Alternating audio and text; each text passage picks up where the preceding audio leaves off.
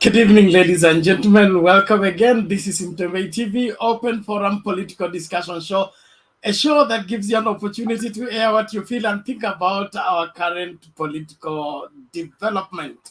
Well, in Kilifi today, the DP had to witness the difference between Kingi and Jumwa, even as they drum up support to win as Kenya Kwanza. What is happening? Will this ever come to an end? Is it friendly fire or it is really fire? That is what we want you to dive in and let us know where we stand on this that is happening.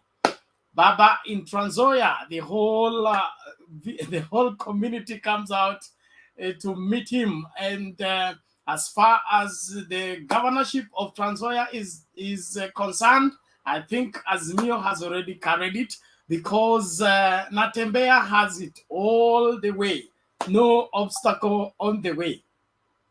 That is it. Again, Mother Karua demonstrating her leadership meets the civil society today. What is your take about what transpired? Don't forget, Kenya Kwanza is still in the coast, trying to consolidate what they can gather. Will they get away with something? Is the cost warming up to them, or they're being taken for a ride? Let us know what you think and feel about the same. Thank you so much, those of you that are coming into the studio fast and furious. Please make sure that you invite somebody to watch with you. Let us get talking. The link to use to get in the studio is right now in the comment section. All you need to do is click on it, allow StreamYard to configure your camera as well as your audio, and you will be in this very space for us to get talking. Let us salute a few of you that are already in here, ready for the discussion tonight. Mohammed Nyamawi, thank you so much. Nimerauka leo, asante sana kwa kurauka. Mato, karibu kwa show. Asante sana Robert Opilu, you're welcome to the show. Hilary Ketianya, you are welcome. Thank you so much. Kuna Favor Akita, most welcome to the show.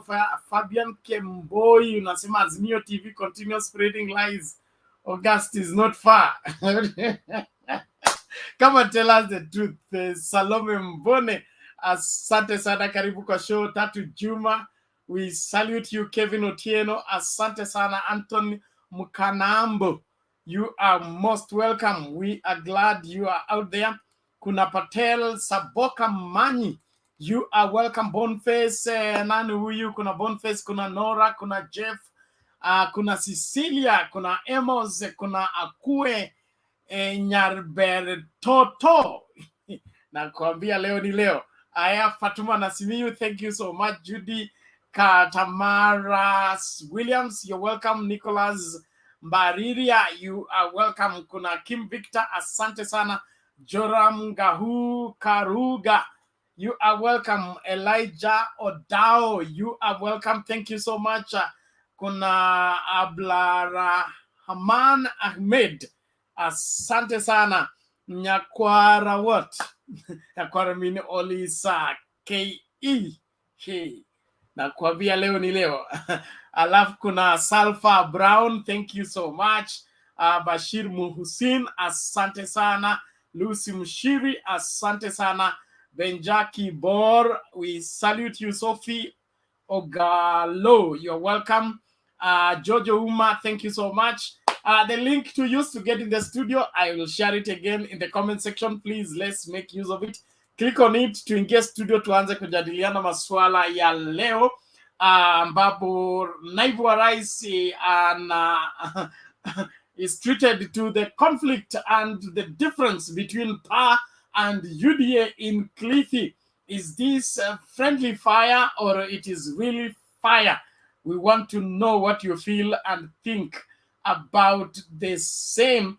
And of course, Baba backs NZOIA County by ensuring that Natembeya's journey to the governorship is all done and dusted as the ODM aspirant steps down for him in the agreement and the spirit of Azimio.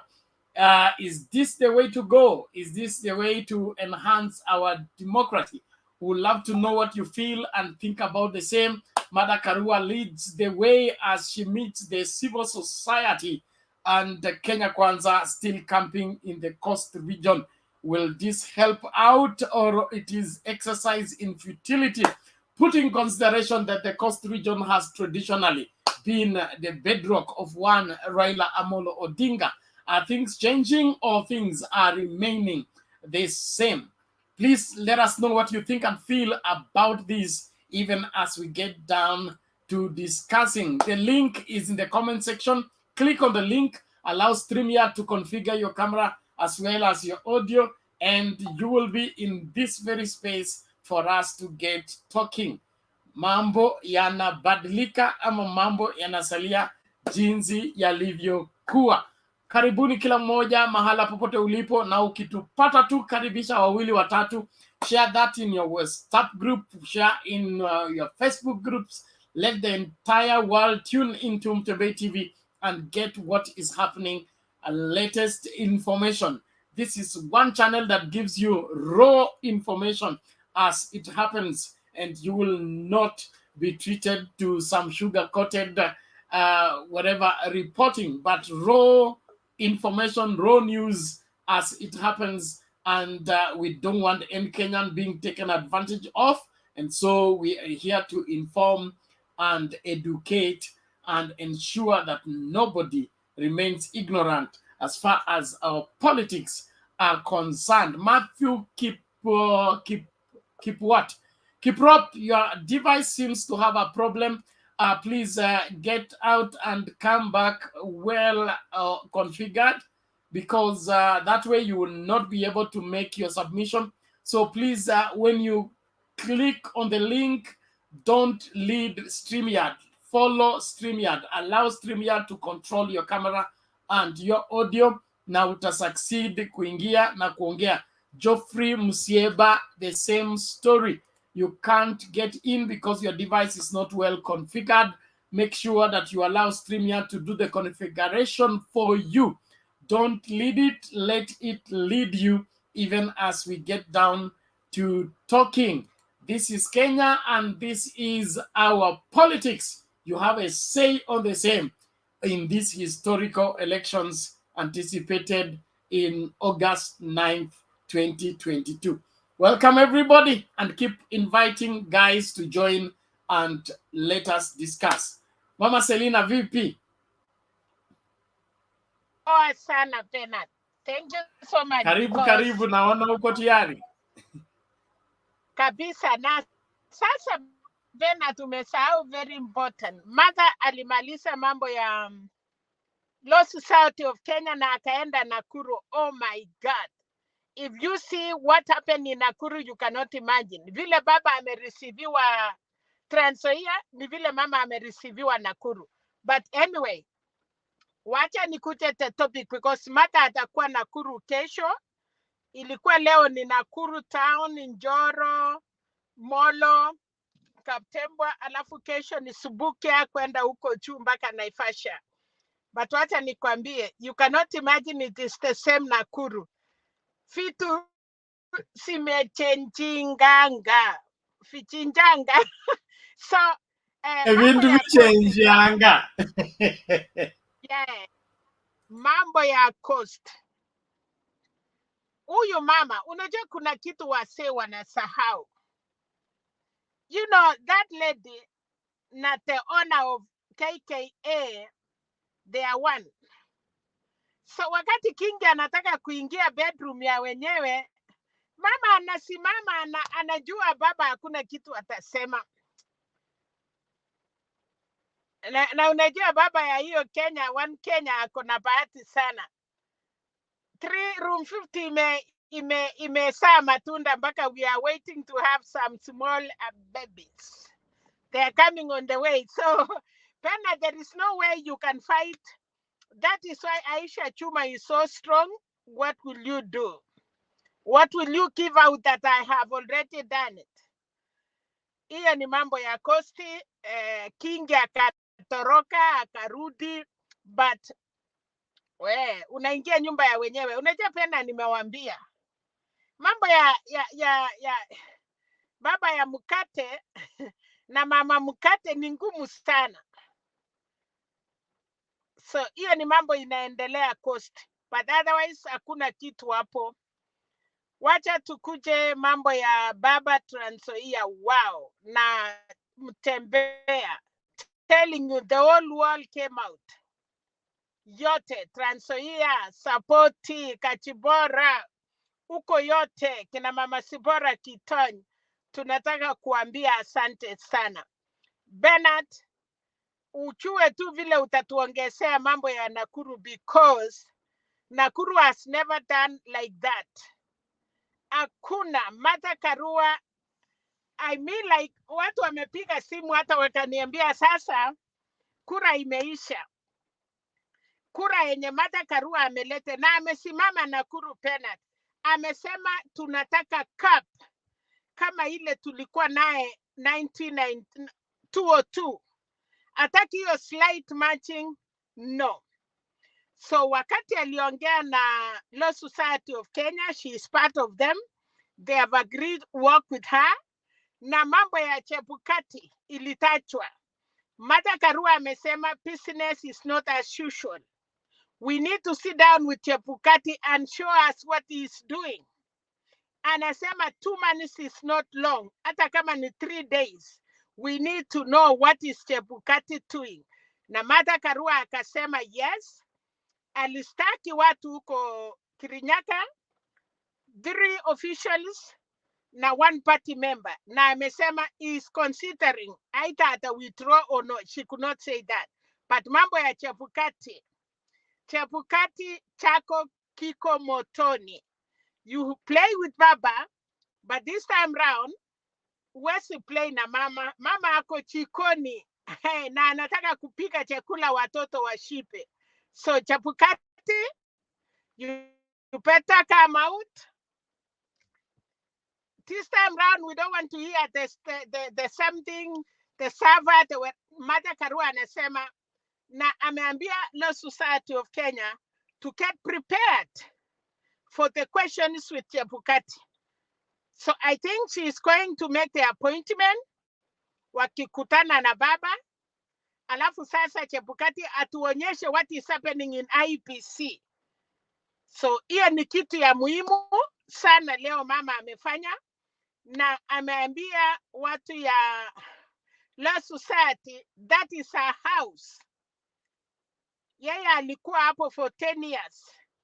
Kama hakukuwa kwa serikali, but amefanya kazi mingi. So all Law Society of Kenya, they are waking up. Martha Karua amesema kazi si ya mchezo, na amesema hata yeye wakuwe checked, na akasema baba alimuappoint kwa sababu baba anajua vile watafanya kazi wakiwa wawili pamoja. So Bernard, we have hope, great hope in Kenya. Chebukati, come out. If you are not ready, I think you better leave that seat and give it to those who can do it. Otherwise, Martha Karua anasema nothing is wrong in IEBC as the body. We are dealing with individuals in that IEBC. So Chebukati, don't think today tutaambiwa mambo ya IEBC. We will come for you individually. Who want to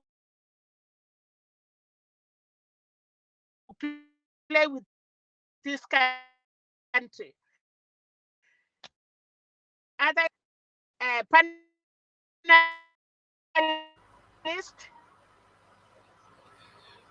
Sorry, mommy, you are. Shukuru watu ya Nakuru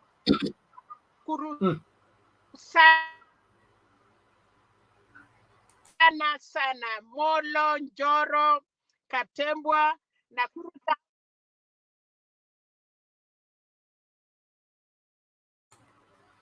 Sorry, Mama Selina, your network has issues. We will get back to you. Thank you so much for your submission and your opening remarks. We appreciate it. Let's keep the conversation going. Thank you, those of you on the comment section. Let us keep it civil and clean as we respect one another. Henry Stanley, namna gani le?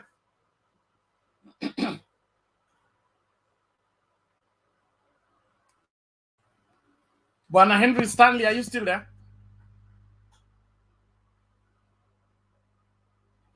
Obwanda, are you getting me? Yes, I'm getting you, Bernard. Okay, take it. How are you? Asante sana. Kwanza kabisa nimesikia vile Selena amejaribu kuitoa vizuri sana. Hii mambo unajua lazima tuianze mambo vile Wanjala alisema nani anataka Raila weka pa. Tulikuwa unajua leo Trans Nzoia Bernard, leo Trans Nzoia imekuwa kitu muhimu sana. Hata hatuwezi sema vile yani Western region iko locked.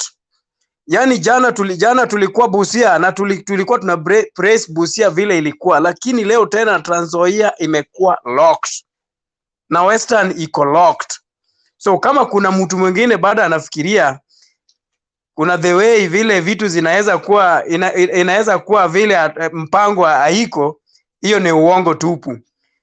Kwanza kabisa na kupraise kwanza vile hii mjadala yetu vile inaendelea, na mara ya kwanza lazima tuseme na lazima tuione vile hata siku ya leo mama alijaribu kuendelea na kampeni zake vizuri sana. Kuna kitu mahali mama alijaribu kuongea mambo ya siasa vizuri sana upande wa Molo. Aliposema alitoa hiyo vile kuna jana ulipokuwa unaongea ulisema kuna kitu ulisema ndani leo Martha amejaribu kuongea. Martha amesema ya kwamba ati hata kama uko na watoto na wewe ni mzazi kuna watoto hata kama ni watoto wanne. Unajua watoto wa kutumwa na unajua mtoto yule ukimtuma na pesa itapotea. Kabla hiyo kuongea tunapata ya kwamba Martha akasema watu wananchi ndio wakasema ati kabla hajamaliza wakajibu hiyo swali, na sitasema kwa sababu hata wewe ukiweka hiyo clip utasikia vile alikuwa anajaribu kuongea na watu wakajaribu kuongea mambo hapo Molo vizuri sana. So ile kitu muhimu, na ameongea tena vile Selena amejaribu kuongea. Ameongea tena mambo ya Chebukati. Na si Martha Karua ndio ameongea mambo ya Chebukati. Kuna vitu tumepata na kuna vitu tumeiona vile Chebukati anajaribu kuipanga, Chebukati anajaribu na hiyo mpango yake imefika kwa mlima. Imefika kwa mto, haiwezi pita, iko tu hapo ndani. So ile kitu lazima tuijue, wewe Chebukati, kama uko na mpango yako, tunajua ya kwamba na kuchezea Raila game ama kuchenga Raila na mpira inakuwa ngumu wakati saa kama sahi. Kwa sababu tunajua Raila kumcheza na kumchezea game na kumchezea mpira ni ngumu. So tukijaribu kuongea vile walijaribu kuongea mambo ya Chebukati, wacha tuachie Raila hiyo game, kwa sababu Raila na Martha Karua wakishikana vile wameshikana, tunajua mambo ya Chebukati itakuwa lock. Na Chebukati kama kuna mpango yote yako nayo, tunajua hiyo mpango itaendelea vile anayoipanga. Turudi leo hapo awali hapo Trans Nzoia na tuende mpaka Kitale. Tukienda mpaka Kitale tunaona ya kwamba mambo zilikuwa vizuri na kila mtu aliona vile mzee alipanga mpango. Unajua kuna kitu Raila amejaribu kutuonyesha, kwa sababu unajua kuna wagombea wawili walikuwa wanajaribu kupigania kiti moja ya ugavana upande wa Trans Nzoia between Natambea na yule jamaa wetu wa chama cha ODM. Wakajaribu Raila akajaribu kuongea na kuleta hao watu pamoja. Trans Nzoia na wakasema vizuri na mdomo. Yule mwingine wa ODM akasema ataungana pamoja na Natambea, na Raila pia akasema yeye ndiye atakuwa campaign manager wa Azimio wa presidential candidate upande wa Trans Nzoia. So hiyo kuna watu wengine, sababu lazima tuongee hii mambo. Kuna watu wengine unaona ya kwamba mtu mwingine anashinda huyu jamaa na wanataka kutuchafua na kuharibu. Hii mambo ya kuharibu kura yetu ndio hatutaki. Hii mambo ya kuchafua ama mtu anajaribu kuongea na kuharibu, mambo ya kuharibu watu, kudanganya watu, hatutaki. Tunataka kama wewe ukijua vizuri ya kwamba hii mambo vile inaendelea vizuri na tunaona, kwa sababu nikifurahi sana jana engineer alijaribu kuongea kitu muhimu sana. Ati lazima tuijue hii vile iko Raila anaingia uongozini saa hii, na hakuna hii mambo ya kuenda kona kona. Hiyo lazima tuiseme. Tuliongea mambo ya Kalonzo jana, na tumeona ya kwamba vile Kalonzo ako, we must tell Kalonzo very well, because he must know if he goes outside this, Kalonzo will be outside. Kitu lazima tujue Bernard. Unajua kitu unaweza fanya kama mzazi. Kitu kama mzazi inaweza kujaribu watoto wako. So lazima tuongee na Kalonzo pia ajijue ya kwamba jaribu kucheza game yake mbaya iende kombo vile watu, kwa sababu ukiona wananchi sahii wanasema wanangoja ile kitu yake vile alisema kuna hii siku ya earthquake inakuja siku ya 31st akirudi kutoka Amerika.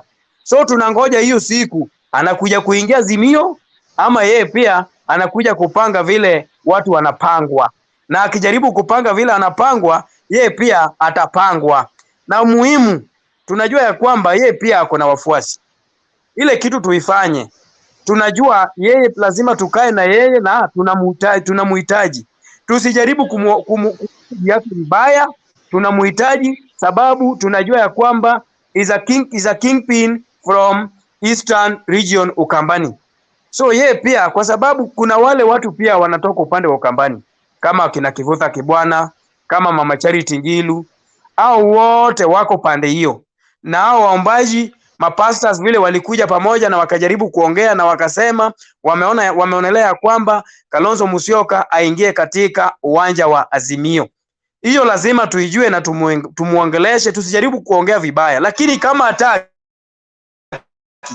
hatuwezi bembeleza mtu hivyo. Unajua hata bibi ukibembeleza sana ataona hiyo si vile Bernard.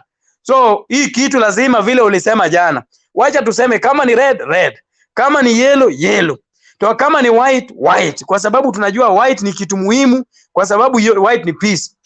Na kila kitu watu walipoongea jana ilikuwa kitu muhimu sana.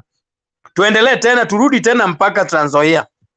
Umeona vizuri vile leo Wanjala ameongea vizuri, na ile kitu aliongea jana ndio yule mama alisema vizuri, na leo Wanjala ameongea vizuri na akasema, na amejaribu kuongea na Waluya vizuri, na akasema kuna ultimatum yule jamaa alipewa Wetangula na Mudavadi, na Raila ana ultimatum. Na wananchi ukiona vile wanajaribu kuleta, na wananchi wanajaribu kuongea, wanajaribu kukua pamoja na hii mambo ama chama ya Azimio, chama ya Raila Amolo Odinga. Ukiona vile walikuwa wanajaribu kuongea, na tuongee ukweli, kwa sababu ukiona Raila anatuambia vile tuliongea jana. Wewe chunga muda dakika 3 zako zilisha. Sawa. Wacha nimalize, ndio hiyo. Wacha nimalize Bernard. Ile kitu lazima tuijue vile President Raila Amolo Odinga amejaribu kuongea. Na akiongea vizuri, lazima tujue wananchi na nchi ya Kenya itakuwa na msimamo mzuri, na watu watasikia vile mzee na mama wanaongoza nchi ya Kenya vizuri. Sawa. Okay, asante sana. Tunashukuru kwa maoni yako na mchango wako. Nashukuru wote ambao mnajiunga nasi katika sehemu zote. Naomba tuendelee kukaribishana. Himiza watu 2 watatu waendelee kuwatch Mtembei TV ili wamakinike katika mjadala huu na masuala tunayoshughulikia. Leo tunaangazia kwamba Kingi na Jumwa ni kama dume wawili hawezi kaa zizi moja. Kumekuwa na vituko leo Kilifi. Lakini sasa tunangependa kujua unaonaje hayo masuala. Martha Karua akakutana na civil society kisha akafika Nakuru. Atakuwa na ziara Nakuru leo na kesho. Na vile Nakuru imetokezea, kuna kitu kinatokota hapo. Naamini kwamba kitakuwa cha manufaa kwa nchi hii.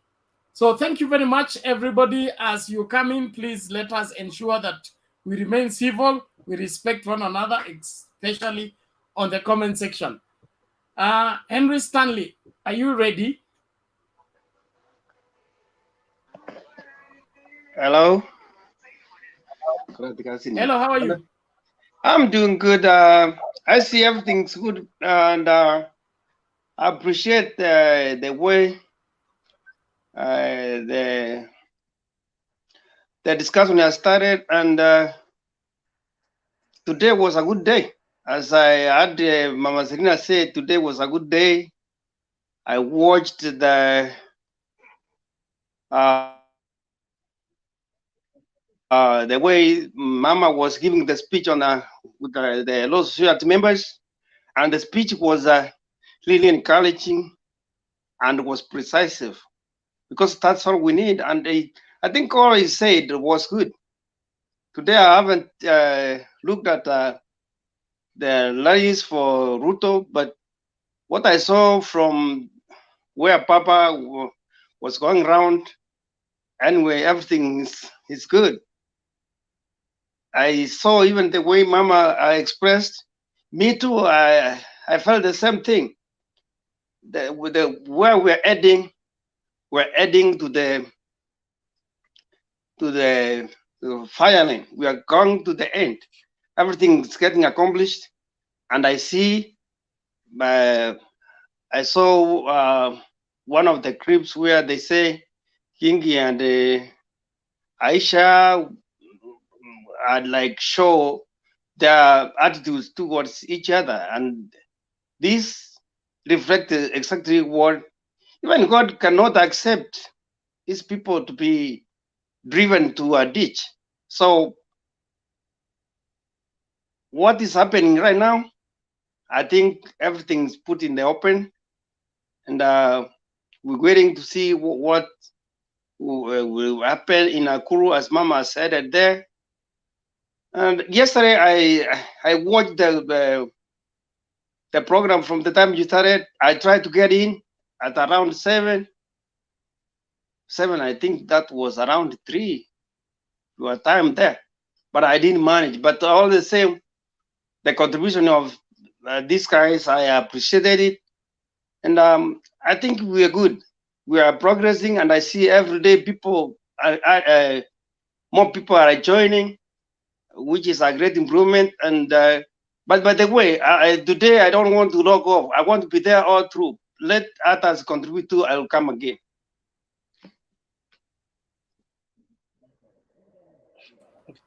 Okay, asante sana Bwana Henry. Tusonge mbele moja kwa moja kwa Stephen Msami. Yes, Ben, how are you, sir? I'm well. How are you today?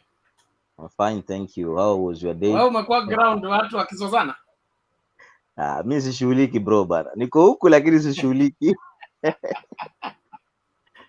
By the way, that woman is my in-law. Let me say that, but I'm not concerned on what she does and what she's doing. Wacha waendelee kupigana. Unajua wakipigana fahali wawili, nyasi huwa zinaumia, lakini kwa sasa nyasi haziumii, nyasi zinafurahia. So wacha waendelee tu.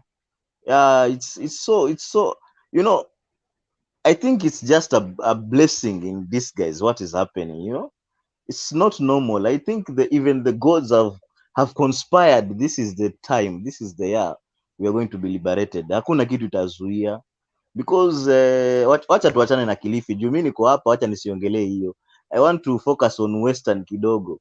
Jana nilikuwa nasikia, ni leo ama ni jana, nilikuwa nasikia Madavidia anasema kwani sisi tunapigia watu kampeni na sisi hao wana field aspirants wao hapa kwa ground, itaenda aje?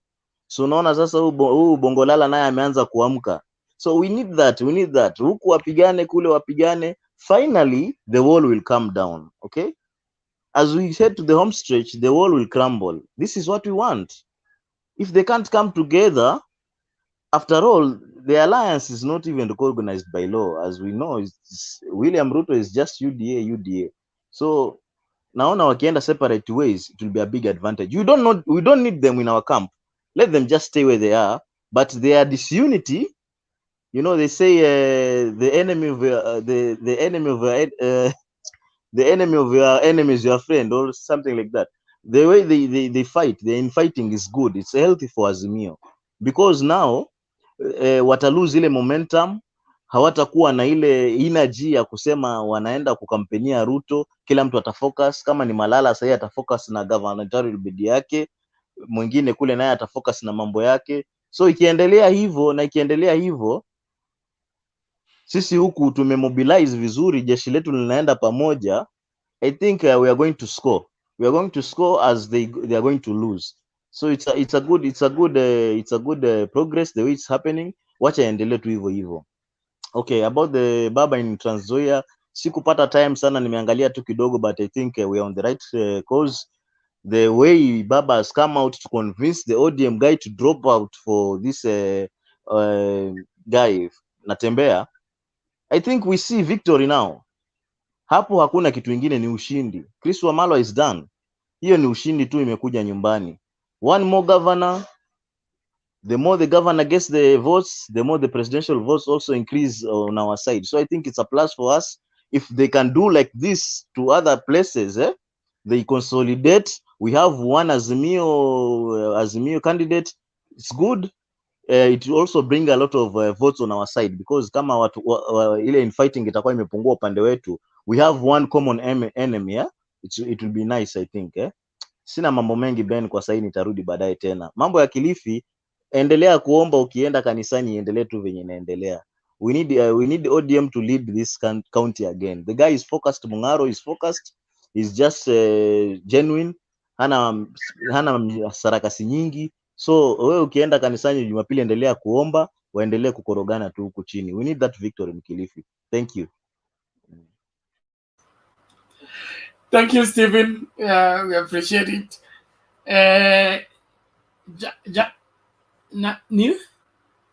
Clint, why are you hiding your face?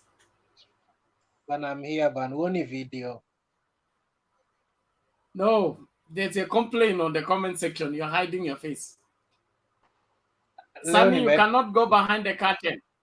Going behind the curtain warrants you off the screen. Yes, Clint. Kabla uanze mchango wako, na tunataka kuona sura yako. Sasa Ben, hii nimeweka ni video ama ni picha? Sheria mpya. Ben, staki kamera imulike mwenye kando yangu, tafadhali. Naibu Rais William Ruto kwa mara nyingine amewaongoza wanasiasa kutoka mrengo wa Kenya Kwanza kufanya kampeni katika kaunti ya Kilifi, ambapo tofauti za kisiasa kati ya vyama vya UDA na PAS zimekuwa zikijitokeza. Leo hii Ruto akitoa fursa kwa wananchi kuelezea shida zao, japo tofauti za kisiasa bado zilikuwepo, na kwa wakati fulani Gavana Emerson Kingi alionekana kuondoka mkutanoni ila akarejea baadaye. Tobias Chanji na taarifa hii kuhusiana na ziara ya Ruto Pwani iliyokamilika hii leo. Alipozuru kaunti ya Kilifi mnamo Jumatano juma hili katika mkutano wa hadhara mjini Malindi, Naibu Rais William Ruto alishuhudia tofauti za kisiasa kati ya vyama vya UDA na PA kupitia mbunge wa Malindi Kingi Jumwa na gavana wa Kilifi Emerson Kingi. Ruto akitumia fursa hiyo kumuidhinisha Jumwa kwa ugavana, japo anamenyana na George Kithi wa PA. Huyu mama Kingi Jumwa si anatafuta gavana wa hapa Malindi, hapa Kilifi. Huyu Kingi anatosha matoshi. Mama Kingi anatosha matoshi. Leo hii mkutano ulihusu masuala ya uchumi, ambapo wakazi walipata nafasi ya kuelezea changamoto za kiuchumi wanazopitia, ikiwemo masuala ya ukulima na uvuvi. Hapa karibu watu wote ulikuwa unapata kila shamba ina mikorosho. Okay. Karibu watu wote wa Kilifi hakuna shamba ambalo lilikuwa halina mikorosho. Lakini kwa sasa hiyo kilimo imeenda chini. Imeenda chini sana. Tofauti kutokana na kauli zilizotolewa zilikuwa wazi, na kwa wakati mmoja gavana wa Kilifi Emerson Kingi alionekana akiondoka nje wakati Kingi Jumwa akijibu baadhi ya maswali, wengi wakidhania kuwa ameondoka kwa hasira, ila karejea baada ya muda mfupi. Hata hivyo, baadhi ya waniaji wamesema kuwa mashindano hayo ni ya muda tu na kawaida katika miungano yenye ufuasi mkubwa. Kuna baadhi ya mambo mengine yamezungumzwa hapa yakalumbikiziwa kwa bwana rais wetu wa 5 ambaye atakuwa anaapishwa mwezi huo wa 9. Yanaweza kufanywa mpaka na gavana wetu. Siasa si uhasama, lakini tunasema hii mikwaruzano iko, na hata kama iko ni mikwaruzano ya siasa, na sisi kama wanachama wa PA tuko imara na hatutishiki kwa sababu ni makwaruzano ya siasa. Tumejipanga na tuko tayari, kura ziko nyanjani na sisi tutakuwa nyanjani kuomba kura hizo. Min ghairi ya haya, Ruto ameendelea kujipigia debe na kuwataka wanapwani kumchagua kama rais katika uchaguzi mkuu ujao. Tumekubaliana na ile mkataba tumeandikiana na hawa viongozi wenu is a public document. Unaweza kwenda kuiulizia. Ile waliandikishwa na Azimio hauwezi kupata mahali popote, kwa sababu hakuna chochote cha mpani pale. Ni vile tu jamaa moja atafanywa awe rais. Unaona hiyo utapeli, yani ukora na udanganyifu, na hiyo ndio tunataka kumaliza tarehe 9 mwezi wa 8. Tobias Chanji, KTN News. Kutoka siasani tuangazie masuala ya elimu ambapo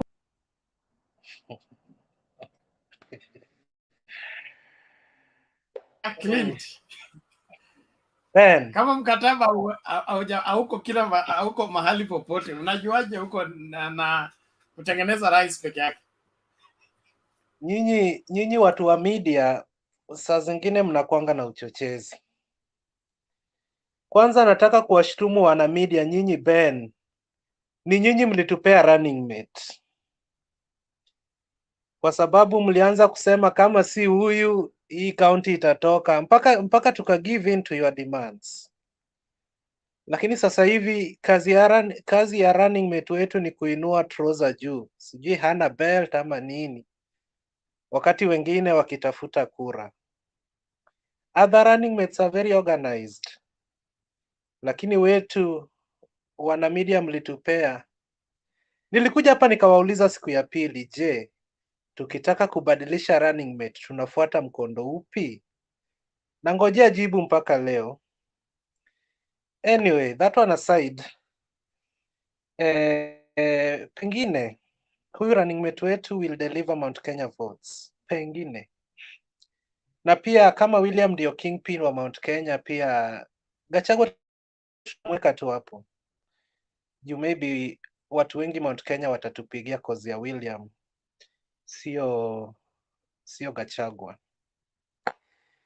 Ben, nyinyi kuchagua Martha Karua kama running mate, it might work positively on you people ama negatively.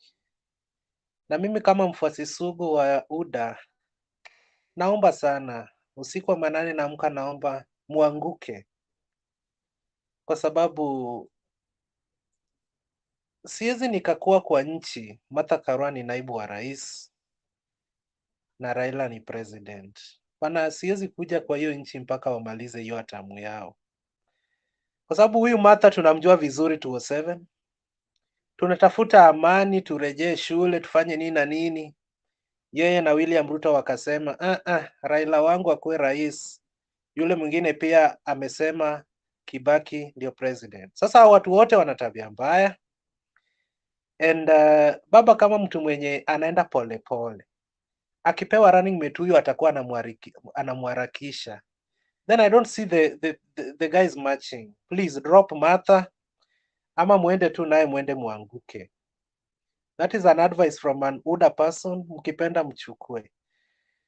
Ben, on our war in Clean, sema tu kwamba unataka Martha akuwe running mate wa William Ruto. Ili wachukue inji vile walitaka kuchukua 2007, sivyo?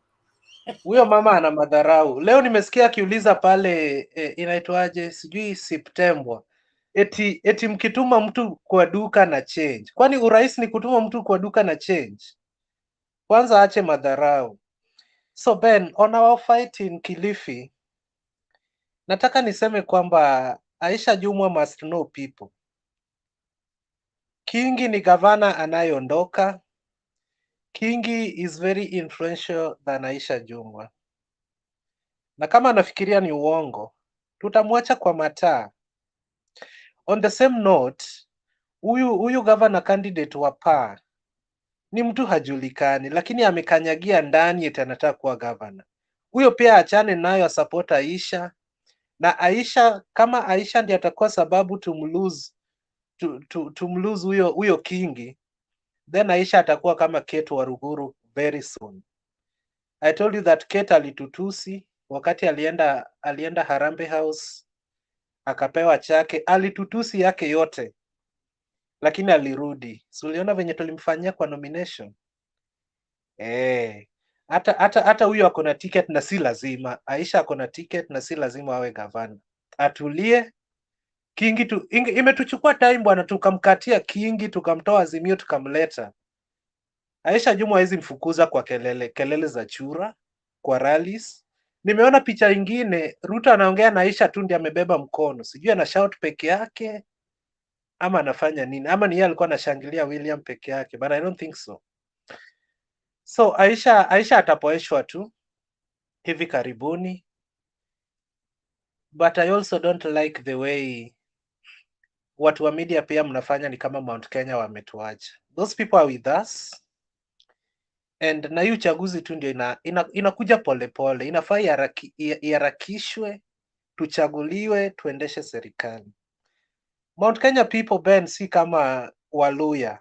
Jana niliona mtu anataja Mudavadi alafu Waluya wanajibu tawe, sijui dawe, wanaitanga tawe. Mount Kenya si kama hao. Wale walishaamua ni William na ni William. Hapo tu kwa running mate ndio watu wa media mlitupea mtu mbaya, lakini I'm sure they won't vote for the running mate, they will vote for the presidential candidate. That is my prayer. Ninyi mnataka uchaguzi uharakishwe mapema kabla Gachagua achafue, sio? Sasa yule bana, alafu siku hizi ako Rift Valley eti ana campaign. Rift Valley tunahitaji kucampaign kweli. Leo nimemtafuta kwa Facebook profile yake, nikamuinbox nikamwambia enda Kisii tutafutie kura Kisii, Kuria. Risk uende hata Migori Town. Chukua security kama Mia, ingia Migori Town uombe UDA kura. Eti ameenda Uasin Gishu Turbo kututafutia kura sisi UDA. Bana, Gachagua should stop this nonsense. Alafu pia on the same note Ben, baba mnatuambiaga hapa amekuwa akishinda bila state support. Leo hii baba ako na state support, lakini baba bado anasema eti tunataka uchaguzi wa huru na haki. Ben, huru na haki unaleta ukisha kuwa rais. Sasa hiyo kuna system, bado anaomba uchaguzi wa huru na haki. Ben, hii kitu tutapita nayo ukitafuta uchaguzi wa huru na haki. Sisi hatutaki mtu kulia. Tunataka mtu aende Sugoi polepole, hata miti tushaanza kukata, ili asiseme ati namba hii kuingia hii, ati hii kukuwa na watermark, ati nini, hizo vitu zote zisipatikane. Okay, finally nikimalizia dakika zangu 5. Ben, unajua nikikuja kwa show lazima niseme vitu ambavyo vinaniuma.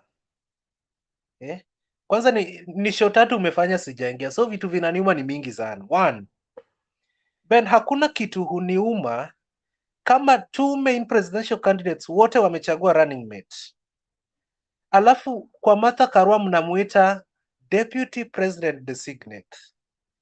Kwa running mate wetu mnaita tu Gachagua.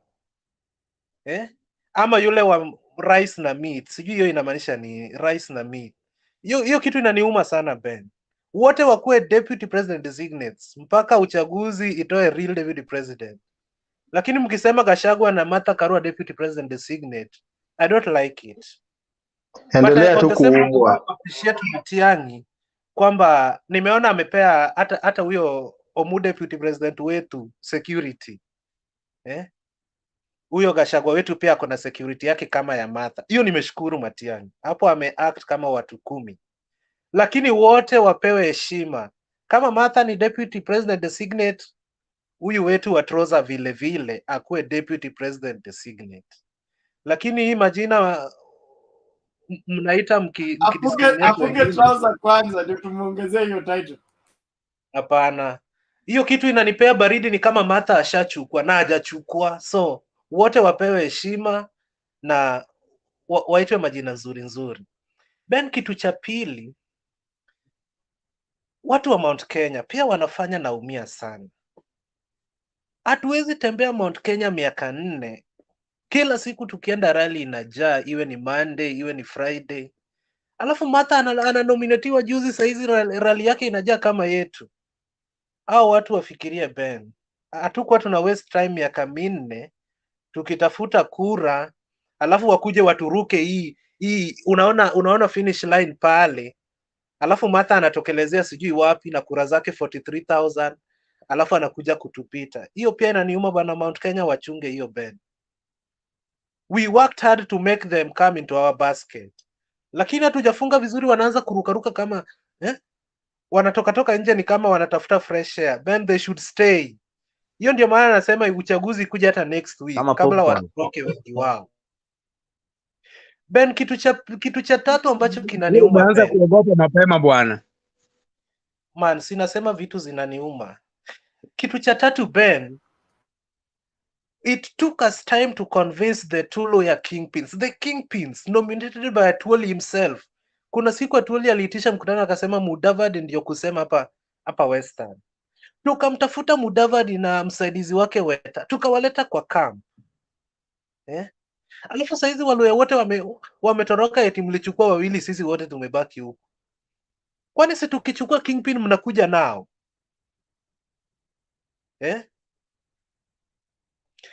Ben, saizi you did not consult us.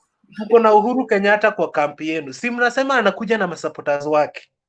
Mbona sisi tuchukue kingpin alafu mtupee tu kingpin, mseme wafuasi tunabaki pande? Vukeni bana.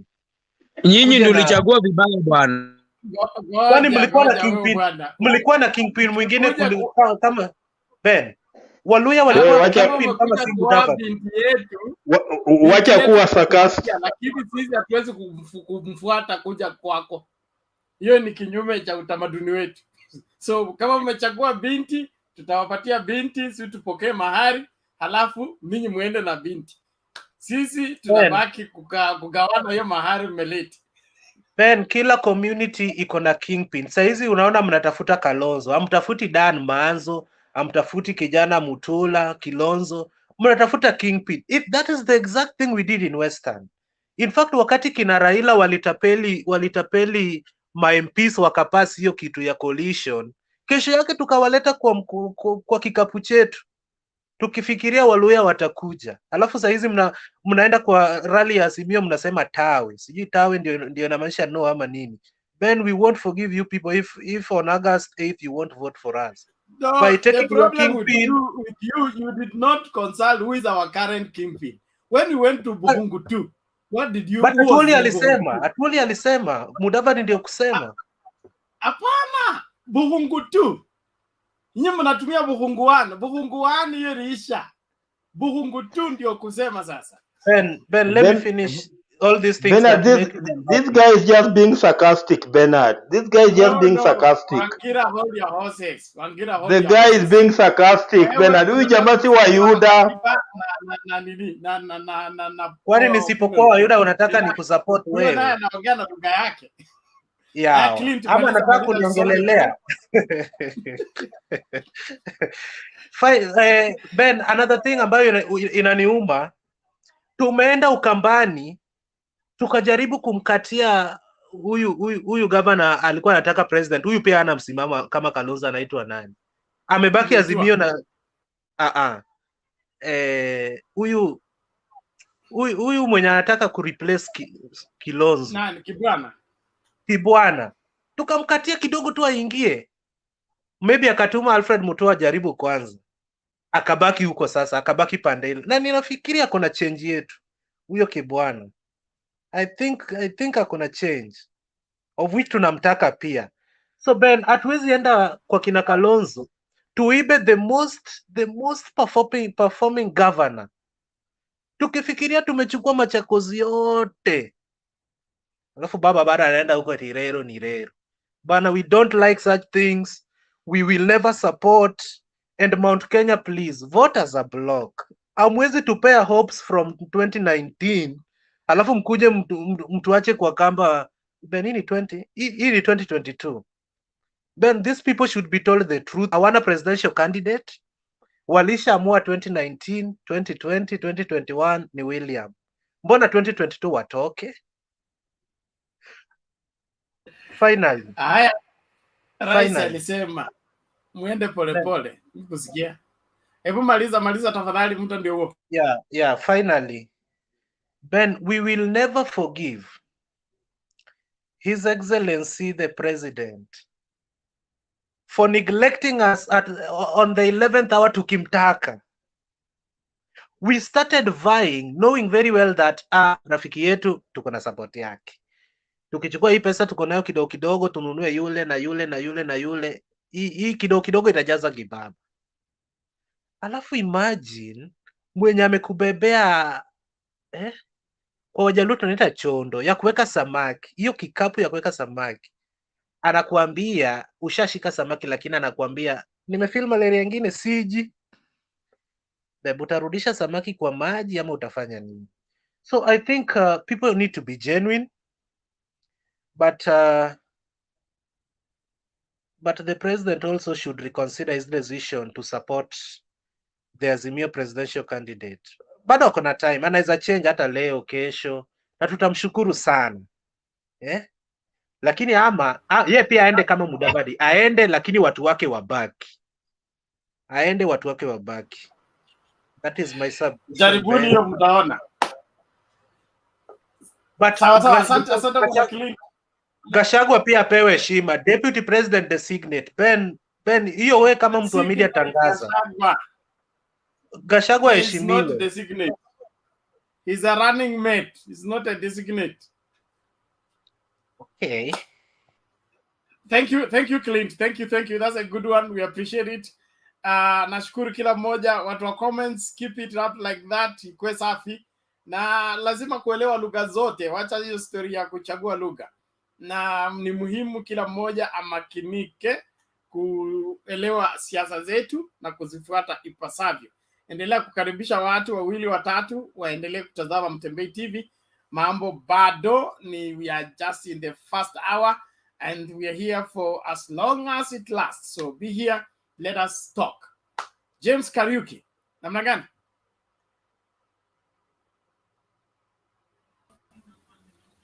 Am I loud and clear? You can be gotten. Okay. Bernard, I have been following this conversation. I think you're doing a tremendous job. And there's a lady who normally is here by the name of Sogo or something. Yayuko leo, but I know she will join in later. I have two things to say. Mama Selina, she was here. She's trying to come back. Selina, yes. I actually rewind the conversation when I wake up before I go to work, because the conversations we are having here are really, you can say, value adding. I'm from the mountain. My name is Kariuki, and I'm one of those people who got liberated after Mother Karua came into power. Can I say power, because she's getting there? So I had two things. My children are half Kikuyu, half Luo.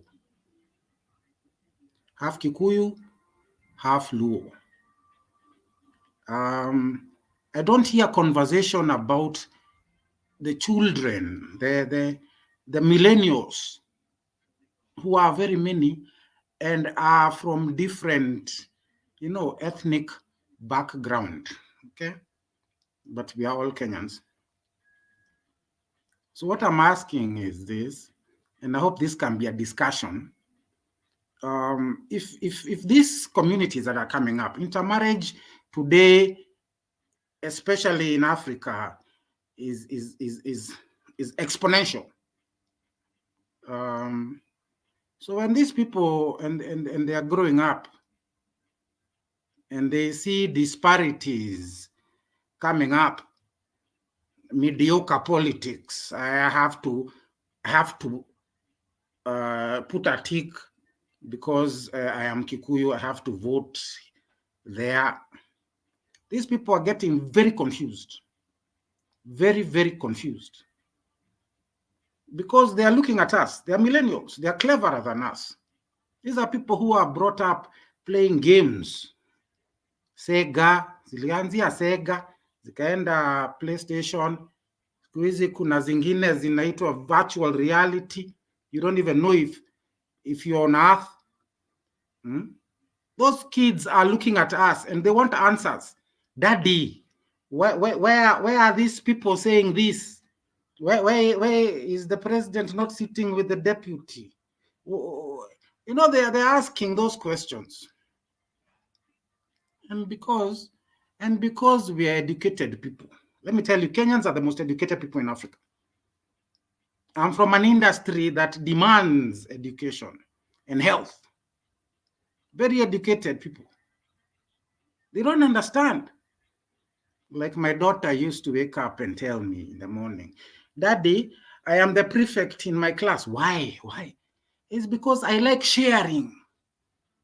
They don't understand mediocrity. They know when she's sharing her sweet to her friend, she doesn't care if it is a Luo or a Kisi. Those things are none and void in their mental Rolodex. So my question was this: are we having a conversation now that we can have children who are growing up today, not like yesteryears, where it was a taboo to look at a lady who looks like she's coming from the Western. You know, my father told me one day that you see these things. Can you imagine there are people who eat this? That is omena. Those were sacks for the dogs. Sacks. And I believe every one of you people, your fathers were very impartial when it comes to tribal pills. Can you imagine there are people who eat this? So I married a Luo. And why? Why did I do that as a Kikuyu? It's because I saw this is very mediocre thinking, very shallow thinking. I voted for Baba when I was married. And my mother told me, don't say that. Why can't you say that?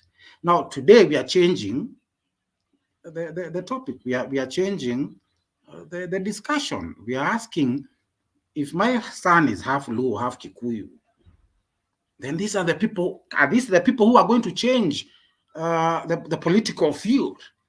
Because Obama did something also that changed the political field. Can we have a president who's half Luo, half Kikuyu? Is that what we are waiting for? Is that the discussion we should be having? You know, when Rene Baga was here and promised us 2 billion Kenya shillings, and Marende was there as a youth activist. And we thought we were going places. But the people who stand up like me and we talk, unapatiwa 2 million shillings, unanyamaza. Usiongee hivyo. So now my question was, are we going to start a conversation about our children? What are we expecting them if they're in this forum? Because I'm so sure my daughter, she's 17, turning 18. She's on Facebook, and you're on Facebook. Everyone here is on Facebook, and the people listening to me, their daughters are on Facebook. I am Karibia 5th floor. I'm not very, very junior. We need to have that conversation because they are listening in. Number two, I want to have this conversation. I was listening to Manyora today, live, Professor. Professor Ngunyi, I listen to his conversation every day, because those are professors. I am a graduate. We need to shun, let me call it, I won't say that, but because sitaki kutusi mtu, but there is a low level of thought, low level thinking, low level arguments, which I do not like and I do not aspire to. And I want my children also to think big. Do we need, my question, do we need psychiatrists in politics? Yeah, my wife is here. She says yes. Yeah, we need psychiatrists in politics. Because someone like Ruto, for example, he is thinking, he said yesterday to the president, I think we have a good team, the best team. You know, the problem here is everyone thinks they are doing right until they know. Kichwa inafunguka, lack of a better word. They are told by either divine intervention that they are doing the wrong thing. But for Ruto, he's doing the right thing. But everyone can see, everyone can see where this country will go if him and his deputy, everyone, it is very clear, unequivocally, very clear. Everyone can see you cannot change. My question was Okay, Bana James. Have I exceeded my time? You not only exceeding the time, yes, but diverting our debate. People are complaining already. It's a good. Your suggestion is good. It's a conversation that we need to have, and we appreciate it. Let's work towards that. But children are to be directed. If we let them direct, that is why we are where we are. My Bible. Yes. We should talk about gender. We should talk about gender sensitive. Children are listening obey in. Your parents, not parents obey your children. Sure. Thank you very much. Sorry.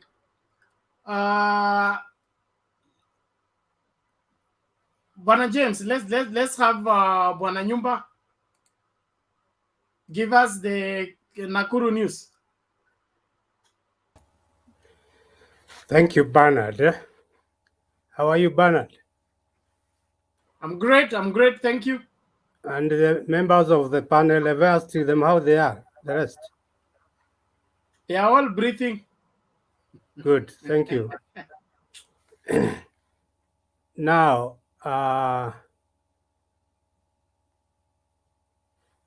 the cleaned. Are you an item? You know, when you use the word "the," is an object. Yeah? I like to. I like the clean. But don't go there. Okay. No, I'm just starting. I'm not clean, lakini I like I like your presentation. You're not warlike like others who come here and really we're in opposite sides. Me, I'm Azimio and Damu. I've been Jubilee since 2012, but I liked your the mode you are in. The presentation-wise, the language, I liked it. Although you're on the other side, and I don't think we'll meet. So the Clint, you said you are praying hard for us to fail, but we belong to the same God. So I don't know. We're also praying the same. I don't know which side God is going to give the benefits. Yeah, but I liked your argument. Now, let me go to the topics. As Bernard have said, sometimes we get lost so much without permission. Remember yesterday when I wanted to divert from the topics at hand, I had to ask for your permission when I said about elders' advice, and you granted it, and I talked very briefly about it. Now,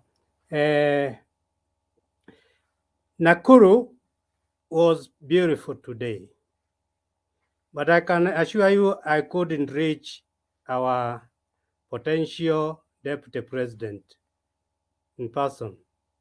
There was a huge crowd, but I was part and parcel of that. And the excitement that was there. Kenya Kwanza is being displaced in total. And I said the other day, I was walking along a bus station or a terminus. There are some women, I heard them talking, and they said they have eaten from Kenya Kwanza, but now that Mother Karua has been appointed as the running mate to His Excellency Raila, they changed. But they were saying they'll keep on eating from that end, but voting, they are going to do it for Azimio. So it's overwhelming. And I repeat again here that the other day we had the issue of our President Uhuru Kenyatta staying aside and waiting, seeing the team of Mother Karua and Munya doing the hard work, and they're doing it. They're changing everything. Nakuru County, the leaders, we have 11 constituencies, 9 of them led by Kikuyus. Kikuyus were in UDA or Kenya Kwanza, starting from Naivasha. We have Jane Kihara. Come to Gilgil, we have Martha Wangari. Come to Nakuru East, David Gekaria. That's a product, Kikuyu Kamluya product. So it's like you have said, somebody has said here. Come to West, Nakuru West, Arama. Arama is ODM, but he is actually part of the Jubilee now. Njoro, UDA. Go to Molo, Mashari, Nani, is a Kikuyu, but also in UDA.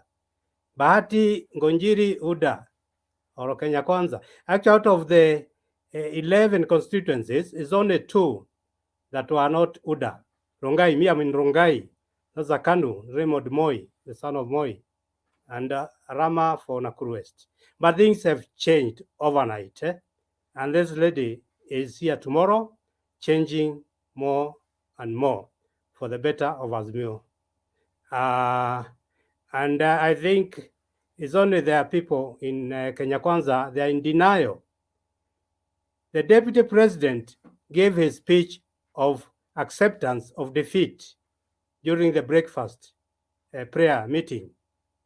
He did quietly. If you are careful, you will see he actually agreed he's given up. So whatever he's doing now is just practice and how to get out of it. He did.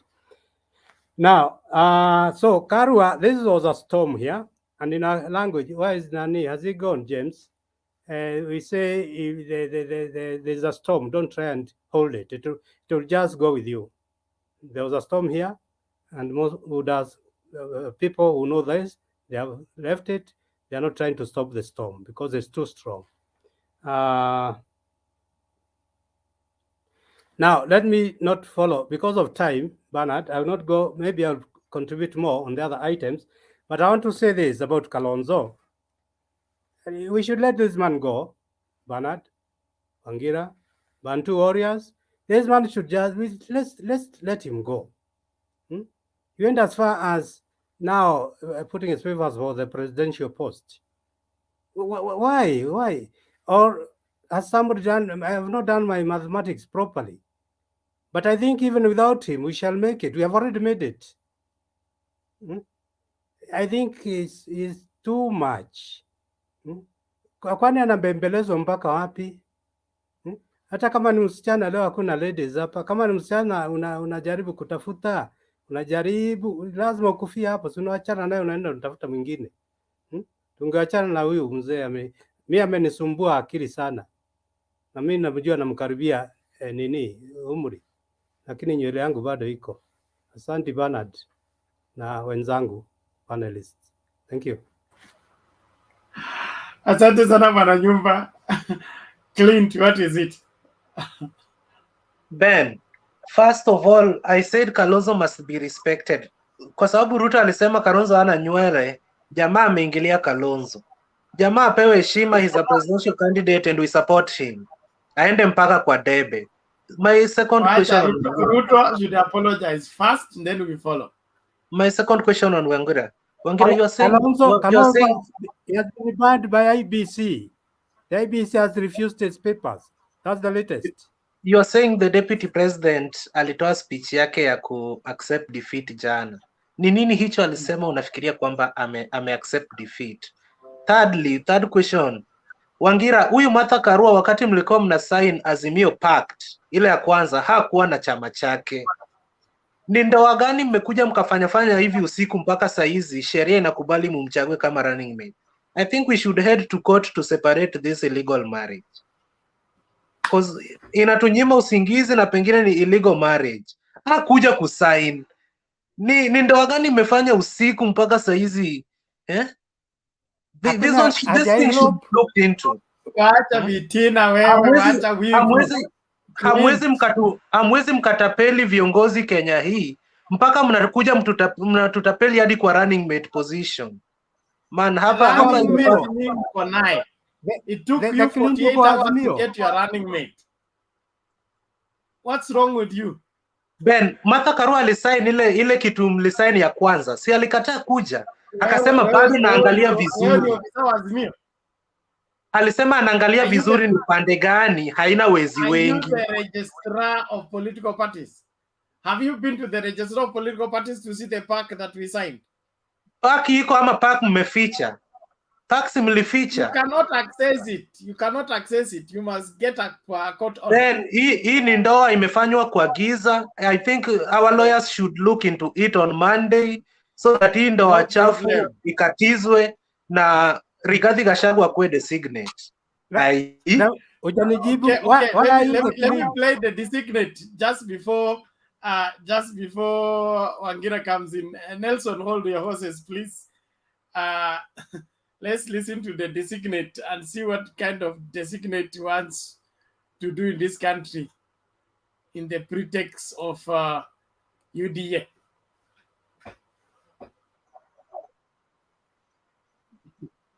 Ruto, mumeandikania contract ile mambo atakufanyia.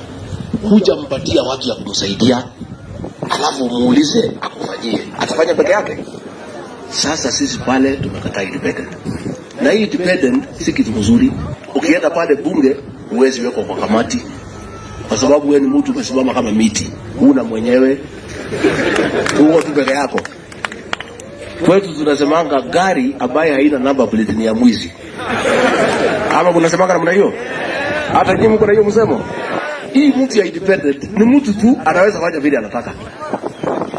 So, huwezi kumuuliza swali. Ukichagua mtu ya independent aamue aende bunge, hakuna swali unaweza kuuliza yeye. Akiamua wachana na ile kazi ulimpatia, hakuna mtu ya kumuuliza yeye. Huyu gavana yetu ya UDA, ile maneno tutasikizana kesho. Akikataa, mimi na William Ruto tutaweka yeye kiboko kwa sababu ni mtu yetu. Si ndio?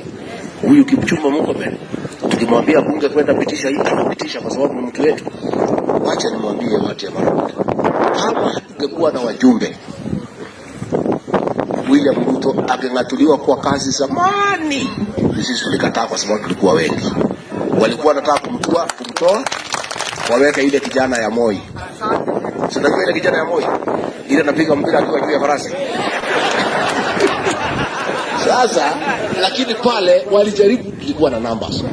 Hakuna haja mchague William Ruto mkose kumpatia watu yake. Afadhali hata kumwachana na yeye.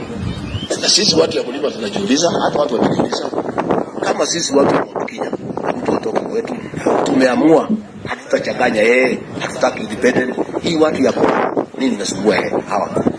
Nini nasumbua hawa? Mimi nimekuja kuongelesha nyinyi. Na mimi nataka nikushauri. Nataka kusaidika. Mtupatie watu wetu. Wale watakuja kwangu kuchukua barua ya kwenda jeshi. Ukiniletea mtu ya independent atanitoa wapi? Mimi nitakuwa na biashara na yeye. Mimi siko na biashara na yeye. Kwa hivyo mtupatie watu ya mlengo wetu. Bwana UDA, Senator UDA, Women Rep UDA, MP UDA, MCA UDA.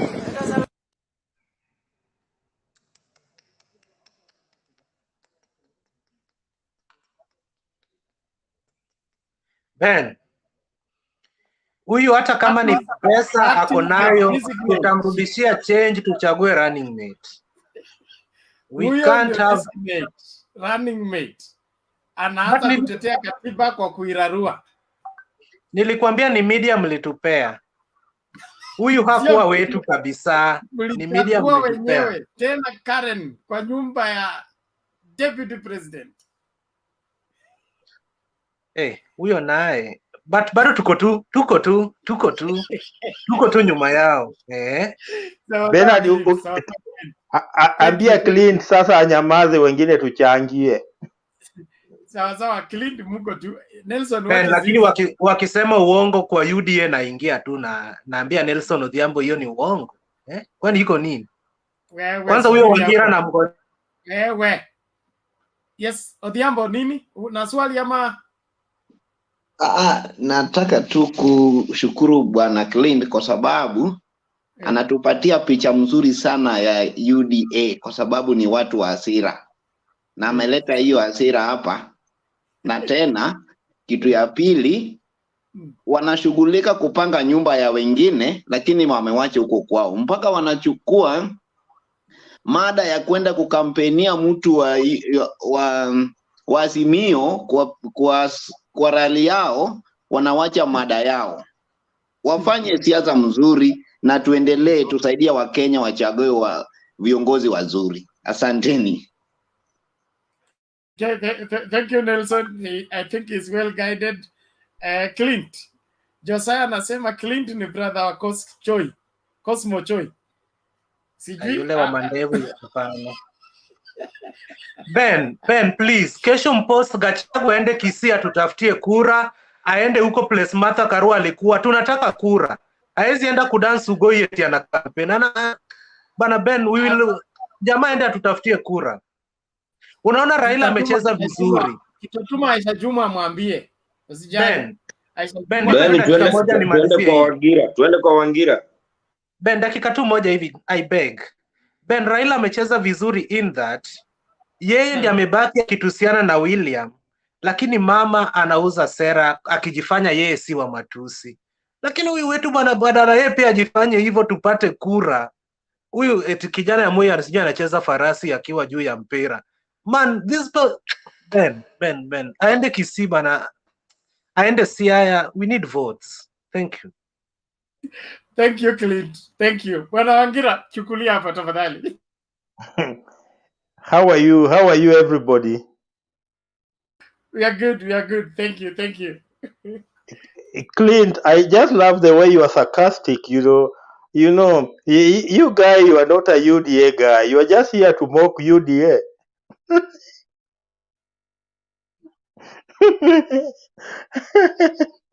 Okay, to my contribution, Bernard. Bernard, I'm loving the fight between Kiuno Kinakazi Zake and Jeffa Kingi in Kilifi, Bernard. We need to see more and more of those fights within the UDA fraternity, Bernard. I'm just reading a tweet here on my laptop, Bernard, and Kiuno Kinakazi Yake had given a 2 days notice that the same arrangement that was made in Nairobi and Kakamega should be applied to her by withdrawing Kithi. Kithi is the power gubernatorial candidate in Kilifi. So she wanted Kithi removed so that she can remain the only Kenya Kwanza gubernatorial candidate in Kilifi. So I'm just loving this type of fight, Bernard, because it is to our advantage, and I think it's also giving our brother King something to talk about Martha Karua meeting the civil society, Bernard.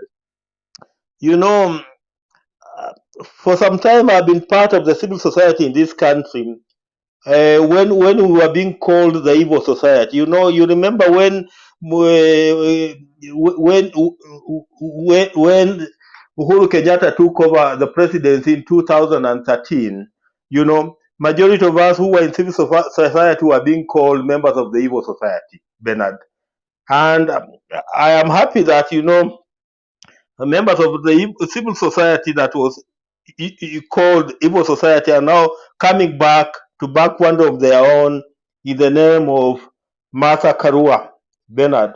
And I was happy to see a person like Boniface Mwangi, Bernard. Boniface Mwangi has been anti-Raila all along. And you know, today the guy has accepted now. He's singing Baba today he's singing Baba na Mama Bernard. You know, this is very, very encouraging to see guys like Boniface Mwangi now supporting the candidacy of Raila Odinga and Martha Karua. Martha Karua in Nakuru today, the reception there, Bernard, should make huyu mtoto wa Kihika Kimani Susan to shake, Bernard, because the way things are appearing, Bernard, there's no guarantee, because people like Susan Kihika were going to UDA because they thought that it was a guarantee that it was going to make them win the Nakuru gubernatorial seat. But the way things look, Bernard, ties must have changed. The way Martha Karua was received in Nakuru. The way she was received in Nakuru, that just tells you that ties have changed. And if she's not very careful, Lee Kinyanjui could just still come back as the governor for Nakuru. And I liked her message in Nakuru, Bernard. She dismissed those empty rhetorics by William Ruto. He has been promising. Today he was in Kilifi and he was promising people of Kasmol, Kapot, a number of many funny promises that he was giving in Kilifi today. So Martha Karua dismissed such empty promises. And there is this one message that I don't know why nobody in Kenya Kwanza wants to handle it. It's like a hot potato, Bernard. Perhaps Clint can help us understand why no one wants to touch it, Bernard. The issue of corruption, nobody in Kenya Kwanza wants to touch that subject matter, corruption. And Martha Karua was very, very clear in Nakuru. She told them that corruption and misuse of public funds will be dealt with firmly when Azimio takes over power. And she was very clear in Nakuru. She said that we are sure, we are taking this thing. That's what she said. But the only thing that we need to do is to ensure that our numbers go high. But on the surety of taking this thing, Martha Karua said it in Nakuru that we are taking this thing. And it is certain that we are taking this thing. Then to this gentleman called Rigathi Gachagua, the former district commissioner for Molo in 1992 during the post-election violence there. Bernard, I think that the gods must have conspired against William Ruto when they led him to select Rigathi Gachagua as his running mate. Because every time Rigathi Gachagua speaks, Bernard, kura 1,100 zinapotea. Every time Rigathi Gachagua speaks, 50,000 votes go. Every time he speaks, 100,000 votes go. He has talked about, the other time he was telling the people of Mount Kenya that, when Ruto becomes president, the only thing they will need is for the Sagana state to be opened so that they can be going there to eat rice and meat. And what he was saying today, Bernard, in that clip, he said that the recruitments, the KDF recruitment, when Kenya Kwanza forms government, will be based on which party your MP is elected on, Bernard. That's what he was saying. Which means, for example, I am from Budalangi. If by bad luck my MP is elected on ODM and Kenya Kwanza forms government, then nobody in Budalangi will be eligible to become a member of the Kenya Defense Force. That's what he was telling. That's what he was telling people in that gathering, Bernard. And when we hear that, we just see, a conspiracy from the gods against William Ruto. And that's why we are encouraging William Ruto to give the microphones more and more so that he can continue blundering more and more as we move closer to 9th of August 2022. Bernard, yesterday you were asking me about Kalonzo Musyoka, and I think you have now been answered, Bernard.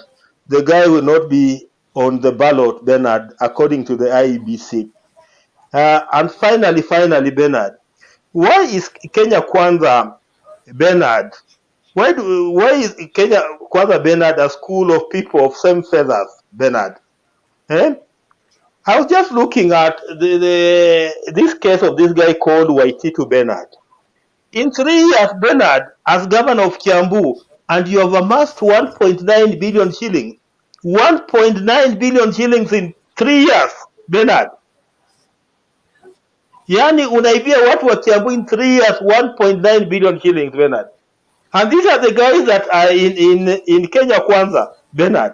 And no wonder anytime Raila Odinga says that the gates to Shimolatewa, the gates to Manyani, the gates to Naivasha will be open, they get irritated. Imagine one guy in 3 years, taking 1.9 billion shillings. And remember, he was again running to become the governor of Kiambu. Ni kusema tu alishindwa kwa mchujo, but he wanted to become the governor of Kiambu. Had he been nominated, how much more was he planning to go away with Bernard?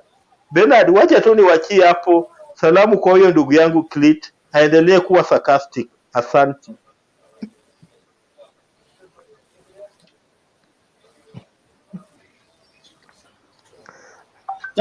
Clit, just hold on. Mahakamani kutaka mali ya aliyekuwa gavana wa Kiambu Ferdinand Waititu yenye thamani ya shilingi bilioni 1.9 kutwaliwa na serikali. Kwenye stakabadhi zilizowasilishwa mahakamani, EACC pia imeitaka mahakama kuwateua madalali watakaouza mali hiyo na kurejesha pesa hizo kwa umma. Inadaiwa Waititu alitumia fedha hizo kujinufaisha yeye na familia yake. Hassan Mugambi anatueleza zaidi. Tume ya maadili na kupambana na ufisadi EACC imepasua mbarika. Tume hii inataka mahakama kurejesha kima cha shilingi bilioni 1.9 kutoka kwa aliyekuwa gavana wa Kiambu Ferdinand Waititu, baba yao. Hii ni kwa madai kuwa kiongozi huyu alijinufaisha kutumia fedha za umma. Kuanzia mwaka 2015 hadi 2020 alipokuwa mbunge wa Kabete na kisha gavana wa Kiambu, inadaiwa kuwa Waititu kupitia mkewe, mwanawe na kampuni zinazohusishwa naye alitoa zabuni hewa zilizofyonza kima cha shilingi bilioni 1.9 kutoka kwa mlipa ushuru bila ya kazi zozote kufanyika. Kulingana na stakabadhi hizi, Ferdinand Waititu alipokea kima cha shilingi milioni 928, mkewe Susan Wangari Ndung'u akipokea kima cha shilingi milioni 282, huku kampuni yake kwa jina Saika 2 Estate Developers Limited ambayo pia inamilikiwa na mwanawe wa kike ikikabidhiwa kima cha shilingi milioni 906. Hoteli yake ya Bienvenue Delta ikabidhiwa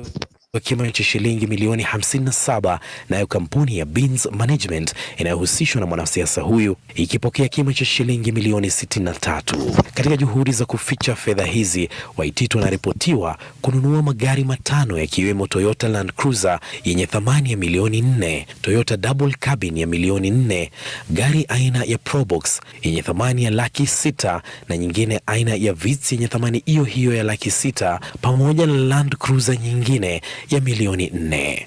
Mbali na hayo, alinunua jumba la jamii bora lililoko jijini Nairobi kwa kima cha shilingi milioni 200, hoteli ya Delta jijini Nairobi ya shilingi milioni 380 na jumba la biashara shopping mall ya milioni 110.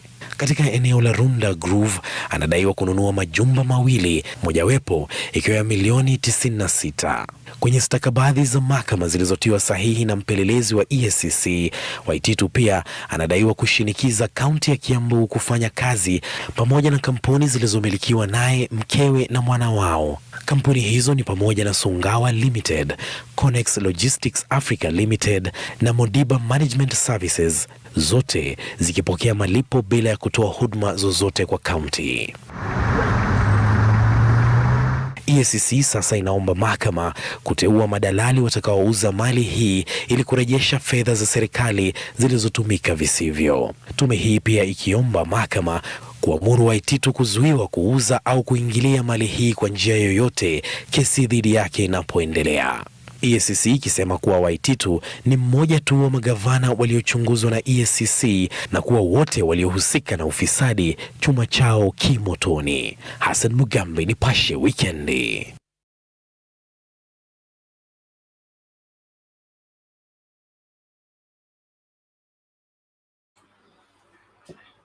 Yes, Clint, you are saying what? Ben, huyo Hassan Mugambi kuna taarifa nyingi angeenda kutafutia Wakenya. So mimi naona naona hiyo ni witch hunt, na hiyo ni pesa kidogo tutarudisha tukichukua serikali. Kuna taarifa nyingi Ben, Turkana kuna njaa, kuna taarifa nyingi sana. Alafu Ben, kuna kitu nimeona hapo nyuma yako, kuna venye jamaa kitaja kitu negative kuhusiana na Kenya Kwanza, kuna venye mikono yenu ni nyepesi kuleta video hiyo, pia hatufurahii.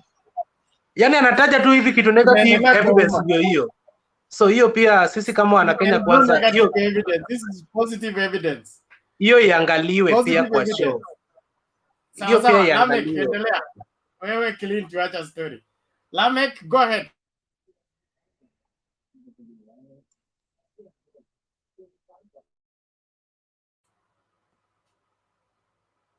Lamek, unmute first. You can hear me? Yes. Thank you. Let's proceed, and thank you for having me today again. Yesterday we had a very interesting topics. Today I can see there are very interesting topics, and everybody's opinion, they are entitled to that. One, I wanted to be very brief as always that for Azimio presidential candidate, I think he has had a very wonderful tour in the Western. Tomorrow will be the climax at Kakamega. And for them, they have cemented for Azimio votes, and they are guaranteed for that. Secondly, for the learning mate, at very wonderful. Yesterday, you could not believe in Nyandarua that mate for Azimio could attract a large crowd like what we saw yesterday. What does that mean? The mountain has changed. Nobody will come and cheat to us that the mountain is on the other side. No, it has really changed the narrative, and the running mate for Kwanza has changed the dynamic of politics in this country. Believe it or you don't believe it. And that's the best way, and that's politics. Thirdly, I've seen a crew for the debut running mate for Kenya Kwanza. Sometimes I know that Kenyans were worried if this was the best thing, the Honorable Gachagua to be the running mate of Kenya Kwanza, and they were never anasimama kwa chukua. You look at the careless and reckless statement. People couldn't believe that even now he's not learning what he said 3 days ago. He's still continuing, actually damaging the strategy for Kenya Kwanza. I've seen our colleague here is of more of Kenya Kwanza, which I agree is his own light. But again, sometimes we need to be very objective. The way things are unfolding at Kenya Kwanza is a worrying trend. And they also now they should be worried. They're worried. People are talking carelessly. Look at the people who are in that coalition, MK, Moses Kuria, carelessly, loose mouth. What does that mean? We are in a country where leaders will want to preach politics of negativity to the Kenyan people. The point is, we have 72 days to go from today. The politics has changed. And from where I see it, I'm seeing Azimio carrying the day come August 9th. For Kalonzo, it's a joker. Even students in secondary, primary, they can say Kalonzo has let the Kamba community down. IPC, the latest news is he has been disqualified. And all along, you saw what he did. He went to the press saying he's on the presidential list. Here he is. So what does that mean? The community where he comes from, they need to stand up and also identify a reader who can read them. That is it. It's done for Kalonzo. As per today, is done. So if we will go back to Azimio, Azimio already they have numbers, and those people need to believe it that calculated from today that the Kwanzaa stronghold, that's where they're attracting a huge crowd. Lift Fare and a part of Mount Kenya. But now things have changed. Azimio Western is intact. The whole of Nyanza, what happened to come from Kisii, Luo Nyanza, it's intact. We are going to vote 100%. Sisi ndio tutafanya ile kumira. Coast is for Azimio. Northeastern is for Azimio. What else are you waiting for? 50 plus 1. That is it. Thank you, Bernard. Okay, asante Lamek. Thank you very much. Naomba Clint, utakuwa chairman wa dakika 3 hivi nikirudi. Umenipea kazi. Nakupatia kazi kwa sababu sasa Mr. Wangira itabidi awajibike. Kazi ilikuanga yako. Sasa sijui ulitoroka ukaenda wapi. Tangu uanze kupokea cheki kutoka Karen. Ukaacha studio kabisa, lakini exercise powers. Invite Nelson, ufuate tuyo mkururo, watu wa kubeba mikono after the second hour. Nelson, ni Nelson alafu George, ya? Nelson Odhiambo. Yes. Okay, fine. Haya. Nawasalimu nyote na nawashukuru sana. It's a very good forum. I love this forum.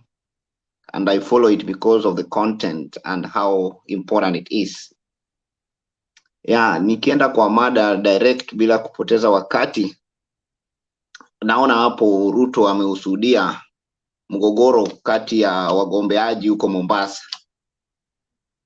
It is a clear indication that the dirty game that His Excellency the Deputy President is playing imeonekana.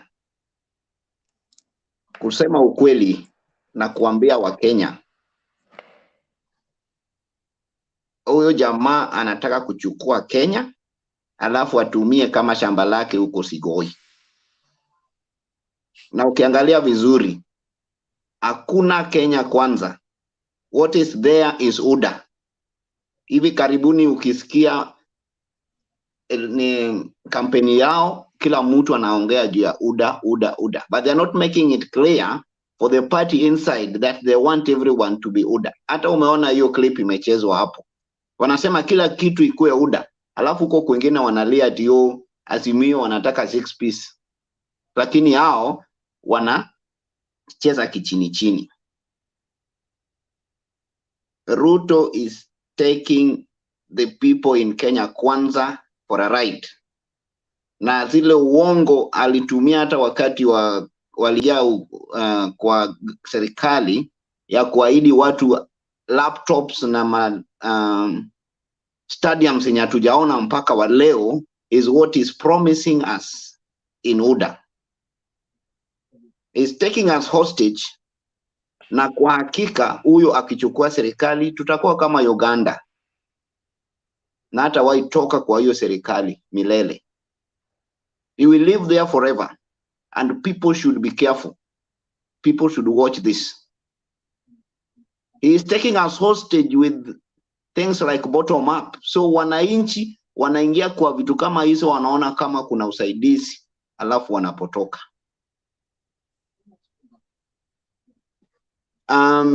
Kurudi kwa Martha kukutana na watu wa civil society, we are really happy because we want an election. We don't want a game anymore. Ndio maana amesema vizuri sana, they now want to meet the IEBC. Ile IEBC waseme mpango gani wako nayo. Because we want an election. Raila has won without rigging, without state machineries mara nyingi. And Kenya for the first time tunataka tukue na election yenye mtu ameshinda hadharani. Kinyang'anyiro ya hadharani sio ile mtu amechezea. Ndio maana tunafurahia kambi ya Raila na Martha Karua. Mwisho kabisa, Martha Karua amesema let us live, let us walk the talk. Wacha kuongea, let us walk the talk. It is good Kenya kwanza wamesoma kwamba wache kufuatana kama nini kwenda kwa campaign, lakini wagawane, wengine waende huku na kule, ambao ni system yenye wameiga kutoka kwa Azimio. Let them follow one more thing. Waanze kuuza agenda zao, wache uporojo, utapeli, ujamaa wa kitendawili. We are tired of this. For the last 4 years, this is what we have been hearing. Naomba wafuate hiyo pia, waanze kuuza sera ili wasaidie wa Kenya. We are in a point where we want to tell Kenyans so that when we vote for people who are going to change our lives, but not people who are going to tell us minds. Kwa hivyo mimi nafurahia sana Azimio, Martha Karua na kazi ambayo anafanya, na we thank God so much because Kenya is going to change, and this is our happiness, and this is what we are looking for. Asanteni sana na Mungu awabariki tukiendelea. Okay, sawa Nelson. Nelson, swali moja tu. Ni nini hicho kinaonyesha kwamba Ruto akichukua tutakuwa kama Uganda, hata utoka kwa uongozi milele? Umetumia kipimo gani kuona kwamba maybe akikuwa president atakaa kama Museveni, hatatoka, na baba pengine akichukua tu hivi atatoka? What shows this? What you can see obviously is that you can see the history. Ukiangalia wakati Ruto and Uhuru walikuwa kwa serikali, wakigawana serikali, Ruto alipeana watu wao peke yake. Sasa anadanganya watu wakina Mudavadi huko kujeni, and look at what he has given them. Impossible figures. So if they don't get these figures, very easily they will be kicked out. Okay, thank you. Na watu wake wa UDA. Na watu wake wa UDA ni wagani? Watu wa Rift Valley peke yake. Okay, thank you. So ameendesha hii serikali mpaka wa leo. Thank you, Nelson. Clear indication that is exactly what is going to do with Kenya akichukua uongozi. Asante. So the indication ni kwamba akichagua ministers kutoka Rift Valley atakuwa kwa government milele. Alafu pia umesema kwamba you admire what Martha Karua does, na sisi pia kama watu wa UDA tumeadmire. Ndio maana tunasema huyu wetu wa kuvuta trouser either abadilike, aende atutafutie kura, ama tuombe IBC tuchague mwingine. Asante kwa maoni yako bwana Nelson. Next alikuwa Henry. Nicht Henry. Oh, not Henry. George Ogutu. Maoni yako George. Okay. Well, thank you, gentlemen. Mine is really to take you back to the history of what we had. These two guys, Ruto and Gachagua, have a very bad history. I happen to have interacted with them at some level in 1990s, and I know them so well. I don't think, and in fact, they have picked up what Mo used to do, and they have robbed Kenyans. They have really robbed Kenyans. No matter what you talk about, saying that, oh, we are still in court. These are guys who have robbed Kenyans, and they have made Kenyans be poor. There's no better word I can use. There's no better word. Some of us, we don't like to be in America. I like my family. I like my people at home. I want to be there. But I can't get a job because some of these guys, they have robbed Kenyans. It's so sad that someone like Ruto, who has never worked anywhere, I can give you guys the TSC number was given from to go and teach chemistry. He never went there. He never went there. Instead, he used YK92 to make money. These are guys who are driving cars when we were with them in the university. Gachagua is a pathetical thief. He was organizing students to go to Moi at Kabara in Kibera there. These are the guys you want to tell us they want to live, and they have been living that life. Gachagua, even at Molo, what happened? You suppressing his own people. These are the guys want to lead us. Ruto was like, it was camouflaging at CIA, whatever crisis, whatever it was. These are the guys who want to bring it to us back, who are brought down. Ruto has so many scandals. Most of them are not mentioned here. Even Gong Forest land, which is sold, it was going free. Then it sells the same land to NHIF. Those are the guys who want to give us. Maybe you guys, you have to be sincere with yourself. These are records we have, and we are going to expose them soon.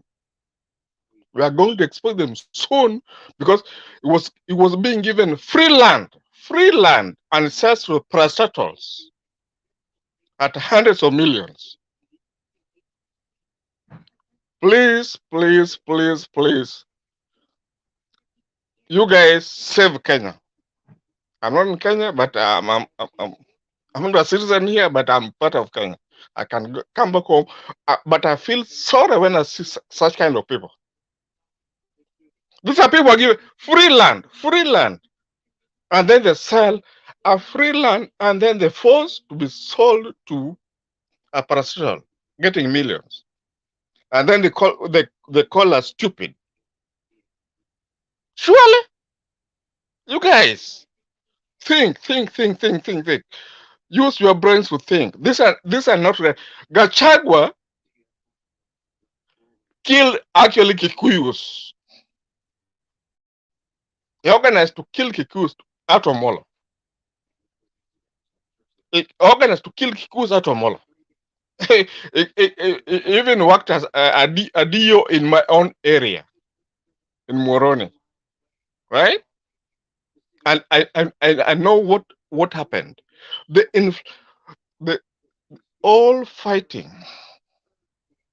It doesn't have to say that I was being ordered. No, he knew what he was doing. At the church chamber in Nairobi, he was the guy who was doing everything. The guy you want us to accept as the deputy president. I pit with you. I'm sorry. I'm so annoyed. I get so annoyed when I hear somebody telling me that Gachagua and Ruto are so good. These are people who organize bad things towards Kenyans. I could not go in your topics, but I just want to figure out. These are people who have really people dead. They have blood,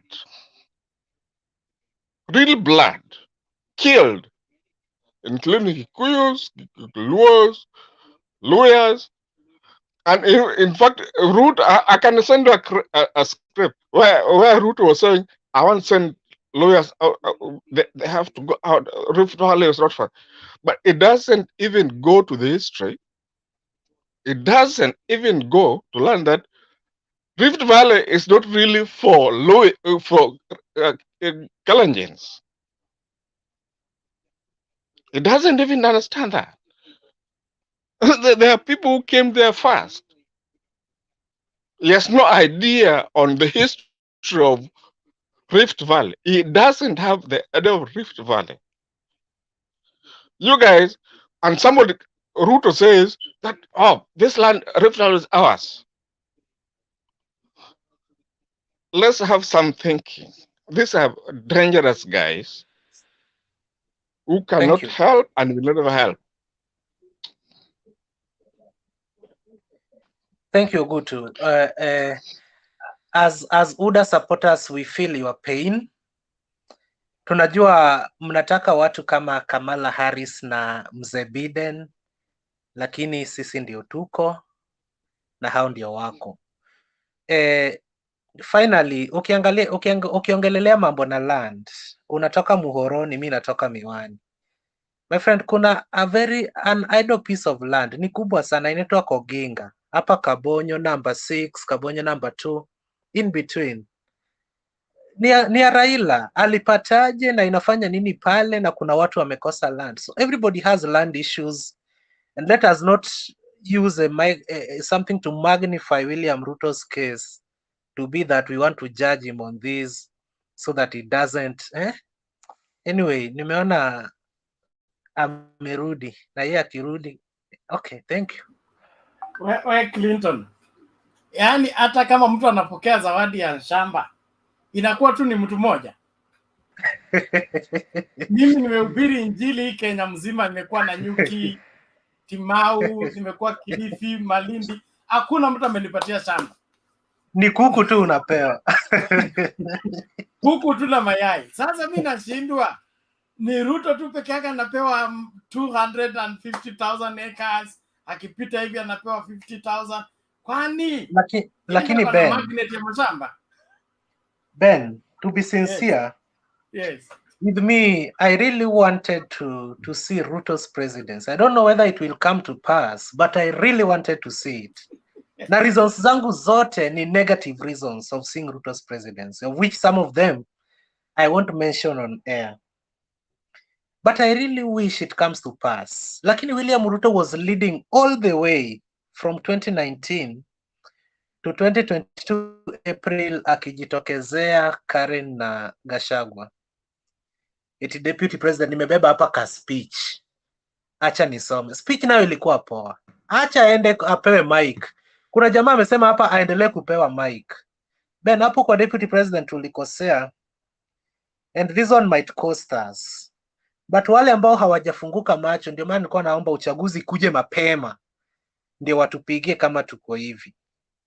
La sivyo, I really hate the guy. He's doing zero work. I hope tulimchagua juu ya pesa, but pesa yake maybe zitatucost presidency. Otherwise, to be sincere, I really admire what the woman is doing. Ni newcomer lakini anakaa mtu amekuwa pale miaka 10. Aendelee vivyo hivyo, lakini wana panel, nyinyi pia mlale poa. Tuonane kesho. Very relax. Thank you to Bantuori alikuwa amesema. Bantuori huko niachia, uliniachia Nelson na George. Bantu umeingia naye tu sasa hivi. Wewe acha Clinton, wewe uko kunaniweka kando wewe. Mimi niko kitambo. Akakujanja mbele ya Sam. Hukufuata line. Amechukua Sam hajaongea. Ben anasema nimemweka nje lakini Sam alafu Mike. Twende hivyo hivyo. Account nimetumia si admin. Within the first 2 hours tuende kwa hiyo bloggers. Sisi tunakuja hapa clean heart, sio bloggers. Wala hatutaki kuwa mablogger. We come here to talk the reality. Hatufanyii mtu kazi, hatulipwi na bloggers wala hatuna haja kwa mabloggers. Unaona? Hiyo Kenya kwanza ni Kenya kwisha, hiyo imekwisha kabisa. Na Ruto hata kuwa rais wa hii nchi kabisa, let me tell you. Forget about that. Prepare yourself. Time is running out. It's over. Finish. Gachagua atakuwa Kamiti, Ruto atakuwa Manyani. Huko ndio itakuwa nyumba yao huko. Hata hatuna haja kukata miti, tutapeleka Kamiti huko. Wakakae huko. Sasa tuwezi kuachia watu kama hawa wakora, toxic hawa, wagonjwa hawa. tunaachia nchi yetu sisi wengine tumeondoka hiyo nchi kwa sababu ya shida nyingi, na bado watu wataka kutuletea shida nyingine zaidi, na watoto wetu pia wawe na shida. Hapana, nataka watu kama hao sisi. Who are they? Walikuja wengi na wakaenda. Hao watakuwa kwenye history book ambao negative tu walikuwa wamekuja nayo. Martha Karua na baba wamekuja kuikomboa nchi yetu. Mungu ametuletea aikomboe nchi yetu, ilikuwa inaenda vibaya kabisa. It was going deep down, never to come up again. Lakini Mwenyezi Mungu ndio unaonekana, nyao amwezi kupeleleza. Hii ni miujiza yake Mungu. Anajaribu kutuokoa kwa hawa watu kama hawa wakina Waititu hawa, watu wa mama mboga na mabodaboda hawa. Hawa ndio watu wa mama mboga hawa, wanachukua mamilioni alafu wanasema habari ya mama mboga na bodaboda. Wanakwenda chagua watu ambao kwa mipango wao wako low class, hawana kitu, hawana nini, wana target watu ambao they don't do their research, hawajui history, hawajui kitu chochote, na wanakwenda target watu kama hao. Lakini sio sisi, tunajua sisi. Mimi mwenyewe nimekaa na baba Moi ndani ya State House na kula breakfast na yeye, na naongea na yeye na ananipiga kwenye mgongo hapa. Tumekaa na viongozi wengi, msituone hivi tu kutakuja kwenye blog mkaona sisi ni watu we don't want a politics. Mimi ni mtu sportsman, lakini vile Kenya inaenda mbaya, we can't let these people to be leading us. We can't let, it won't happen. Wananchi si wajinga, especially hivi sasa. Hawawezi kubali kabisa nchi iendeshwe na hawa wakora. Wamepora mali ya umma ile mbaya kabisa. The whole world knows. It's too bad. Na mtu yoyote anakuja na defend hawa, he's thinking just like them. Hata kama uko na degree ya nini. Sisi tuna watoto wetu hapa wako na madegree, kwani kwenda university ndio kitu gani? Watu wangu wote hapa wako kwenye ma-university. Wengine wanasomea political science, wanasomea kila kitu hapa. It means nothing. It doesn't mean you are a superstar. Lakini mtumieni ya kichwa. Illiteracy ya kichwa. Sio manake illiteracy, sisemi illiteracy ya kuwa huwezi kuandika na kusoma. Unaweza speak English hata grammar ile vile unapenda. Lakini mental, uko na illiteracy. You can see what is going on.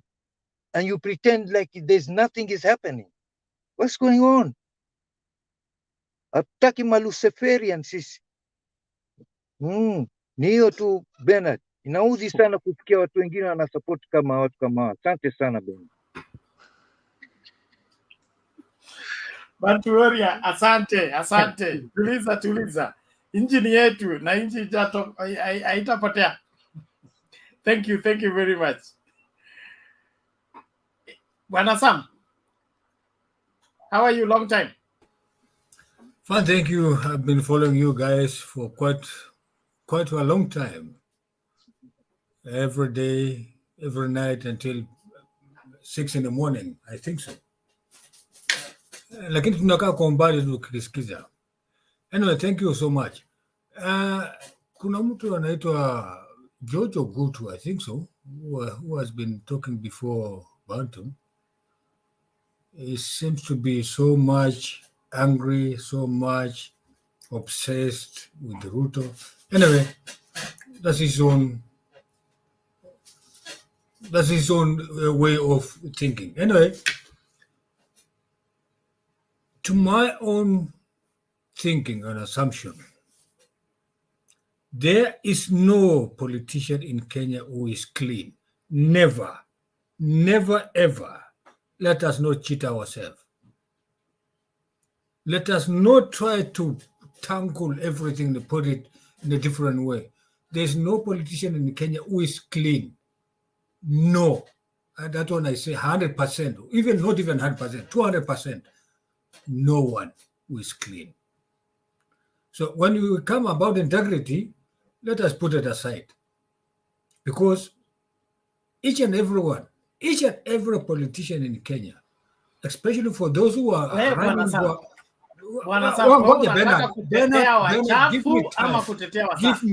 give me time, please, sir. No, if you say there is nobody who is clean, what do you mean? If you don't want me to talk, if you don't want we are not here to keep this country dirty. We are here to if you don't want me to talk, throw me. If you don't want me to talk, just throw me. Shit. I don't care. I am not throwing you. No, but I will not allow you to say that everybody There's no is politician not clean. in Kenya, no one in Kenya who is provide clean. the evidence. Provide the evidence. Forget it. I support Sam. Or leave that statement alone. Withdraw the statement. There's no politician. Or provide the evidence right to prove from that you are not clean and everybody's not clean. So let us not try to cheat us here. Let us not cheat ourselves. Put ourselves in an awkward way. Do you guys like when Kiamba people were killed? Is that do you guys like when no? Do you like that? Do you like that? Do you like the mamas who are killed at Kiamba? Do you like that? Do you like the deaths in Kiambu, in Molo? When people are slaughtered in Kibera? No, I'm asking you. People died in Kiamba. People died in Kiamba. There's no politician in Kenya who is died in Molo. Let us not cheat ourselves. Sam, hold on. Let us not cheat ourselves. Let us put ourselves. You are the one cheating us, Sam. Don't do that. Okay. Clint, what is it? Ben, I think we are being unfair to Sam because tumeona points zake zinaelekea towards a certain direction, of which he has a right to direct his points towards a certain direction. Sam akisema kwamba no politician is clean. Let us give him time to explain what he means by saying so. I support him in that no politician is clean, kwa sababu kwa hii show tunapigania sana Raila. Nani alikula pesa ya kazi kwa vijana? Kuna ma corruptions mob tumeona Ben. So let us give him time to prove his point that no politician is clean. And again, Ben, on the same note, jamaa akiuliza kwamba you people are creating noise. Usijaribu kujifanya wewe ni pastor, wewe sio pastor. Talk the sense. Sam, don't head towards that direction. No, Ben. You see, that's what you have come back here to do. Sam, don't head towards that direction. You are not clean, and you cannot make us not clean like you. That's all. Yeah. So Ben, 1 minute. Ben, alafu jamaa ameuliza, tuliona venye watu walikufa Kiamba Church. It is true they died, and we know the person being mentioned on several occasions about this. But on the same note, we can also ask, did you not see Luos being circumcised kwa kutumia chupa in sijui Naivasha ama Nakuru? So post-election violence happened. Let us heal this. Tupige siasa ile tumekuwa tukipiga hapa. Siasa yenye we differ in opinion, but at the end of the day, kwa WhatsApp group tunaambiana, so and so, this and this is okay. But tukianza hii ya name calling, tutatoka hapa tukiwa ma enemies. Na pengine unatetea hapa Azimio na kumbe we si Azimio. Na sijataja mtu. Clinton, I have no problem with anybody submitting. Yeah. But if you are submitting to justify corruption and justify looting of the country, then we don't need you on the platform, because this platform exists to save Kenya, not to sink Kenya further into corruption. So if we don't have a solution to the problem, let's leave the problem the way it is. But to come and say everybody's corrupt, everybody's unclean, therefore we should accept uncleanness as our way of life, that's not the reason why we stay awake to do the show. And Sam is not doing that for the first time. The last time he was here, when we threw him out of the show, it was...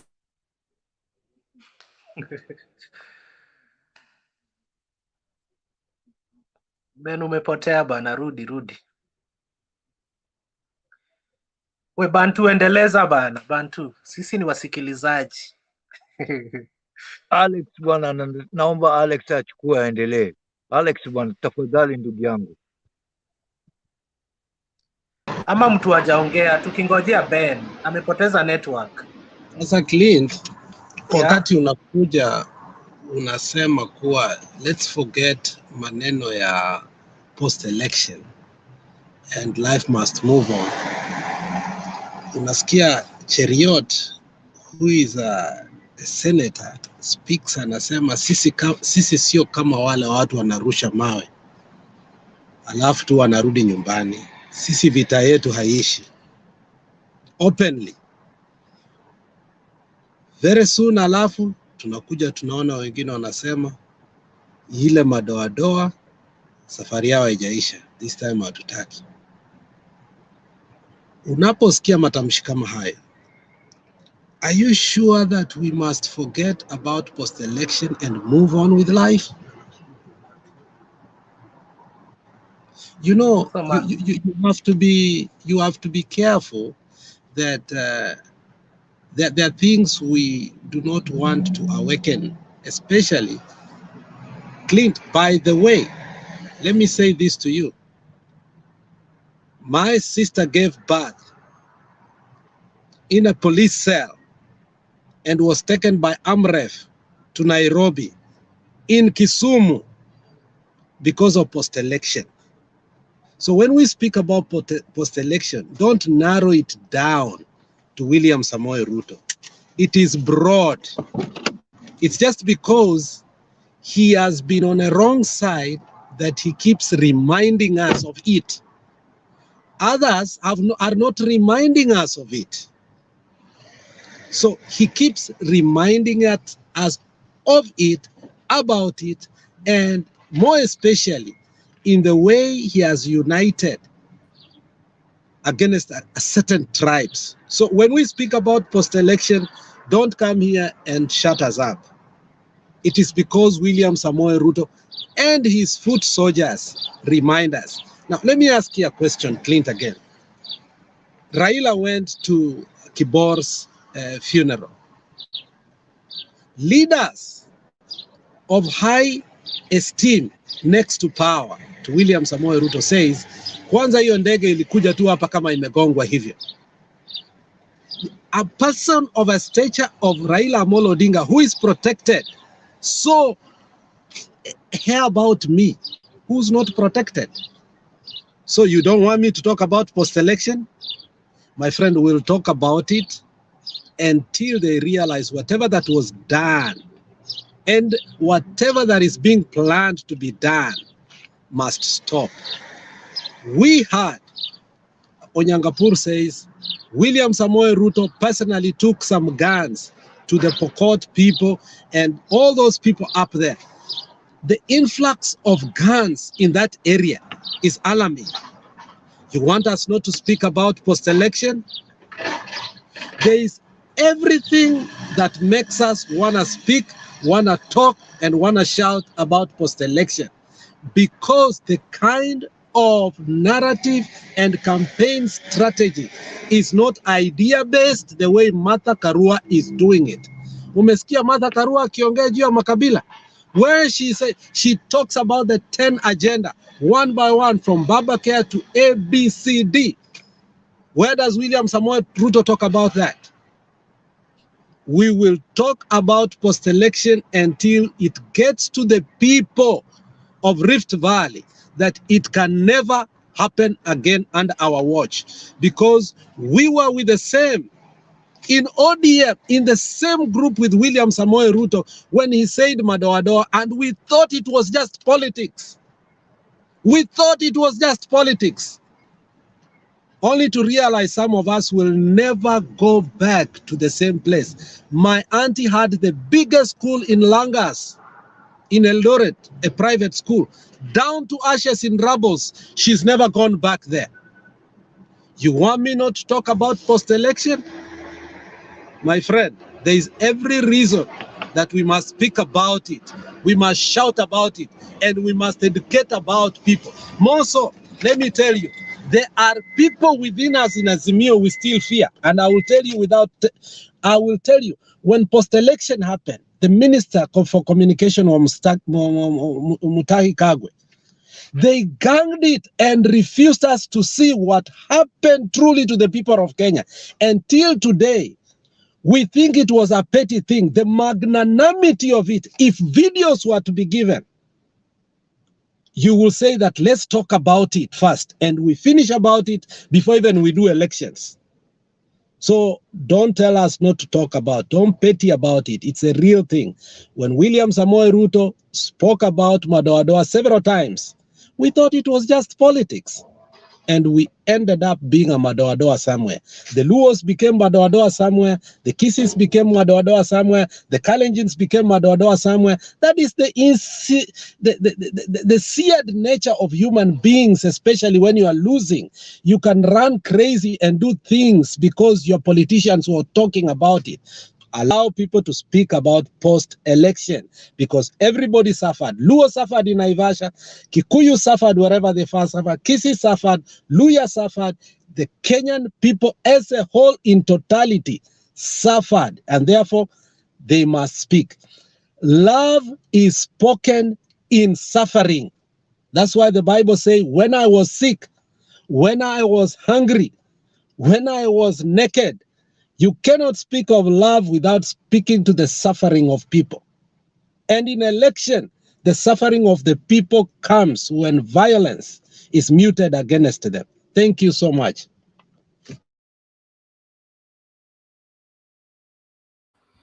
Okay, thank you very much, Alex. I want us to please get back into the subject for tonight and give the show the required seriousness, because there are people who are looking for information and they're looking up to us to provide that information.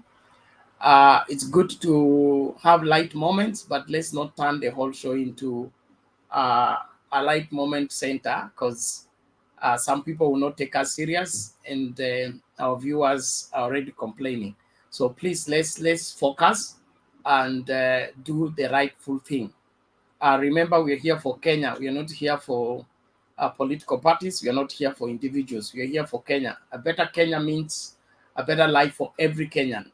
A bad Kenya means a bad life for every Kenyan. So the only way to help Kenya is to make Kenya better. And that's the only cure to helping the rest of the Kenyans. It's not targeting one group and inciting the other group. It has to be holistic. When Kenya is at peace, every Kenyan is safe. When one part of Kenya is ailing, Kenya can never be the same and can never be safe. So please, let's focus and let's provide answers to the people's questions, not just to blow smoke and heat that with less light or no light at all. Thank you very much. Tutakwenda kwa nani? Ni zamu ya Charo, I think so. Kabla ya Charo kuja, tusikilize hii video alafu Charo atakuja shortly.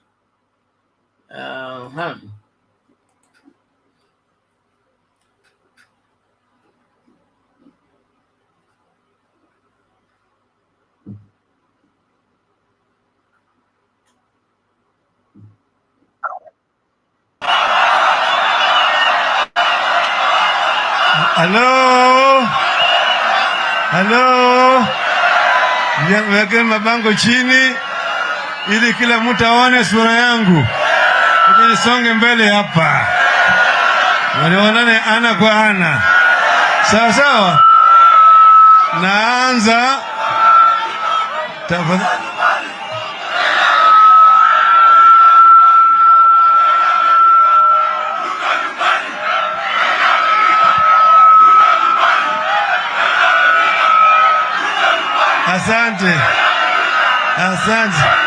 Asante.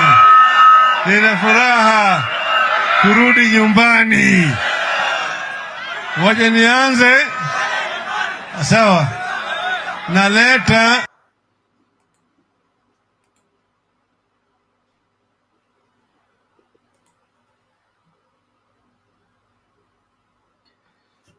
Charo, karibu. Asante sana Bwana Bernard. Nawasalimia wote watu wa kwa paneli hapo naona mambo yanaendelea kuwa mazuri kiasi, na tuzidi kuendelea hivyo, na nawaombea Mungu na tuombe Mungu pamoja, nchi yetu ibarikiwe na viongozi wazuri, ili maisha yazidi kuendelea kuwa safi. Nikiingia kwa upande wa topic ya leo, na mambo mawili matatu ambayo nitayazungumzia. Nimeona hapo katikati watu walikuwa wanatoka nje ya topic, hatukuwa tumeongea sana topic hizo ambazo zimekuja, lakini anyway, watu wakiongea kuna mengine yataingilia ndani ambayo hayahusiki na ile topic. Lakini kulingana na topic, kwanza ukiangalia ile ya baba kule alipokuwa, mimi hiyo lugha ambayo walikuwa wale watu wanaimba pale sikuelewa vizuri, lakini baba akifurahi hata mimi naona nimefurahi. Na kitendo walichofanya baba leo ni kushikanisha mandume wawili, na akawashika mikono, huyu akamwambia wewe ni fulani, wewe ni fulani, hakuna haja ya vita, katika nyinyi wawili tutachagua mmoja, peaneni mikono. Watu wakapitishwa mkono, si ndio kupatanisha? Hata kama ni nchi nzima inapatanishwa namna hiyo. Lakini ukiangalia huku kwa Kingi Jumwa, huku ni kwetu kabisa. Mimi watu wanapigana mbele ya huyu Dr. William Ruto, hakeweza hata kuamua vile vita ambavyo vilikuwa viendelea pale ya kimaneno. Alikaa kwa gari yake akaona wale wakitusiana kutoka jana, wengine wanaita umbwa, wengine wanafanya nini, yeye yuko pale, ambapo kama ni mzee wa mtaa, hata pia angewashika akawauliza what is going on here na akawapangia. Sasa yeye anasimamia Aisha Jumwa asimame ugavana wa kule. Kingi naye ameingia pale, anataka yule George Kiti aendelee awe gavana, ndio Kingi asurvive bila zile skandali zake kujulikana. Sasa Kingi hataki Aisha Jumwa asimame, anataka gavana wake. Aisha Jumwa naye amekuwa pale kitambo, hataki pia kuachilia. Sasa watu wanakosana, na mimi kila siku nawaambia hapa, the more wanapigana wenyewe kwa wenyewe pale, the more watu wa Azimia watarudi kuingia. Leo Joho amekuwa huko Ganze, na hiyo Ganze ni constituency ambayo mimi niko karibu nayo sana, na hiyo ndo katika hiyo Kilifi county ndio ina shida nyingi sana, na huko ndo kulikuwa na Mr. Katarangala wakati wa Moi.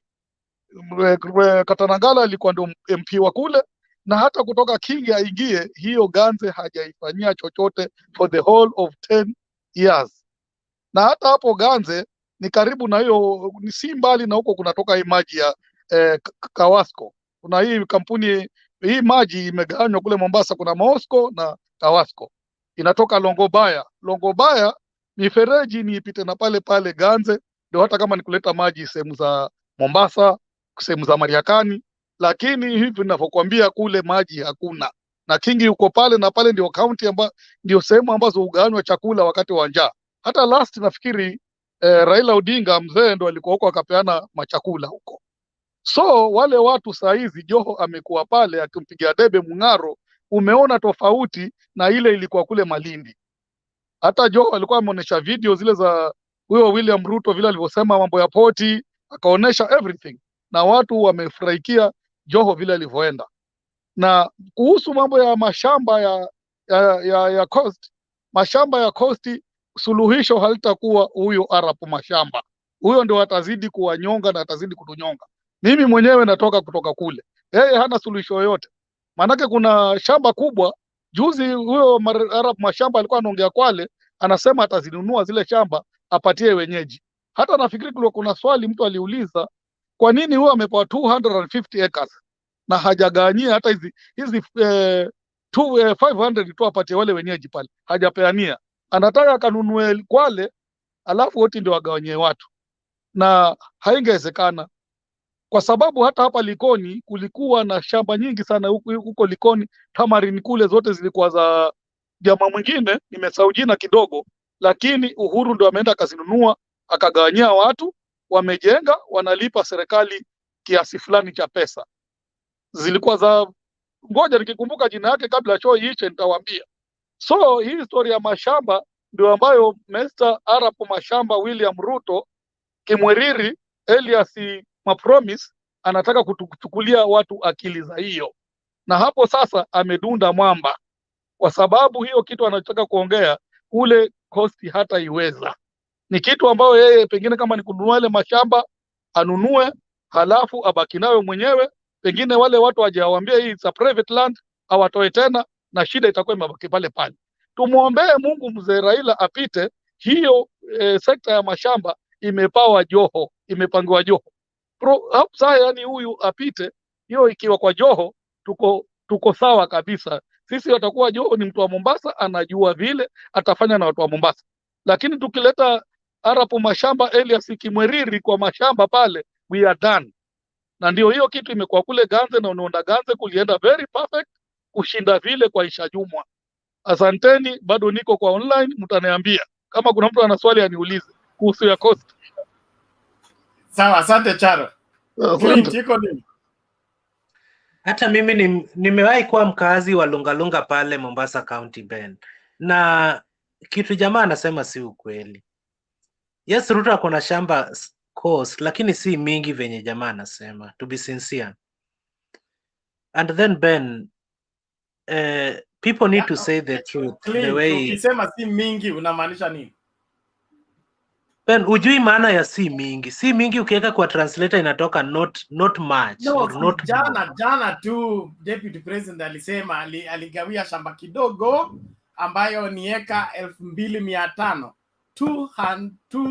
2,500 acres. Okay? Aligawia shamba kidogo ambayo ni 2,500 acres. Hiyo ni kidogo. Ben, I think you also have to angalau angechukua 2,000 hii 500 apatie watu plot. Ben, venye umesema, I think we also have to look at the positive side of this. Kwa sababu tukiendelea tu hivi kupaka William tope, supporters wake wengine wanataka kujua ni kitu gani positive pia iko ndani ya presidential candidate wetu. Jana William alisema 2,500 hectares. Yeye Ben, mwenyewe alisema si mambo ya watu. So you Okay, want to okay. talk on behalf of him? But I support him, 2,000 Selina. acres of land We is don't so refuse big. to support. To someone says ni kitu kidogo. Some of us don't even have an acre. Okay, My God. order. Let's have one person talking at a time. Thank you. Nikikwambia niko na watoto watano, unarudi unasema hapana, ako na watoto 4, mtoto yangu moja unataka kupeleka wapi? Nikikwambia niko na watoto 7, unasema no, ako na 6. So that is why we want to say, mtu akisema niko na eka 2,500, yeye mwenyewe si mdomo ya watu. Alafu Nairobi ako na 3,000 uko kwa sewage line uko. Alafu sasa tumeambiwa Trans Nzoia, hiyo yote ni shamba ya ADC. So kama ADC kama umenunua shamba ni ya serikali, si ya range. Unajua kuna kununua shamba ya individual. Bernard akikuhusia shamba yake 2,500 na Bernard ako na lease ya 99 years ama ile ya 999 years. I cannot just come and complain kwa sababu title deed holder ama lease ni ya Bernard. So Bernard can give you 10,000 free. We cannot argue kwa sababu hiyo ni lease ako naye ya 999 ama ako na 99 years. Alafu kuna shamba ya serikali inaitwa ADC, that is government land, agriculture. Wanapanda mahindi, wanapanda vitu. Sasa ukichukua hiyo shamba ni ya serikali, si ya Bernard. Unanunua, ukisema umenunua ama nimepatiwa shamba ya serikali bure, mwenye alikupatia hiyo shamba ni nani? Na hiyo pesa ulilipwa ama ulilipa ilienda kwa nani? Pesa ilienda kwa county, pesa ilienda kwa Commissioner of Lands, ama pesa ilienda kwa nani? Hiyo ndio vitu wa Kenya tunataka kutofautisha.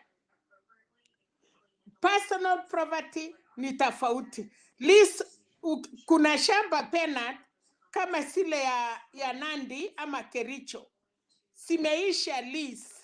Wasungu walikuwa nasema tukiondoka hiyo shamba sinarudishiwa wenye inchi hapo, then wenyewe ndio watajua kitu ya kufanya. So mapwenyenye walingoja hiyo lease imeisha, individual wachache walichuchukulia hiyo mashamba. So the community are still asking for their land. Na hiyo ndiye tunataka, hatutaki watu kutuambia kama shamba ni yako na uko na title, we cannot follow you. Hata kama utakuwa the whole of Rift Valley, that one belongs to you. Kwa sababu Penat amekuhusia na title ni ya Penat na lease ni ya Penat for 999 years ama 99 years. That one Penat ni tofauti. Hii mashamba tunasikia story yake ni ya ADC. ADC ni serikali. You cannot buy from the government. Nani huyo amekupatia? Commissioner of Lands ama chairman ya ADC? So watu ya Kilifi ama watu ya Kitale, that is their land. Ni kama pale Masai, na mimi najua wa Masai watakuja.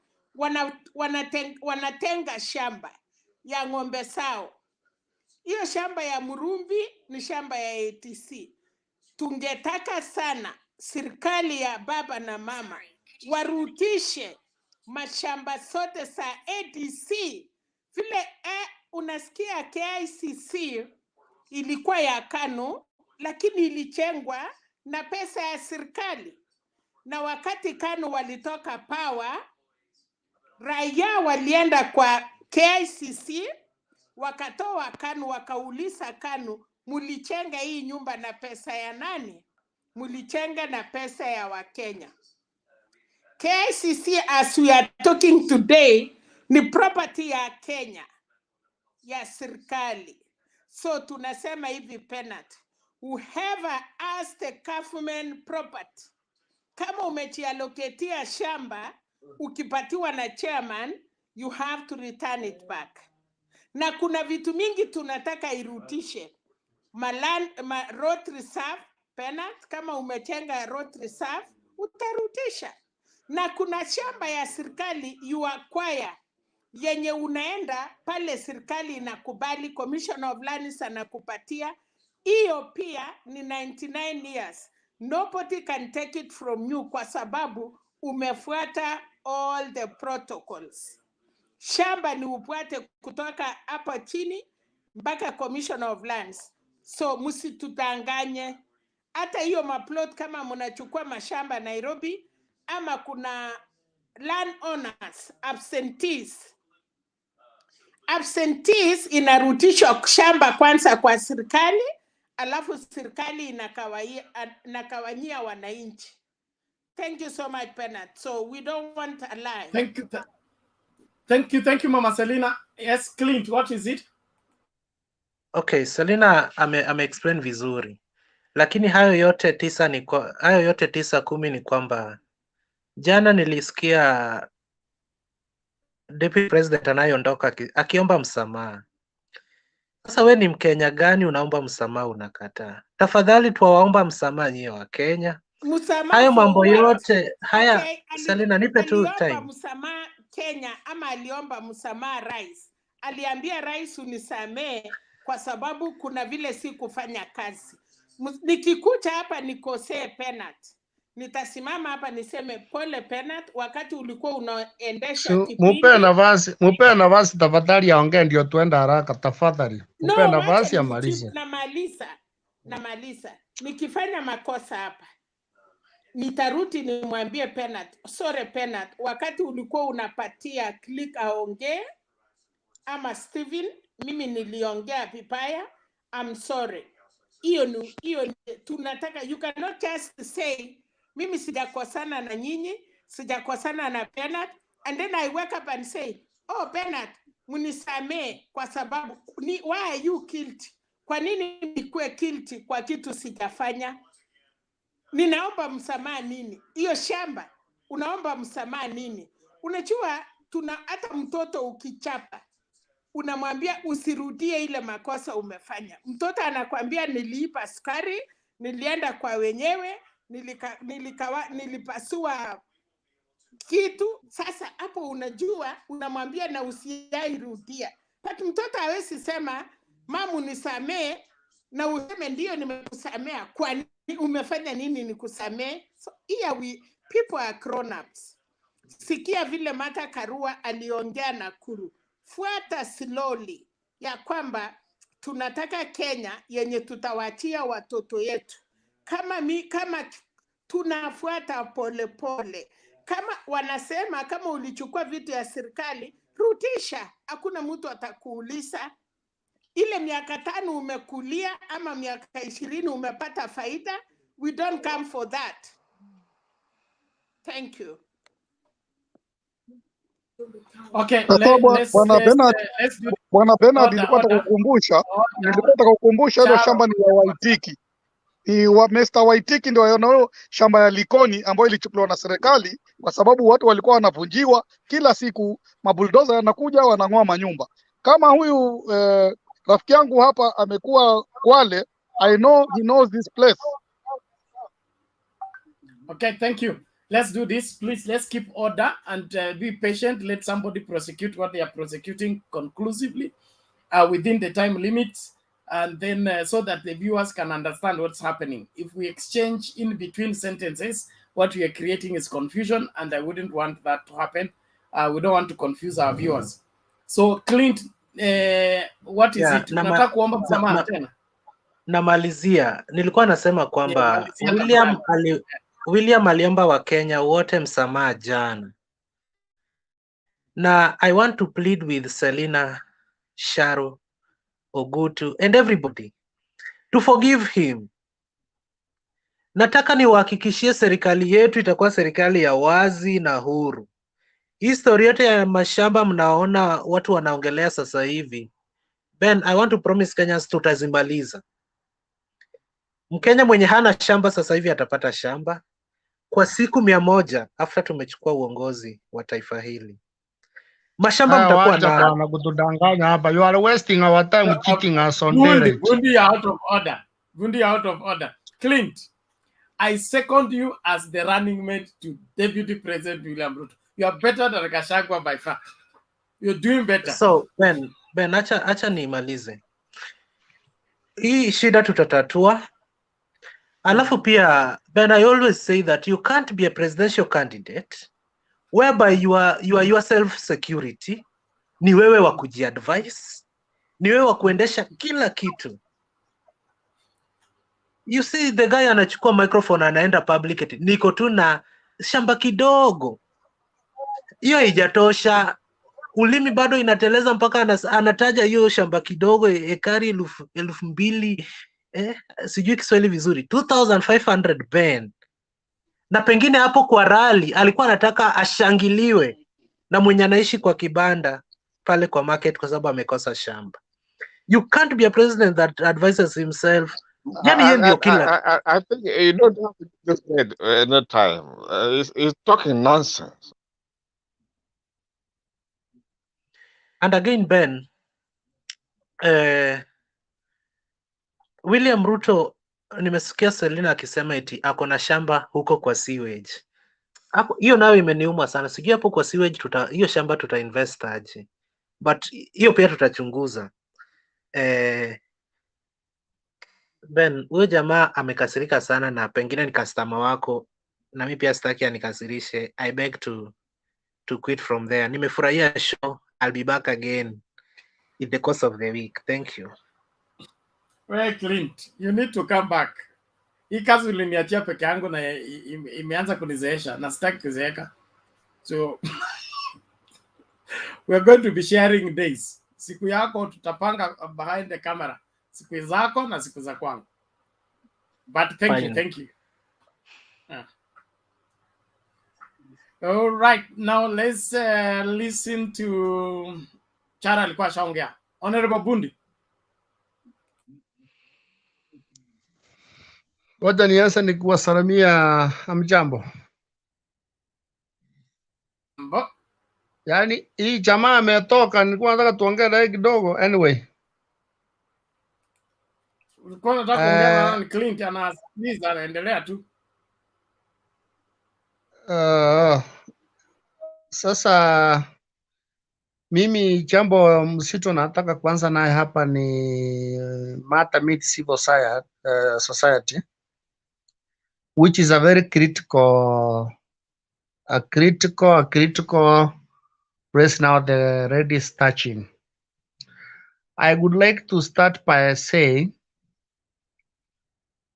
in Kenya, this is only in Kenya, you will find a mere police officer who is earning 20,000 as a matter in court by either ni mfungwa alitoroka ama ni pengu silitoroka ama ni risasi ilianguka ama alipatikana na urefi akastakiwa, anapata nusu ya msara yake na kesi inaenda miaka 7-10.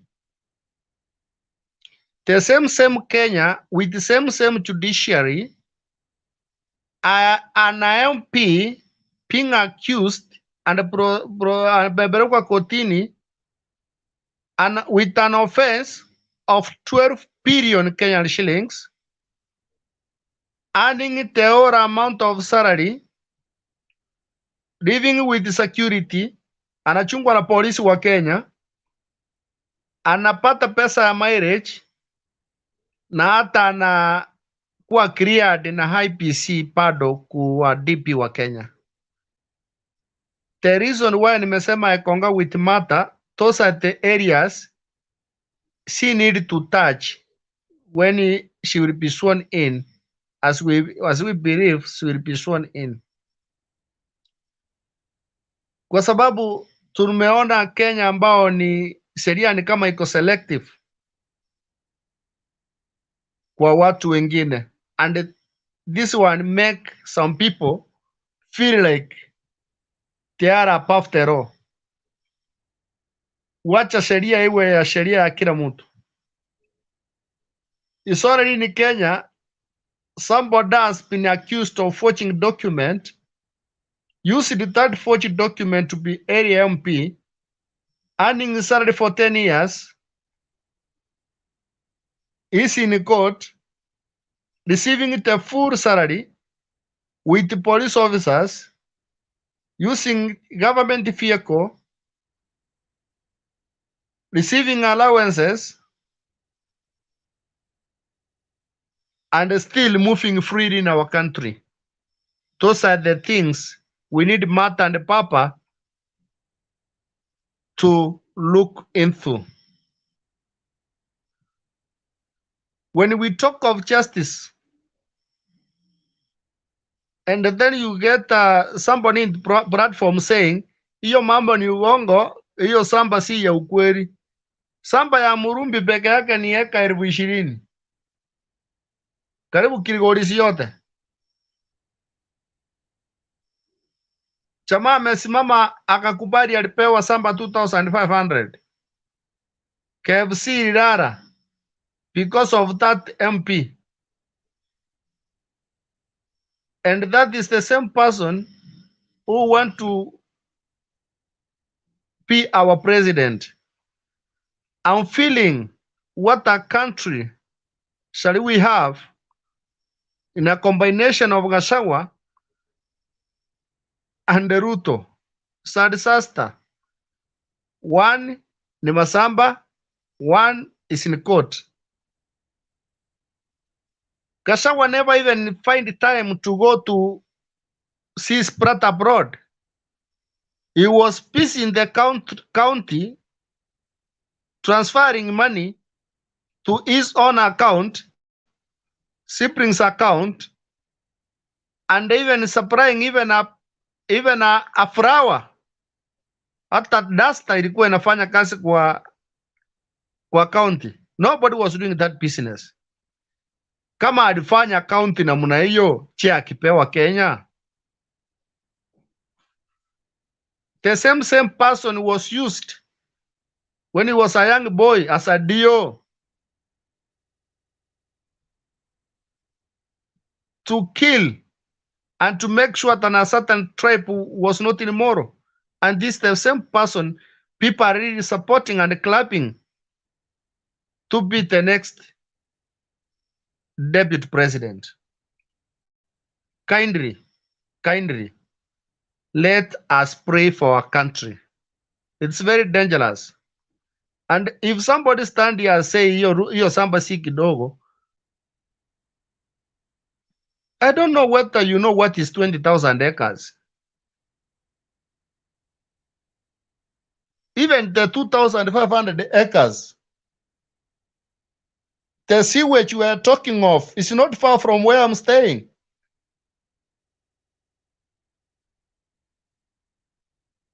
The tear gases. Alafu mnatuambia Ruto alituomba msamaha. Alituomba msamaha gani? Msamaha ingekuja achukue samba, arudishe title kule, aseme hii vitu mimi naomba msamaha, nimekuwa kwa hii samba, ng'ombe zangu zimekuwa hapa, wale watu waona masamba, nimeomba kamati ichunguse watu wale wako wararaoe, wakucha wakati hii samba kama ni kwota. Hapa tungeona kweli mtu ni mwaminifu. Lakini kusema nimeomba rais msamaha, in 30 minutes umeingia ndege huko Mombasa, umeanza kusema vile utafanya samba vile ameshindwa kazi. You are not sincere. And we know you are not sincere. We know with Gashawa, even if you win this election, I don't see whether somebody will be a mad person and they give you a sword. Akupe uongozi Kenya. No, you will take utatupeleka Indian Ocean wewe. So, we are not really dismissing Ruto supporters, but please argue, be genuine with your arguments. Don't just argue because you love him. You are entitled to love him, but argue with honesty. When you tell us hiyo samba si kidogo vile mnasema, tumedanganya wapi? Ya Murumbi umeambiwa ni 20, ya Waititu umeambiwa sini ngapi? Hapa kwa Manini umeambiwa hii ya Ndega hapa mahali kuna hoteli imejua mambo mingi tunajua alisupply towel kwa dams. Na mimi nikilima huko kisima kwetu hata hatutumiangi hata handkerchief, lakini hii ya damu si ya Kimwareri walitumia mattress, sijui kama walikuwa wanalima wakirara. Na umesimama kwa Wakenya umesema it was only 7 billion and you want us, it was only, you quote the word only, and we have some counties in Kenya receiving 7 billion per year. That's where they get their salary and all a budget of 1 year. But somebody saying it was 7 billion only, and you want us to trust that person tumpatie Kenya. And I agree that we have the best president we have never had, called Uhuru Muigai Kenyatta. Amevumilia, because in the future we need answers. We need to be told where the Eurobond went. We need to be told how these ports of Kenya Power are being supplied. We need to be told somebody who tampered with the Kenya Power, where these billions went to, whose account are there, what this guy called this Kateri did. We need to be told what happened on Kenya Meat. Nini wanachesi wanachunga pale. We need to be told nini Songa alifanya ndiye akafuguswa kwa sababu ya kupeana prime land to somebody. We need to be told where do you get this money very fast, buying 680 and around 4 serious hotels around the country. We need to be told the amount of money you have been using during your rallies. We need to be told how much money that your wife has been receiving in terms of supplying government. We need to be told the all of vehicles which were used with KNTC, who was the supplier of those vehicles, how much were those cars were being paid per day, who was fueling those cars, where did the fuel come from? Those are the answers we are seeking, Martha Karua, to make sure that we have been answered. We are not going to take anything for granted. We need the American Kenya. We need the Kenyan America. We need Kenya whereby everything should be told face to face. We don't need to argue here ati tuseme kwa sababu I'm supporting somebody ni muimbie ni mupigie makofi because I'm just a support of him or her. No, that's not genuine. And I believe on this platform, no need of even supporting such a person and giving somebody airtime to keep on cheating and making allegations which are not making sense. I concur with Serena when he was colliding with that man. You see, now he has disappeared. He should be here and tell us that's exactly what he meant. I also want to talk about the Jumwa and just use 1 second by saying Jumwa and Kingi, I love what they are doing. In fact, they should continue doing that because that is our mileage. We should celebrate what they are doing. Wacha hata warusa hata mawe mmoja hata ngotoa viatu waruse mwingine. And then we are asking EACC to look at the integrity of these people, because that is in order for a leader to use a peaceful word in the front of their supporters. Sasa kama wewe ni papa unaongea vibaya kwa watoto wako, what do you expect hao watoto waongee? Last about Trans Nzoia, that is what we expect. We expect such a tsunami, and we are expecting a serious tsunami on 90th during our swearing on our Papa. This will be the first president to be sworn in presence of over 100 presidents, over more than 10 presidents from European Union. This will be the first president tutasimamisha magari wiki mzima to swear in to create a chance for some people to stand on. Watakuwa watu wengi sana, ile Nyacha alikuwa anasema na 40 people. Watu wengi sana wenye wachaoonekana. Thank you, Bernard, and I beg to end there. Thank you. Thank you, Honorable Bundi. We appreciate that. Let's keep talking, but tolerate one another, ensure that we are making Kenya a better place, and make wise decision come August 9th, 2022. Ukichagua siasa mbaya, maisha mbaya. Mzee Moi alikuwa anasema, ukichagua kiongozi ambaye ni mbaya, usilalamike wakati mateso inaanza kuongezeka. Ni wewe ulimpatia ruhusa na mamlaka ya kukutesa. Kama utaki mateso, usichague yule mtu anaweza kukutesa hivi akikutumia vibaya. Bantu Warrior, karibu tafadhali, tusonge mbio tukienda. Asante sana Bwana Bernard. Tumesikia wengi sana, na nchi yetu kama vile tunaona inaenda chini, lakini tunashukuru sana Mwenyezi Mungu ametuletea baba na mama hivi sasa. Ni tofauti kama hao viongozi wengine waliopita. Safari hii kweli tuko na baba na tuko na mama, na wako tayari wamejitolea, na sifa zao ni sifa nzuri, hatuna wasiwasi na wao kabisa. Na hao wengine vijana wanakuja hapa wanatumwa, hawa ni bloggers, kila siku wanakuja wengine wamewekewa list waje watusumbue sisi hapa, watutoe katika mazungumzo yetu, waharibu hii platform yetu. Kwa hivyo kama vile nakumbuka Mama Selina anasema, we are not going to be nice to them anymore. We are not going to tolerate what they are saying here. Wanaharibu hapa, wanakuja wanachafua wananchi kuelezea mambo ambayo si ukweli, ni uongo mtupu, na wana defend wakora.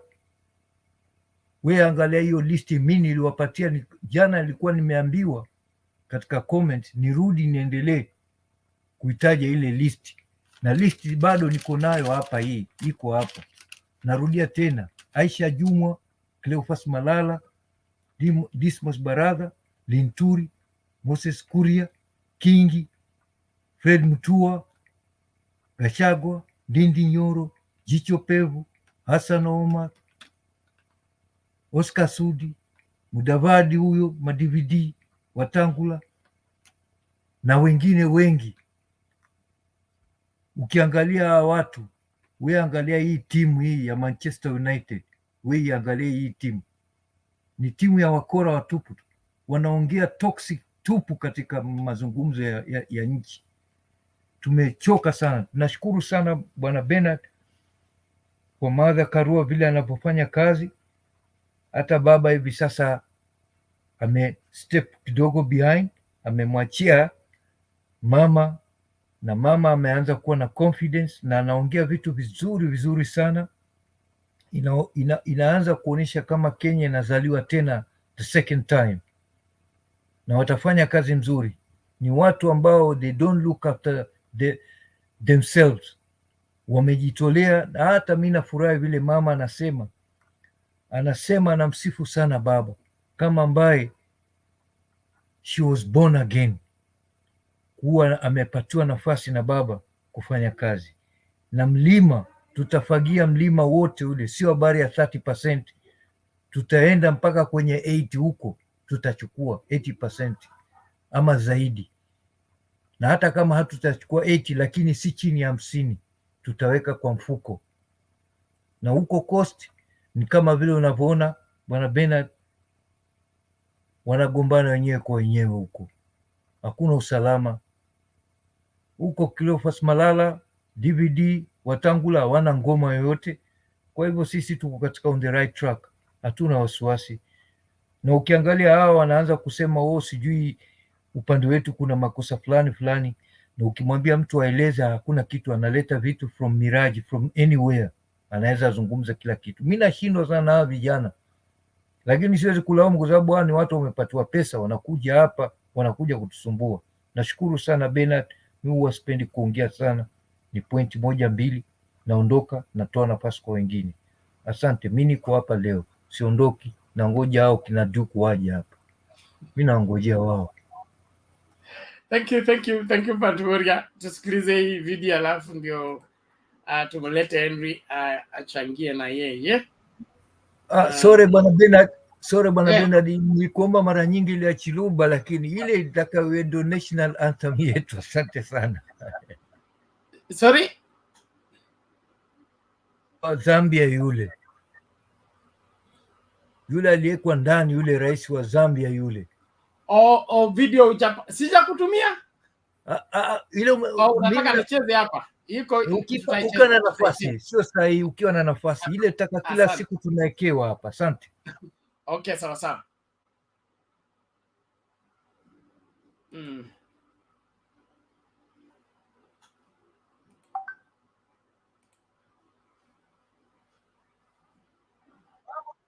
Wa hapa Bungoma, na hiyo mambo wilbaro ililetwa na gavana ya zamani ya Bungoma anaitwa Lusaka, ambaye alileta wilbaro ambaye haijulikani, ambaye ziliuzwa kwa shilingi 1,100 wilbaro moja na 1,120, na yule mtu alisupply hizo wilbaro ilikuwa Gachagua ndio alisupply hiyo wilbaro kwa county ya Bungoma. Ndio sasa hiyo wizi ndio ilizaa mambo ya wilbaro.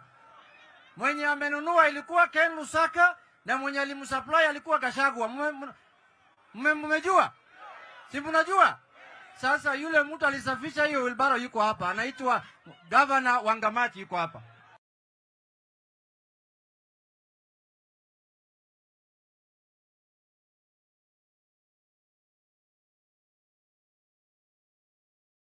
Hiyo ni kuongwa. Hapa amegongwa. Hapa sijui kama atachipu nini. Hapa inakuwa ni mimi ningesima simu. Hiyo ni serious. Kumbe historia ya wilbaro iko na safari mrefu. Kuna mali yansia. Ni Bungoma. Bungoma tuko juu. And it's true, but ni Gachagua alikuwa na supply, ndiye alikuwa supplier ya Lusaka na Nyeri, na alikuwa na around 14 counties. Ipe ni Kisii county. Hata Ongwa, hata kama anasunguka na Raila, hiyo huyu atasugumwa na Simba Arati, lazima tusugume yeye. Haimaanishi pia ukiwa karibu na Raila wewe ni msafi, hapana. Sawa. Henry Stanley, uko ready?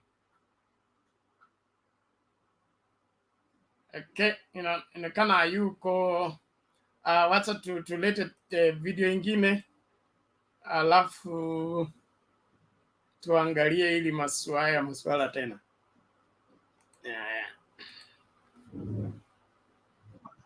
Ni matapeli. Wanatapeli watu wa Mombasa hii. Eti poti inataka kuhamishwa iende Naivasha.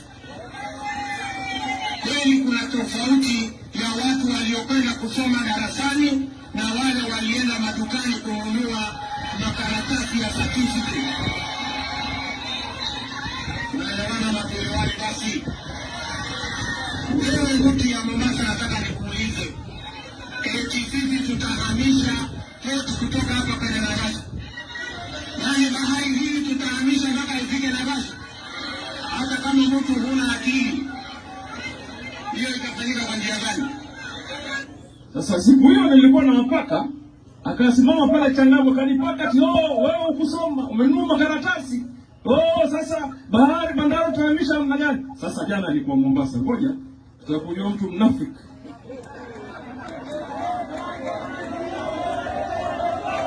Msikize jana Mombasa sasa. Iko wapi video? Sikize. Hiyo reli ndio litafungua Mombasa hii na tutairudisha. Ile poti wameipeleka mpaka kule Naivasha, tutairudisha irudi hapa Mombasa na ifaidi watu wa Mombasa. Ni mtu huyu.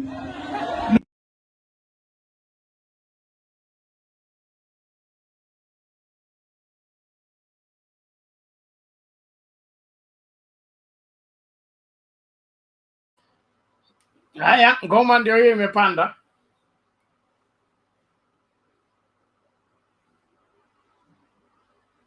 Nani atakuja? Mama Selina? Yes, Bernard.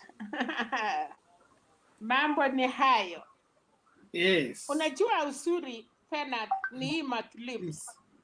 Unajua ukiongea people inakuwa recorded. Siku hizi hata ukienda kesi kotini wanaweka, unaangalia kando na kando, uwezi sema hapana. Na ndiye tunaomba viongozi yetu wachichunge. Double standard ni mbaya sana. Kama ulikuwa na watumia na wasikie kitu kama hiyo, wanatoroka na utalaumu watu. So we actually telling Kenyans ya kwamba hawa viongozi walituambia hakuna Wakenya wachinga, and it is true. Naona hiyo clip ni Joe aliletewa, kukua nayo. Alisentiwa vile watu wanakusentia. Wewe uonangi, wewe unakaa chini, watu wanaona hii ni ya muhimu, wacha nikupatie temba. Kwa nini Pena? Because anajua utatuwekea. So in these 2 months, people have already decided. Lakini kuna wave imekuwa kubwa sana yenye hatukukuwa nayo. Wave ya Central, kuna wave ya constituency ile niliwaambia. Hiyo wave imeleta mambo mingi sana. Penat, remember I say, wamama wakuwe wasuri, wapigie wase chakula. And I say these women wakuwe wasuri for these 2 months. Hata baba akifanya makosa, tunawasamea. Hata wakikuja nyumbani late, hatuna la kusema kwa sababu tunataka kutongoza hiyo kura wako naye. Mama ametuambia kura ni ya kutongoza. Hatuchukui kwa lazima. Hatukuti kwa mfuko ya msee na kupepa kura. Tunawapembeleza, alafu wanatupatia kura, vijana yetu, wasichana yetu. Unajua mama ndiye anapepa watu yote kwa boma. Mama anapepa baba, anapepa watoto. So kura imesaidia, and ni ukweli hatutaki round table. And Martha Karua anasema we want a march ile ya 202. So Kalonzo akiendelea kwa sababu ni handsome boy, lakini Wakamba wako ndani ya Azimio. So wacha tuache kijana yetu aringeringe kidogo. Na niliona huko Western waliombea Mama Ngilu kiti. So tunataka kumwambia baba hiyo kiti ya Ukambani isipotee, wapatie Mama Ngilu ndiye nyumba ichae. Alafu our man, the suit man, atulie, tutamupenda tu, na kama kuna kasi ya nje atakuwa naenda vile mnasema ametumwa. But Bernard, wale takafanas walionywa na viongozi ya Ukambani, where are they? Where are the threats?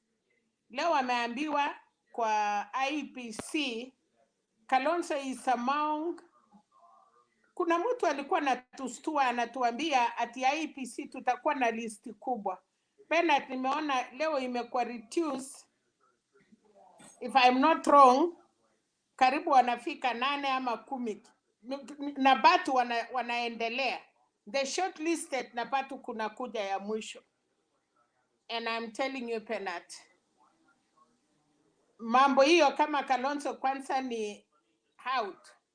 So akienda Kenya kwisha, sijui atapatiwa kiti gani. Kama Musalia earthquake imemukula, so I know this the last one atapatiwa nini, kwa sababu already nyumba imechengwa, kila kitu imewekwa, kitanda imewekwa.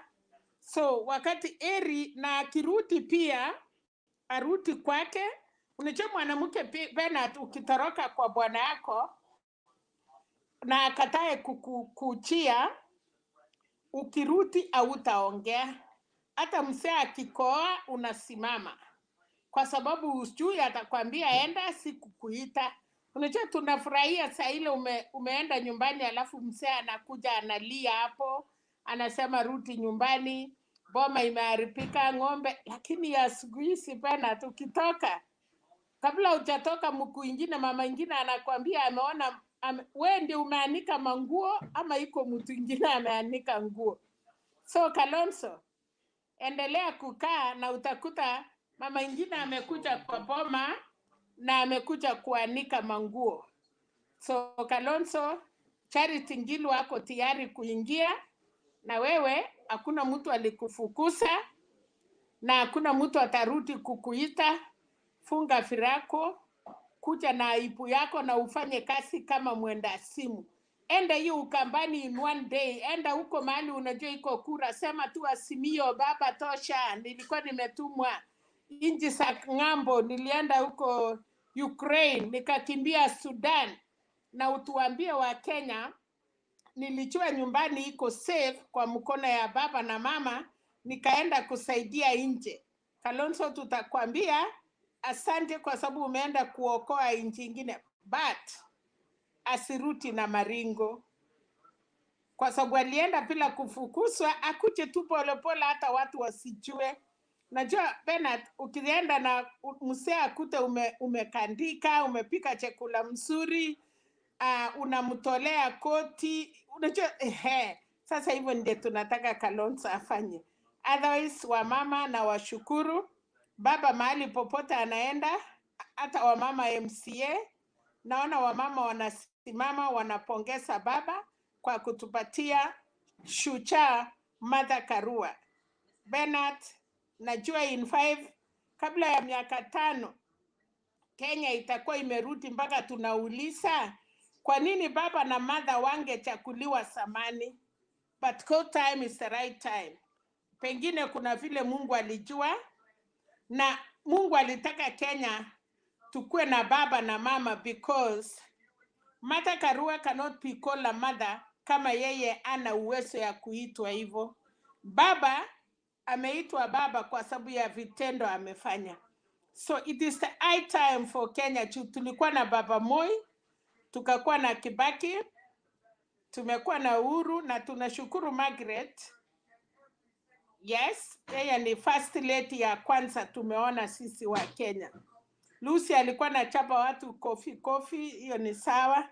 So this time round tuko na baba na mama wachunge nchi. Bernard, naona Alex, naona watu wako na maoni, wacha watuambie. But Nakuru Bernard, tomorrow tunatarajia Subukia mpaka Naivasha. We need that record. Kill, tunataka mutoke wote vile Nakuru wamefanya. Oh my God, Molo, Njoro, Nakuru town. Arama, nataka kumwambia tuko na kisiwawili, nafikiri watakubaliana. Tuko na Arama ya Jubilee na tuko na Daktari ni ya ODM, lakini najua watakuja pamoja. So Nakuru Town, Nakuru East na Nakuru West sasa imekuja kwetu. All councillors, na nashukuru mama kwa sababu anaomba kura ya Azimio. Mahali tuko na watu ya na Kenya, mtuangalilie, na tunasema chakuwa mtu mzuri. Otherwise, baba na mama nyumba ni pana. Bena atatulalamiki, ile kitu tunataka ni nyumba ya baba na mama ichae. Kusikue na nafasi. Na kusikue na wachumbe wachache, na kwa counties tunataka Lee Kinyanjui asikue na shida. Alafu Susan Kiika tunashukuru kwa sababu achapoteza, atakuwa maternity leave, akituchungia after 5 years she can come back, kwa sababu sahii Penat huwezi enda siasa na kuna mtu anatengenezwa njiani anakuja. He need a space. So nafikiri she was not serious. Kama angekuwa na serious angengojea, lakini kwa sababu ilikuwa hivyo, basi atakaa nyumbani atunge mtoto 5 years and then she will come back. Sawa, Mateo anasema hiyo ni fake news. Sijasema mtoto ni ya nani, kwa sababu yeye ameolewa na mtoto ni mama anajua baba. Hata bibi wa mama yote wanajua baba ya watoto yao. Kama baba ya mtoto yako hawezi nunua sabuni na sukari, unaenda kwa baba mwingine anamsaidia, lakini mtoto anafanana na anko. Tukisaa mtoto inakaa kama itakuwa imeenda huko kwa anko yetu, anafanana na anko yako ule alikufa zamani. Yeah, tunajua kutengeneza hiyo mambo. Sawa Penat. Mami wewe. Sawa. Thank you. Thank you mami. Thank you so much. Let's listen to Penat. Uliwacha saa ile mama ameketi chini na hapa ati wao wamepatia mama moja kazi kubwa, na kwa hivyo mambo ya akina mama imeshughulikiwa. Tunataka kuwaambia hivi, kama mnataka agenda ya wamama wote na empowerment ya mama wote, pigieni Kenya Kwanza. We believe in the empowerment of all the women of Kenya and not giving one woman a position of power.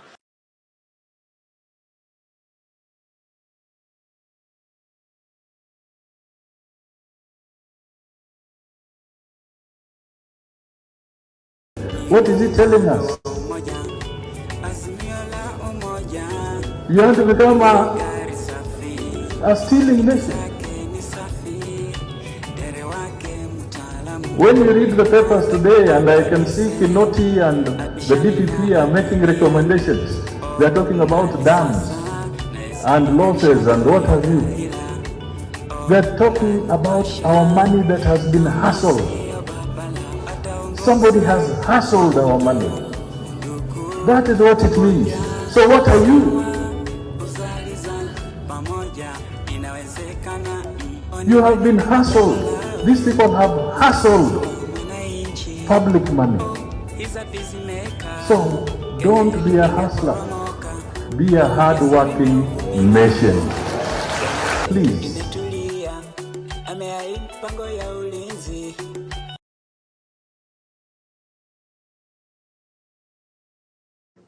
Wapi hapo tena Penat? Hapa ilikuwa kabla ya wokovu. Kabla ya earthquake. Ona sasa, yes. Kwa hivyo alijua chenye alikuwa nasema. Wow.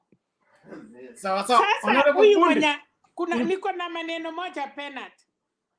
Kuna mtu anasema Azimio wamepatia kazi mama moja na Kenya Kwanza amepatia wa mama yote. Wanaweza kutuambia ni wa mama ngapi wamepatiwa viti ngapi? Kutoka president mpaka councillor, ama wa mama wamepatiwa viti gani? Najua wa mama wamepatiwa ile room 5 350. Yes, hiyo hakuna mtu atawanyang'anya. Hiyo ni yenyu, lakini uongozi tunataka leader, si wa mama. Martha Karua is not ni mama. Martha Karua ni leader, ni kiongozi. But mwenye ameongea mama Martha Karua ama mama wa Simio leaders, they cannot take the space of room 350. Yes, Alex. Tofauti ya wamama na leaders ni mbili. Mama ya... Unajua Kindiki amesema lazima ufuate hii siasa vile iko. Nataka nikuanzishie saa hii alafu turudi nyuma. Kindiki anasaidia sisi sana na wewe unalalamika. Kindiki anasema sisi kama kuna wamama tumekosea ni moja tu, lakini hao wamekosea mama wengi. Kama hujasikia hiyo maneno. Umesikia hiyo maneno kweli? Kiswahili ilitupita, so nimeelewa, na uambie wa mama wengi waelewe. Na ulisikia ule mama akilia sana kuwa hatuwezi fanya nini usiku tena tufinywe mchana. Sasa Kindiki tu anarudi huko tu kutuambia hiyo maneno vile iko.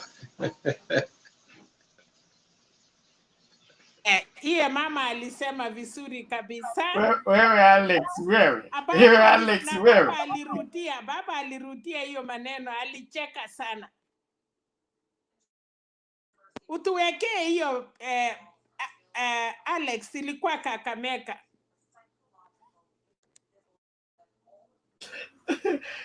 Sawa, na Alex ametoroka tena. Honorable Bundi, namna gani? Mzuri sana. Sasa hii kufinywa yani, anyway sitaki kuongea hiyo kwa sababu mama yetu yuko hapa. Wacha niongee, nitaongelea hiyo wakati hatakuwa. Wacha niweke heshima mbele. Wewe sema tu kwa sababu baba ilisemwa, baba akisikia, na hiyo ndiye kasi ya wamama ya room 350. So wewe sema tu ndiye wamama wajue, wakuwe viongozi, wasikue hiyo. Yeah, I just want to put it this way. One moment.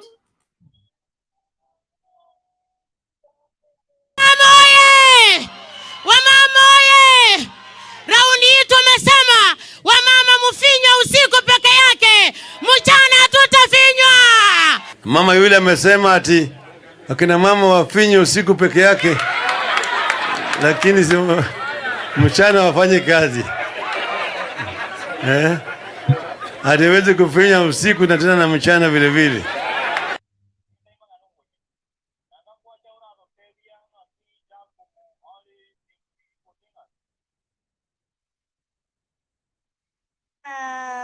Pena, tumesikia hiyo maneno. Haya basi, Bundi sasa useme. Patia mwingine kidogo alafu mimi nakuja. Okay, thank you. Yeah, sasa no, it's me. Yeah. Bernard, unajua wamama wanafanya mambo mingi sana. Kazi ni mingi wanafanya in terms of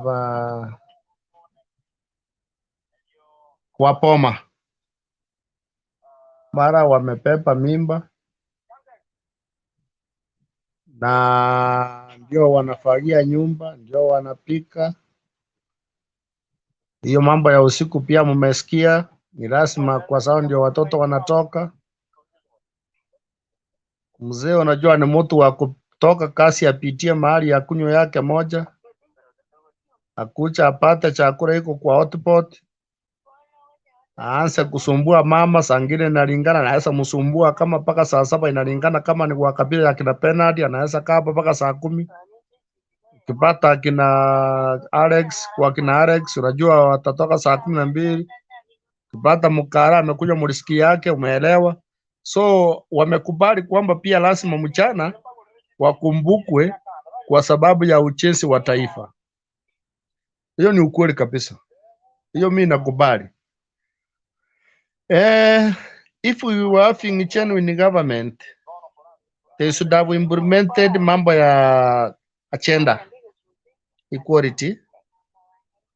hiyo kitu saa hii hatungekuwa na vita, and that is one of agendas we need Papa to look into. Mimi napenda wamama kwa sababu hata vile mimi niko hivi, wasasi wengi tunasema afadhali mzee niondoke, mama apaki, kwa sababu poma ambao inapaki na mama sana sana watoto wanafaulu wale ambao wamepaki kama mayatima, lakini baba akibaki nyuma huwa most of time tunajisahau. Ni kuoa tu. Mama anaweza kaa bila kuleta mwanaume hapo kwa hiyo poma mpaka watoto wasome, na ile shilingi kidogo kama sangine ni kazi alikuwa anafanya amepewa, ata make sure ame utilize that small amount kwa watoto mpaka watoto wamesoma. Kwa hivyo wamama ni watu wa muhimu sana kwa society. When Kindiki is talking, let him think whether, I don't know, kama ako na mama, kama ako na auntie, ajaribu kuangalia pale kwao nyumbani. Amefukuza yake. Ana bibi. Mukale.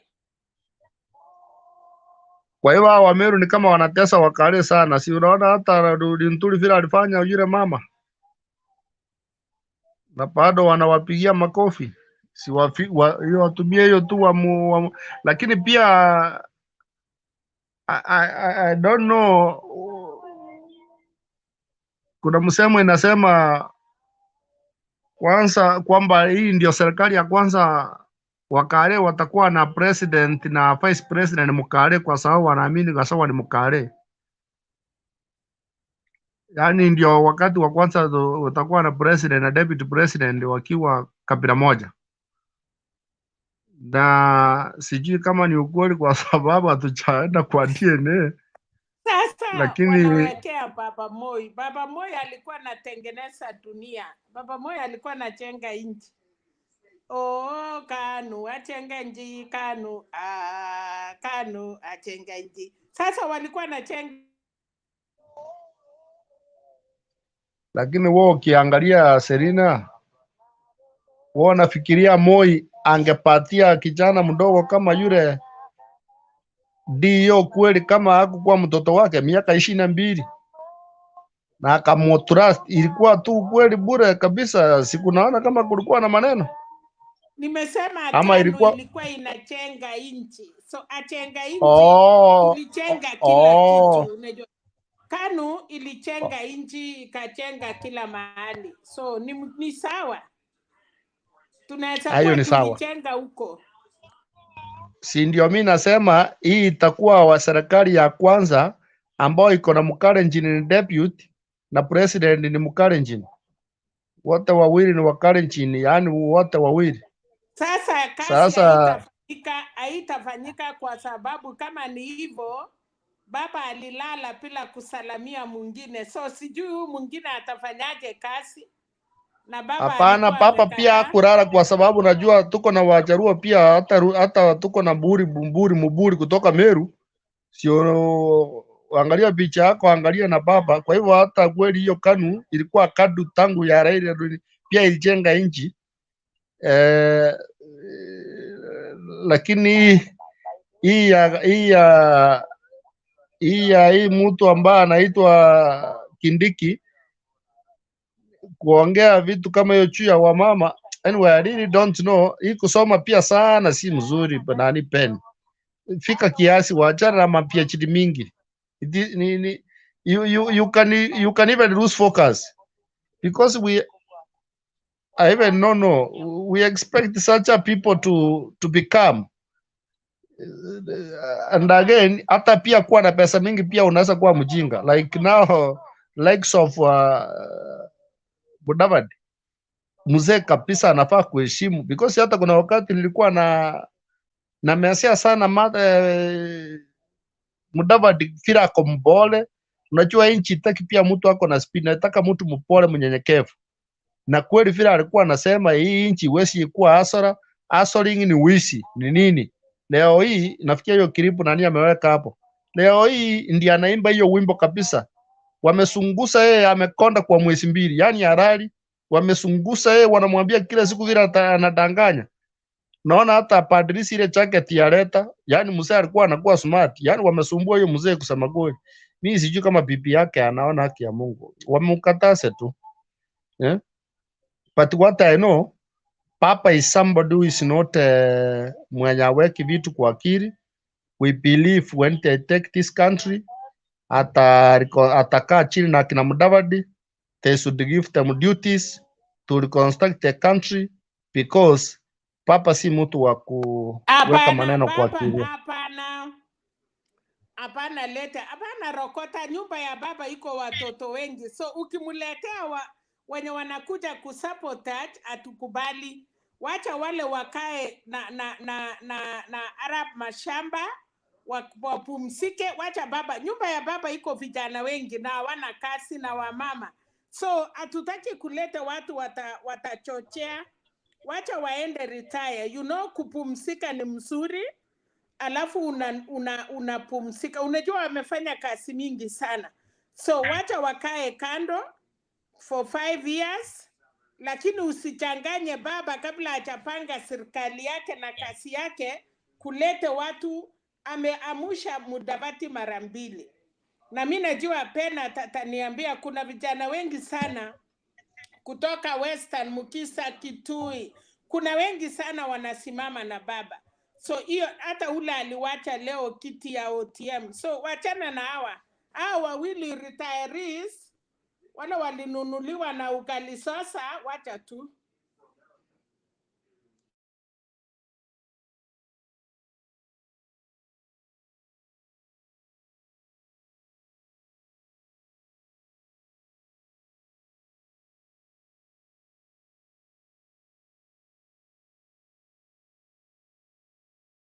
Hey, Bernard, Okay. Sorry. Thank you. There is a video I'm working on that is coming. Oh, Bwana Bundi, umemaliza? Maggie, we can't see your face. Jennifer, kamera imeenda wapi? Nimemaliza kwa kuambia dada yangu kwamba Azimio la Umoja inamaanisha ya kwamba is to bring everybody on board. It doesn't matter when you are opposition, you will not be accommodated. You can, sio lazima wapewe kazi, but you can accommodated to be one of the advisors. Ni vitu mingi sana unaweza fanya kule, hako na masuri yake, na we know is Peter in one way or another. So Azimio la Umoja, hata Ruto pia akitujoin pia tutamwambia wacha hii, rudisha masamba, wewe unaweza kuwa mtu mzuri na anaweza kuwa na future. So Azimio la Umoja ni umoja, kuazimia maumoja. Is not to reduce anybody from whoever want to join the government. Mtu yule ni mpenda amani. Angalia mambo ya Moi alifanya, lakini at the end of the day kabla Moi alikufa, Raila ndio alikuwa mtu wala ambao walikuwa wanaruhusiwa kuona mzee Moi. Kwa hivyo mimi nitapenda hiyo umoja iendelee, kwa sababu we need a peaceful and one Kenya which is being accommodated with everybody. I don't support him to reduce anybody. Even if we cannot give any work, let him sit with everybody. Siasa ni siasa, ikiisha you will see these people sitting together. Thank you. Thank you, Honorable Bundi. It's not even an issue of employment. It's an issue of putting our resources to use. One of the things that the NASA group was advocating for, CORD and NASA, was national dialogue. Okay, if we had this national dialogue when it was being called upon, we wouldn't have ended where we ended up in 2017. That is when all Kenyans come on the same table and begin to discuss Agenda Kenya. The country moves forward. But this business of we are the ones who are in power, we are the ones that won, we are the ones that must decide, and in the process, we destroy the country. So if there is somebody who can deliver, and like, for example, when Olelenku was shaky with the interior docket, the Jubilee government had to reach out to get Ngaiseri to come and introduce order and help rescue the country, despite the fact that he was an ODM member of parliament. So we need to have a working nation, and a working nation means if what I have is the solution for this country, you reach out to me or find a means of deploying my gift so that that gift can help the country.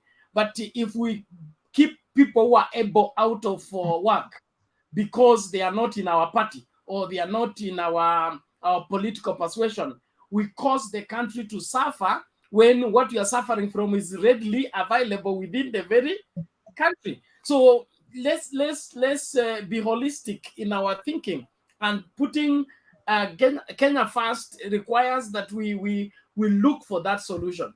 Where can we get an investor to put Marsabit to use, to put Turkana to use, to put the hyacinth, is it the hyacinth in Lake Victoria, to use, so that we can have everything within the country producing what is necessary for the country to move forward. Lakini tangu ukoloni tunalinda inji kinyume na wananchi, okay? Tunasema hatuwezi peleka damu ya stima kwa River Yala kwa sababu huko Jaramogi anaweza kuamka asubuhi asime stima. So, katika hiyo hali tuko na maji mingi River Yala, tunapeleka nini damu wapi? Tana River ambayo ni seasonal river. So kila mara hakuna stima, hakuna maji ya kutosha, the dam, the water is low because we have excess this way and we have limited resources this way. We can't put the excess resources to use simply because haiko kwa region yetu ama haiko kwa chama yetu. So kama inji lazima tu supersede vyama na tuanze kuangalia nani ambaye anaweza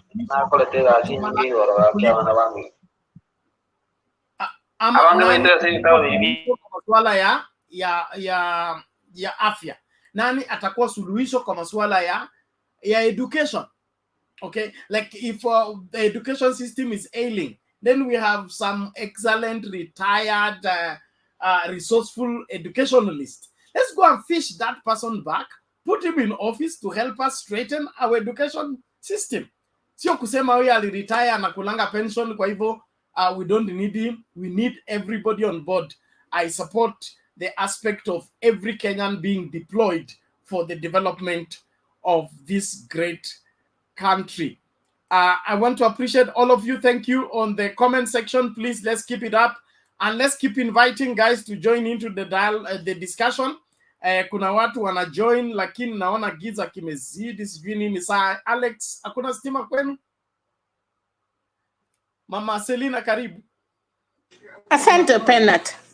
I like what you say. Lakini wacha nirudi vile mama Martha alisema. Watoto ni wengi kwa boma yako.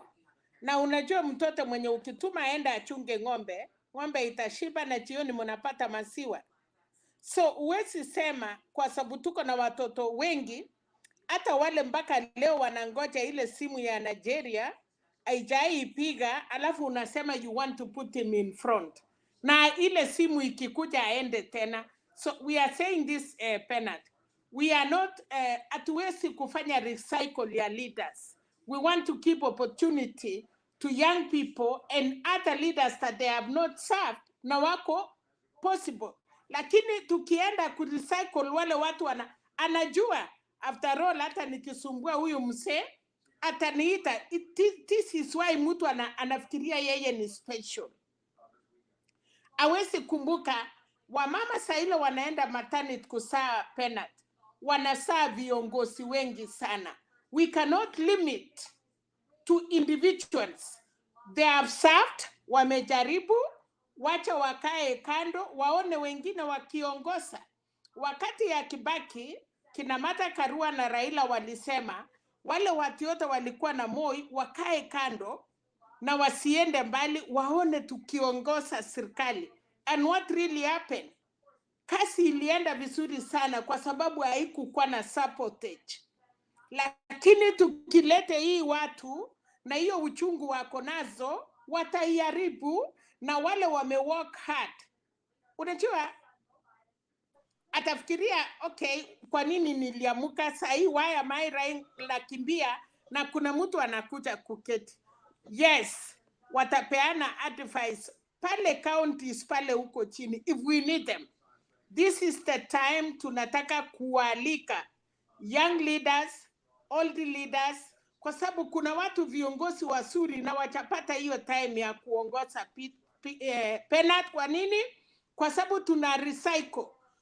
Mzee ako na 70 years, hautaki ya retire, na kuna kijana ako na PhD, na akienda kuomba kazi, unamwambia tunataka experience ya 5 years, na uchampatia kazi.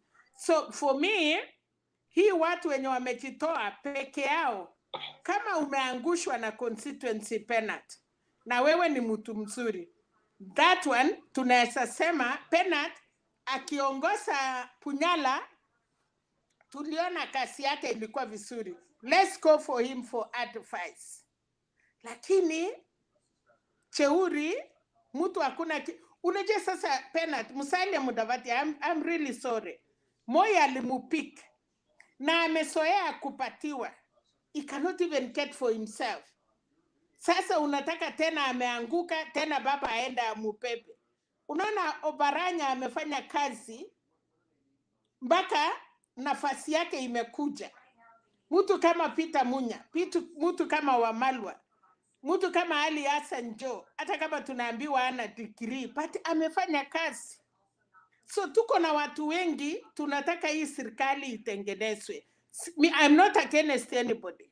Lakini tunasema kaa kando kwanza, ona vile nchi inatengenezwa.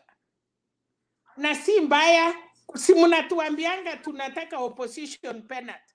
So why do you want to bring all these people? Nani wataangalia oversight? So let them be there, wacha watu wafanye kazi. Martha Karua alisema leo asubuhi, aliambia Law Society of Kenya, I've been part of you, but mufanye check and balancing. Nikifanya makosa ama nikienda kando munirudishe. Akasema akienda nyumbani hawezi lala, atafikiria. And that is what we want. Hakuwaambia kwa sababu nimekuwa na nyinyi mkuje tufanye ufisadi. La asha. Amewaambia kila mtu, hata mfanyikazi, penda nchi yako. Hiyo kitu umepatiwa, work for it. So let's go like that. Wacha hao watu wakue watatusaidia kutuangalia mali tumeenda kombo, wanaturekebisha. Even you in this Mutembei TV, I'm hoping after tarehe 9 mwezi wa 8, this TV itakuwa inarekebisha. Sahi wewe ni Azimio, all of us we are Azimio, but when it comes tarehe 10 mwezi wa 8, urafiki yetu ama darling zetu tutakuwa tumeweka kando.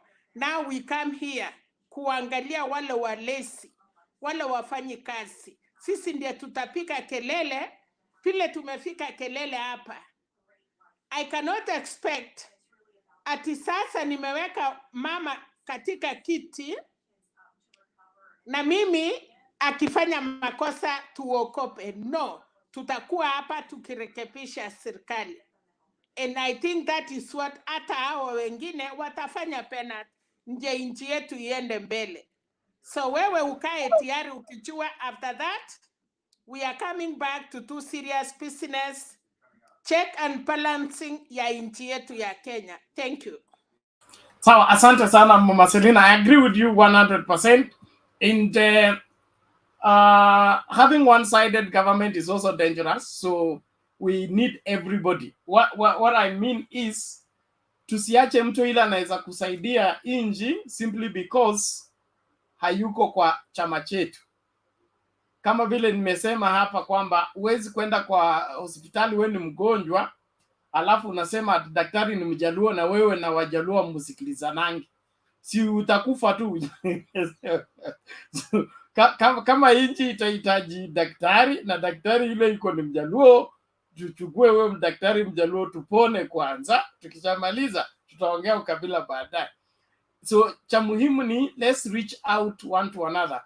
one of the things that has held this country hostage ni kuwa na wale, kwa mfano tuko na mtu tunajua anaweza, okay, kusimamia masuala ya health na I straighten vizuri, atoe hii corruption yote, hospitali zikuwe na dawa. We know that person, but what happens is we go and surround that place, make sure that person does not get into the office, because akikuja atascuttle our cartels, atuta supply zile machoka tuna supply tukisema ni panel.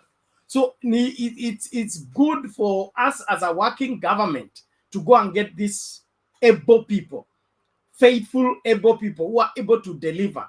Na inji ikisha anza ku take off, it will be so easy to take off because we have people who are working.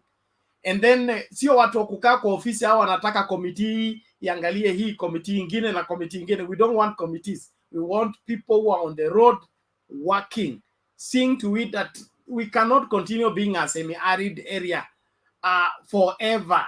This semi-arid area can be changed into productive land. We are talking about idle land in the coast. When we have land that can be put on irrigation without all this looking for absentee landlord and paying them money and all that, we can make this country great if everybody works. So the Azimio government, which I believe will be the next government, let it be a working government, not a place where everybody has gathered for picnic. Naomba tusikilize Mama Karua kidogo alafu tulete Megi. Megi upo?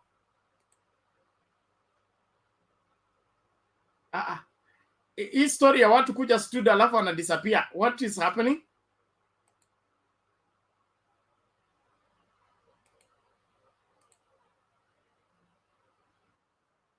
The citizens. An overwhelming win can overrun all issues. But also personal responsibility. Why are we talking about governance? It's not just those in government. I am again talking to our professionals, to civil servants. This is your country. Don't be at war with your country. When you do things the way they are not supposed to be done, you are at war with your country. As an electoral officer, when you help manipulate the electoral process and abuse it, you are at war with your own country.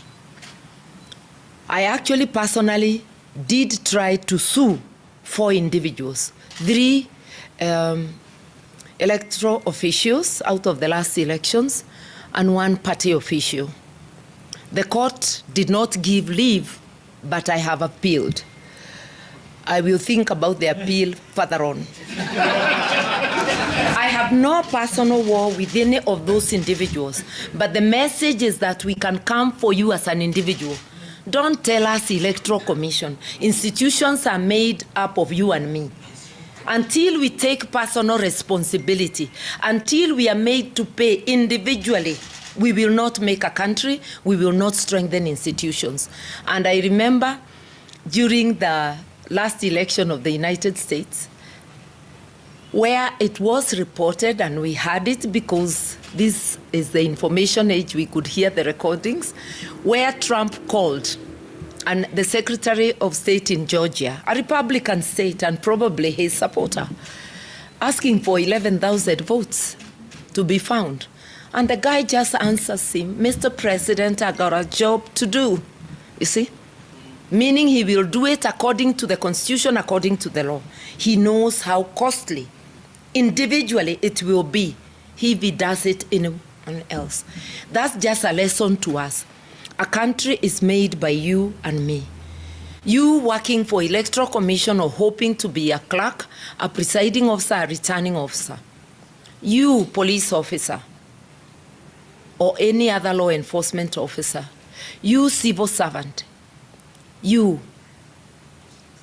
principal secretary or CS. It's you personally. It's not that ministry you're working for, it's not that institution. It's you personally we must get. And that's the message. We are now appealing this electoral season. All those who are going to be engaged in the elections, kindly, love your country enough to do the right thing. Love yourself and your country, because if You brew chaos, they will also come to you. We need a healthy country, and God has granted us a most beautiful country, a resilient country, a resilient people. We just need to take this, run with it, and make a beautiful country for ourselves.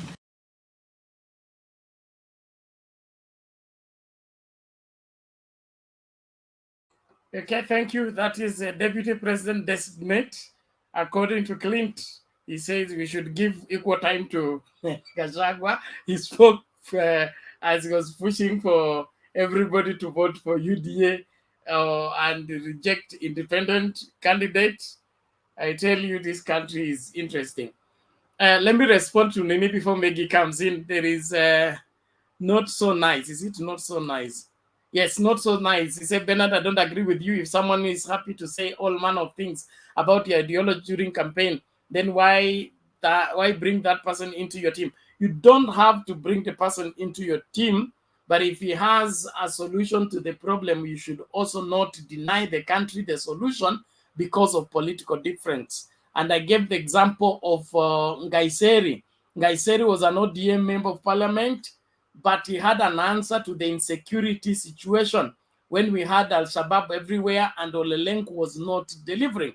So he came in and reintroduced order, and the country's security situation was arrested.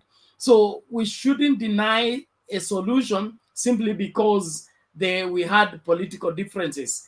And that is what even Martha is talking about, us being patriotic and loving our country enough, whereby we can forfeit our political parties' issues and focus on matters Kenya. When it matters Kenya, let's provide the service. If you are a civil servant, stay in that office serving Kenya as you serve Kenyans, not your political whatever supporters. If we do that, the country will take off. But if we are in to eat the country, to safeguard our political whatever ego, we will end up finishing the country and there will be nothing left for our children and our children's children. So let's differentiate between matters political, party affiliation, and matters country called Kenya. If we are going to hire technocrats from German to come and fix what and fix what, when we have those kind of people within the country, we are spending money unnecessarily. That money will be within circulation, like I think is it the Uhuru government or Kibaki government that came up with the seats for the parliament, said they were being imported. Now they are being made by inmates. Okay, inmates in committee or wherever.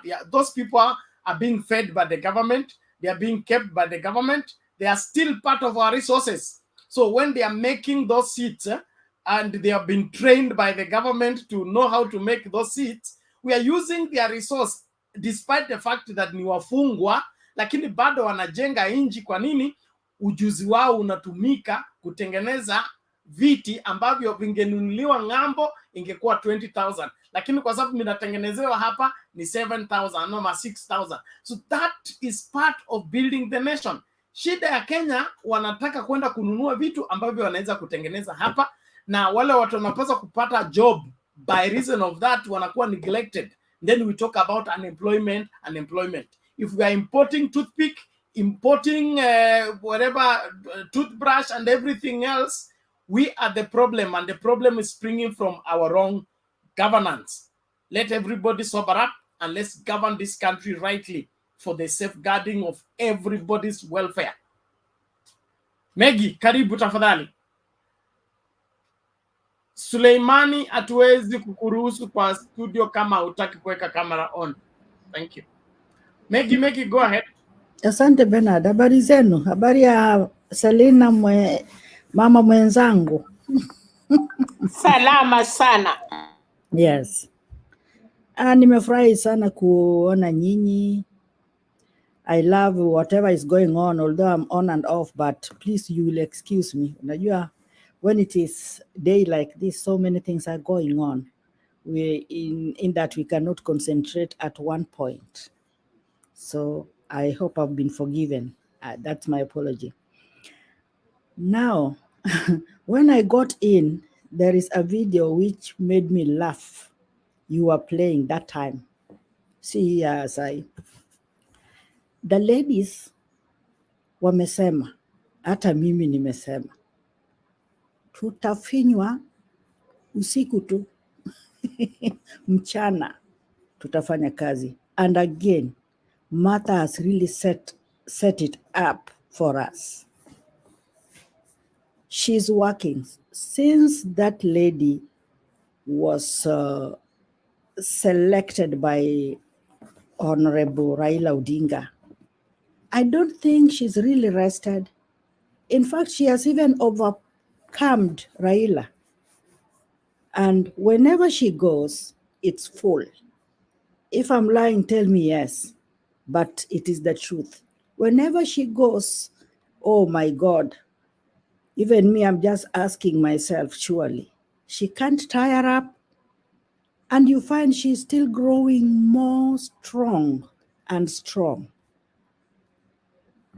Hii ni kumaanisha Kenya is getting into the right direction we really would have been thinking about.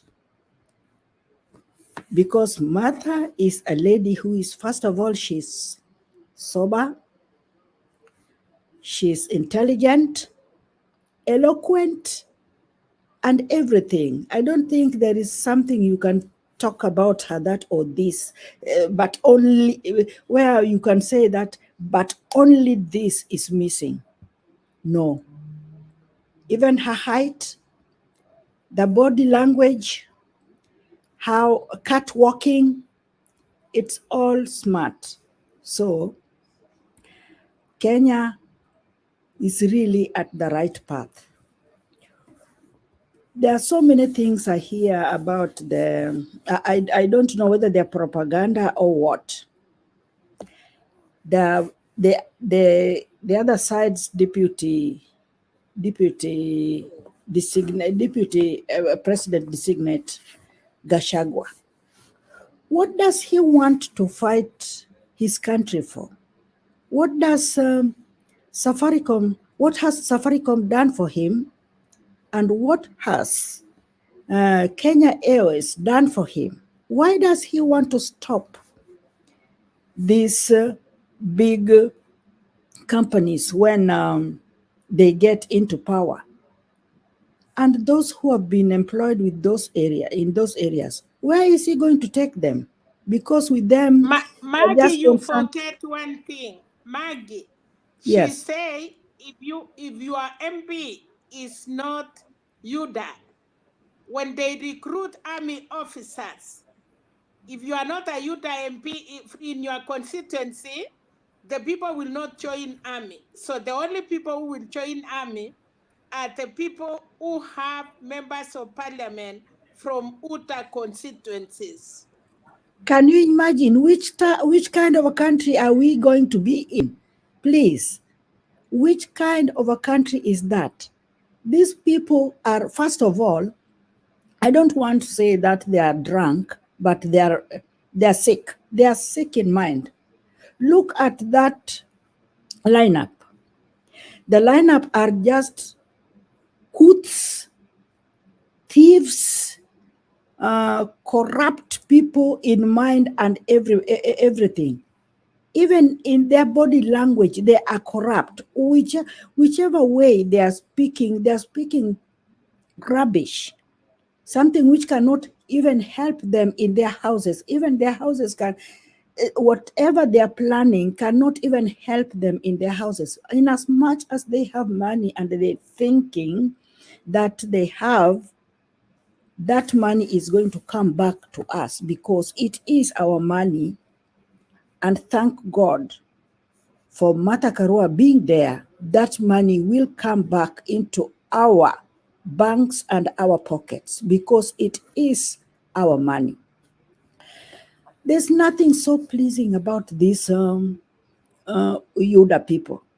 The Yuda people, they're just so much bitter about what we don't know and what we cannot even ask of what was it that happened. We don't know what happened, and we don't even want to know what happened, but they are not free enough to say. But the way they are behaving proves to you that they have so much in their mind to blame on Kenyans and on those who are not supporting their party. I had William Ruto, in fact, I was watching them on that prayer day, bringing fake, putting fake apologies. He's apologizing for what he doesn't know. He doesn't even know whom he was apologizing to. He's just said, in case I have wronged whoever I have wronged, and even me, if I've forgiven somebody whom I have wronged. Those are fake things. Mama Selena, if I have wronged you, I'll just come to you, Mama Selena, please forgive me. This such and such a day, tulipitiana hivi, please forgive me. But I can't just come to this panel that, oh, if whoever I've wronged in this panel, please forgive me. And then you go like that. What about the following day? He started with Matapeli and those things he has been saying about this other group. Do we think these apologies were genuine? They were not genuine, and I don't think these people are gonna be genuine by any means and in any day. These people are so corrupt in mind, and they're just more than confused. And I like it that when Martha was now appointed to be the Raila's running mate, I'm telling you, this thing really confused this other group called UDA. And they are more confused even at this moment. They don't even know what to do or where to go to or where to start from. They are just there and breaking the protocols here and there. The way Ruto was even breaking the protocol, calling Martha at a wrong time. He would have left it for maybe the president to do that, to recognize his people. He wanted to take the credit for that show, but actually he did not take. He could not take it because he didn't have anything concrete to take it about. So I'm happy somehow, but I'm not happy about what the UDA people are doing. But probably it's the propaganda, but I think it's the same. It's not, because this was gazetted where Chebukati, I don't know what is going to happen with him, because he's meeting this group secretly at night. And it is in the social media. So I don't know what is going to happen. I don't know how we could rescue it, and maybe God And that knows. is why Mother said today they Yeah. need to have a meeting with them, and he told them what exactly will happen. I think when Penat was giving us the clip, it did not start when Mother was walking and when he end up. So there is so much that it will come out. So I think when Bedan can get a starting point when Mother was going to speak until the last minute, you will Yeah. hear much about that. Oh, okay. Thank you very much. If it is Martha is on it and she's taking action, I'm happy. Okay, Bernard, let me stop from that point. Okay, thank you, Maggie. We appreciate it. Thank you so much for your submission. Let's keep the conversation going. Suleiman Mohamed, sasa. Ni poa, ni aje wazazi wangu, habari zenu? Tuko fiti, karibu sana. Asante, nimefurahi japokuwa nimejoin wakati wa usiku sana, lakini nimefurahi, nimeona conversation mzuri, ndo nikapendelea niingie kidogo. Unajua siku zote wanaodhulumu wa Kenya ni wenye kusimamia uchaguzi peke yake. Hakuna mtu mwingine anayedhulumu wa Kenya. Watu wanaamka masiku ya manane, wanakesha kwa vituo, wanaenda wanapiga kura, and the end of the time unachukua ile kura yako inapelekwa mahali ambapo wewe hukuhitaji ile mahali ifike. Mimi nimeenda kuvote Mama Selina, lakini end of the time Mama Selina hakupatiwa, amepatiwa mtu mwingine. Sasa hiyo ndio inaleta kuumiza wale wananchi na kuja kupata ule uongozi ambao haukustahiki kuwa Kenya. But the good thing now, Kenya, they need changes, and the changes is coming. The changes is coming. Unajua siwezi sema mimi na support Raila Odinga, lakini mimi nimesupport Raila Odinga kwa kumchagua Martha Karua. Martha Karua ni mama mwenye msimamo wa kisawasawa. Yaani ni mama, yani anajua kupeleka sheria inavyotakikana. Kwa sababu kama utakumbuka kuna wakati mmoja mwaka, ilikuwa hata sijazaliwa mwaka, lakini nimeona tu kwenye wakati zikisomwa hizi historia za Martha Karua, wakati aliondoka kwa mkutano wa Moi, rais mtukufu Moi hayati. Martha Karua aliacha mkutano ukiwa unaendelea na akaondoka, sijui ilikuwa ni Moi ama Kibaki, lakini kuna mmoja katika wawili hao aliacha hiyo meeting na akaondoka. Aliwacha mkutano kwa sababu Moi alikuwa constituency yake, akanyimwa kuongea. Martha Karua akasema, I'm the member of parliament na uwezi kuninyima niongeleshe watu yangu. So wakati alipitwa, she walk away. Kwa serikali ya Kibaki alikuwa Minister of Justice. So wakati alitoka Geneva in the morning, akakuta charges wanaambiwa apishwe. Martha Karua akasema the list of those charges, they are corrupt charges that they are not supposed to be sworn in.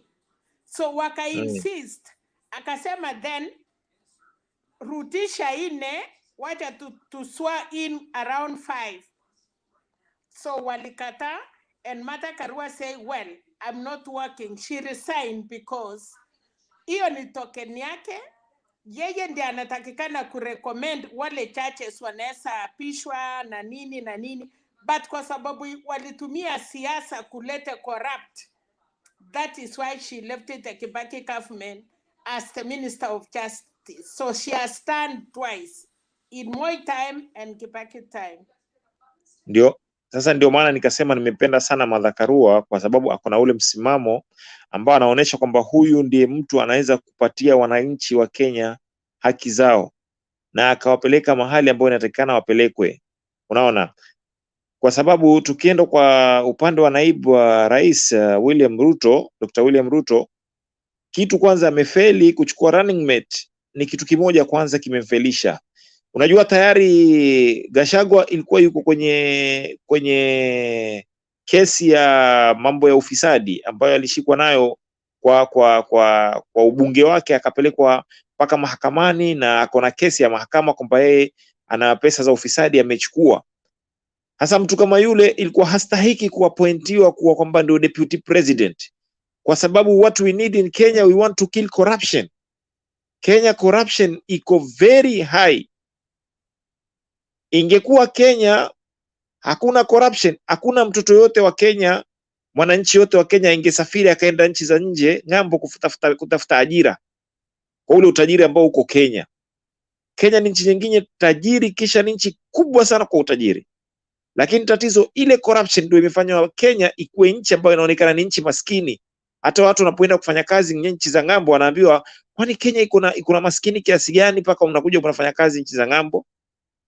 Na ukiangalia nchi za ng'ambo na zetu ni kubwa zaidi na mali iliyoko kwetu ni mengi zaidi.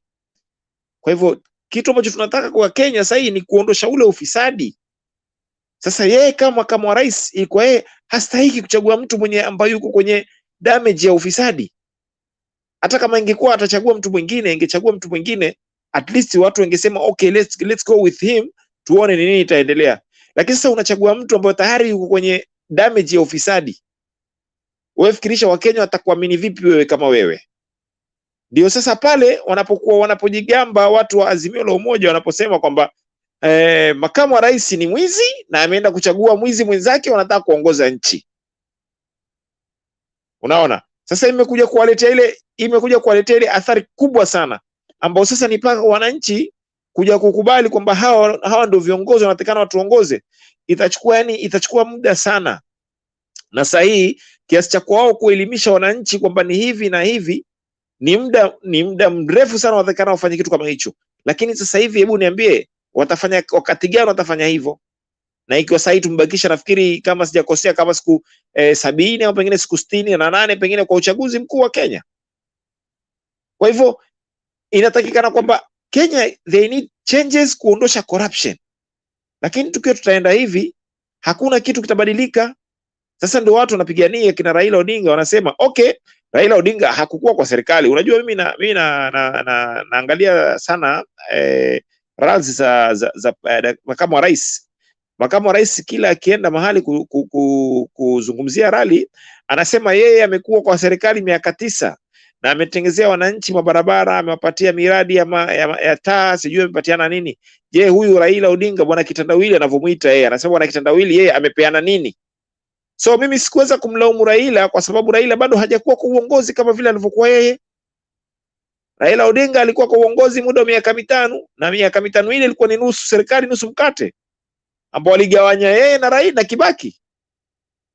Kwa hivyo hakukuwa na nguvu ya kusema kama vile na makamu wa rais anavyosema kwamba Raila amefanya nini. Yeye makamu wa rais ana haki sahihi ajiproud kwamba amefanya kazi miaka 9 ama miaka 10 na President Kenyatta, na wamefanyia wananchi miradi fulani. Lakini ukiangalia paka sasa hivi ni vile vile, na unapomwona kuenda kusema, kama nitakupa tu one example, walipokuwa wakizindua manifesto yao wakati wa yeye na President Kenyatta, walisema watahakikisha kila county imepata international stadium ambayo itakuwa ni stadium itakuwa inajulikana ni international. Hebu niambie, katika nchi ya Kenya paka sasa hii ni stadium ngapi? Ni nchi gani ambayo iko, ni county gani ambayo iko na international stadium? Ni county gani?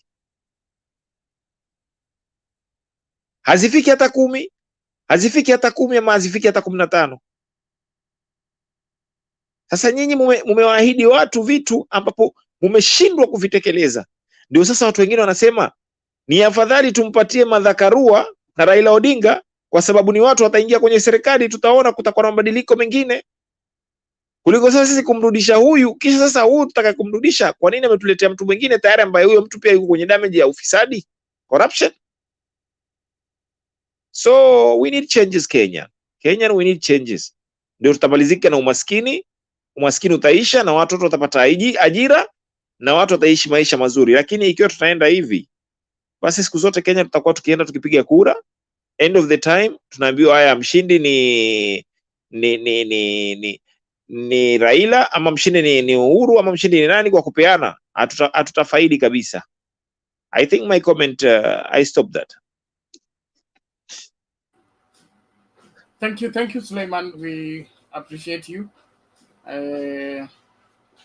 It's great we address our issues as a country and be able to save the day in making this country great. Alex and Kip, I have war against you today.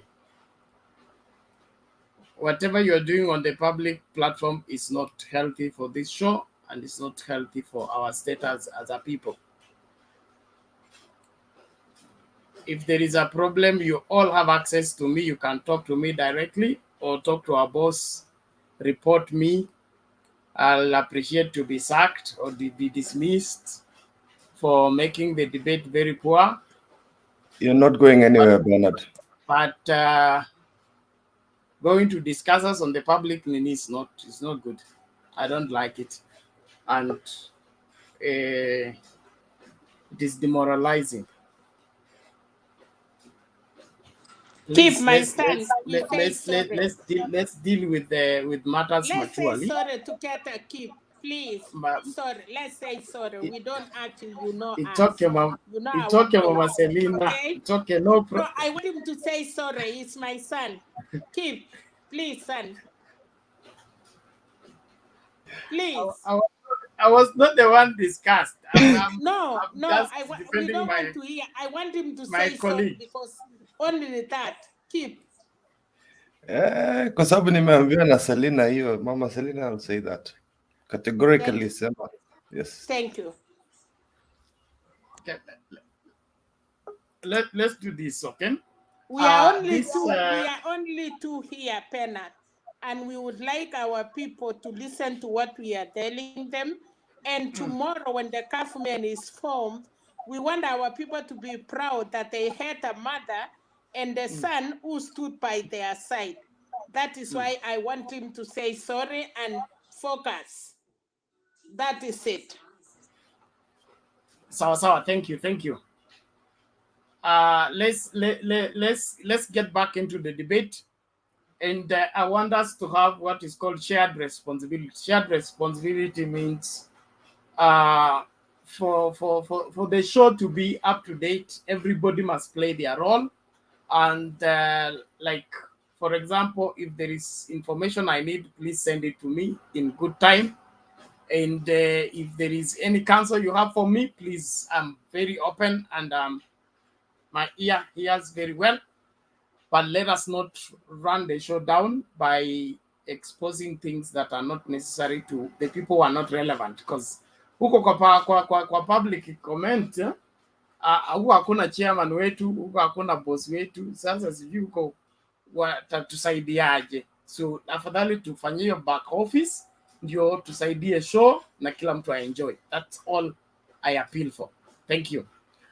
Bernard, I will come after 5 minutes, please. I want to speak with my wife. I will come after 5 minutes. It's okay, no problem. Thank you. Thank you very much. I appreciate it. Yes, PK. Naomba ni habari zenu. Naomba niongee kidogo tu kabla ya Kipril. Najua ameingia mbele yangu, manake sina muda mwingi sana. Inakuanga seniority. Unajua kuna seniority. Sawa, endelea. I think kuna kitu moja we are underestimating bwana huyu DP wetu.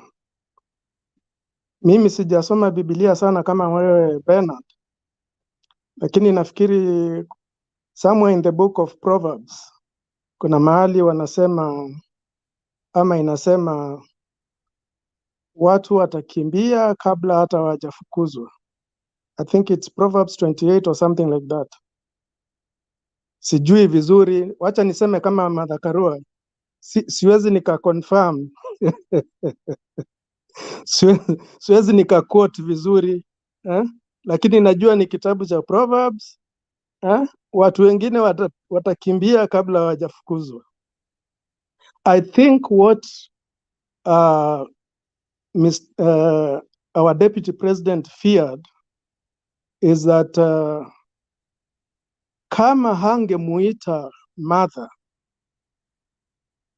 na iwe Uhuru akipatiwa nafasi amuite mother kuongea ama kusalimia watu, that would have been an endorsement.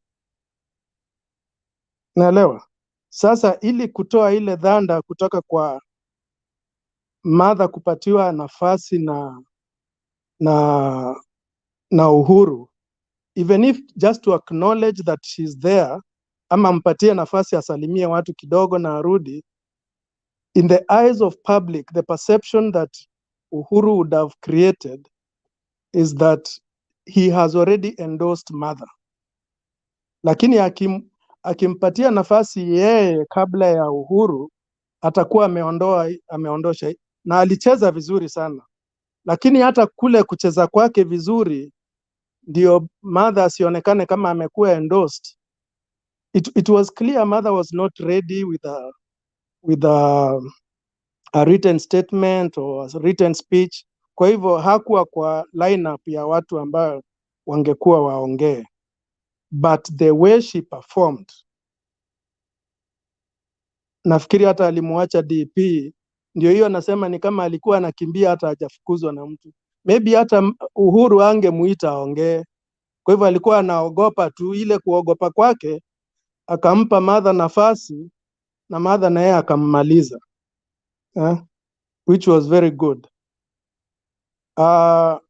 Kwa mkutano wa leo nikichangia kidogo, I think mother has already fired a warning shot. to people who are handling the elections.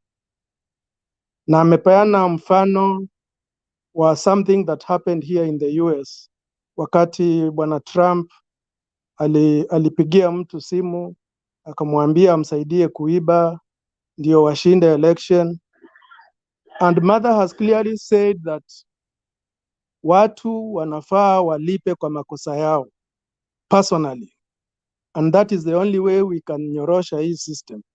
Kwa hivyo kama kuna watu wamezoea kuibia watu kura, and in my thinking he was warning one Chebukati, kama kuna makosa umefanya ama utafanya na sisi tuingie, ukuwe tayari kulipa.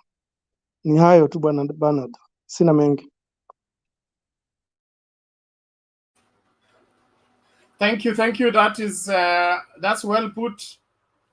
The scripture is Proverbs 28, you are right, verse 1. The wicked flee when no one pursues, but the righteous are as bold as a lion.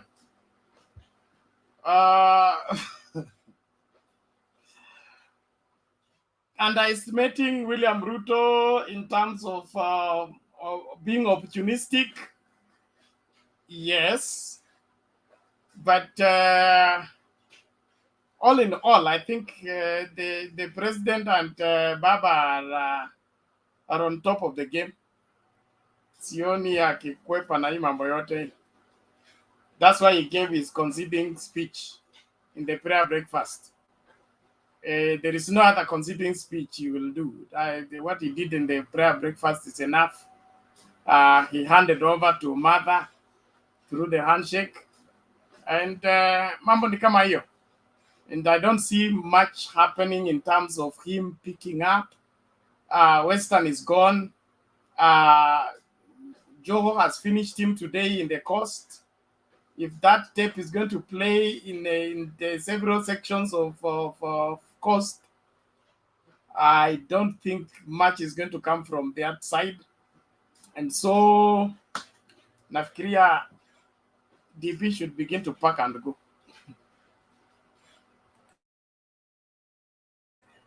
Yeah, very sorry. No, to say, something. Sorry. PK, you can comment before Kip comes in. I wanted to say the style that Joho used to play the tape. I think a few people here in Mutembei had suggested that kind of a system. Kuna mtu alikuja hapa akasema, kwa nini hawachezi hizi tapes kwa mikutano yao? And for me, what Joho did confirms that these people are listening to Mutembei, and what we speak here, a lot of things are picked, and the good ones that they are using, inamaanisha Mutembei is making an impact in this election. Asante. Asante sana. Thank you. Keep karibu. Okay, I'm going to be a bit cheeky now. Tunajua tuna quotingi Bibles hapa kama Ruto.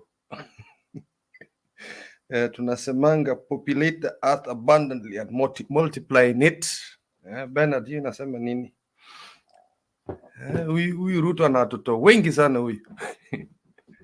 So huyu na hiyo ma 350 mama zile 350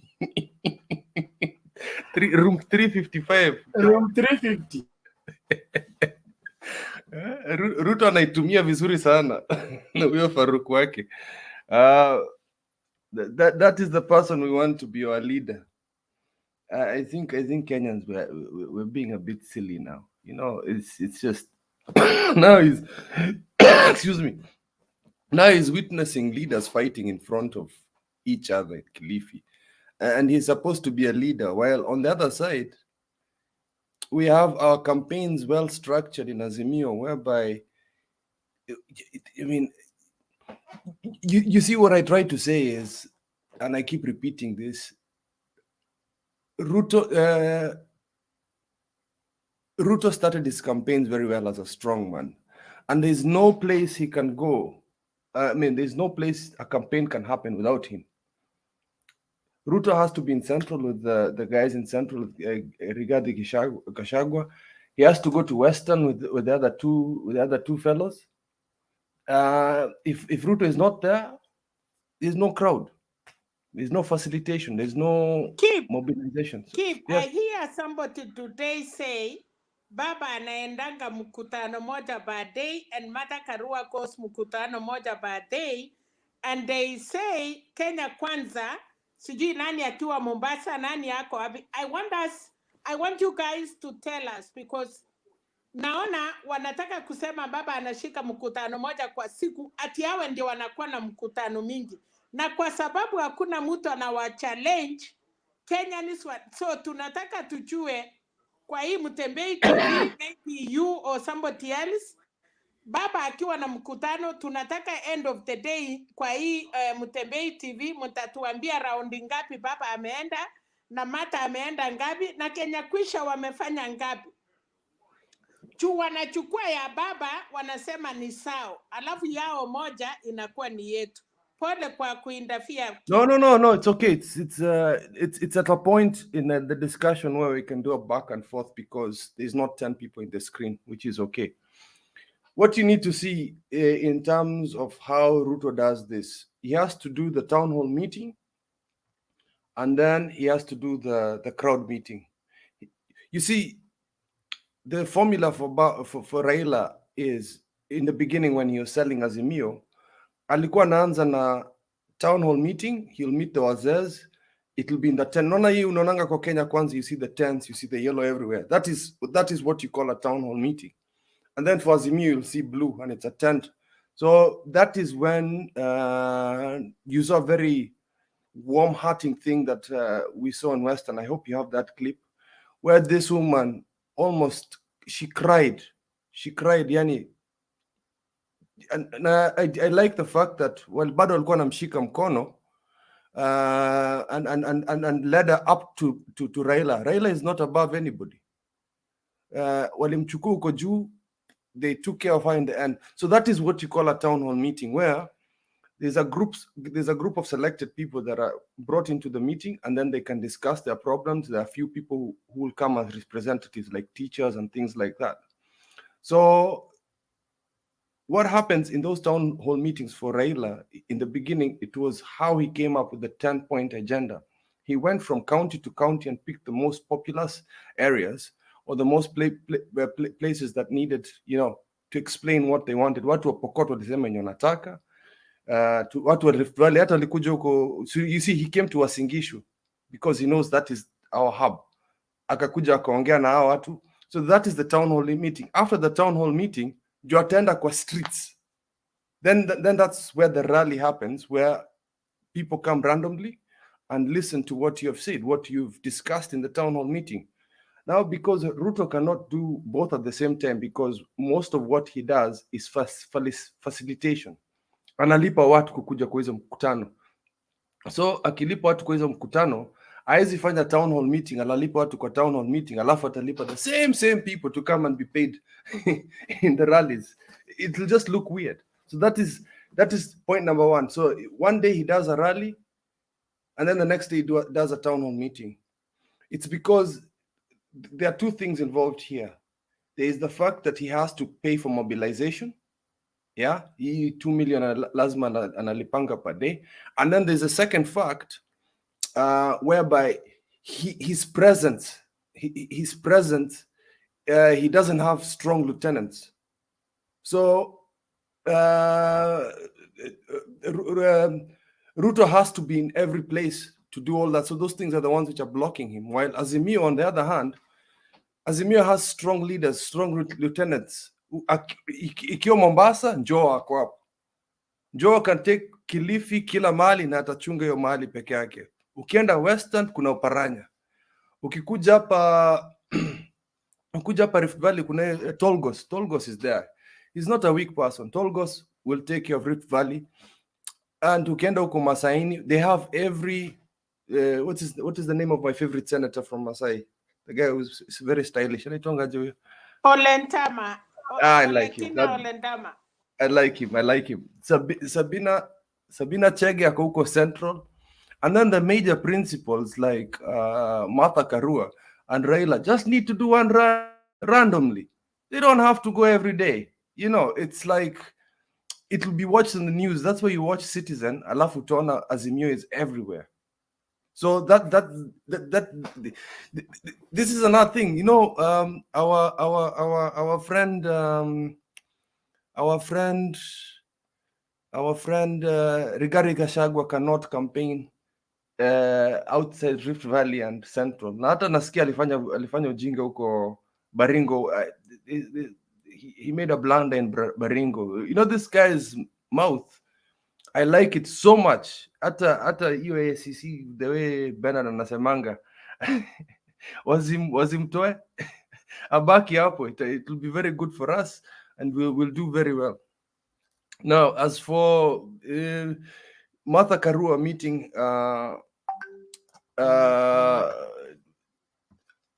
as for Martha dealing with the civic society, people need to understand that's her tribe. So lazima kuja waone, and it's also kind of a warning shot. She's coming soon, and she's coming to, what do you call it? She's coming to kick corruption. So she's telling her people that, yeah, tutafanya hizi vitu, and the law will reign strong when she's there. There's a question, and I was hoping Alex was going to come here, but I'm going to keep quiet about it because italeta shida kwa watu wa UDA. I think I'm going to keep it to myself.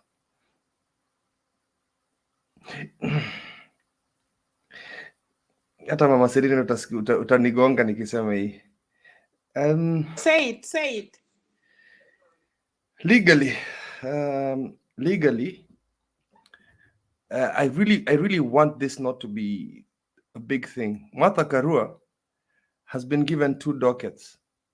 She's going to be our incoming deputy president and also going to be a cabinet secretary. And cabinet secretaries are not so in the cabinet. There are only 2 politicians according to the law.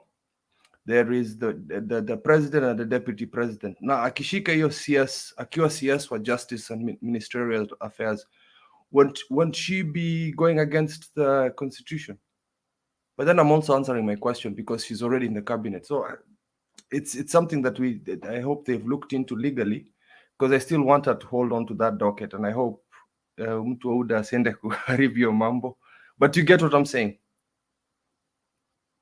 That her being the CS of Let me ask you, when deputy president in the normal, Penat will tell us, I hope the deputy president is the one chairing meetings with the ministers and the government, wherever.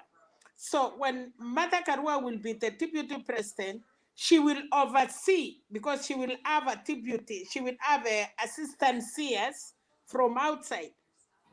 So I think that token, because of all this corruption and you know, the ministers, when they call to come to parliament, they take time. But Martha Karua being a deputy president, she will be in the floor of parliament with members of parliament. If they need to pass anything, Martha will be there as the deputy president, because these people, they say they want to be servants. They are not the bosses.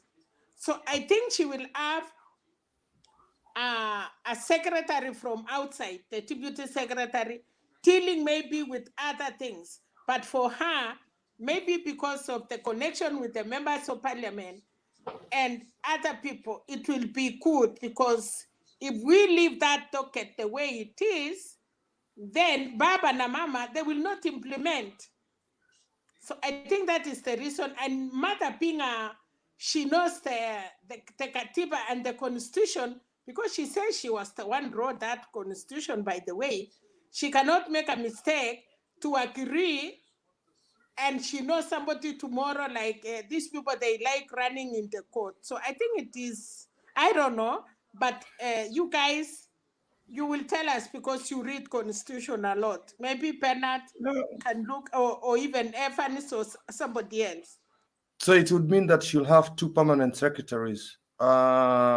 the permanent secretary in, because the president's docket is basically public service commission that is under the presidency, and the county government, the deputy president, the county governors, and the council of governors, the IBEC, is the deputy president's docket. Like that is solely for her. And I think there's a PS for it. I'm not very sure, but we'll look into it. But I think Ilikan at the same time, we'll have to look at what Makiadi said 2 days ago. Yeah. Tutaendelea na debate kidogo, lakini Bernard, I would like to say that yeah, okay, I understand and I apologize. Sitaanika laundry in public. I apologize for that. Usikufe moyo, tunasema pole. Yeah, error is to you, man. Accepted. Thank you. Error is to you, man. It's okay. Where is this? Okay, matters. Deputy president holding more than one office is part of a Kenyan tradition. Remember, Angomudi was vice president and minister for home affairs. So was Kalonzo and all that. So there's always that, and because of the limited, there is a cap on how many ministers we should have. So there is multiplied responsibility. Some ministries have been collapsed into one, but they are serving different dockets. So each of those dockets has a permanent secretary. So instead of us having 3 ministers, like we had a minister for medical services, public health, and all that during the Kibaki thing, it's all ministry for health, but now these other departments are given a PS, so that they cover all the base. Martha Karua serving in both, I don't think there's anything legally that can stop her from serving in all those offices, unless somebody just want to be mischievous. In my opinion, she has what it takes to do all that. And secondly, she's legally within that. She's of course the part of the politician. Even if they are talking about the politician who should be in parliament and the rest of the things. And of course, BBI is on pause.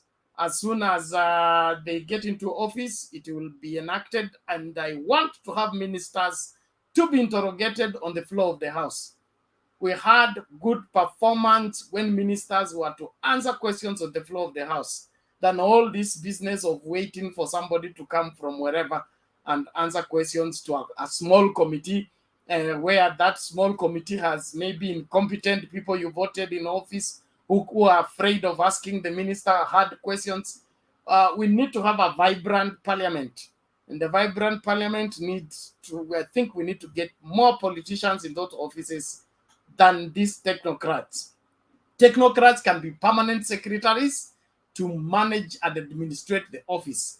But political responsibility, has a way of making people perform. Because they are threatened. If they don't perform as ministers, their seats are endangered. And so they will do their best in the public eye by that interrogation than all these people who don't have political responsibility in their office. For like what we are having right now. There are some ministries that are almost dead. You don't know what they do. You just hear them once in a while. And probably people are either sleeping on the job or not. No, no. I think the problem is it's also from the disorganization of the government. This constitution is quite good. I think the government of the day let us down in terms of kickstarting this constitution. Because if this constitution was started correctly, like right now, I don't mind it now because it's become a norm. The only people in the cabinet that are supposed to be politicking are actually the DP and the president. Hao ndio wanaenda kutembea kila mahali na kufanya ma speeches. But unaona tambaka Matiang au watu wote, they are doing it from term 1 to term 2. And because it's so normal right now, even for me, I'm like, what is good for the goose is good for the gander. But I hope after this, That needs to stop. Permanent secretaries, cabinet secretaries should not be doing politics. Period. Kazi yao ni kwenda kufanya kazi huko, na ukifanya kazi mzuri, if the next government thinks you've done well, like what I think Matiang and Peter Munya has happened to them, wataleto waendelee na hiyo kazi yao. Yeah, because it should not be a political post. As for what you're talking about, ministers being asked questions in the floor of the government, the questions should go to the committees. So if it's the Committee of Health, after they've interrogated the ministers in their private meetings, as the chairman of Health has interrogated their PS or their PS and their CS, then in the floor of Parliament, then if this was a vibrant Parliament, like you said, the chairman and his committee should be asked questions about health. Why haven't you done this? Why haven't? So I say, in a trickle down to the CSs and the PSs when they go and hammer the other people who you understand. So that's what I'm trying to say. The constitution was okay. It's just the government of the day did not implement it correctly. But when you are a minister and you have a constituency, remember before the ministers answerable to the parliament and back to the constituency. The ministers, they are not none from any constituency. So I think that is where the failure comes from. Kwa sababu minister, hakuna mtu anamuuliza swali pale chini. But if you are a member of parliament and a minister, they were a little bit doing the job because of these constituencies. So, yes, Matiang'i has done a lot, and you see they undermine because, and again, Matiang'i too, when he get to them, he's not an employee. So I think the best thing is to have strong cabinet secretaries, the way it was before, and then we have these ministers from the parliament, and they should be like 10 or 15 before. You know, we don't have to have 50 or 30. Less. Like now, Munya has agriculture and he has trade. So there will be less, and that one will work. You know, they don't even go to parliament. They are busy somewhere. So if they get a president... Salima, I think you are confusing this thing. There are, nowadays, we only have cabinet secretaries and deputy. We want the law. We are trying to say if they can change the law. We know it is different. And I think that is what Baba is trying to do. Order. Even Thank appointing you. them earlier. Let's do this. Okay, but we are comparing the old and the new, and what the law specifies on the same. I just wanted to bring Kip to understand that it's easier dealing with the committee than dealing with the plenary. You remember when Waiguru was to go, and there was a strong fight. She should not be taken to the plenary. She should go and answer to the committee. And when the committee arrived, what happened? The verdict from the committee would not have been the same as that from the plenary. When a minister is taken to task from the floor of the House, he will have to go and, know facts, not to come and play games before the House. Like, for example, you have witnessed some committees where Matiang'i appears before the committee and he runs the committee instead of the committee interrogating him. Now, that is what you get when you go to the committee, but that's different when you appear on the floor of the House. So the deterioration in the performance of cabinet secretaries is because they are too free. Secondly, when you get these people from parliament, they don't earn two salaries. Okay? Mshahara ni ule wa member of parliament, alafu anaongezewa tu marupuipu ya kuwa minister. But if you hire an extra person to do the ministry, you must give them the salary, the house allowance, and all that. So that in itself multiplies the wage bill by having members of parliament to pay them their salary, and then also extra ministers you add to the members of parliament to pay them full salary. But Bernard, these people have been employed by the MPs. That committee owns that ministry. So you see, the problem is our MPs are cowards. Yeah, they should have put. If you think Matiang'i was running that meeting, the chairman should have stopped him and said, "I can fire you. I can fire you. I can." You can only stop him if you have more facts than he has. Okay, you have not researched the question, even the questions you're asking. You're asking him why he has reduced the number of policemen at the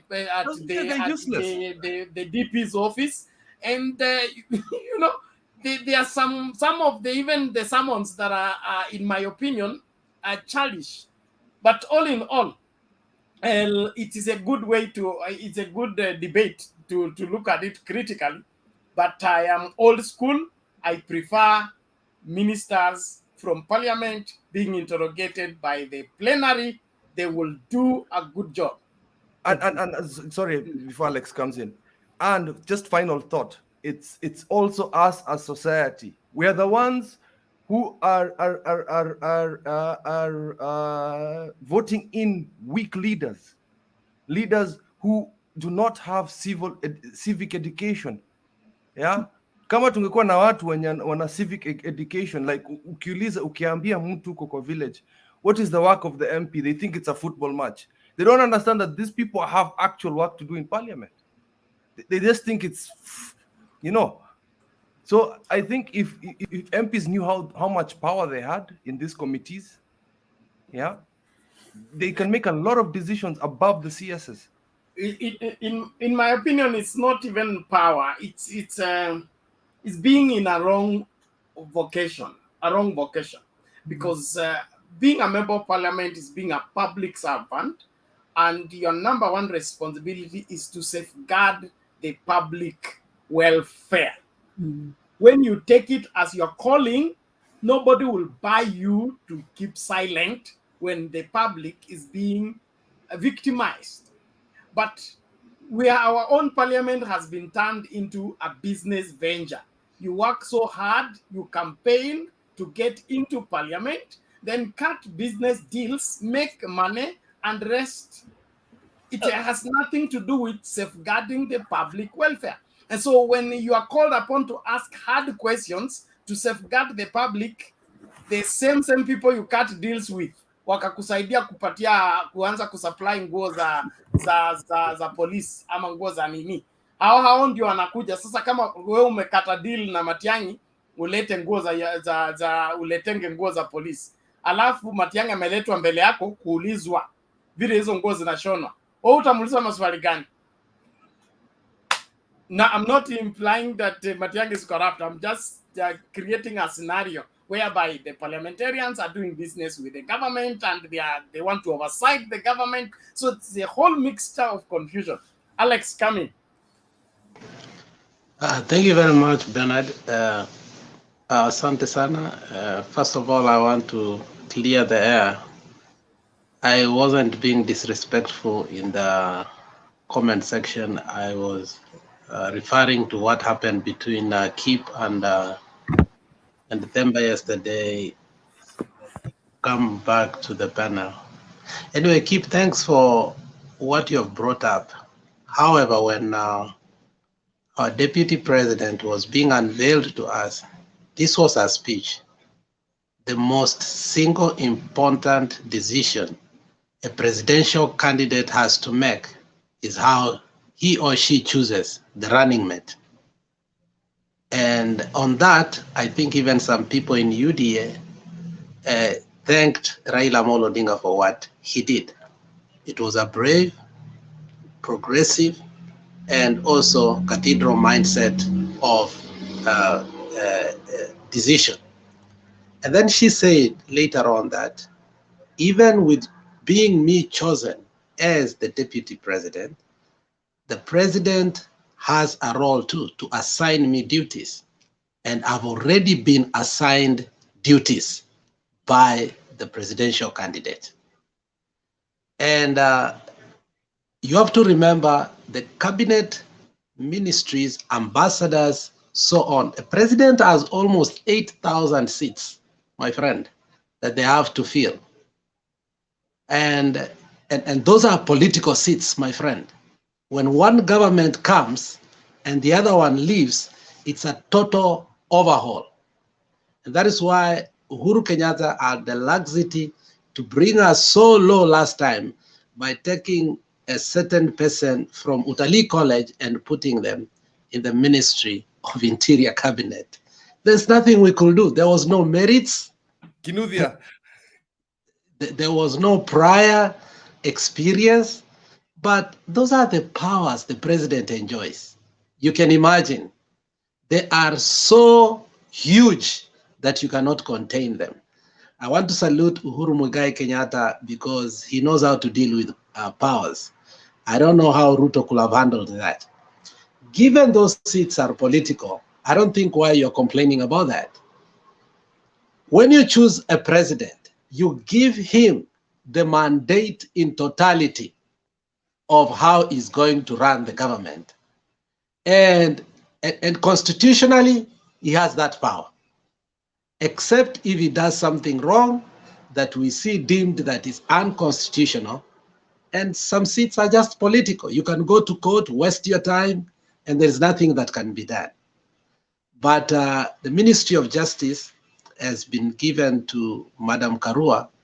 I think it was well thought of, and I think today you saw the reason why. The civil society of Kenya have always been very, very huge supporter of Martha Karua. Remember even Nelson Harvey, who is part of the civil society, congratulated our deputy president immediately because these people are like a cult. The civil society community is like a cult. You can't go against them. That's why even at some moment utapata Ahmed Nasiri supporting Makau Mutua to become the Attorney General or the Chief Justice, because these are close-knit society. For you to say that it is wrong for the president to assign that, then is it wrong for the deputy president again through the powers he has to create almost a position of a prime minister?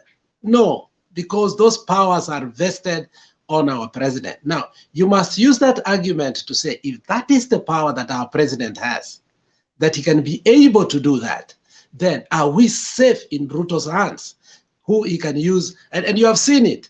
When he promised Mudavadi that seat, the next day Cheriot came to the morning show saying, well, we can do a presidential directive.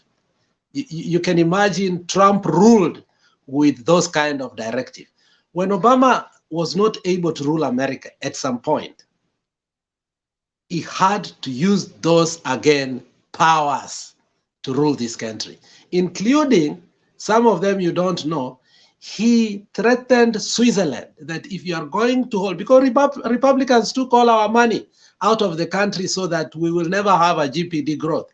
And Obama had the power to sweepingly give Switzerland sanctions if it was not going to release man back to America. So you can imagine the powers the president has, and those powers, that's why it's called the president.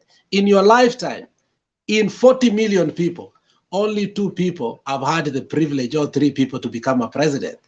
This is like a monarchy, especially with the constitution we have. It's like a monarchy. That's why the judiciary is having a standstill. They cannot they cannot swear in judges because they're having a problem with the president.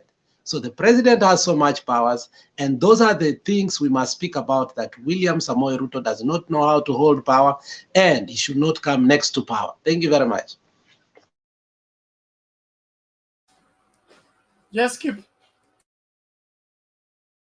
This is a sensitive question I want to ask Alex. So there's this man called the Grand Mullah. And I am hearing that he's this is allegedly he's a bench fixer, and he's worried that Martha Karua is going to come in. Na hii bench fixing yake will stop. Because this is a guy in 15 years ago, alianza the first Islamic bank. But are my suspicions, my rumors coming close? I mean, my alleged allegations, yeah. I think the only person who is happy that Martha Karua has been chosen, trust me, is anybody who is not corrupt. You take it to the bank. The only person, even Uhuru himself, knows that he's not safe. You must know that. And that is why I think Raila was very smart. When we will be speaking about corruption, he will put his hands off. Like Kibaki, when you had a problem and you call him and say, niko na hii case, he could ask you, kama hujafanya mbona unaogopa? Enda kotini, ufanye nini? Your name to be cleared. So I think that's a master stroke that Raila did. And it might have been accidental, but I think a person who vouched for Martha Karua most must be Makau Mutua. If you listen to Makau Mutua's speech today, he said the most progressive, the most progressive politician we've ever had in the history after 1992 is Martha Karua. And then he gave example and also said Raila is the only Democrat among the figures that we see today in parliament and out of parliament. So you can imagine that when Martha Karua became the Minister for Justice, even my homeboy, Ongwae, will be crying. Rasanga will be crying. Let me tell you, there are people in the podium. Waluka today was vivaciously campaigning for us, but we know dawa yake. So the truth is, you and me who are not corrupt, we are very comfortable. You can imagine those people in that podium who knows very well dawa baba amewapea. And that is why they must work so hard to get that immunity in parliament and get it to parliament. And that's why I'm saying that Martha Karua, that position fits her. And I think the gods conspired together so that the Kenyan people can have true salvation. By the for those who do not know, bench what was the word again? Bench fixing is when you've got some dirt on judges, and then when you go to court, you tell them that they have to do something. It's just like it's kind of a blackmail. So they'll have to make your case go through there. So those are the allegations that are there. And that's what I meant. Asante sana, Alex. Yeah, Atuolia said it openly. I didn't see Grand Mula contest that, and that was in JKL show. Remember when Tony Gashoka and Jeff Koinange said a few things about somebody that were not right. They slept in court. They slept in jail. The fact that Atuolia said those things openly to us and he has never slept in jail, it tells us that those things are true. So Grand Mula has never gotten his money easily. He does dark psychology, and that is why he's rooting so much for William Samoei Ruto.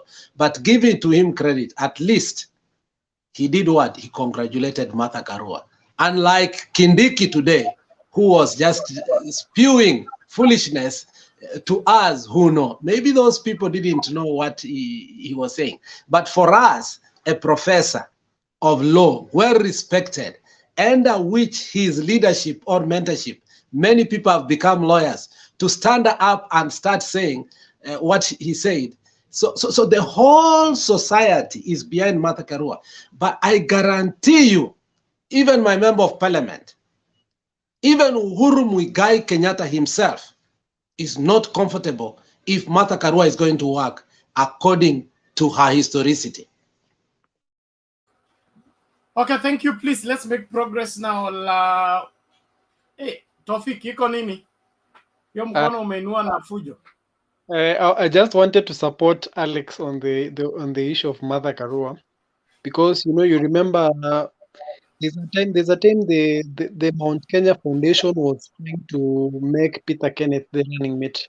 You remember they even manufactured polls. There's a time they used to do polls that who is the most preferred running mate. then they could place there Peter Kenneth in the side of Azimio was the most preferred. Then the other side they would love Musalia Mudavadi. So I think the deep state and the Kenyatta people, they wanted Peter Kenneth to be the running mate. And what Raila, I think what Raila discovered is because when they have their person as a deputy president, then they can do anything for the president so that their person is in charge. So then Raila now had to have Martha Karua enter the scene, and there's something he did there about Martha Karua. And even you remember the rally he had in Jacaranda, was it Kamkunji? There's a rally he had in Kamkunji. And people there they shouted and said, we want Martha Karua for candidate. And I think that cemented the fact that Raila wanted somebody that the deep state also don't want, so that they don't do what they did to Sonko in Nairobi. Thank you. Thank you. Just to add on that 30 seconds, Bernard, I'm sorry. The example that Martha Karua gave, and somebody has already opined here, and Martha Karua simply told us what she's capable of doing. When Trump called the Secretary of State on Georgia, on the record it's there, even though the guy is a Bata, the Batas are those who say Obama was never born in America. Obama is a Kenyan. Even though that guy is a Bata and a strong conservative, Republicans have 4 categories. He was a Bata, but at the same time, a very staunch conservative. When it came to his job, he said, I've got a job to do. And that is what Martha Karua told you. You give me this job, I got a job to do. And I think I liked that. We should go back and really listen to her speech. Better if you have clips, just put them so that people can truly know the deputy president that we have. She has already told us that she's going to be mweupe kama pamba. Thank you. We have played that, but we'll play later on. Let's have this. Bernard, you play a half of it. If you want to hear everything that she say, if you start and the end is where even he touch Bukati by the name. It's okay. We are also controlled by time. We can't play a very long video. It will put us into problems. But we'll do our best. Let's listen to this as Julia comes in. One more.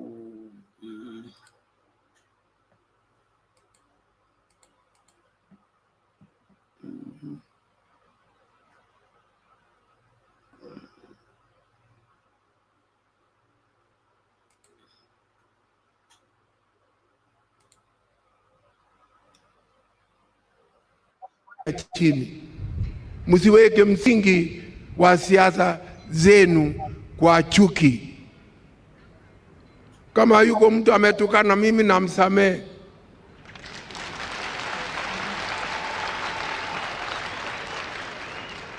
Na kama yuko mtu ambaye nimesema chochote ambaye kimeumiza roho yake, unisamehe. Many people have hurt me. I forgive everybody. I forgive everybody. I know we have tried our best. We may not have done as much as you would have expected of us. I ask for your forgiveness.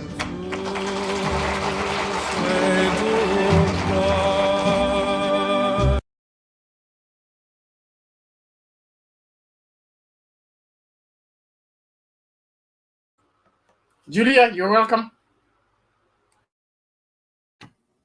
Hi, Bernard. Hey to you. Welcome.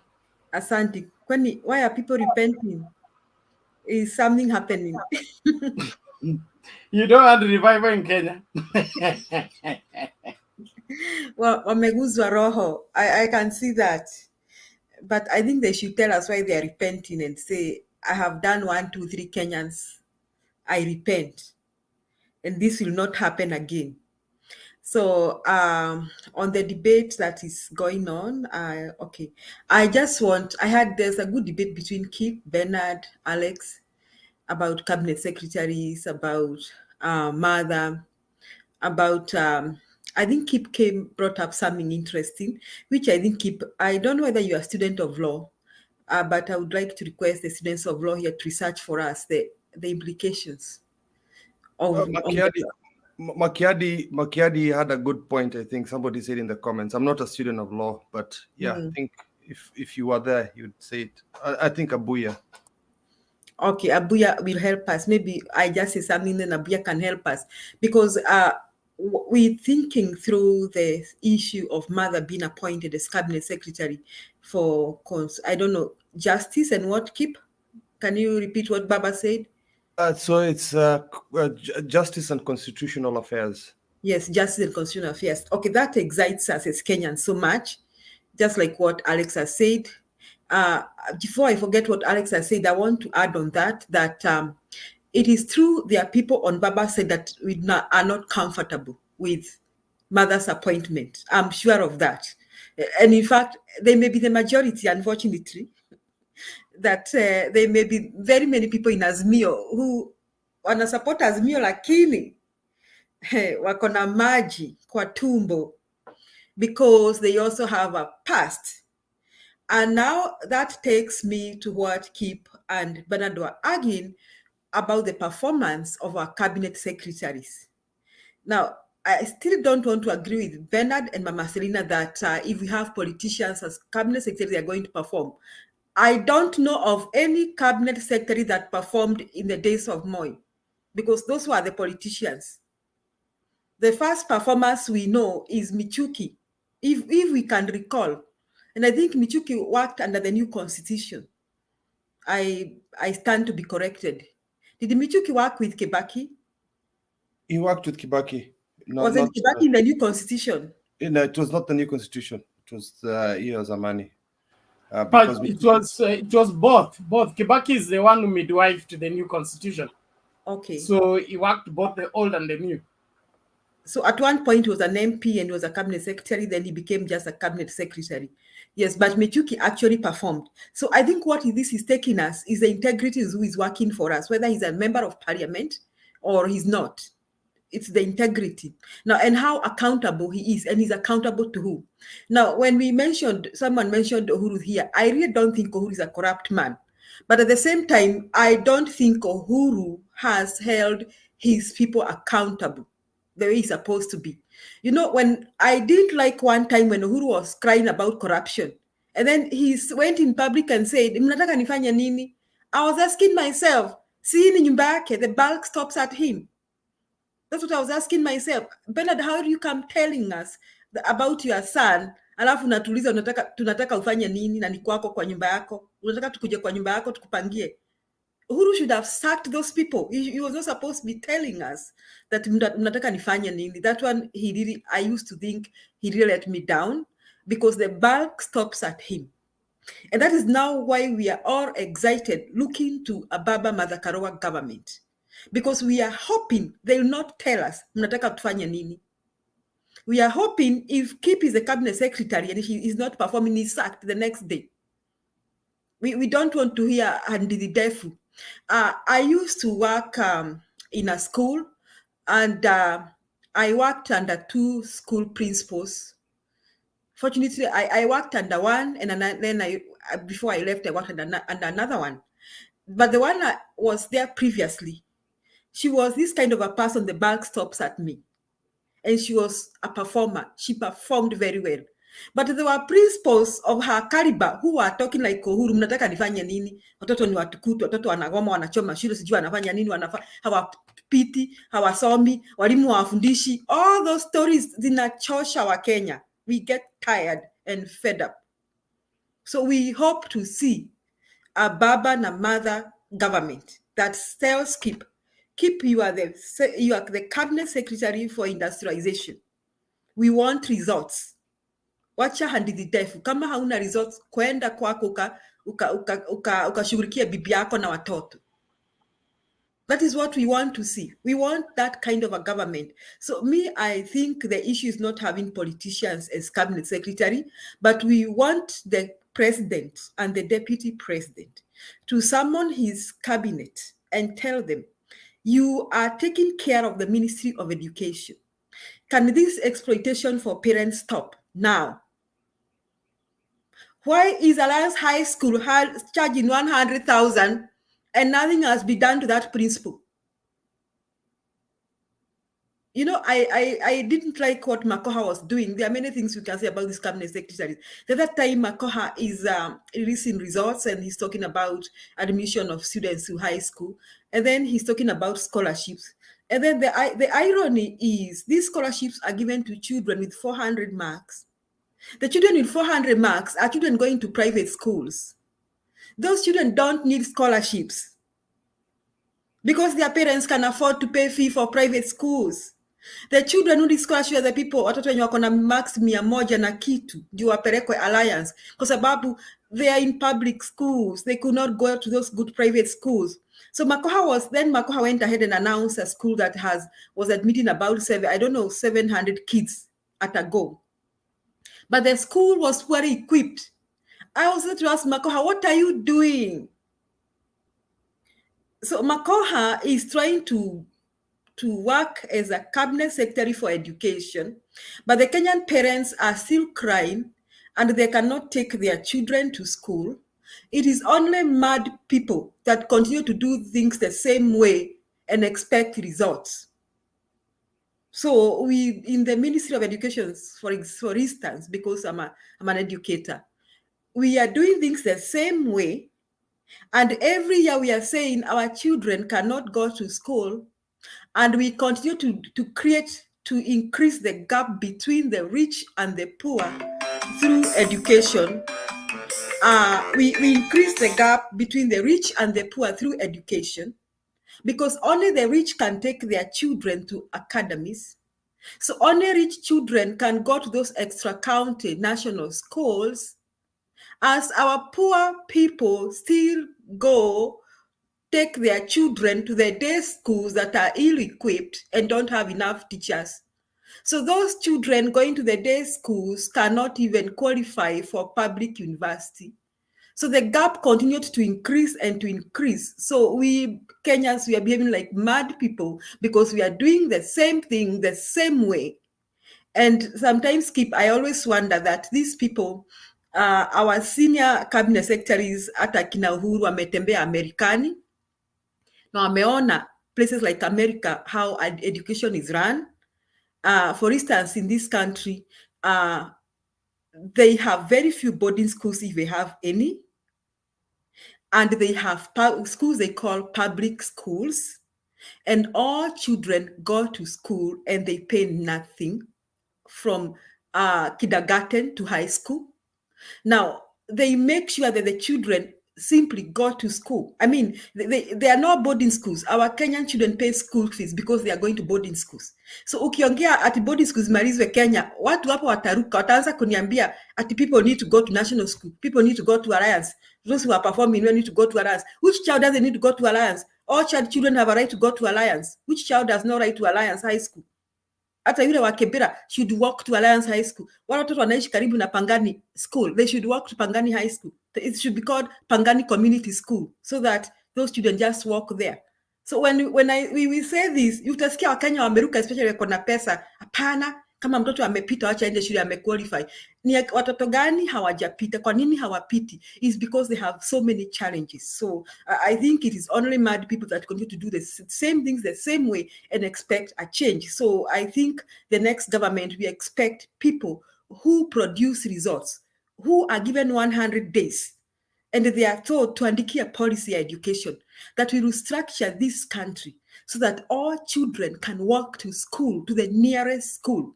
We want by the end of 1 year, we are saying that mtoto alitoka kwa nyumba yao akaenda shule bila kuitishwa kitabu, bila kuitishwa chochote. We have a cabinet secretary for health. Na bado, we are talking about hospitals where doctors transfer the medicine from the public hospitals to their own private hospitals. And the cabinet secretary is aware of that and he's doing nothing about it.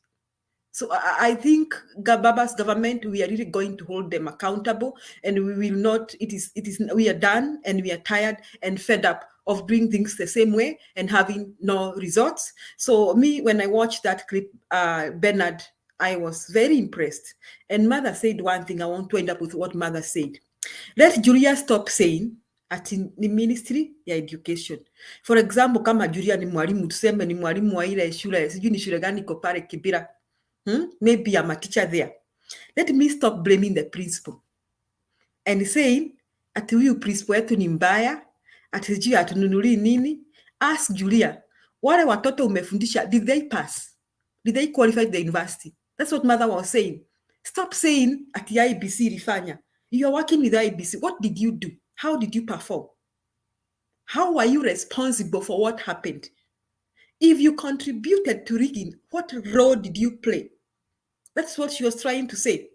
And I think if she continues talking like that, and all of us make an about turn about what we believe in, and we hold our government accountable, I think we are going to have a very different Kenya. And that also counts for all of us here, even the Kenyans who are watching.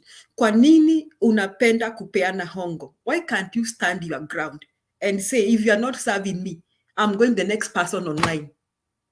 If you are not serving, you even got the minister.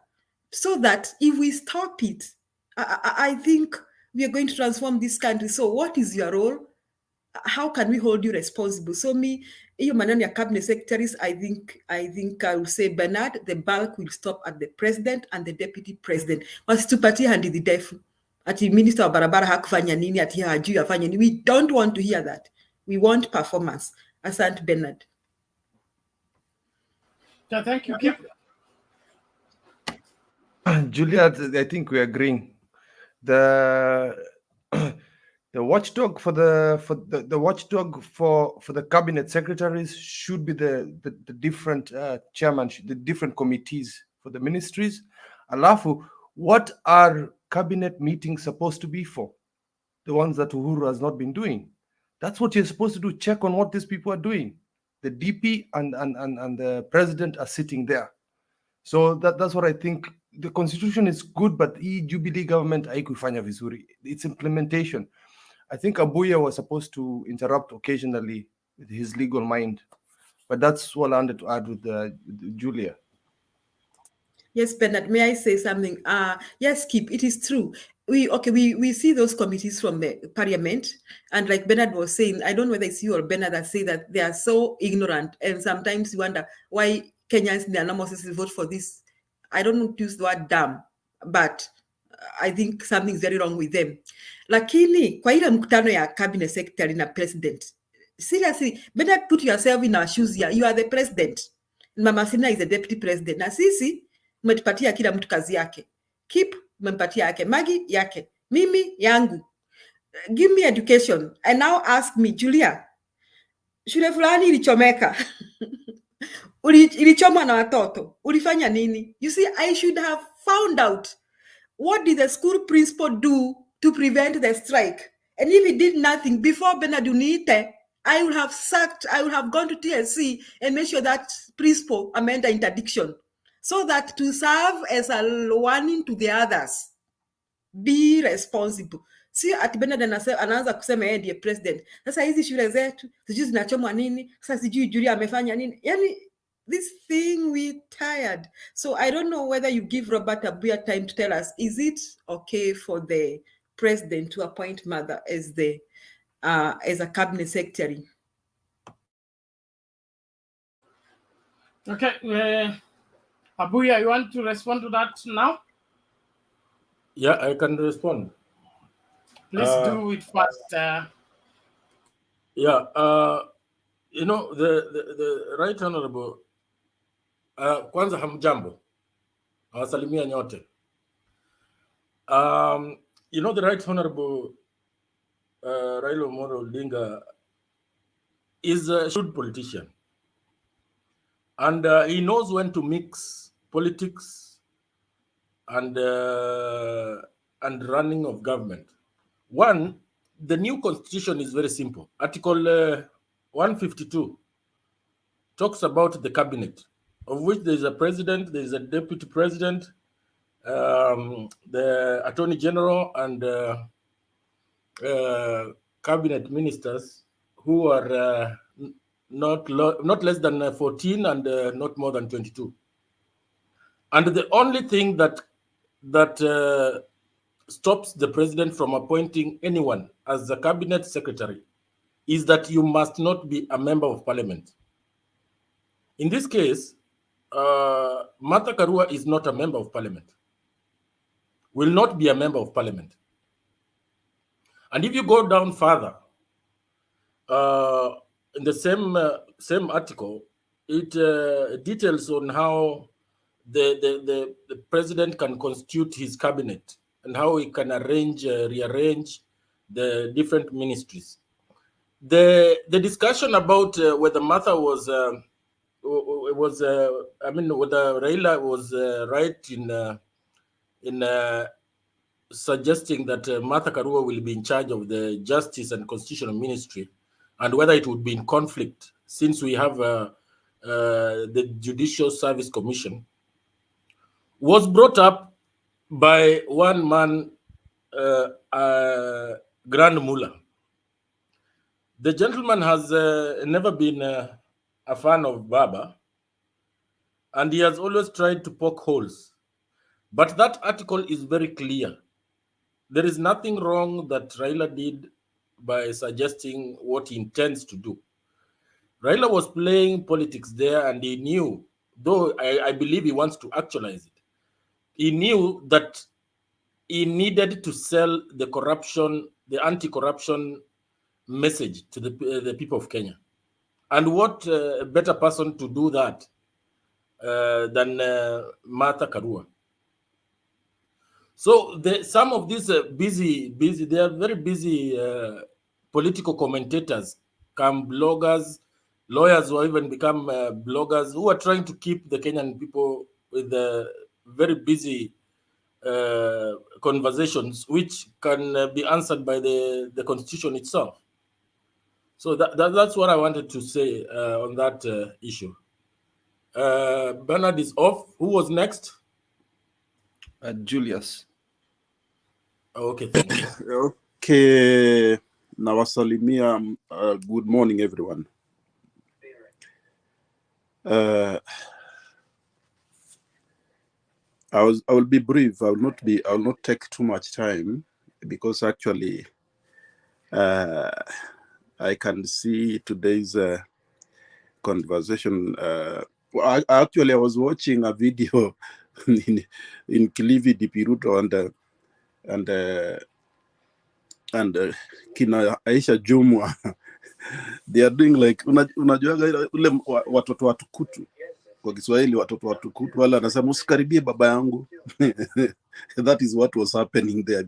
It was childish, you know. The way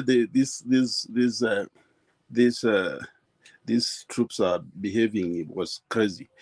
Okay, let me talk about yesterday's Karua meeting. This it was great. It was wonderful, and I saw a photo of Martha Karua and anaitwa Boniface Mwangi. He has been against Raila for some time now, and I think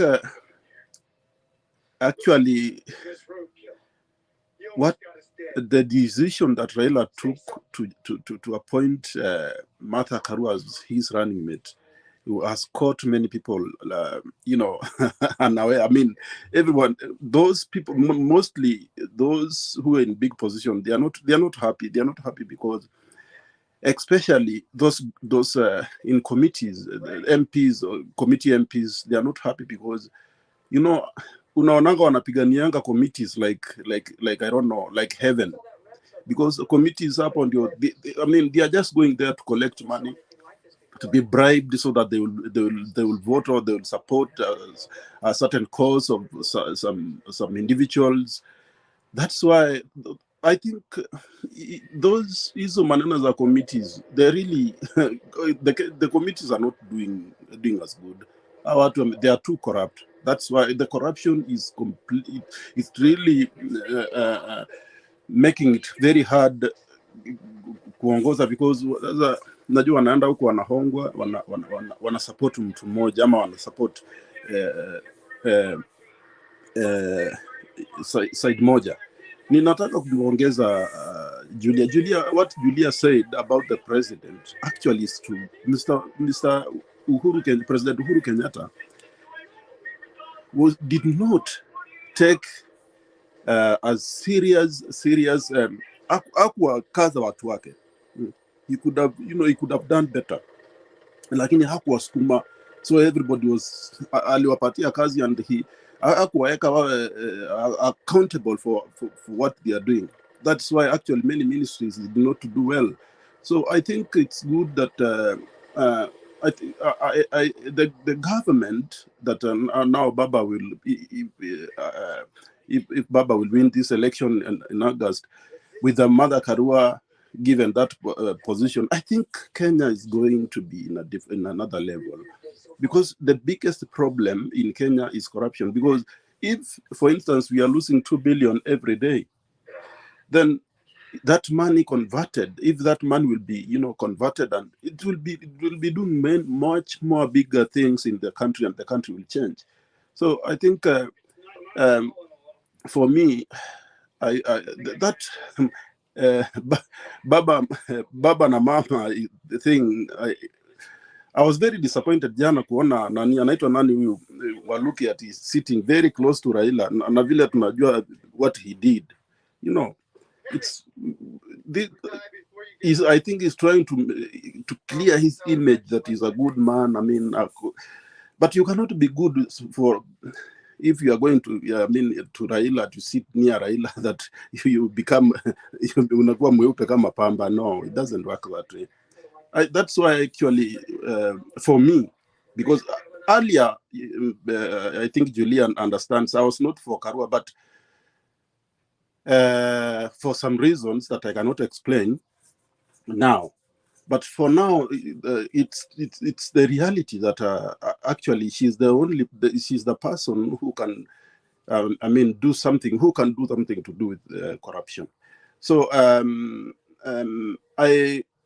Bernard, I had a proposal before, because actually leo nilikuwa nataka kutungia na hiyo proposal.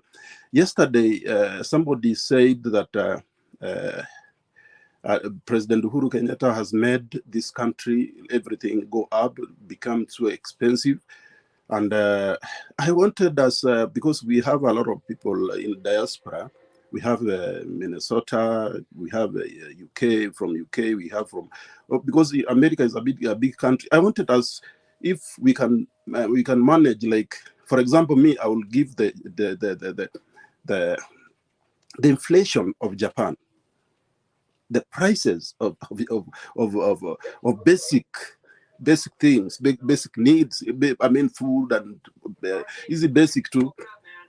Because we also have to, because these are mawongo, they are using that kind of whatever to lie that President Uhuru Kenyatta aliongeza mafuta, blah blah, stima, so that we can share how the inflation is affecting all over the world because of COVID, and also the invasion of Ukraine.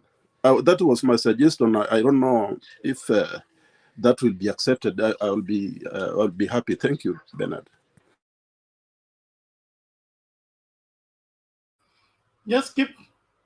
Yeah, it's just one last thing. So tukiangalia constitution, Article 147, functions of the Deputy President, sub-Article 1. The Deputy President shall be the principal assistant of the President and shall deputize for the President in an executive presidential function. So let's go to sub-Article 4. The Deputy President shall not hold any other state or public office. So that is a bit, that's scary. So tukikuja sasa Article 154, Secretary General. Tukikuja Article 2, the Secretary General to the Cabinet shall, number 1, A, be nominated and with the approval of the National Assembly appointed by the President and may be dismissed by the President. So your Article 147, sub-Article 4, the Deputy President shall not hold any other state or public office. That is where we need to Buya tusaidia na hiyo.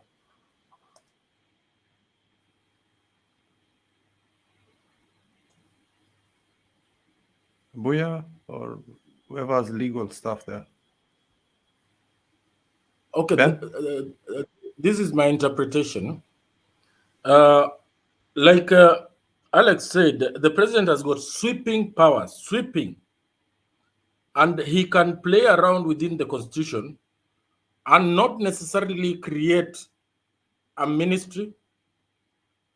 And he can create the fact that the constitution mentions any other duties that may be assigned. That is a very ambiguous clause. I mean, it gives the president powers to play around with the cabinet itself and departments. That's why you can see what Matiang'i is doing right now. Matiang'i is like a roving ambassador, and somehow, in order to push his agenda, Raila would want to reorganize that, in as long as that whatever he's going to create does not come into conflict with the Judicial Service Commission or the judiciary. It can be an advisory role, but I'm sure there will be people who will go to court for this kind of interpretation. So for me, I know it's the sweeping powers the president has got. He may give the deputy president duties that might be in a way that may try to craft an agenda for the in terms of the call it justice and constitution. So I don't think there will be there's that it's very clear in the constitution, but those sweeping powers, I am definitely sure that he has enough legal advisors that can make him play around with that clause. Maybe to add on that, I think it's the constitution is based on interpretation, and I think there is no big thing about the Martha Karua post. I think a deputy president cannot be a cabinet secretary. The law that one is so clear. He cannot hold those two positions. But again, in law, there's something called de jure and de facto. There's that thing that is in the book, and there's that thing that can exist, but it's not really on the law. And I think what people don't realize, justice and constitutional affairs is not like a ministry. That cuts across. That is like it's like you're in charge of all the ministries. There's something I had heard from Karua. When Karua served as the justice and constitutional affairs in the Kibaki government, he was supposed to be in charge of all cabinet secretaries to ensure that they work according to the law, according to what. But it was hard during that time because we had Nusu Mkate government, so he couldn't control the other side because the other side was under the prime minister and the other side was under the Mwai Kibaki. So I think it's just like a delegated power by the president to oversee all the ministries under the president. So it's not oblique. It's not oblique. It's just an added power the deputy president has to be in charge of all the other ministries under the apex of the president. And I think just to make the deputy president become a bit powerful to all the ministers under the president. It's not something opaque about it. Okay, thank you. Kip, you say you want to read what? I'd read it, and Richard is asking, what if the DP is impeached as the CS? Does she mean that she'll also leave the office of the DP? These are very good questions.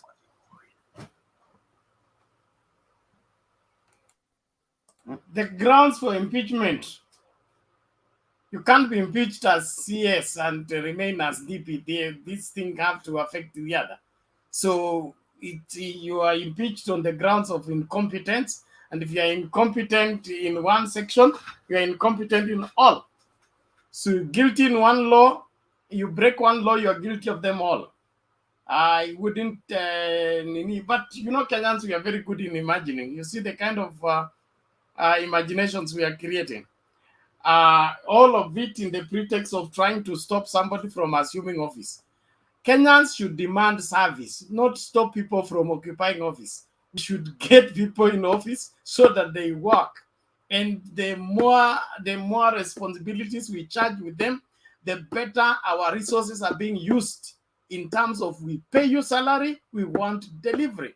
But hii story ya kugawa ili kila mtu apate kitu na in the process hakuna kazi inafanywa, I don't think it's viable. The laws, there is always how to find a way around the law, as long as you're not breaking it. I prefer the deputy president not being idle. We have been served by one idle deputy president for 4 years, has been roaming around and earning salary. We shouldn't have such repeat itself in this new government. We need to have a busy deputy president, not waiting for IBEC meeting once in a blue moon. We need to have a busy deputy president, anaamka na report kwa ofisi, kuangalia maswala kama ni kotini, achukue maswala ya kotini, mambo yafanyike. So as Kenyans, I wouldn't want to, abuse the constitution by using it to curtail the president from doing what he's supposed to do. As long as what he's doing is not, harming anybody and breaking the constitution, let him go ahead and do it. I have no problem with that. Naomba sasa tumsikilize nani Tofik, uja make submission. Julia, iko nini? I agree with you that we don't want a idle deputy president. And I think Alex said, God has heard the cry of Kenyans. This is the time. The other thing, somebody said about cost of living, that is Julius. I just want to give an example of myself. I drive a small car. You can't believe that 2 months ago, I was fueling my car with $18, Nigeria. Sahi inaenda 40 mpaka nani amenyang'anya pesa hapa, and I'm the one doing it. The other thing, I've been spending less. My budget is very small. But when I got to Walmart, I spent double 2 months later. So Kenyans, and I've been thinking, I would rather be poor and sick in Kenya than poor and sick in America. I think people who are here will agree with me, because life here can be impossible without money. So I think Kenyans, we have a lot to appreciate about our country. Okay, thank you. Tofik? Thank you, Bernard. Thank you, Bernard, for the opportunity. To close on that issue of the DP and CS, for you to be a cabinet secretary, you have to pass through parliament for vetting. So there's that process of being a CS. So I don't think the deputy president can undergo that process of being a CS. So, and I think to my point again, so this is just a delegated power by the president. Maybe there's a problem with the naming, but it's just a delegated power by the president for his deputy to be in charge of all those ministries under the government. And again, and I think Baba's government will be a bit easy. You know why? Because the problem we've been having with this government, when the Uhuru and Ruto formed government, they shared the government 50-50 on a 50-50 basis. So it was so hard to know who was controlling government, and that's why during the first time we saw a deputy president that was so powerful, and even the president, that he could direct given ministers, can do anything, and I think that's what Baba will try and avoid, such that now the president is in fully control of his government. I think that's the reason actually he didn't want Kalonzo. Kalonzo was making so many ultimatums, and that is something he was trying to avoid. So long as the president is in charge and the president is the one giving the policy directive, and I think the government will be streamlined and will be okay. I think for Baba's government, one of the issues that has caused the high cost of living, there's a problem with the economy. The Uhuru Ruto government really decided to measure on the macroeconomics. They went to build roads, they went to build dams, they went to build SGR. The problem with investing in these long-term projects is it takes time for them to impact the economy. You spend a lot of money on, maybe it's on a road, and the road giving back to the economy takes some while. Takes like 5 years. Like the Thika Superhighway, the transformation that the Thika Superhighway has had, it has taken time. Like it's 5 to 7 years. That's why we have seen the malls that have really mushroomed on the Thika Road Mall. So most of these projects Uhuru did will take most of those benefits will be during the Baba's government. So Baba will not have what Raila will concentrate is to finish most of these projects that Uhuru began. So if he ensures that they are completed in due course, then I think the effect on the economy will come down.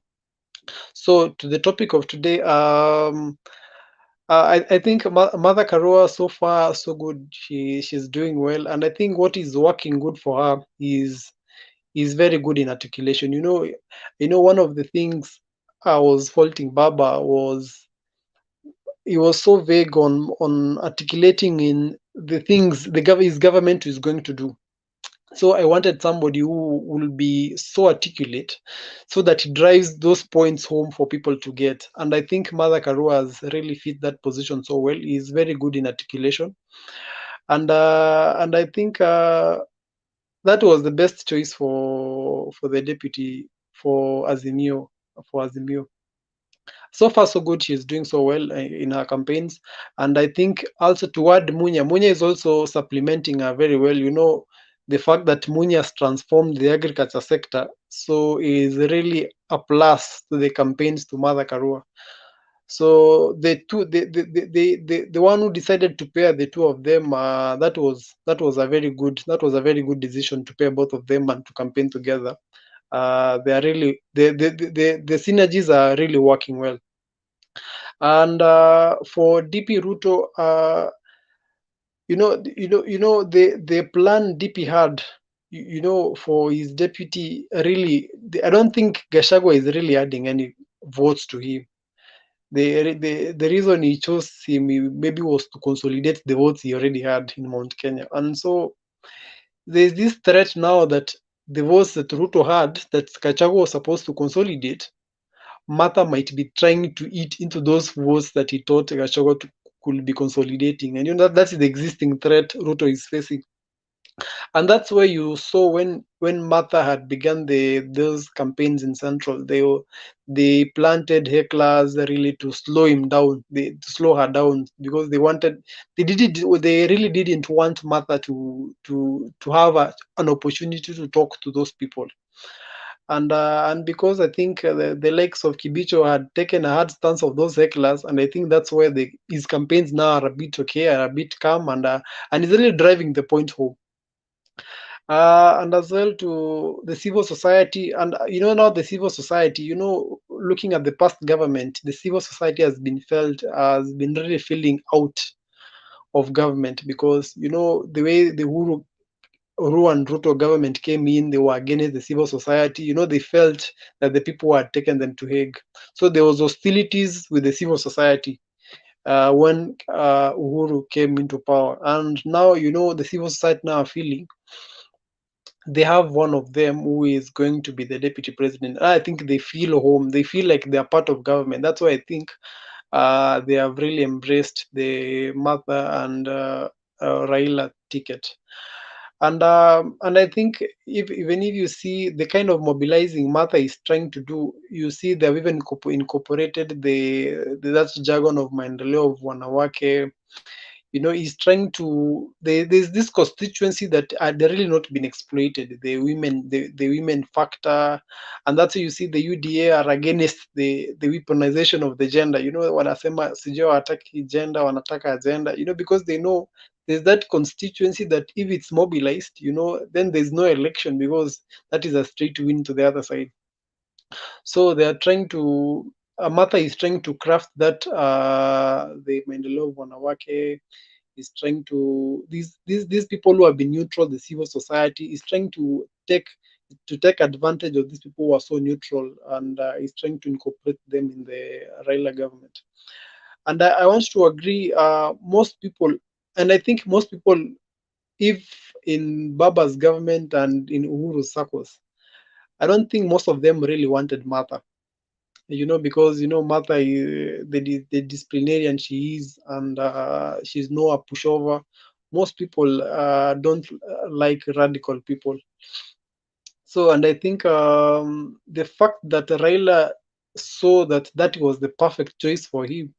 So I think it's giving a direction on how the government of Raila will be, because choosing somebody like Martha, when you want to predict your government, is the people it's how the people you want to choose, the people like he has chosen the governor of Kakamega for the history of Oparanya, and the choice of Martha Karua. People can have a sense of that government. It will be a serious government. It will be a no-nonsense government. There will be no wastage. I think that is what he's trying to craft around his government. So I don't think anybody needs to get worried of how that government will look like. And I think for coast, Ruto is really trying to capitalize on the land issue in coast. I don't know whether that will really sell. And the issue of the port, I see he's trying to say he wants to reverse the port. I don't know how he is going to reverse the port, because you can't reverse the rail. You can't go and uproot the SGR from Naivasha to Mombasa. Okay, that is just populist. It can't work. So, and I think he's trying to use anything. People like, these pair of Uhuru and Ruto, they came to power through emotions. Yeah, we have an ICC case. There's that. You use something to prepare for emotions. That is trying to. So William is trying to get something that he can really rally himself. Maybe it's the land issue, which is not. I don't think it can sell really well, and so that's why he's trying to really touch on something that can propel him to the city once. And I think Baba, the campaign he has done in Western was a very good campaign, because he has actually, he needed to consolidate his blocks. And I don't know whether Musalia and I was actually it was actually weird for me. Musalia was in Western today, and he only campaigned in Emhaya and Sabatia. So I don't know whether he's really campaigning in Western, because he's only campaigning in areas where he comes from. So I don't think whether there's any threat from Musalia really in Western. And I think the issue of zoning, Raila is really serious about the issue of zoning, because even you see the way he for Trans Nzoia, he went there and he had to implore the other ODM guy to leave for Natembea. The way in Bungoma they have left it for DAP. The weekly, is it Wangamati guy? If you see in Kakamega, he went and persuaded Savula to stop running for governor and join Fernandez for deputy. He has really consolidated his candidates. And I think what will be the Waterloo for the UDA guys is because they are still fighting. UDA and Ford Kenya and ANC, they are still squandering over which seats to fill in Kakamega, which seats to fill in Vihiga. So, and I think so at that chance, I don't think they will even get anything in Western at that desired advantage. So far so good. The campaigns are for Raila. The campaigns are so well, so he needs to maintain that momentum. Yeah, the campaign presidential team is well thought out. I think so far so good. I give him a 70 plus. 70 plus in terms of arrangement, perception, and the messaging is really doing so well. They only need to maintain it. Thank you. Thank you. You're giving Mudavadi 70 plus. He only needs 70 to deliver so that he can get 30%. It's 90 wewe. I don't know what kind of business is that where you give 70% and get 30% back. It's unimaginable. It is good. It is good because anasema anafanya only 2 constituencies. So and the 2 constituencies can give Mutapati 70%, of which it is very right. You know, ukienda chikoni hapo na unapigia watoto yako na bibi yako, who else would you want to be there? You get 100%. So you are right. Yeah, we believe in you with the family. You know, sometimes even the wife is not there. Sawa, thank you. I think we now hear Jakindu Bay. Hamjambo jamani, hamjambo. Selina, habari zenu? Salama kabisa. Kipo, habari yako? Niko salama. Nilikwambia uchukue namba yangu kwa Bernard na unipigie simu na umekataa. Hapana, sivyo. Unajua tunasumbuanga Bernard. Nitaweka hapo kwa private chat alafu uchukue namba yangu. Sitaki kusumbua Bernard. Ama niweke namba yangu hapo kwa private chat. Alafu nimekwambia uchukue kwa Bernard. No, there's no problem. You will get the number. Okay, if you have not got it. Yeah. Na mtu mwingine Peni mkimuona msalimie. Nilikuwa nafikiria utaniambia nichukue namba tusherekee wasee wakiingia kwa ofisi. Sasa wewe. Si ndio? Chukua namba. Huyu mtoto yuko karibu na mimi ndio maana nataka anipigie.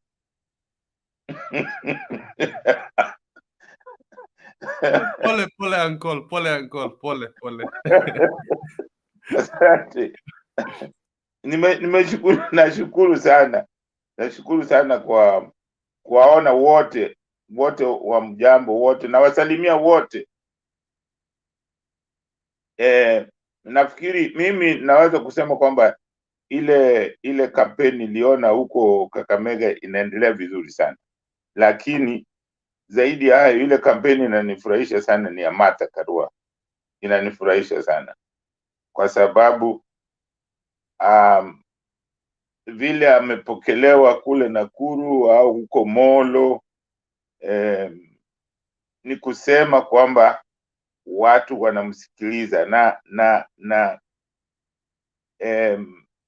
nafikiri kuitwa Iron Lady ni hiyo jina inamfaa kwa sababu wale watu walikuwa wanajaribu kuleta fujo au kumzomea, nafikiri aliwazima na kila mtu aliona vile ana kampeni. Kila mtu sasa anajua akija kwa kampeni yake anakuja kwa utulivu na upole na unyenyekevu vile yeye anasema kwamba anawaomba kura kwa unyenyekevu. Mimi nafikiri kwa maoni yangu ni kwamba naomba Wakenya ndio tuchague viongozi ambao wana sifa za uzoefu wa kufanya kazi na vile uzoefu wa maadili ya uongozi. Manake usipokuwa na maadili mazuri ya uongozi unakuwa ni mtu ambaye atafanya nchi yetu tupate tabu, na hiyo haifai. Na mimi nataka sana kuwakosoa vijana. Mimi nasikia vijana wanasema sana kwamba wao ndio wanataka kuongoza, lakini mimi nataka kuwakosoa kwamba mnapopewa zile nafasi kuongoza nchi, ninyi munaingia tena mnafanya yale mambo ambayo yanafanywa na wale ambao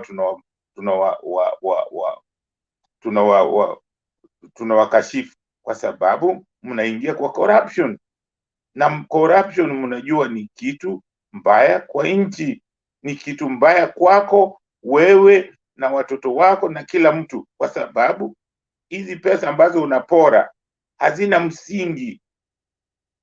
Zikikatwa, watoto wako na wewe mtapata tabu, mtashindwa hata kwenda hospitali, mnashindwa kwenda wapi. Kwa hiyo ni kitu moja ambao sisi wote tunataka tujifunze kama wananchi wa Kenya, kwamba kusoma, unatakiwa usome ndio uwe na hekima, ndio uwe na nidhamu, ndio uwe, yani hiyo unasoma ndio unasoma ndio usaidie nchi yako, sio nchi yako ikusaidie wewe, ndio unasaidia nchi yako, kwa sababu wewe ndio utaijenga. Kwa hiyo ni jukumu letu sisi kama wananchi wa Kenya kujenga nchi yetu, na kujenga nchi yetu ni lazima tutumie rasilimali ya nchi yetu kwa njia ambayo inafaa. So hii ni ingawaje tunasema kwamba Martha Karua ni mtu ambaye ana uzoefu vizuri na Raila wana uzoefu vizuri, lakini hii inakuja kwa kila mmoja wetu binafsi, kwa sababu ukiajiriwa kama unafanya kwa lands ama unafanya kwa wizara yoyote, wakati hiyo wizara imeibiwa, pesa zimeibiwa, si kwamba wizara imeiba, ni wewe mtu binafsi. Kwa hiyo ni lazima tuanze kujitambulisha binafsi. Sisi binafsi ndio tunafanya hizo kazi, hazifanywi na ni vitu ambavyo si binadamu. Ni sisi binadamu tunafanya kazi. Kwa hiyo tunapofanya hizo kazi lazima tujue hiyo ni jukumu letu kujenga nchi yetu. Unapoiba ni wewe umeiba, si wizara. Kwa hiyo ni jambo la muhimu wakati huu. Lazima tunapochagua watu tuchague watu ambao tunataka kama sisi. Mtu hata kama ni ndugu yako na afanyi kazi vizuri, akiiba atafanya wewe utaenda hospitali, utatibiwa, utakuwa na dawa, kwa sababu hizo pesa atakuwa ameiba yeye, atakuwa anakunywa, kama ni mtu wa pombe atakunywa yeye na marafiki zake.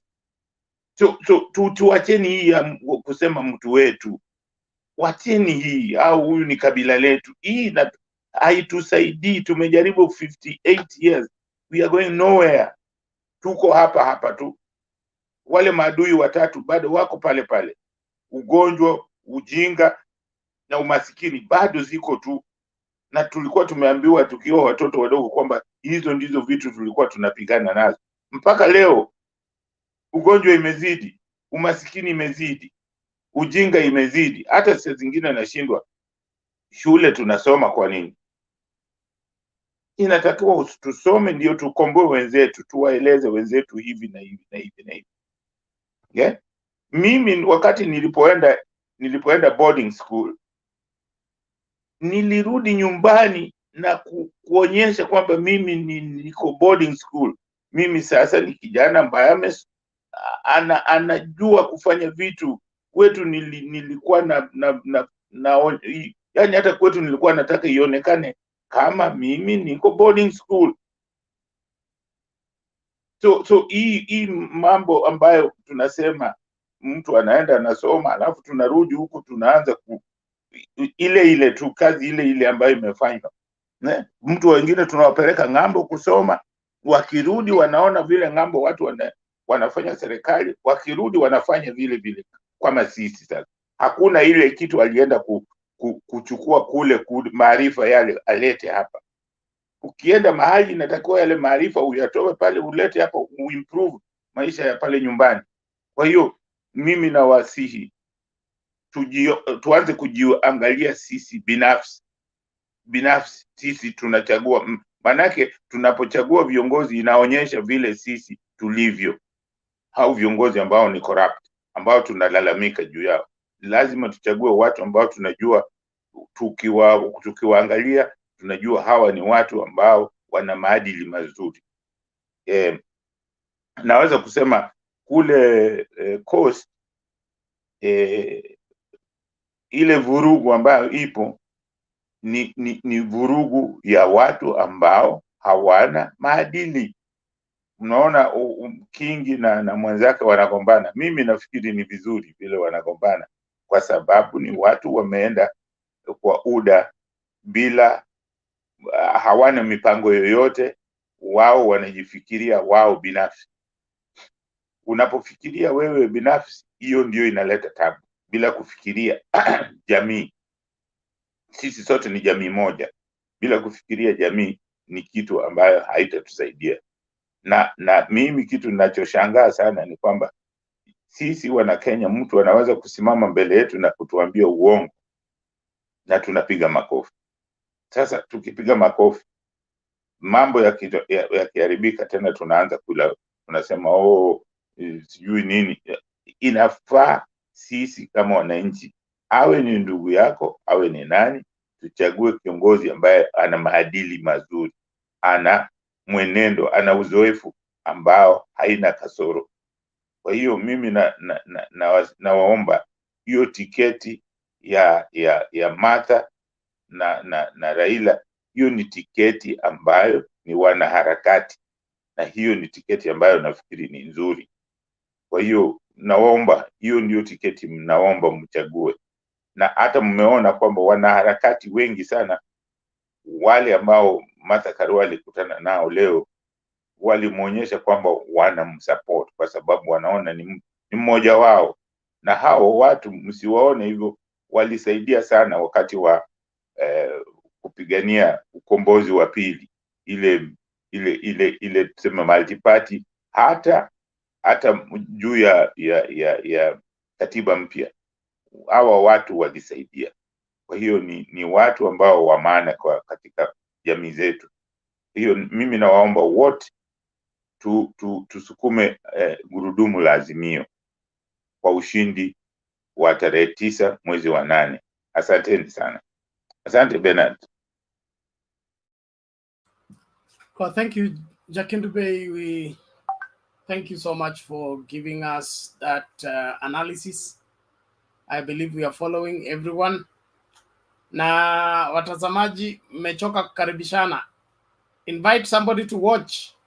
We are on the home stretch. Karibisha mtu, ni ile masaa ya wazee, watoto wako karibu kwenda kulala. Kwa hivyo jitahidini muhakikishe kwamba mwisho wa jambo ni bora kuliko mwanzo wake, kama vile Biblia inasema. Wapi Jose? Jose, namna gani?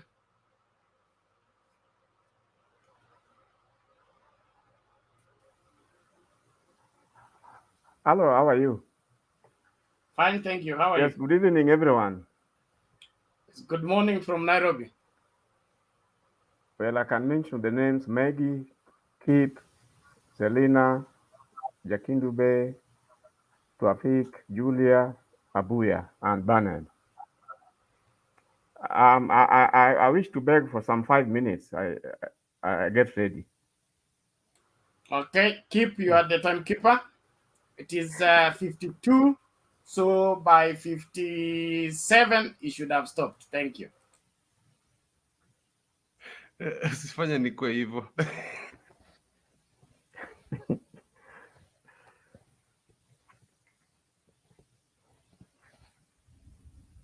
Go ahead.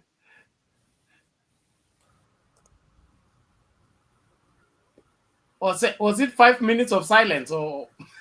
No, I'd beg for 5 minutes to get ready. God have mercy on me. Oh, you want to? You thought I need 5 minutes to present? No. He says he needs 5 minutes to prepare, so you move to the next person. Abuya, Yes. come in. Abuya, Yes. come in. This man is speaking from a fumbo. No, thank you, Bernard, once again. I think Bernard, fatigue is catching up with you. I heard him very clearly, but either I don't know. Are you taking some coffee? Maybe coffee has done you a bit. I beg for 5 minutes. I beg for 5 minutes means what? He said he begs for 5 minutes to prepare. You never heard the No, word prepare. Prepare did not come out. I only had I beg for 5 minutes. That means whatever presentation he has, he wants to do it in 5 minutes, We not have in the the tips. 2 to 3 minutes that we do. We That's have my the tips, Bernard. interpretation. We have the tips. There's evidence. No problem. It's okay then. Okay. Jambo once again, all panelists. I want to touch on a few things, be very brief. Maybe I can serve myself with Ruto witnessing those fights. Those fights like the normal thing for them. They are trying to, those fights that are going on in KK. Let me not even say KK, UDA. It tells you what kind of the caliber of leaders that are in that group, because all they are looking at is not, they're not even interested anymore in serving the people or pushing an agenda that will make Kenya better. They are fighting or in supremacy battles because they want to get to the seat on the table of decision making, and that decision making is not even focused on their own people. Because when you look at the fights between Kingi and Jumwa, there are fights that can embarrass you, and these fights, and when they don't feel even they don't feel ashamed in front of their own electorate, it tells you that whatever is at stake for them is the meat. It is not even the agenda itself. So it's a quite a shameful thing. Martha meeting the civil society. She has been a product of the civil society. Civil society has played a very big role in shaping what Kenya is today, right from the days of President Moi, the late. Civil society has been part and parcel of the Kenya Human Rights Commission has jointly worked with the civil society to make Kenya a better place. And it's unfortunate that with the coming of the Ruto government, the role of the Kenyan Human Rights Commission has kind of fizzled out. They are no longer vocal. They are no longer advocating for basic human rights. They are silent. When you look at an example is the killings that have been perpetuated by the police, mysterious killings, bodies being dumped in River Yala. There are some things that the Ruto government have virtually killed totally. And I hope with Martha coming on board, we'll see a change in that. And Martha storming in Nakuru. Yeah, my mother is really doing good. And the fact that if you look at the last 10 days, since she was appointed by Baba to be to be the deputy, this lady is very meticulous. And the most admirable thing is that all along her campaigns, she has virtually steered away from mentioning the other side. Anybody, anything to do with the other side. She doesn't find anything that is compatible, especially when it comes to integrity issues. She has stuck to the agenda, articulated the issues like Tofik said, very clear on what the next government is planning to do. This has given her a lot of, has made her a darling of the people. And it's really admirable. Finally, the KK campaigns, not only in the coast but also in Rift Valley. The most interesting thing about the KK rallies is that whatever that comes out of their mouths is really not. They may accuse Azimio of not being agenda based, but if you look at take an instance of Rigathi Gachagua in Elgeyo Marakwet. He goes for some kind of economic forum, which they try to talk a little bit of sense.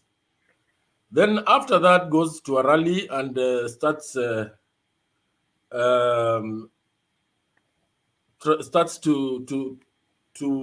kind of lure the electorate to some through some unorthodox promises of employment in the Jeshi and the likes. And he still continues to spread some hate. In fact, I would call it hate, because the other day we saw him talk about money being money that was meant for Central Kenya being taken to Nyanza. Today he's talking about shamelessly. He talks about projects that were meant for the people of Rift Valley, like the Aror and Kimwarer. You know, it makes somebody sick. We all know what has happened to the Aror and Kimwarer projects. And he tries to insinuate that Uhuru Kenyatta did not want the deputy president to popularity to rise. And that camp is solely responsible for stalling of those projects through their chief principal, the deputy president. Basically, whatever Gachagua is doing is the kind of, by the time we get to August, I can see, and in the event that they lose, which I believe they will lose, there will be a lot of animosity, hate from the other side, and in terms of the cohesiveness and the social fabric and how we relate to each other, we will be back to what it was in 2017 or 2013, where one side feels left out. I don't know what can be done to stop this fellow, because the facts that he presents to the electorate whenever they are campaigning are really shameful. It's so shameful for, a legislator of his standing, and not only that, other than that, being an administrator, though his record was not very good, but you can see the kind of damage that he will be doing. He'll have done by August. It is going to not be one Kenya anymore. But I implore the Azimio people to continue preaching the togetherness in the country. Let us all be one, and we'll be good to go. Thank you for now, and hand over back to Bernard. Thank you. Okay, asante Buya.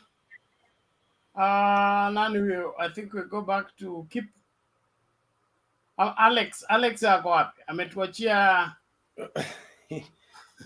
Kwanza niko na swali Alex, by the way, and I want to kind of bring a very hot topic that Alex brought on earlier on. So we're having on both sides, I think at a black at a fry leo nikisema hivyo, and even Julia mentioned that earlier on both sides of the aisle, Azimio and UDA, we've got some rotten apples. That is a fact. What would happen if these guys, both from National Assembly all the way to Senate, create a bill of immunity for their corrupt ways that would prevent them from being prosecuted? The only block I see is the executive branch that would have to sign off for that. But what if Raila is untwisted? So that is the question I had for Alex, because he had mentioned that when we were talking about the CS debate. So unless you've got something to add on top of that, Bernard, I think that is something I'm a bit scared of, or even Julia. Bernard, can I talk? Okay. I really agree with you, Kip, that we have an uphill task. I mean, Mother and Baba have, I think this will be the most challenged government that we're going to have. I mean, the coming 5 years will be something that they have really to try work and stand the tides. Because like Matiang said, I think I want to believe Matiang. He said about 40% of the incoming members of parliament, I mean, even in the Senate, maybe people who have so much scandals.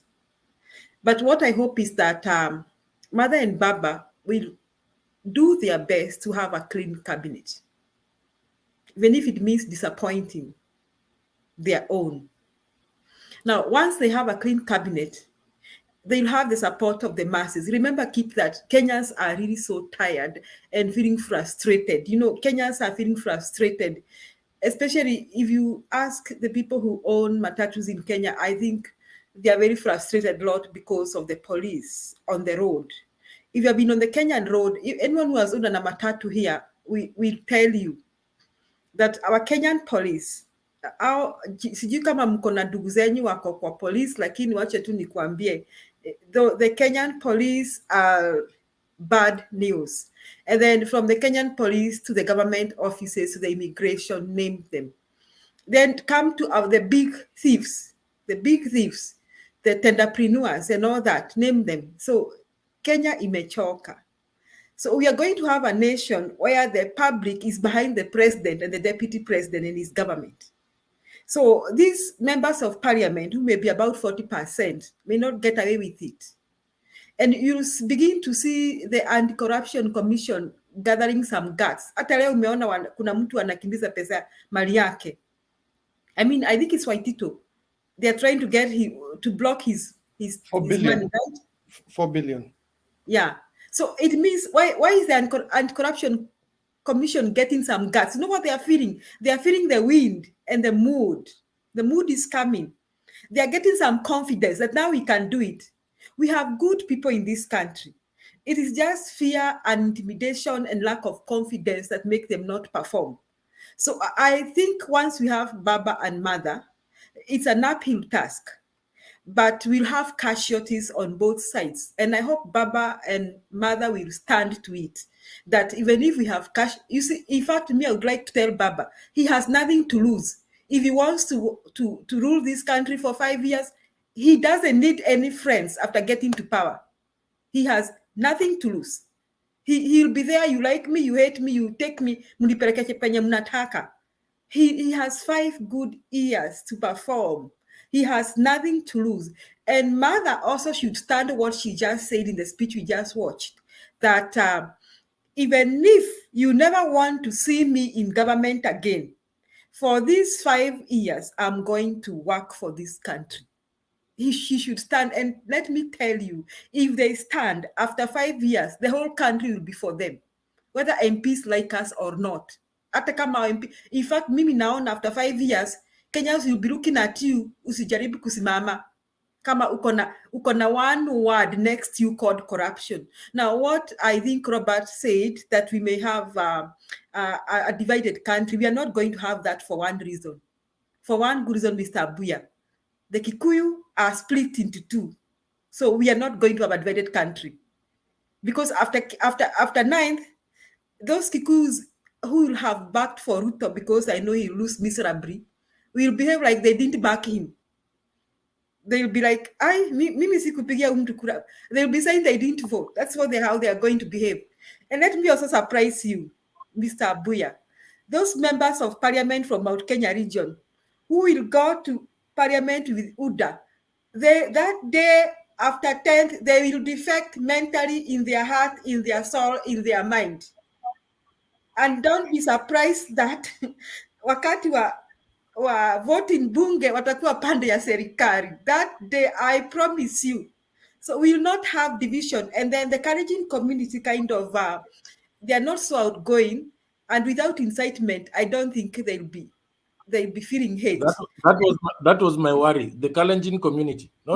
You know what's happening? The Kalenjin community will feel they have lost and they'll be frustrated. But you know, the rest of the Kenyans are likely to embrace them, because even as we talk here, we never feel anything against the Kalenjin community, do we? We don't. In fact, I've not heard anybody saying the Kalenjin wanafanya hivi. Kenyans will not be feeling anything against them, and it kind of, we are understanding them. We are understanding them, like we have this understanding. Huyu ni mtu wao, you see. So we are not even feeling like they are doing a wrong thing. The only people that annoy us ni Wakikuyu kama mimi. I really get annoyed. So the people who annoy me, people from Mount Kenya region, they really annoy me. I don't want to hear anyone from Mount Kenya region telling me about Ruto, because namwambia sikuelewi unless kama umerogwa. Naulizanga mmerogwa ama are you bewitched or something? But the people from the Kalenjin, we kind of understand them. So we'll be very happy to embrace them. So let me tell you, Ruto will be left alone because we'll embrace them. Mount Kenya region, what they'll do, they'll behave like sisi hatukupigia kura. And those MPs will go in with Udaku from Mount Kenya. I'm telling you, 10th, they'll be behind the president. And they'll never open their mouth again against him. So this is the first time. And when you see Kikuyus and Luos working together, be sure that the country is bound for unity and the country is bound for prosperity. When you see the Kikuyus and Luos, the day the Kikuyus and Luos work together, this country prospers. All of you can remember in 2002. So there'll be no division, there'll be no hate, there'll be nothing. And if you are thinking that Kikuyus will demonstrate because at Ruto ameshindwa, they will not care. They'll wake up on 10th, waende shambani, ukiwauliza kama walipigia Ruto kura, watasema, we don't know who voted. Nobody will be saying they voted for him. They'll be behaving like there were ghosts that voted for him in Mount Kenya region. That's how they'll be behaving. So we'll not have division. And Mr. Kip, let me tell you, this government is going to stand with or without those corrupt MPs. And within 5 years, I'm promising you, tutakuwa tukikuangalia tutakuuliza, wewe ulitukana na bibi yako, usisimame kama ulitukana na bibi yako. We will be going for people up to that level. Unanyemelea mke wa mtu, utasimama kama MP. That is how far we'll go. Asante, Mr. Bernard. But okay, Julia, thank you for that. And I'm happy Themba is here. I will say this. The functioning of this government will be determined by two things: the security of the functioning of the government. One, let it get a nationwide support. The moment the voting pattern is not regional, it is widespread, the president enjoys legitimacy. With that legitimacy, he's free to function without being curtailed. The cartel come in when you have only 2 regions supporting you and the rest of the country against you. So you are always apologizing and all that. But the Raila Karua ticket is a national-wide, and because they have a widespread support, there will be no side of the country that will look sidelined or even that it voted against the ticket, because I'm too sure that the vote are going to be overwhelming from all the corners of this country. Secondly, historically, Raila Odinga has never betrayed the masses, okay? He has always betrayed his friends, especially when they went against the masses. He will always side with the people and not with the politicians. In 2002, he betrayed all the people by saying Kibaki Tosha, okay, because the masses demanded that. Recently, when Everybody was pushing for Kalonzo. The masses said is Martha Karua. What did Raila do? He did what the masses wanted. When he was asking whether he would run or not, he went to the masses. Baba endelee ama asiendelee. When the masses said Baba endelea, he was organizing this other group when he has won the masses on his side. So we can trust him that he will not cut deals against the masses, because historically he has not done that. He would rather lose his closest friends but do what is right for the majority of Kenyans. So I don't think he will be able, he will go to cut deals for corrupt deals and be able to betray the trust that Kenyans are giving him at this point in time. If there is any person we can trust that the resources and the development of this country will be secured, is one Raila Odinga, because of his accountability to the masses and loyalty to the masses than he has loyalty to his immediate friends, so-called closest friends. I think with that, I settled there. Jakindube. Nataka kumwambia Julia kwamba vile vile lazima sisi wana Kenya, vile nilisema, lazima tuchukue responsibility. Lazima na sisi tutake kwamba serikali iwe safi. Tuanze na sisi. Usikubali kuchagua mtu mkorofi, mtu mkora. Tusijaribu kusema mtu wetu, kabila letu. Hiyo tutoe. Hiyo ndio tutamsaidia bwana Raila. Kwa hiyo sisi tuanze na sisi, vile nilikuwa nasema. Ni kama saa zingine hii Kiswahili ni tabu, lakini mimi napenda kutumia Kiswahili kwa sababu ndio mimi huona ndio lugha ya taifa. Niwe radhi, lakini saa zingine nikielezea kitu na Kiswahili ni kama msikii, kwa sababu sisi wana Kenya inatakiwa tugeuke sisi, tuokoke sisi, kwa sababu hizi vitu zote ni sisi ndio tunazifanya. Sisi ndio tunaanza hii fujo yote ya corruption na nini. Inatakiwa tuanze na sisi, tuchague watu ambao wana maadili, na vile vile tuhakikishe kwamba hatukubali. Mimi nawaambia msikubali kuchukua pesa ambayo mtu anakutolea mfukoni mwake bure. Hiyo ni hongo, na hiyo ukichukua eti kwa sababu unachukua pesa yako tayari unaiba kama yeye. Tusikubali, tuanze na sisi. Asante sana Bernard. Okay, thank you. Jose, you are now ready with your 5 minutes over. Yes, good evening once again. A request. Yes. I want Themba to make his submission so that I hand over. Na mimi ngatuke, ninyi mtaendelea, tutaonana baadaye. Let Themba come in, then Themba will invite you to make your submission. Since you are the one and the only one remaining to make submission, I think that will be in order.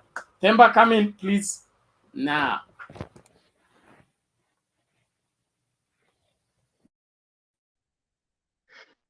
Yeah, good evening, everyone. It's evening my side, but I hope it's you're well. Kip, how are you?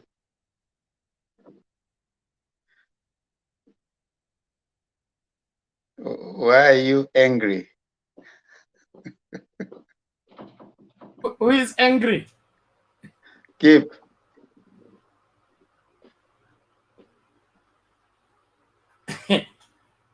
Now he's smiling.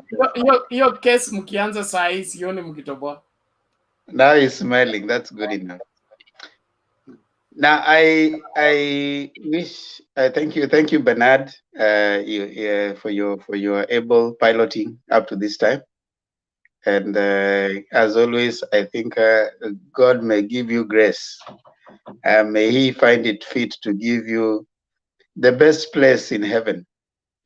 Wherever the room of Abraham will be, you should be the next person, just next to him, because you're doing service to humanity. And Vemba, may the payment. Vemba, what has happened to you? Julia, what's your problem?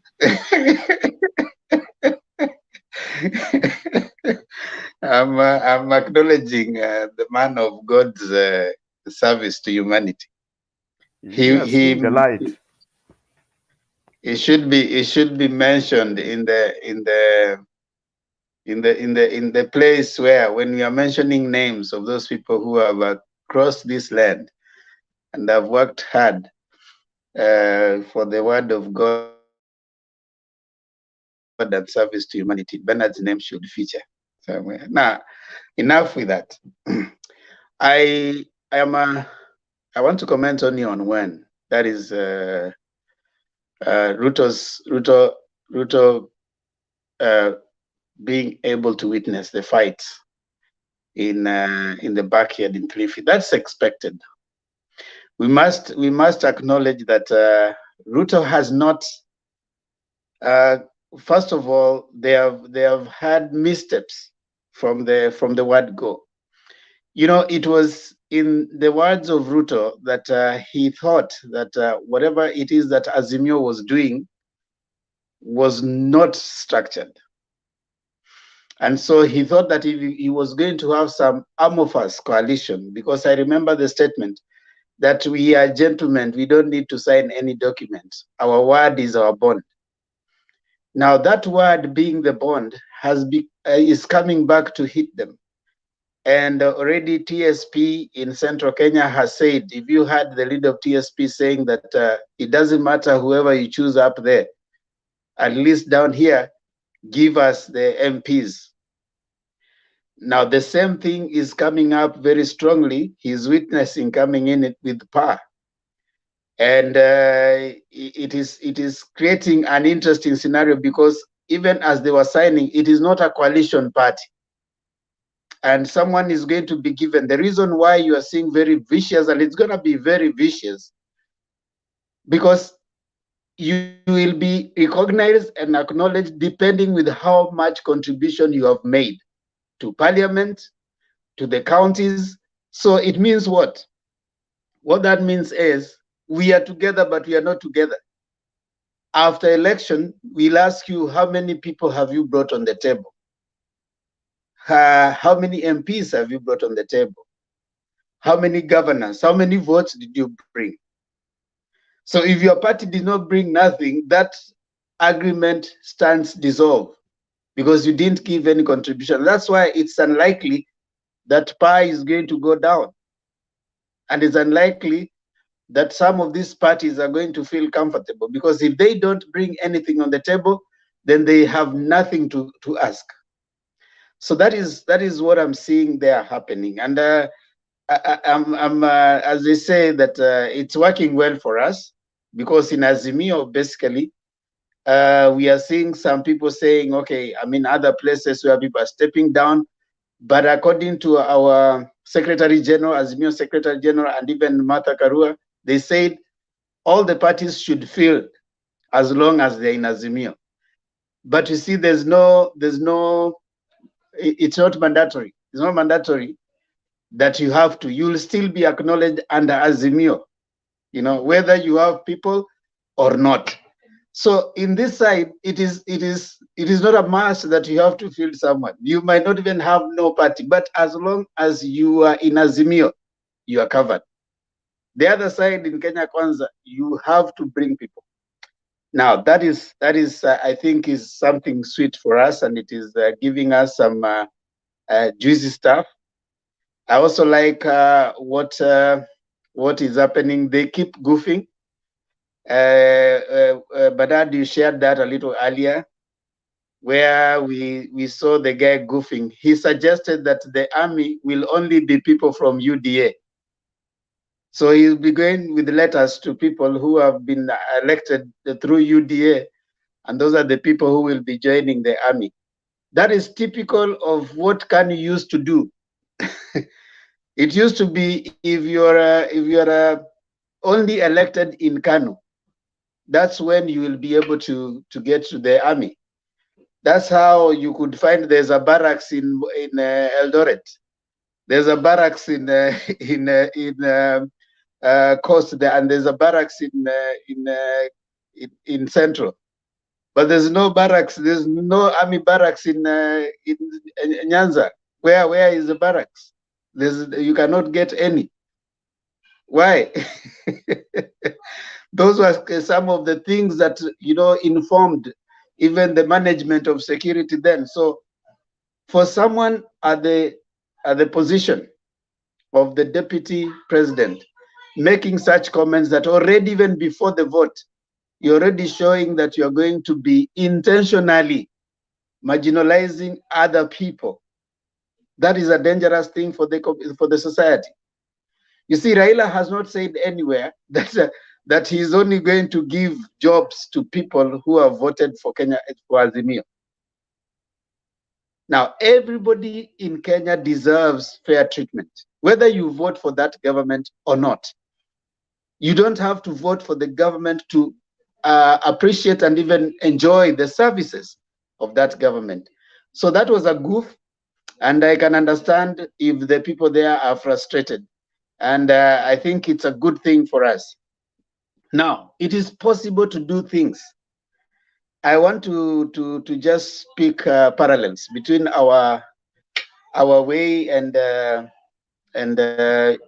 just comparatively look at Sierra Leone. Sierra Leone have had a president called Julius Maada since 2018. There are things he has done. For me, I'm looking at the things he has done vis-a-vis, is it possible to restructure and re-engineer a society that looked like had lost so much? Yes. And he came to power on that 1st March 2018. And you can go back to the story. First of all, he was able to overthrow the government. There was an army transition. He passed over the power to the civilian rule, went to America on asylum, stayed there for about 10 years, then of course came back to Sierra Leone. He's now the president. Now there are these things that he did from 2018. In 3 months in office, he became the first Sierra Leonean president to introduce free education. So that means what? If you have a purpose as a government, through an executive order, he introduced free education from primary to secondary. Then the next thing he did, he eliminated the application fee for students in government-run public universities. He canceled China-funded $400 million loan agreement. He built a new international airport in Sierra Leone. In his first 2 months in office, he opened an ongoing review and audit of government mining contracts. And in first 2 months in office, he sacked all Sierra Leone's ambassadors and permanent representatives. What I'm saying is, with a leadership that is determined, it's possible for us to have a radical surgery in our country. And I think with the leadership of Baba and Martha, is it possible for us to reverse the corruption that we have had for all this time? Yes, it's possible. And personally, I believe that if we can give them the support that is required, it has happened elsewhere in Africa. In fact, he was able to put some of the ministers in jail, those who participated in corrupt activities. He stopped those corruption processes, and he actually took them to jail. So it is possible for us to change Africa, and it is going to happen. So Kenyans, I think I can say, in the basis of Kenya Kwanza has shown us that they are not at all ready for a change. And I think it's up to us as Kenyans to show them that for us, we are ready for a change. And the only way we can do that is through the ballot. And let us show them that we are ready for the next part. We don't want a charge sheet to run our government. Thank you, Bernard. Back to you. Asante, it's an interesting time to be alive in Kenya as everybody begins to pull in their direction. And Kenya Kwanza is becoming interesting, as it is now known It is no longer Kenya Kwanza, it's UDA and the rest. UDA and the rest, because the president is campaigning for UDA everywhere he is going, regardless of him being named as the leader of Kenya Kwanza. So there is no Kenya Kwanza, there is UDA and the flower girls, or flower boys for that matter. They will wish them the best, but sioni kule wanaenda. Well, thank you very much, Wanathemba. Now is the turn for Jose and the rest of the panelists. Tuone ile masa ingine yetu.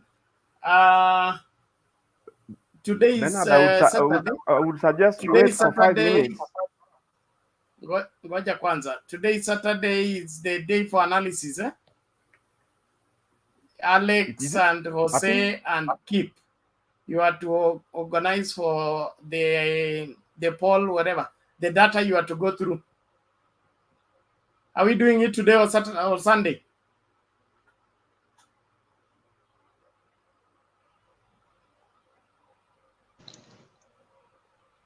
The Kip told me we have it, but we haven't translated it in PowerPoint yet. Yes, so what I was thinking is Sunday would be good. So I can prepare it tomorrow. I lost kidogo like jana, so if you can bear with me, I can do it on Sato. And then yeah. Yes, I propose we deal with the coast province first. Yes, there are 6. Are there 6 counties? Yeah. Yeah, I could prepare the data because I've already translated it to Excel. Maybe we could have a short meeting tomorrow before the panel so that we don't mess the current meeting. And I'll have something uploaded with all the counties, and then we could do a dry run with all of them. Yeah. So I already got the senators, governors, and also the votes they got. So we can look at the data like that. There is an addition I was hoping that we'll have to do with the latest opinion polls. You know, we have the latest opinion poll, which is county by county.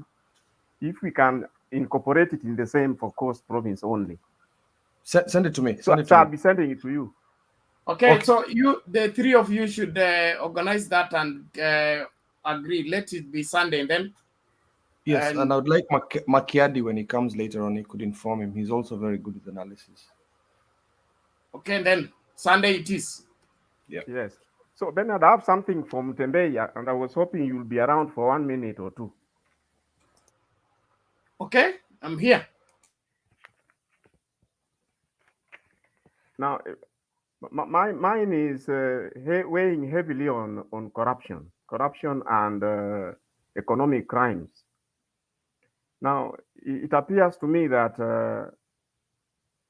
the incoming government is going to be very, very seriously challenged, especially given the magnitude of the expectations almost around the country from everybody, private individuals, organizations, almost each and everyone. Now, as admitted here earlier, corruption is a very, very serious thing in the country. And from my own assessment, it can be traced way back long time ago, but it has its genesis in the way the laws are set up.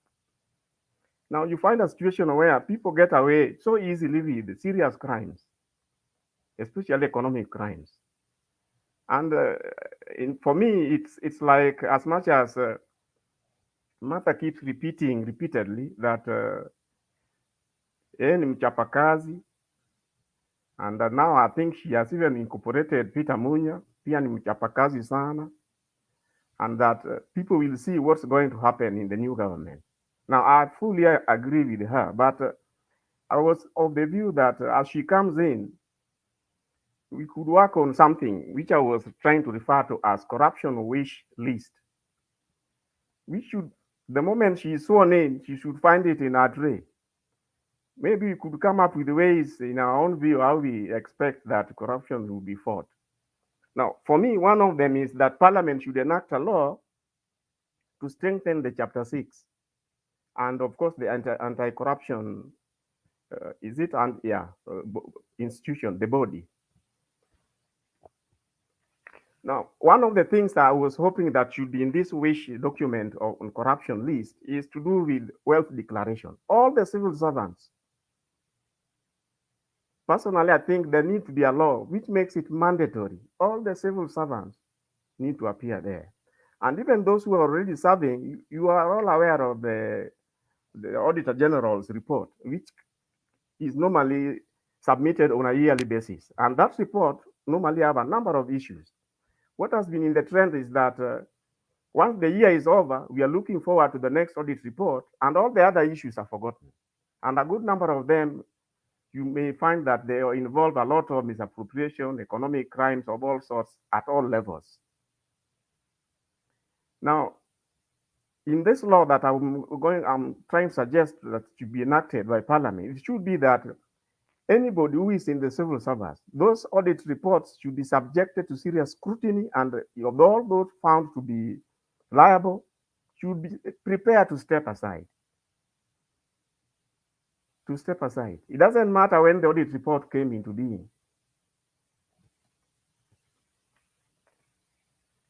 Now, alongside that, I was hoping that there would be a proposal to create a special wing from the judiciary, where their work is only anti-corruption, and they should have to deal with issues on a time limit, kind of. So that if it is 3 months, it is 3 months, and they go non-stop. Those judges, I hope the ones that the president had not appointed, maybe we could have a case for them. If you are expanding the judiciary and trying to have a special wing to deal with the corruption, given the magnitude of the problem itself in the country, I think it will be worth the trouble.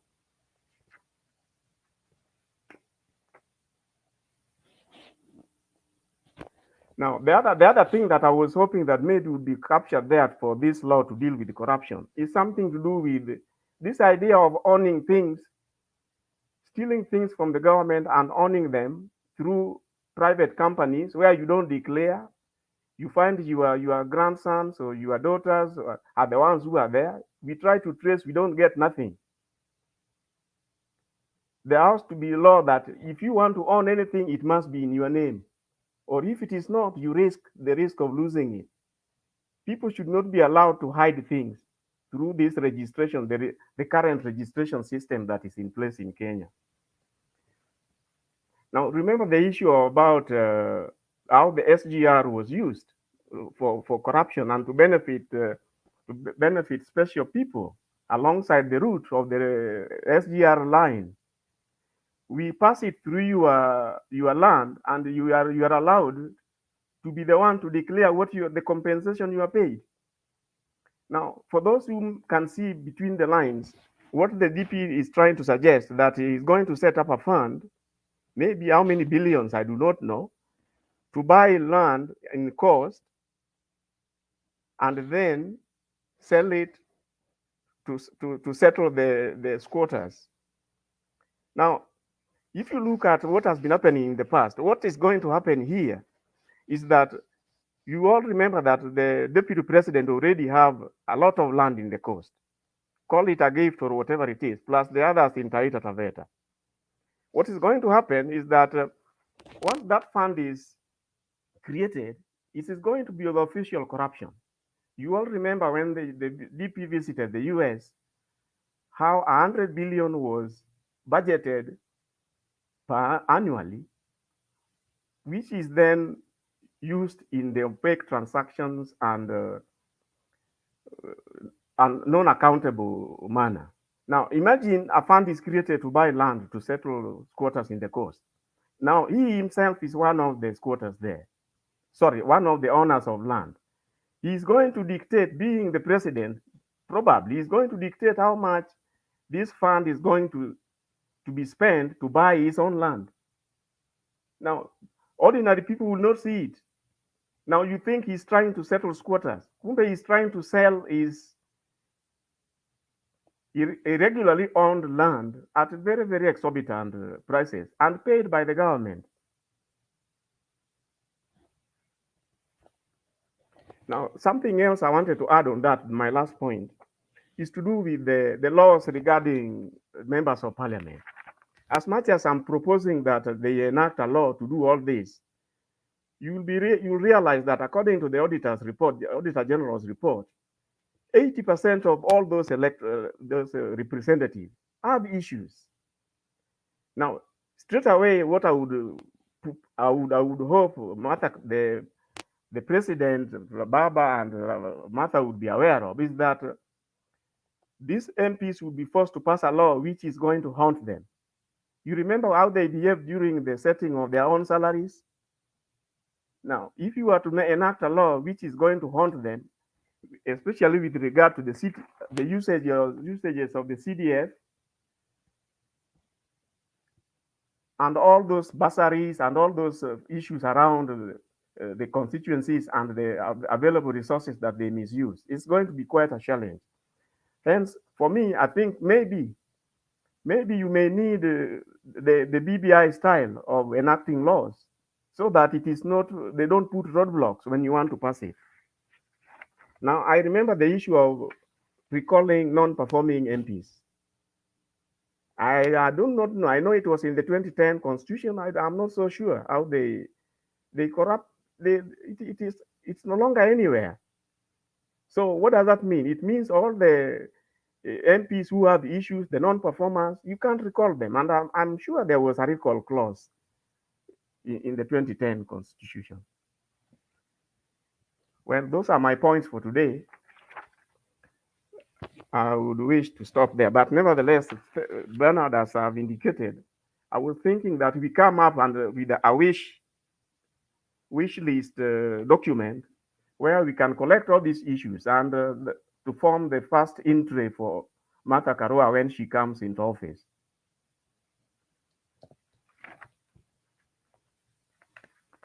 That's all for now. Thank you. Okay, thank you. Temba, respond to hii mikono imeinuliwa.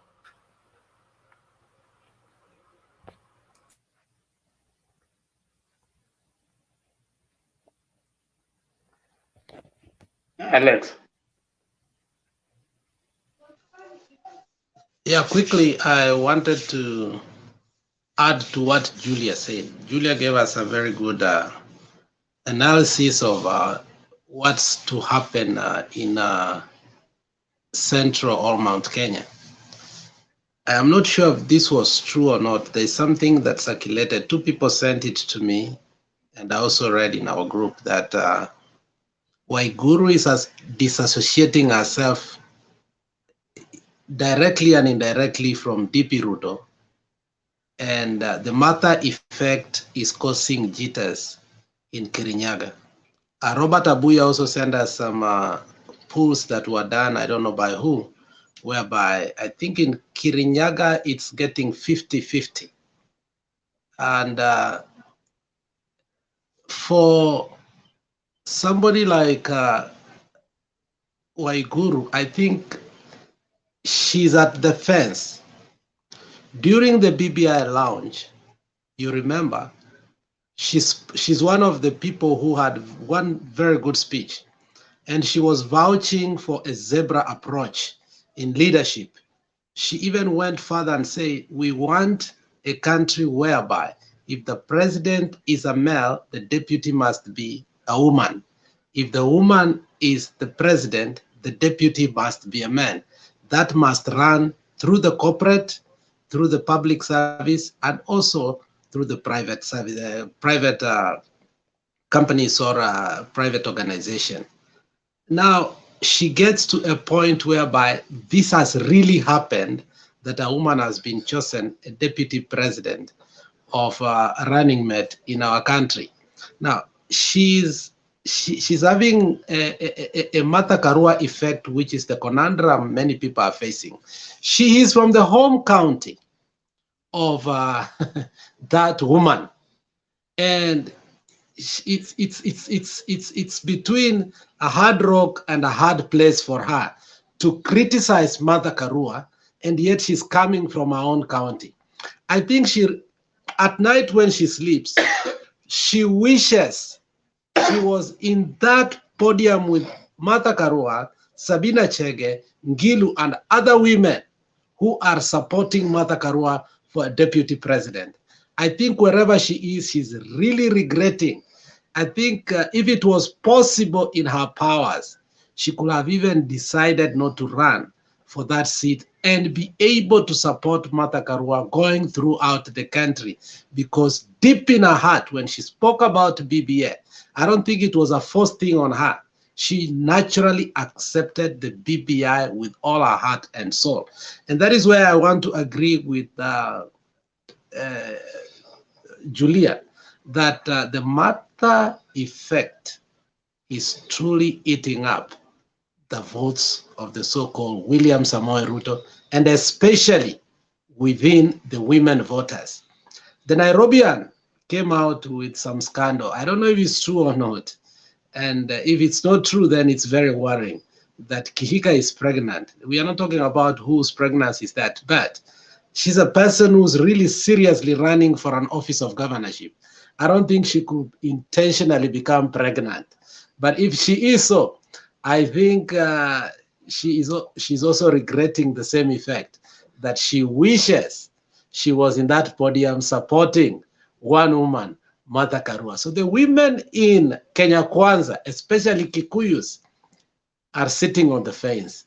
I'm glad Julia is not sitting on the fence. She can speak loud and clear that, you know what, Martha is the real deal. Thank you very much. Thank you, Alex. I agree with you largely, but the part that you're talking about Nairobian and Susan Kihika being pregnant, I really don't know why sometimes when it comes to women, we start commenting on what they do in the bedroom. I think the debate on politics should be clear, whether we like them or not. What she does with herself at night, or whether she's pregnant or not, I think that shouldn't be part of a political debate. I think that sometimes it's actually taking the debate a little low, and we may not like Susan Kihika that much. Where have we have never seen any of the men being told that so and so is running, but he has impregnated 3 wives, and all of them are waiting to give birth in the next 3 months, and it becomes a case of a debate in politics. I think we shouldn't have a different measuring gauge for women when it comes to politics, and that's what they were trying to bring out when they stood up and they were starting to ask, where is Martha Karua's husband? Or she's single, or such kind of stuff. But nobody has ever asked all these male politicians to tell us their wives. Show us your wife, and how many other side chicks they have. I think if we start talking about politics, what someone does with when they're out of politics, it should not be part of what we use to determine if they're good leaders or not. Susan Kihika has a right to get pregnant with whoever she wants, wherever she wants. That's not what is part of what we want to determine as part of leadership. I was hoping that the mention of her and pregnancy will not find its way into our debate, because it is law, and of course that's why it's happening in the Nairobian. That is sometimes a gossip newspaper, which basically, in my view, is not a good thing. So let's cut those people their slack.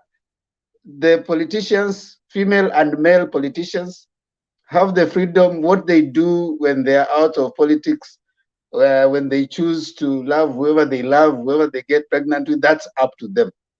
When we come here, we want to say, okay, fine. If you're going to use this yardstick for the women, let's use it also for the men. If you're going to ask women, who is their husband, let us ask men, who are your wives? Parade all of them. Parade 10 of them so that we know you have 10 wives. Parade all your children, even those ones who are not within your headlock. Put them here so that we count all of them together. We shouldn't have a different yardstick. Abuya karibu.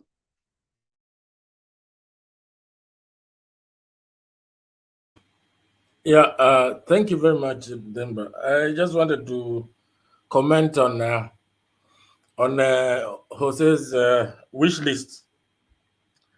And I wanted to not attack as such, but I wanted him to stop spreading fear.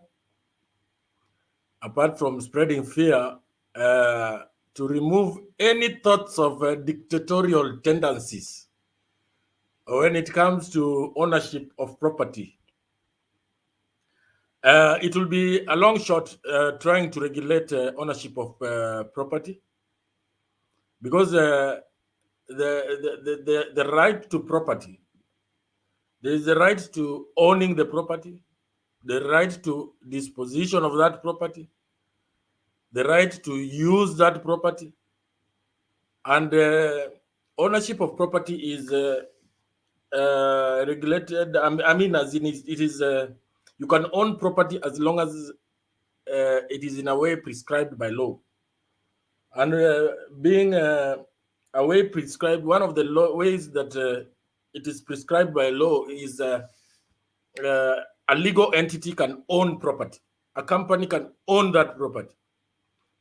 A company is a legal entity. So that idea will be extremely radical and will be met with a lot of opposition. The 2010 Constitution and all the other enabling laws are sufficient enough to tackle corruption. What has been lacking is the goodwill. The goodwill from the executive has been lacking. And if I believe if there is enough goodwill, we'll be able to tackle the monster called corruption. About the courts, there are special courts, anti-corruption courts, and like I said, the goodwill will play a great role in fighting corruption, because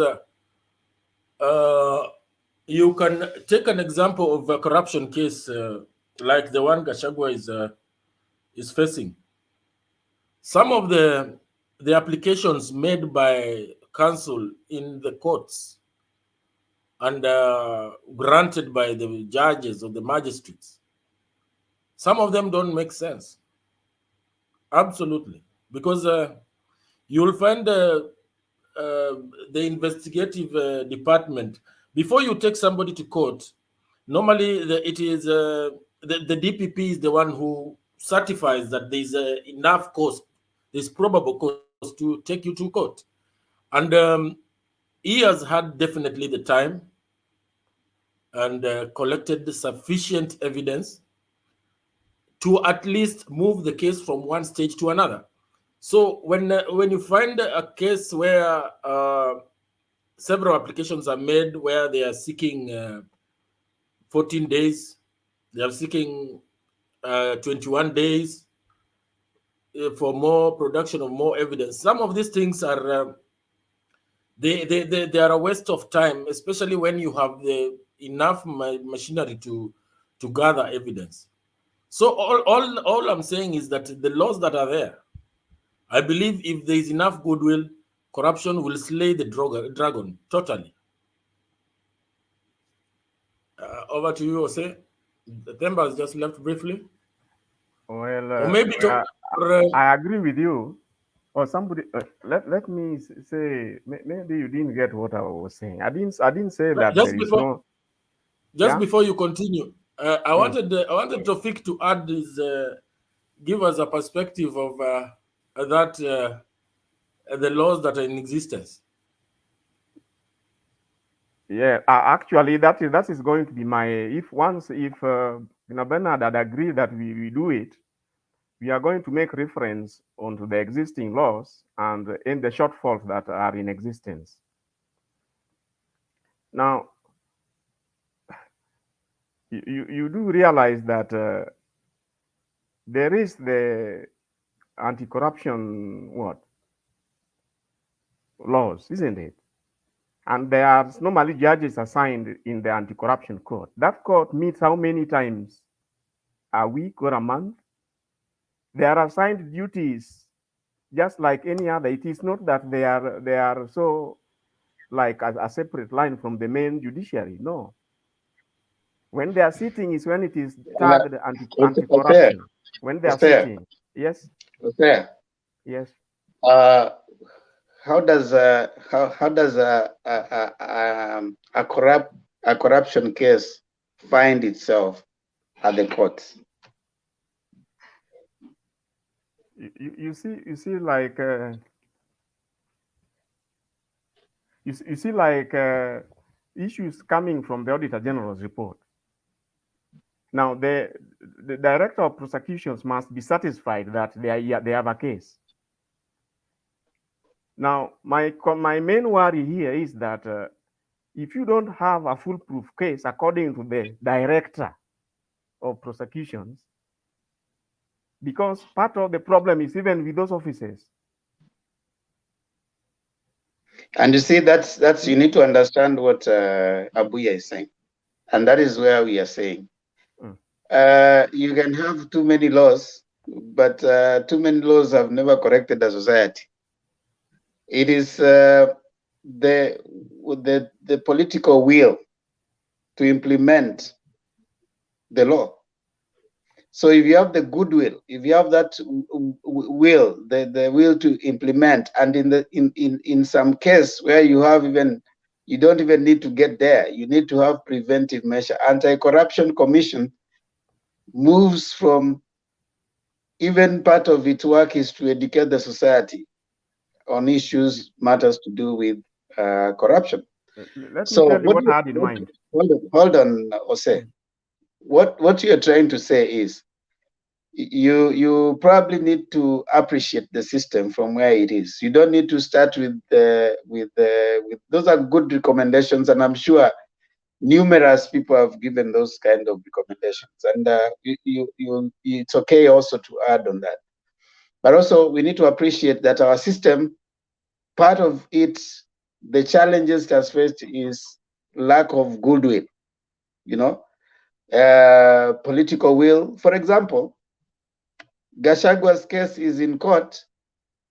It has been pushed up to September until he finishes his case, his campaigns. And Waiguru's case, the way it went, tracing some of those things. And then, of course, you see the accused also has their own rights within the system that we are having. So there's a lot more that needs to be done on the willingness to fight corruption, and much more working on the preventive measures, against the corruption. So I appreciate what you have said. Yes, Tawfik. I want to agree with them on that because okay, the problem with corruption in this country is not the laws. There is no law that you can make that will seal the issue of corruption. You can make 100 laws, and really the issue of corruption cannot really be addressed by the laws. But it requires the political will. The political will. The reason why when Kibaki came in 2002, like there was a zeal. People had the zeal of fighting corruption, and that's even there was even citizen arrest. There's even before we all came again back to what we had come from. So it's all about the political will, and I think the problem Uhuru has been having in his regime is because Uhuru is somebody with a baggage. Uhuru, looking at his family, his relatives, and the scandals they had from the first term. So he had a baggage. That's why he couldn't, he tried to fight corruption, but again it fights back because again you have a baggage. You cannot really fight it in one accord. But I think the advantage Martha and Raila might be having is that they don't have this big baggage that Uhuru has been having in fighting corruption. So if the way Martha was speaking today in the civil rights group that their leadership has committed to fight corruption, and I think even if they form government, that will transcend from the cabinet secretaries to the PSS to the everyone, because sometimes leadership begins from top to bottom. So if there's correct will, even the EACC and the DCI, they get political energy to pursue most of these corruption cases. So we only need a good political will that is not aimed at disenfranchise the institutions we have, and we have a government that will respect our institutions.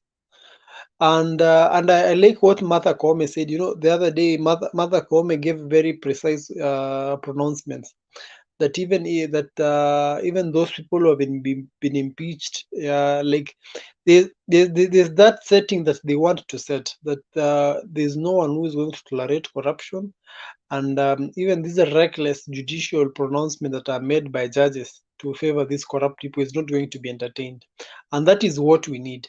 And that's why I was even again that's why we even had an issue with Kalonzo, because the issue of Kalonzo also fronting Sonko at Mombasa, based on the fact that he had all these issues of corruption, money laundering, and all these things. Then you want to be the second in command. That starts from a very weak point in the fight against corruption. So we must have a leadership that is, from the word go, they will say that they don't condone corruption, and the leadership that will enable our institutions of EACC and DCI to work. That's the only way we can slay the dragon of corruption. And because if every person sees that there is a political head that is committed to fighting corruption, then we automatically everybody below the chain theirs to the line, and we reduce this issue of corruption. Well, Yes, what I Abuya. wanted to say is, Hold on Just a a second. minute. I just wanted to add that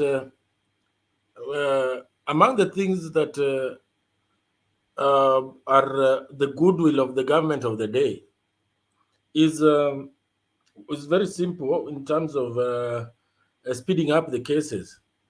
Because I heard you mention that the courts I mentioned the courts are there, and you said they are not any different from like any other courts.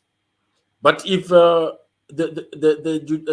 government of the day is willing to fight that corruption, we have so many qualified magistrates, advocates, magistrates, who can we can increase the number of judges in those courts. This will speed up the fight against corruption.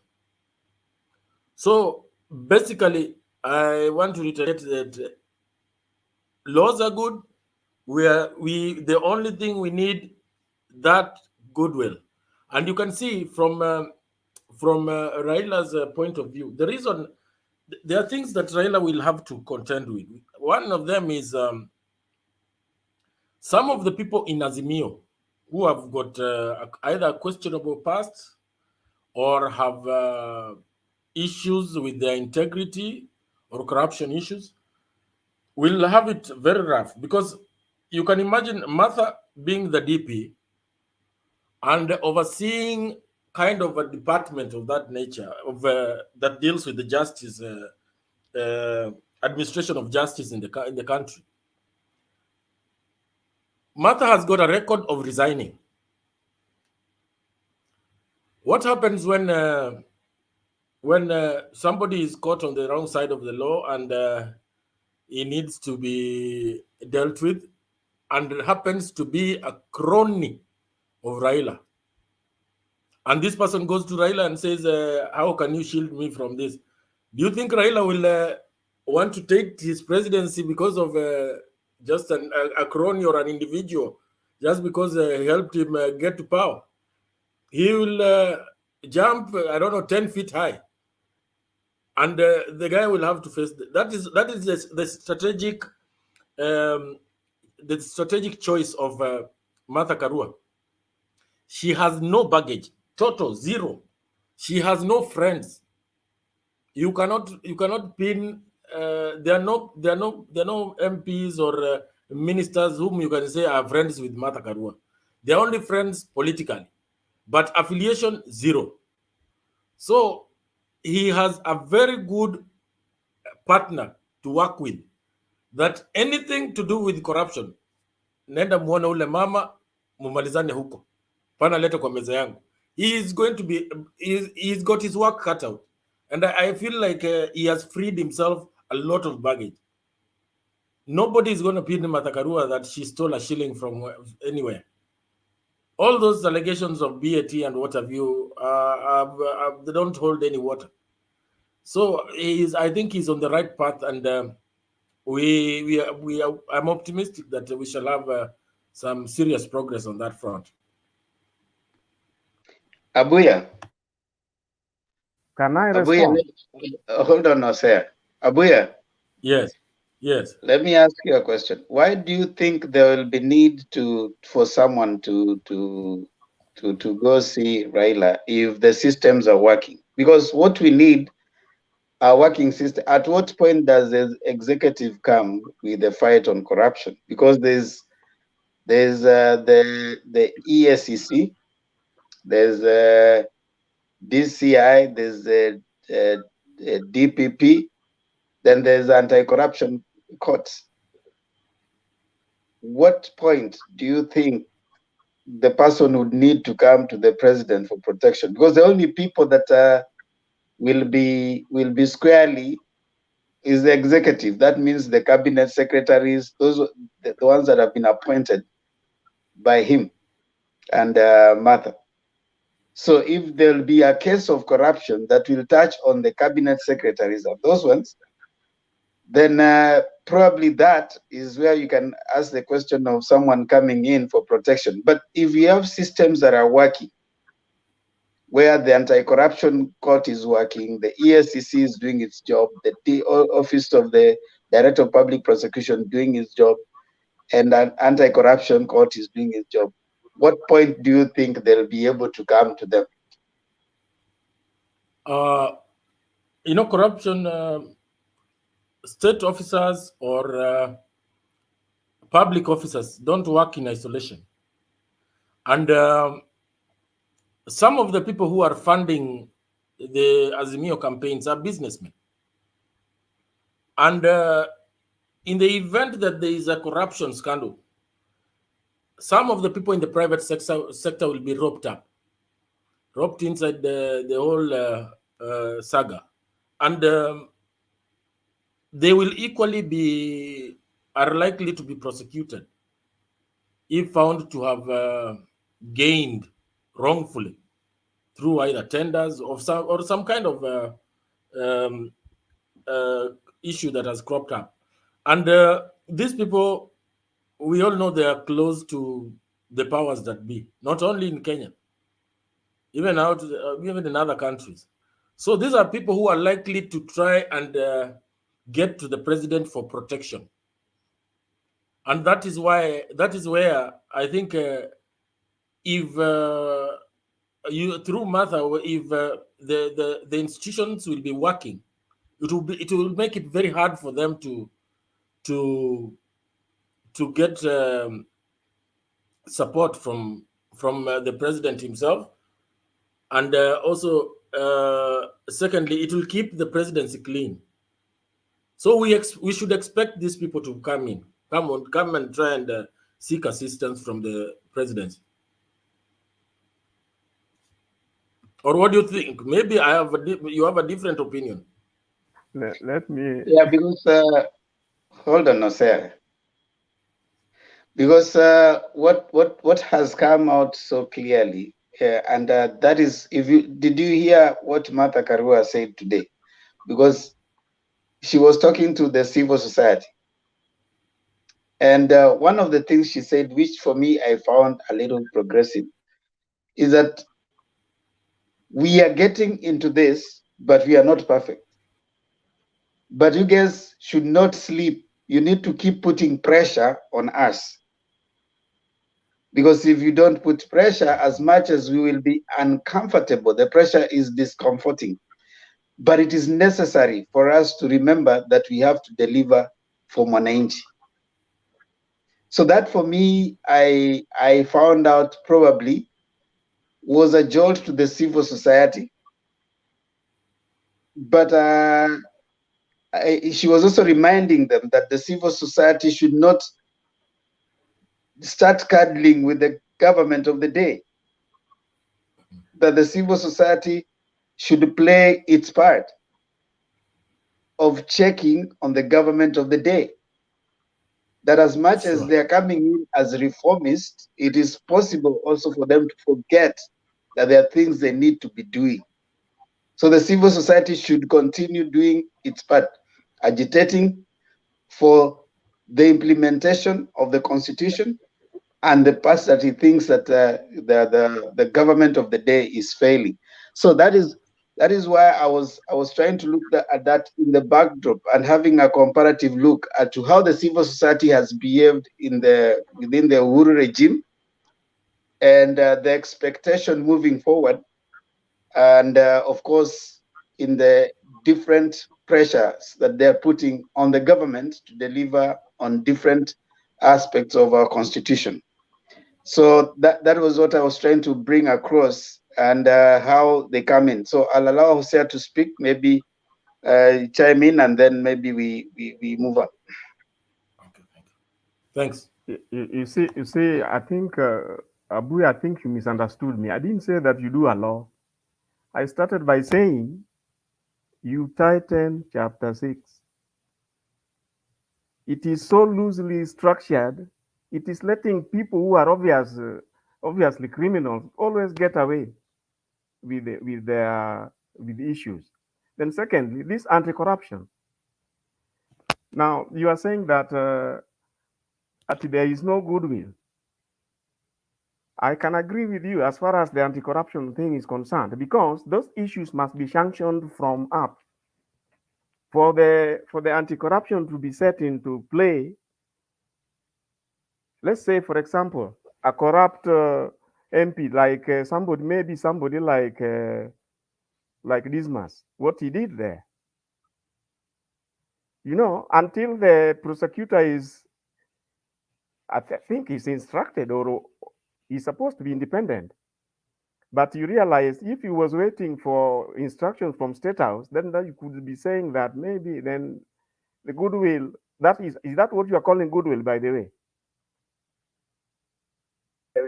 That he needs support from State House.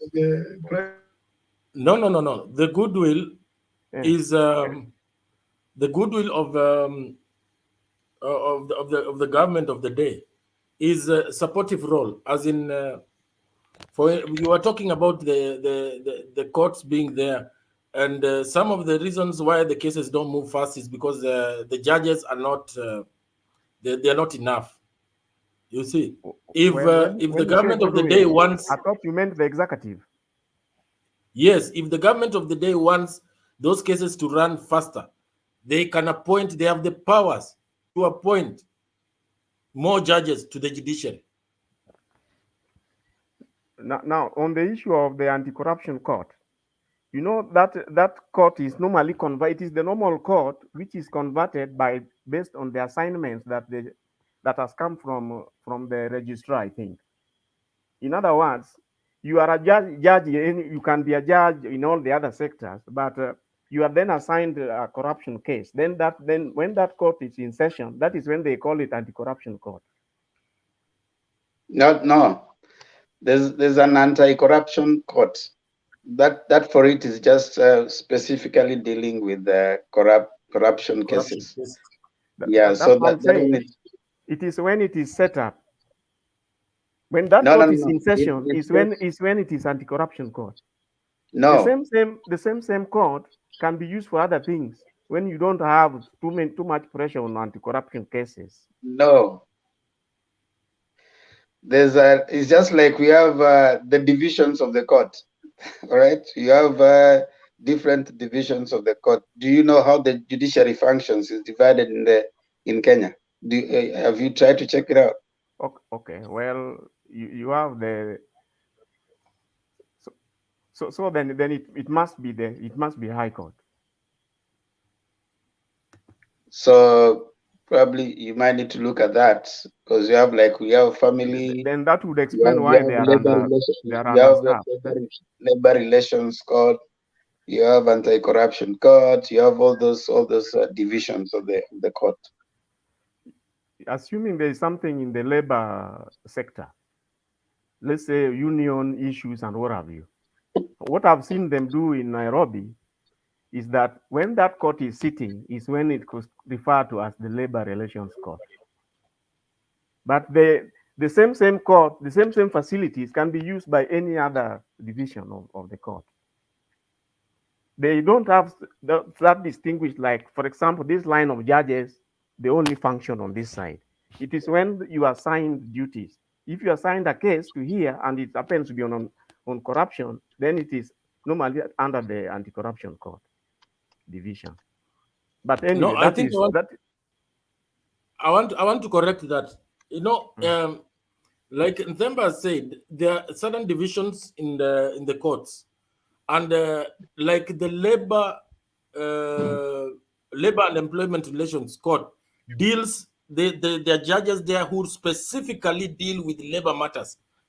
They of course they do sit in the same courts, but they do not go outside and deal with anything else like criminal or conveyancing. Or they deal specifically with the labor, and they stick to that. So what we are saying is that there are judges who have been assigned cases for corruption and nothing else. Are we together now? We are together, but I have a question for you. You know, the union issues normally are towards the end of the year when people are agitating for salary adjustments here and there. The CBA. And you realize that the entire court system, they have been very, very overstretched. Now, you are almost implying that labor relation courts are only that. Those judges are multi-skilled. They can, that's why I started by saying that when you are assigned a case in the labor sector, then whenever that court is sitting, it is a labor relations court. The same judge can also perform even in other civil Okay. sites. Hold on. Now, this one is from the website of I think it's important that we just settle that once and for all. So these are the court structure. The court structure. So we have the Supreme Court. Then we have Court of Appeal. And then now we have superior courts. Superior courts include Supreme Court, Court of Appeal, High Court, Employment and Labor Relations Court, Environment and Land Courts. Subordinate courts, magistrate courts, Cadi's courts, courts and martial, and any other court or local tribunal established by an act of parliament. So that's how it is. So you have superior courts. When you go to employment and labor relations court, you can now move to, those are the next high court. You can go up. Subordinate courts, magistrate courts. So that is the division. So, but that is not the issue. Can we go to the real issue? Let's go to the real issue. The issue is the idea of enhancement of the fight against corruption. The goodwill towards fighting against corruption. Your suggestion is that you need to enhance the laws probably to make it faster or to make them tighter. Yes. Our argument is that the laws are there, there's goodwill that is needed. And probably, again, it is also one thing to pursue someone to be corrupt and to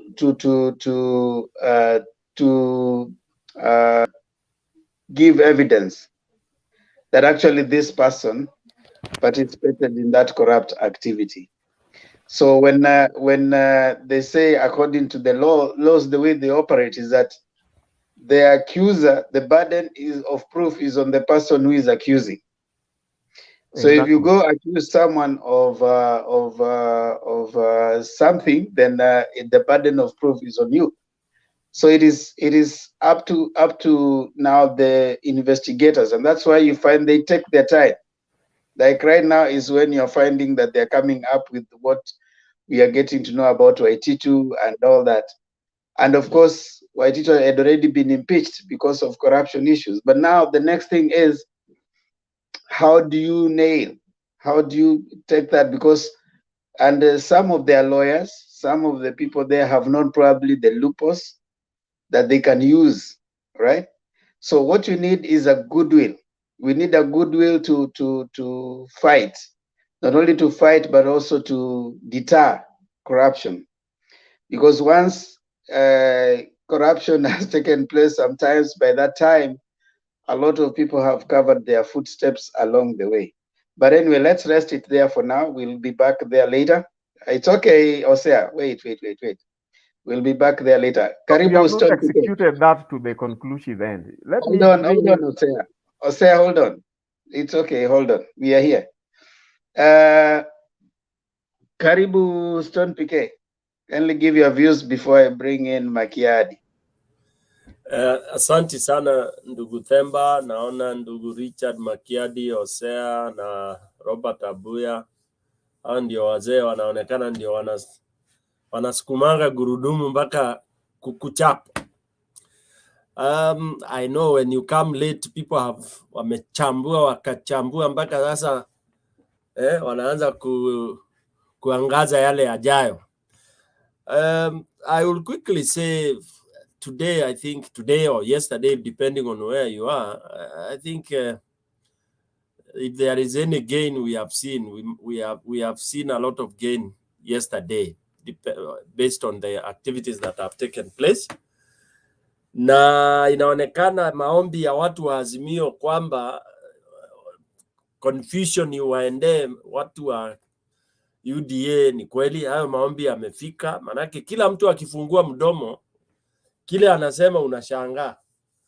Na upande wa Azimio ule mtu akisimama kuzungumza unashindwa hala, kwani ilikuwaje? Beginning with the breakfast where Karua met the wana harakati. Yeah, I will begin by saying, I'll quote her. She said it was homecoming for her. Knowing who, all of us know who Mother Karua is and where she has been. And looking at the speech she gave there, she was so comfortable because that is her. She was actually home. And what made me so happy is she went ahead to kind of buttress the reason why Raila Amolo Odinga went for her. It was not by default. It was not by persuasion. It was by conviction that, Raila had no choice. If he was to leave his word, if he was to look for somebody who will really mean what he means. And I think tukiangalia ukweli wa mambo ni Karua nadhani. And she made that very clear that the choice is a firm choice. They believe in each other. We've never had this kind of a pair, where the DP believes in the boss believes in the DP. And I think we've started to see how the administration of these two guys will look like. I think it will be something very good. In fact, even if they don't achieve anything, or achieve 40% corruption, wanyonge watu kwanza, yeah, that will be it. If they can just set, waweke time frame ambayo sasa anybody coming atakuwa hawezi toka kwa hiyo rally. And Mother said this social society should now be like what it used to be there during their time. They should kosoa serikali. They should be on the, I don't want to say on the streets, but if it means going to the streets, if the government is missing the trap, let it be. We need them there. We need them to be people's watchdog. Yeah. And I was so happy to hear that from the incoming DP. Anawapatia ticket, anawambia, this is what you are supposed to do. Even if we don't smile, because you are asking us something that is you continue doing that. So that was good. Point number 2 on that. I think they are genius in Baba's camp. With Professor Makau there, I think those guys are they are wizards. Can you imagine how this breakfast was concluded soon after the prayer? I don't call it a prayer meeting. For me, that was not a prayer meeting. It was a pray meeting. People are just there to squander taxpayers' money with no objective, trying to pray for peace as if peace is not there. I don't believe we should keep on praying for peace. We have peace in Kenya. What we should be praying for is for wisdom and strength. Mungu atubariki vizuri tuweze kuwa baba awe na nini mzima, sisi tuwe wazima, tuende tupige kura. The peace is there. Let Ruto and the others not waste our time wakituinulia mabibilia. We are all Christians. We know there is peace. Nobody has problem. Yeah. So that prayer meeting was watered completely by Mother Karua's whatever, and I like that kind of arrangement to show what should be done, because what Mother talked during the breakfast, she buttressed it during her breakfast as well, when she said people should walk their talks, and then here she comes with the civil society emphasizing on the journey they have and what they really stand for this for the Kenyan community. KK comes in the coast. Coast also was interesting. Today we witnessed people speaking in tongues. Nyumba ya Babeli inaporomoka. In front of Ruto, what do you call that? Kiuno hataki kutingizia yule mwenzake. Yeah, wameng'ang'ana. Then Ruto anakuja anaingia kwa shimo ndani. Poop. On top of that vehicle, Ruto goes campaigning for Aisha Jumwa, and yet there is this other guy. So what does that mean? Disgruntled elements will be there. Hiyo vita itaendelea. Kingi will have no impact. Then hapo tutazoa kura zetu. Azimio will get those guys, because after a while they will see that what is there is just nonsense, because the guys are fighting and yet they are from the same coalition. So for me, that's good. Kingi's brother is contesting. Who? Kingi is supporting. He's not supporting Jumwa. Who is Kingi's candidate? Kingi's candidate is the guy who is in his party. That is the brother. I don't know. No. They're not brothers. I don't know, but he's in kwa chama ya PA. So you have Kingi and his person, and then you have Ruto with Aisha Jumwa. So what kind of a house is that? That's a broken house. It's which is good for us in Azimio. And Kingi will look stupid, you know. I think as of now, these guys are regretting why they are where they are, but unfortunately they are locked out. They can't hop. Yeah, wanalia tu. You heard what Waiguru also said. You know, Waiguru told Ruto, wewe shughulika na hali yako ya Rigathi. So it is interesting. It is interesting that we are gaining. My appeal to Baba and his team is to now try and consolidate. Rip, chukua, okota kuokota, you know. Wale wako confused to fagie water, because of course we have some threats in some areas. Then okay, I have said, I think lastly, let me comment about NZOIA. NZOIA, I have no words. It is beyond what I saw. I don't know. I have no words completely. I just wondered, watu walitoka nyumbani wote wakaacha nyumba na nani? Mbuzi na kuku ziliwachwa na nani? Because those guys, and then the excitement. Then I started asking, wale watu wanasemanga kuna crowd ya kulipwa. Hiyo inaweza kuwa ni crowd ya kulipwa kweli? I could even zoom in and look at individuals there, excited, people throwing their hands into the air, possessed by this spirit of Baba Azimio. Sincerely speaking, that it is something I've never seen. And I'm so happy because one, I would want Mudavadi to be taught a lesson, and Wetangula also to be taught a lesson. I would want Baba to really, to surpass what he got in 2013. 2017, I think the votes were erased in the whatever, so you can't follow those figures. But I would want Baba to get the highest number there. so that he silences Mudavadi completely, Watangula completely. That is a good indication. So generally, I'm happy personally and praying that things go the way they are. The strategy, Azimio, is to ensure everyone is involved. We want to have checks and balances. We are not selfish. Yeah, we want to activate all the machineries that can be on our side and that will be on the other side, so that Mwananchi is given the services that he will have been promised. Yeah. Thank you so much, Themba. Okay, thank you. I will let Makiadi. I will let Makiadi speak and then we'll open it for questions. Makiadi, usipatiane. Makiadi, ukishapewa nafasi kuongea usianze kusema na mimi sasa napatia mtu fulani. Sawa Themba, kwanza niwasalimie. Unajua nimekuja mapema sana, sijui nimeingia the wrong channel ama nini, kwa sababu nimekaa hapo almost 30 minutes nikaona Stone PK ameingia, nikaona maybe siku connect correctly, so nikatoka tena nikarudi, ndio sasa nimeona umeniadmit. But wacha niwasalimie kwanza. Siku njema wale wanatutazama pia. Lazima nigonge kwanza Makiadi.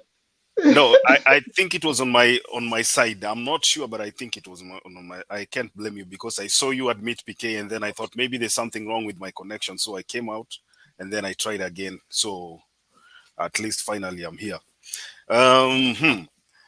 First of all, wacha ni kuna watu wanasema breaking news huko ya Kalonzo Musyoka, sijui kama kuna mtu amewagusia hapa. I think that is not breaking news. Most people know that Kalonzo Musyoka is not going to run for presidency.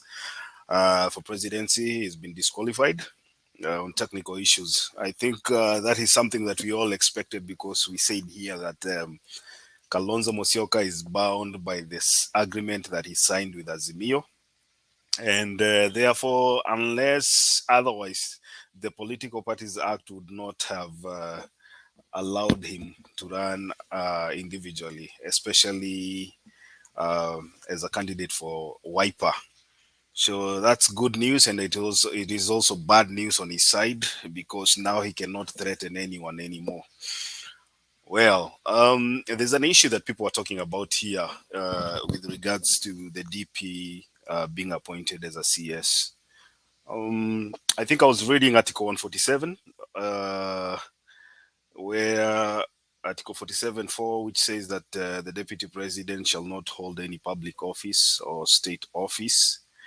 And also when you read Article 152(5), I first of all think it is good to look at the qualifications for somebody to hold the office of the DP. Number one, that person should not be, the office of the CS, that person should not be an MP. So if Martha Karua is not an MP, she passes number one. So what can be looked at next?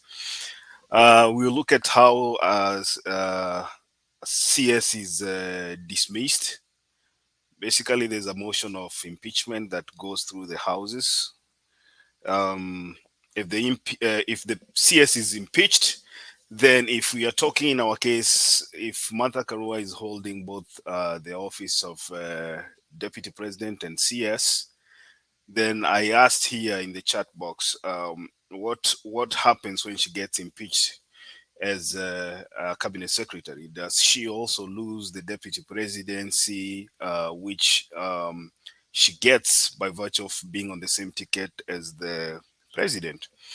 So it looks like in the wisdom of the president, hopefully Raila Odinga, it would be a bad idea to appoint Martha Karua as a cabinet secretary also.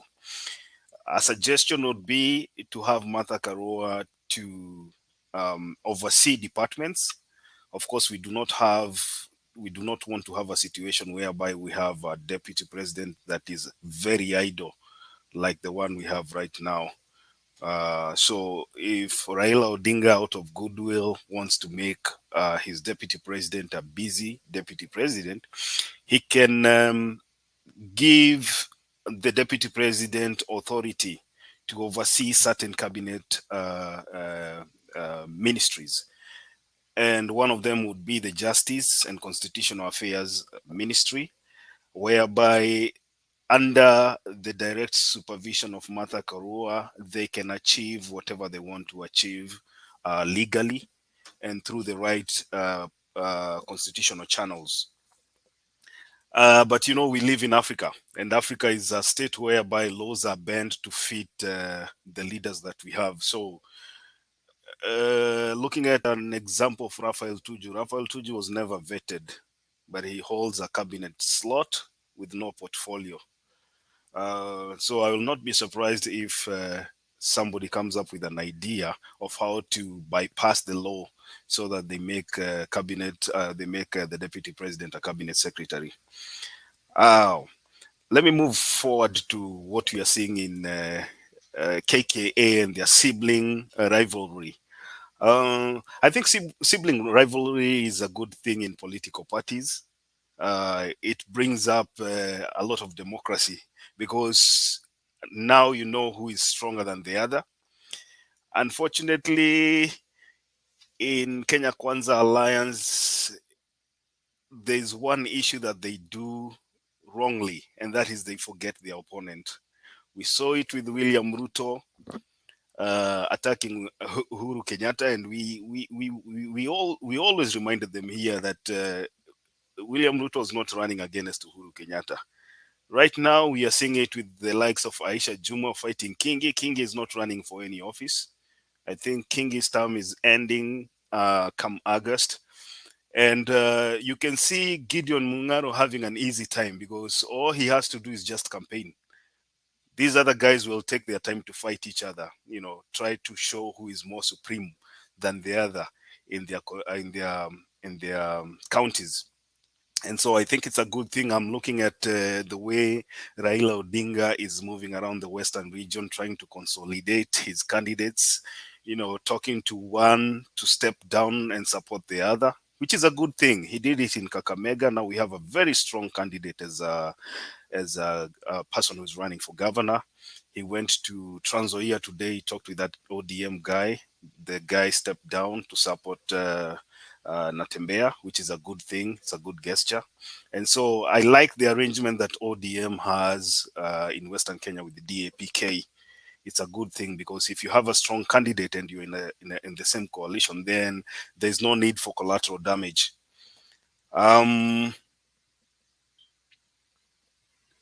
Goofing and the political change of political tact. I liked what Joho did today. I think we discuss of geniuses, political geniuses, and what Joho did here. I've seen this thing in the US whereby you quote what somebody says and you make a campaign ad against that person. What Joho did today is exactly what happens in these these democracies. He quoted what William Ruto said, what he said, what William Ruto is saying right now. And it resonates very well. Sometimes I think when you talk or you paraphrase what somebody says, sometimes the message does not come out clearly like when you have his voice or his soundbite. So Joho did this today, and I think it sent out a good message. And I just believe that I just feel like this is the same thing that he should be doing around the coast, because William Ruto now is coming out as a person who wants to propel himself as a savior to the issue of land at the coast. And you know, Kenyans are very gullible. Kenyans they forget very easily. And if Joho can use that tactic to go around the coast and show, look, this is the guy that was abusing me, was belittling me when I was fighting for your rights. And right now he's coming to tell you that he's going to solve this issue. So this guy is lying to you. This is not the right person. So Joho should use that. And I believe moving forward, the same thing should be done in other regions, because if you go to Naivasha today, you remember there was a seminar that William Ruto addressed in Naivasha, and he was very categorical that he supports the movement of the ports operation to Naivasha. And right now he's going to the coast to deny that. So if you go to Naivasha, tell them the same thing, that this guy now wants to take this port and the port operation and move them back to the coast, so that he can be at loggerheads with his own words.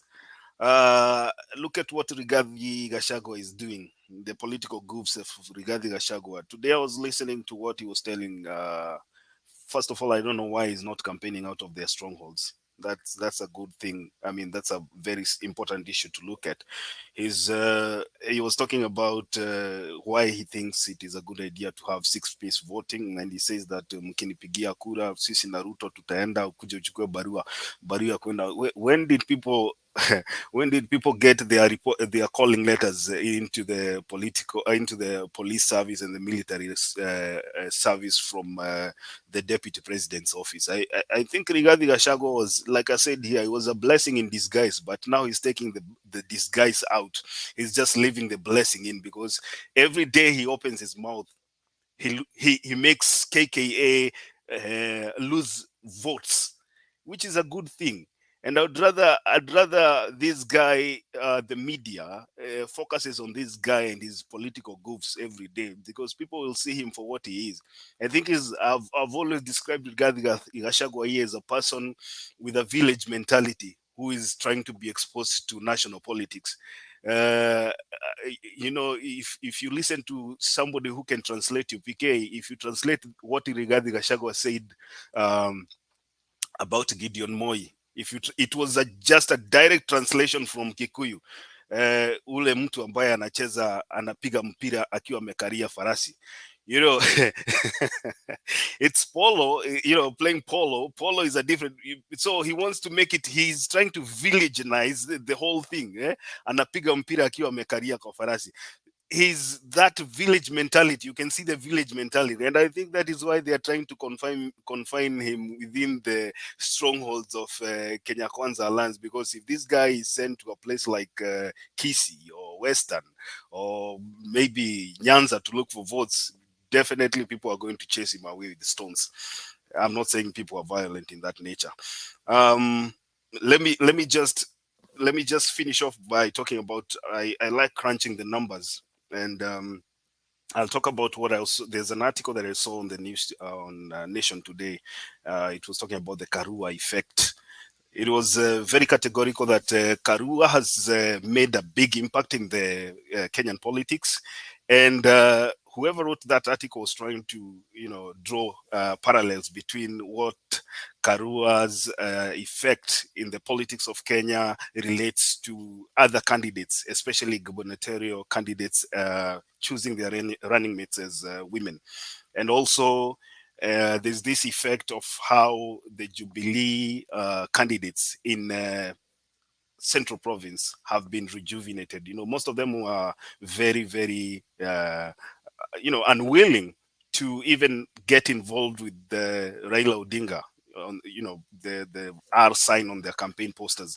But right now you can see, and I would like especially to point this guy that I really admire. There's a guy who is running for governor seat of Muranga. He's called Jamlik Kamau. I was looking at his numbers today from Mizani. I normally follow what Mizani posts every day. I was looking at Jamlik's numbers today. He's doing very well. I couldn't believe that out of the opinion polls that were conducted, this guy was polling at about 40 something, 43, 40, yeah, I think 43 in relation to, you know, in comparison to his opponent. He was polling at 43, and a few minutes after the Mizani released those numbers, there was another post that was a fake post, I think posted maybe by UDA, showing that Irungu Kangata was at 55.6 and Jamlik Kamau was at 31.4.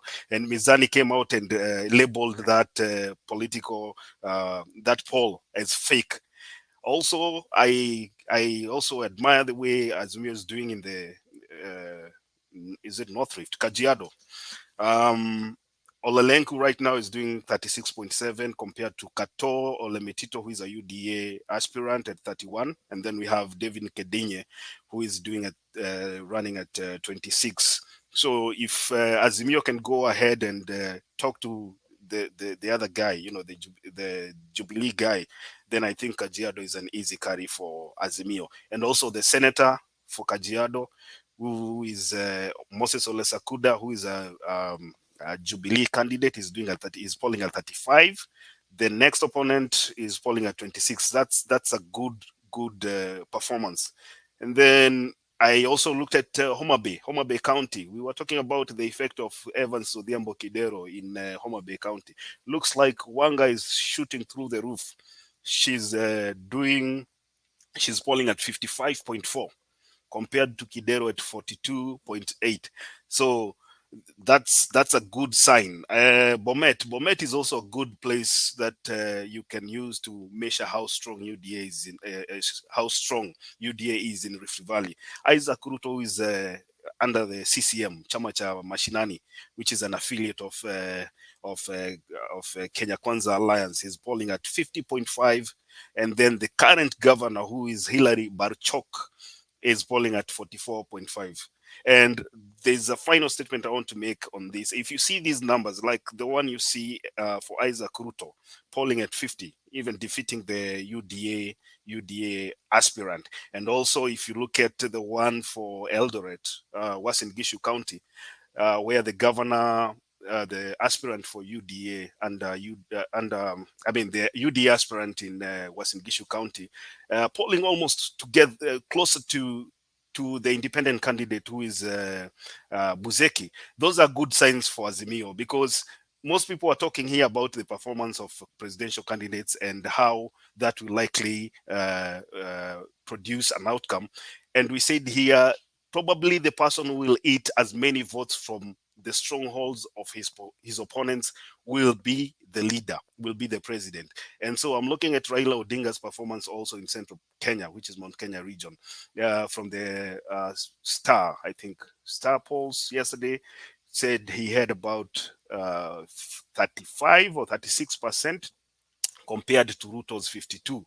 And I think that's a good place that they want to be right now. And with the vigor that Martha Karua is injecting into this campaign, I think 40-45% would be a perfect way to send William Ruto home. Thank you, guys. Thank you so much. I want to bring in Black, and then we can start debating. Hello, everybody that is watching me, wherever they are. Na wale kwa panel, mambo vipi jamaa? I had to come here when I heard Makiadi mention Joho, like he's some kind of a savior. I mean, let me ask you one question, Mr. Makiadi. Who is Joho to insinuate that he can help the Coastarians? I mean, is it the same man that during the COVID era that was in Kenya, whereby he said that no Coastarian would go hungry, whereby even well-wishers came in and brought in foodstuffs, food aids, and many other aids. Yet, we still had a woman boiling stones for her children. Is it not the same Joho? And many other people still went hungry. They were complaining. So, who is he again to come here and start pointing, accusing fingers to the rest, that they are not going to be helping the Coastarians and he could be the savior? I mean, come on. Watu walichemsha mawe wakakula, akisema kuna mtu atalala njaa wakati wa COVID.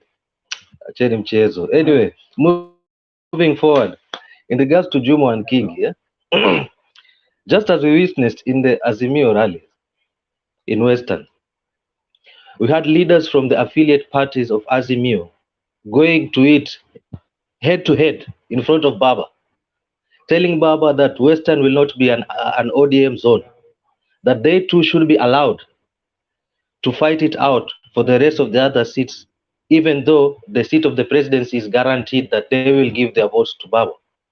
We even saw Omtata telling them how much as he will vote for Baba, he should not insist that ODM party should be the party of choice for the other people. He should give a fair chance to all the other parties. So what is different when now Jumwa and Kingi are doing the same in trying to fight it out for their parties?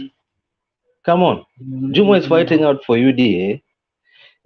King is fighting out for PA. I mean, his aspirants for PA to get the seats, as much as they have one common presidential candidate in the William Ruto. So I don't see any problem in that. So anyway, in regards to the rest, I will not say much. If anything, I would add as we proceed. Thank you. Black, welcome. I'm glad to see you. You know why I'm smiling. I like the way you are holding into any branch. You know, a monkey that is falling tries to hold on to any branch that is there, so that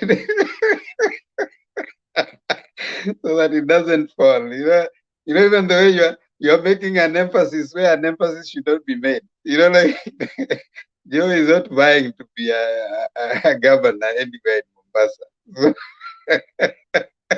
So even bringing, and then when even the way you are struggling to make the point, it is not even there, but you are just trying to make sure that it actually goes in.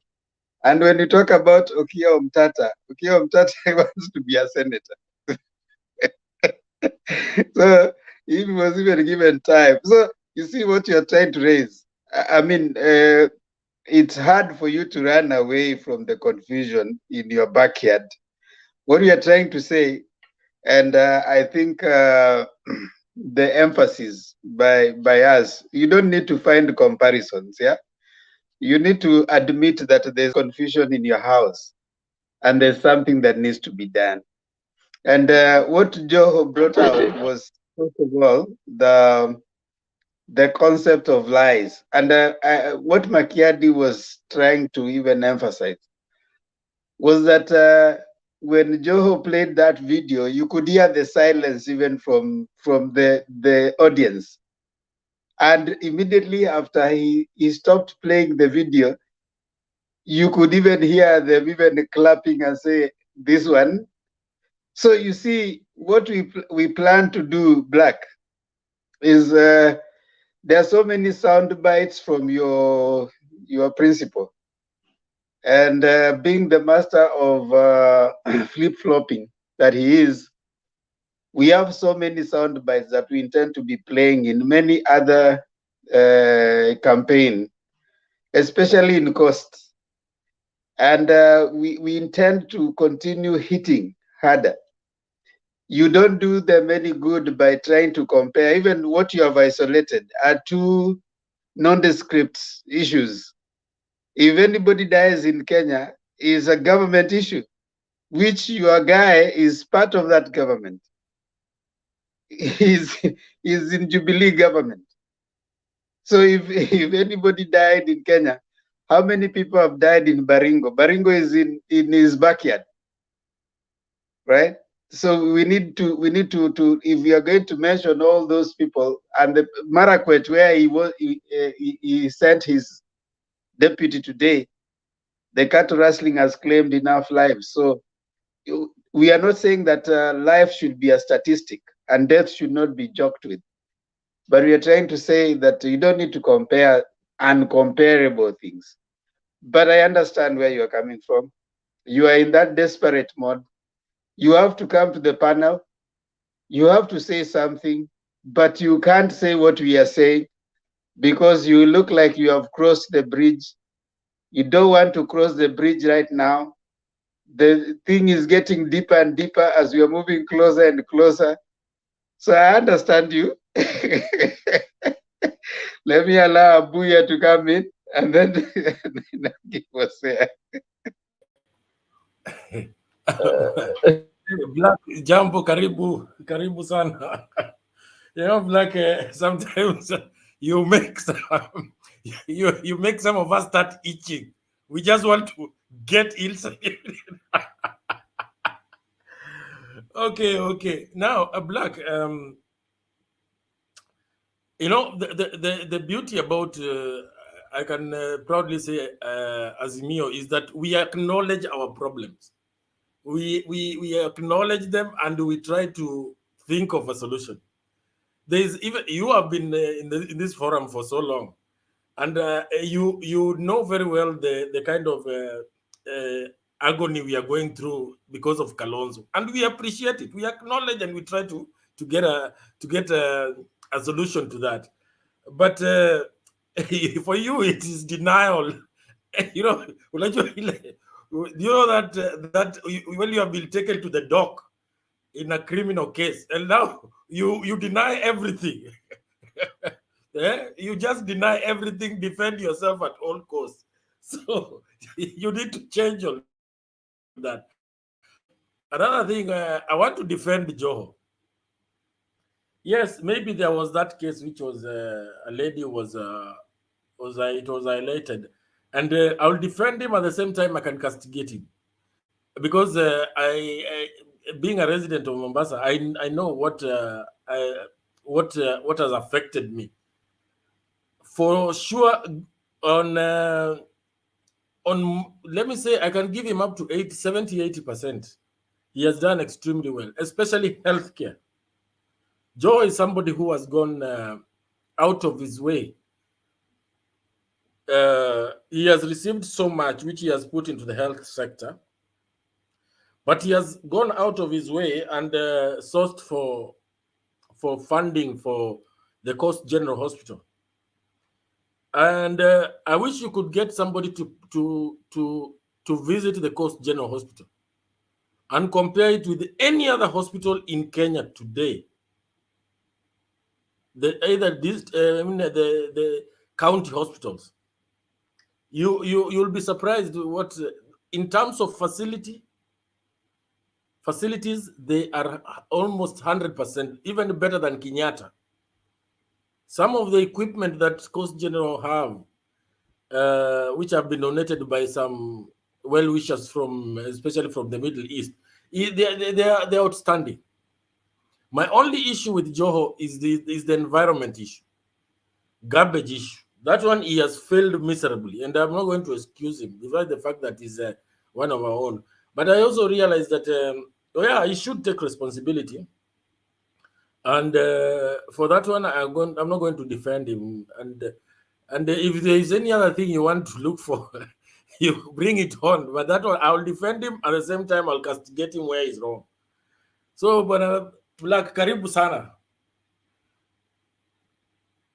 Makiadi, It's called deny. no, hiyo tabia yako ni mbaya sana hiyo bana. Hata saa ile wakati mtu anadanganya kabisa hadharani. And okay, let me before I go out. There's something that the DP said while on his campaign trail in Kilifi. You know, that guy and Rigathi have got a problem. They have a problem. They forget so fast what they talked about the other day. In fact, not even the other day, the same minute.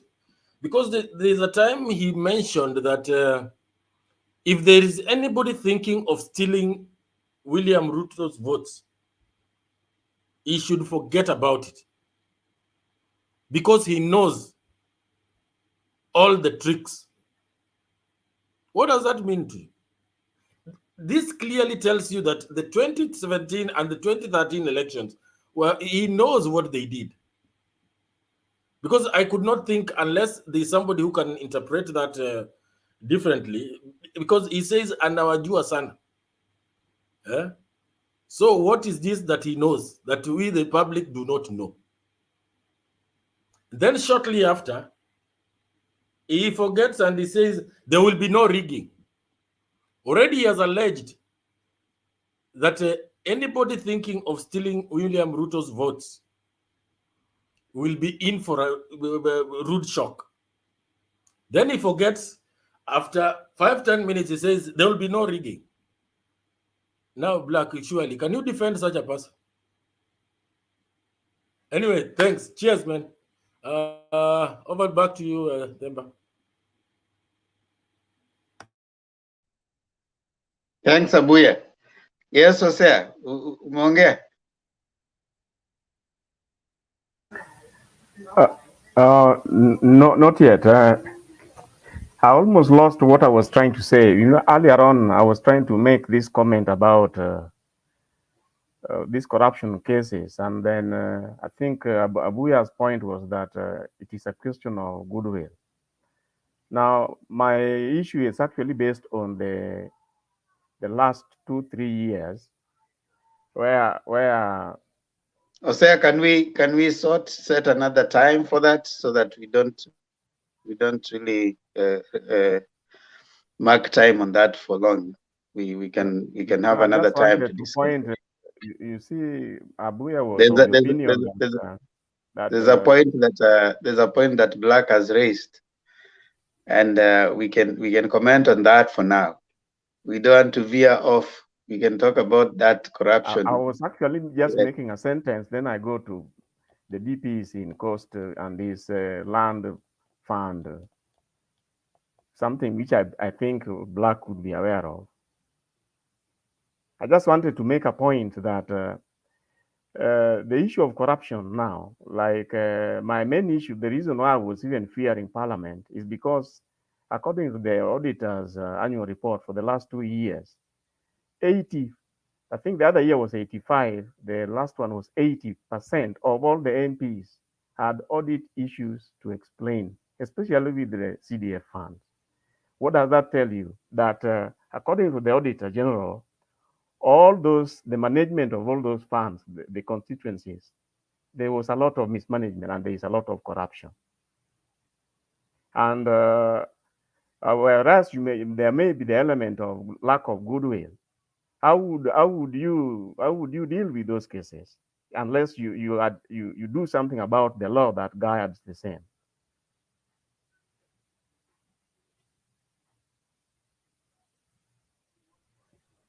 Okay, like I said, we can leave that for another time. Then now let me comment on Black's issue. Now, you remember the DP has suggested that he wants to set up a fund for the government to buy so that they can settle the squatters in the coast. Now, my question is that, does it not occur to us that one of the pieces of land to be acquired by the government, Ruto is the seller, the DP is the seller, and who sets the price at which the government is going to acquire that land? You will be the president.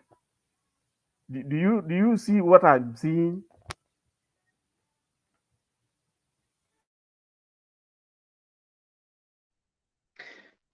As I said, yeah, Black is lack of words. Black does not have any way to fight for his guy.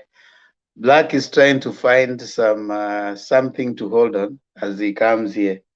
And Black, I know, as we move towards the election time, the kitchen is getting hotter. Only those who can stand the heat will stay around the kitchen. And clearly for you, it is getting real. You see, we have lost all of you, all of the people who support the DP and the Kenya Kwanza guys who used to come to this forum. They have lost content. They have been confused. They don't know how to defend the guy. You know, you don't know how. You don't know how to defend. You can't defend the undefensible. Because how do you defend the flip-flopping of the DP? How do you defend the way the DP is looking so uncoordinated? How do you defend lies? It's so hard, because even when we tell you about Joho playing that, you and I know the DP actually said that Joho ni wenda wazimu when he wanted the port not to move from coast. So when he goes back to the same people to tell them that we want to bring the port back here.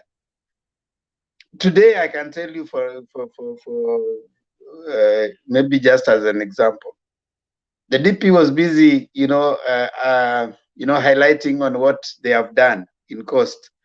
Tumejenga hii barabara ya kutoka hapa kwenda hapa, tumeweka hapa mpaka sasa Likoni mnaweza kupitia barabara yote, dual carriageway.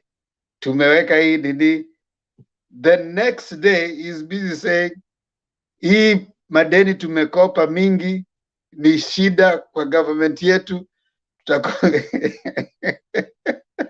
So how do you defend? Yes, Makiadi. Black, I think you didn't hear what I said when I was trying to make my point. I think I mentioned the fact that in Azimio, when you mention Okiya Omtata is a candidate. He's running for senator. He's trying to find his own space in Azimio. ODM also has a candidate there. So when you see Okiya Omtata shouting at the top of his voice, he's trying to make, his concern known that he also supports Raila Odinga, and he also needs equal space like any other kid in the block. I'm a kid on the block to fight for, his shot, to get his shot at that particular seat. But then take the contrary and look at what is happening in Kenya Kwanza Alliance. Aisha Jumwa is running for governor of Kilifi. Kingi is a sitting governor. He's leaving office in the next 2.5 months. Now, the supremacy battle is not between Aisha Jumwa and Gideon Mungaro, because those are the two candidates that we know. And then we have the power guy is called I don't know what's his name, Kathy. So you have people that are fighting before the deputy president, in front of the deputy president, who have nothing to fight about. If I was Aisha Jumwa, I would not even concentrate on trying to show the deputy president that I'm more popular in Kilifi than Kingi, because Kingi has already completed his 2 terms. When you tell us that he is fighting, Kingi is not even supposed to be fighting for his candidates. The reason why Kingi, the absolute reason why Kingi left Azimio is because he wanted Kilifi to be zoned for him. And so I expected when Kingi goes to Kenya Kwanza Alliance, he will receive the same treatment, or he will receive, he'll be given he'll be granted the desires of his heart. Unfortunately, when he goes to Kenya Kwanza Alliance, he's treated as an opponent, but under the same party, and he's not even being given what he was asking for in Azimio. So I find that to be a little bit folly. I think Kenya Kwanza has some kind of disoriented information in terms of you guys are supposed to be fighting opponents, while opponents are busy campaigning. You guys are fighting against each other, and the person that you're fighting against is not even running for any political office. That's number one. Number two, let me come to the issue of Joho.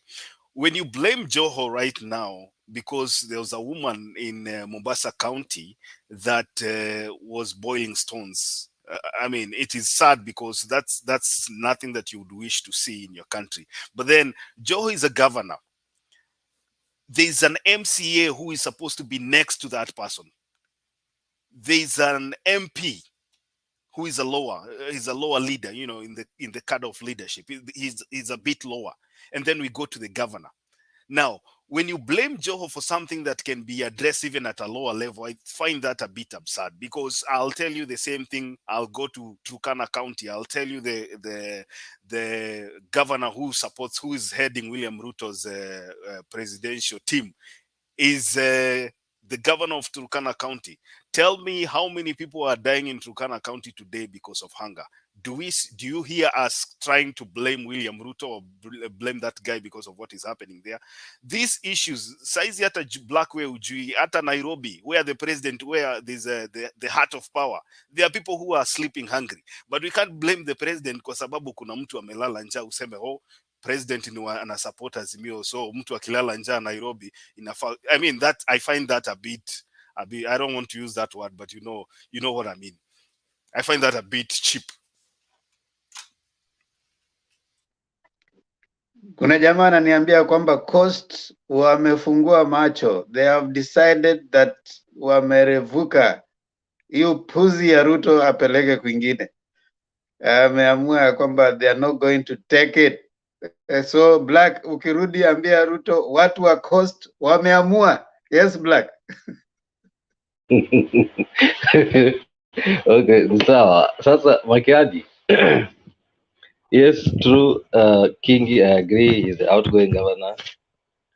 Yes, true, is not gonna be vying in the next election, and yes, true, he's not directly fighting for. No, he's not directly fighting for the seat of Kilifi, but in regards to supremacy of Kilifi, and that is the origin of his party. By all means, it will be expected of him to try and fight for his party as being the party leader. I mean, it's gonna be this is gonna be its maiden election. I mean, the party, the PA. I mean, as a party leader, what would you expect him to do? To just keep quiet because he's not gonna be vying? Come on. Even Raila himself, when he goes elsewhere, when other parties are not around him, I know you're gonna get me with that part where I've said when other parties are not around him. He pushes for the electorate to vote for ODM, 6 piece, right? Because that's his party, he's the party leader. That's what is expected of him as a party leader. So when Kingi is speaking there, he's not speaking as a governor, he's speaking as a party leader. So you should try to distinguish between the two. So number two, you should also understand that in Kingi's reign as a governor, he also had his own Wait, Black. areas where In your view, he did wrong.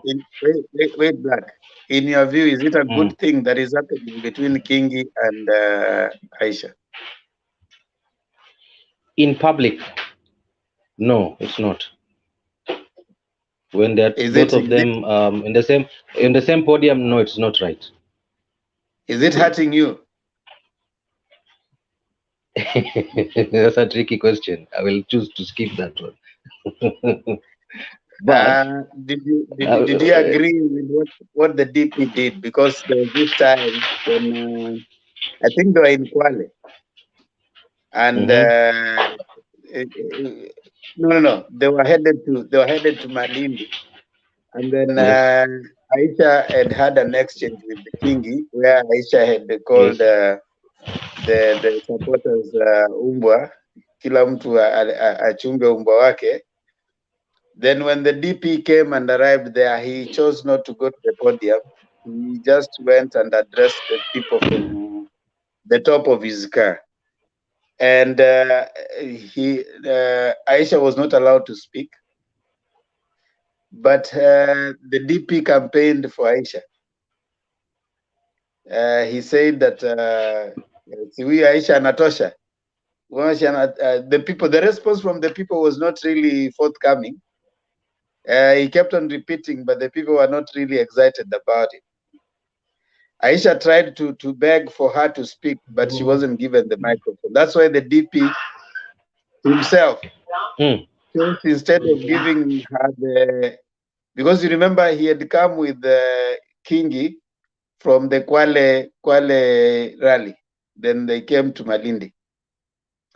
So he realized that coming in, and if he was going to give Aisha the microphone, probably he was going to hurt Kingi.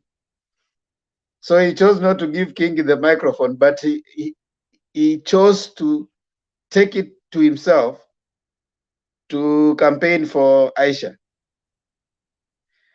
So today, yesterday at the rally, it had to take Kingi. Kingi had to walk away.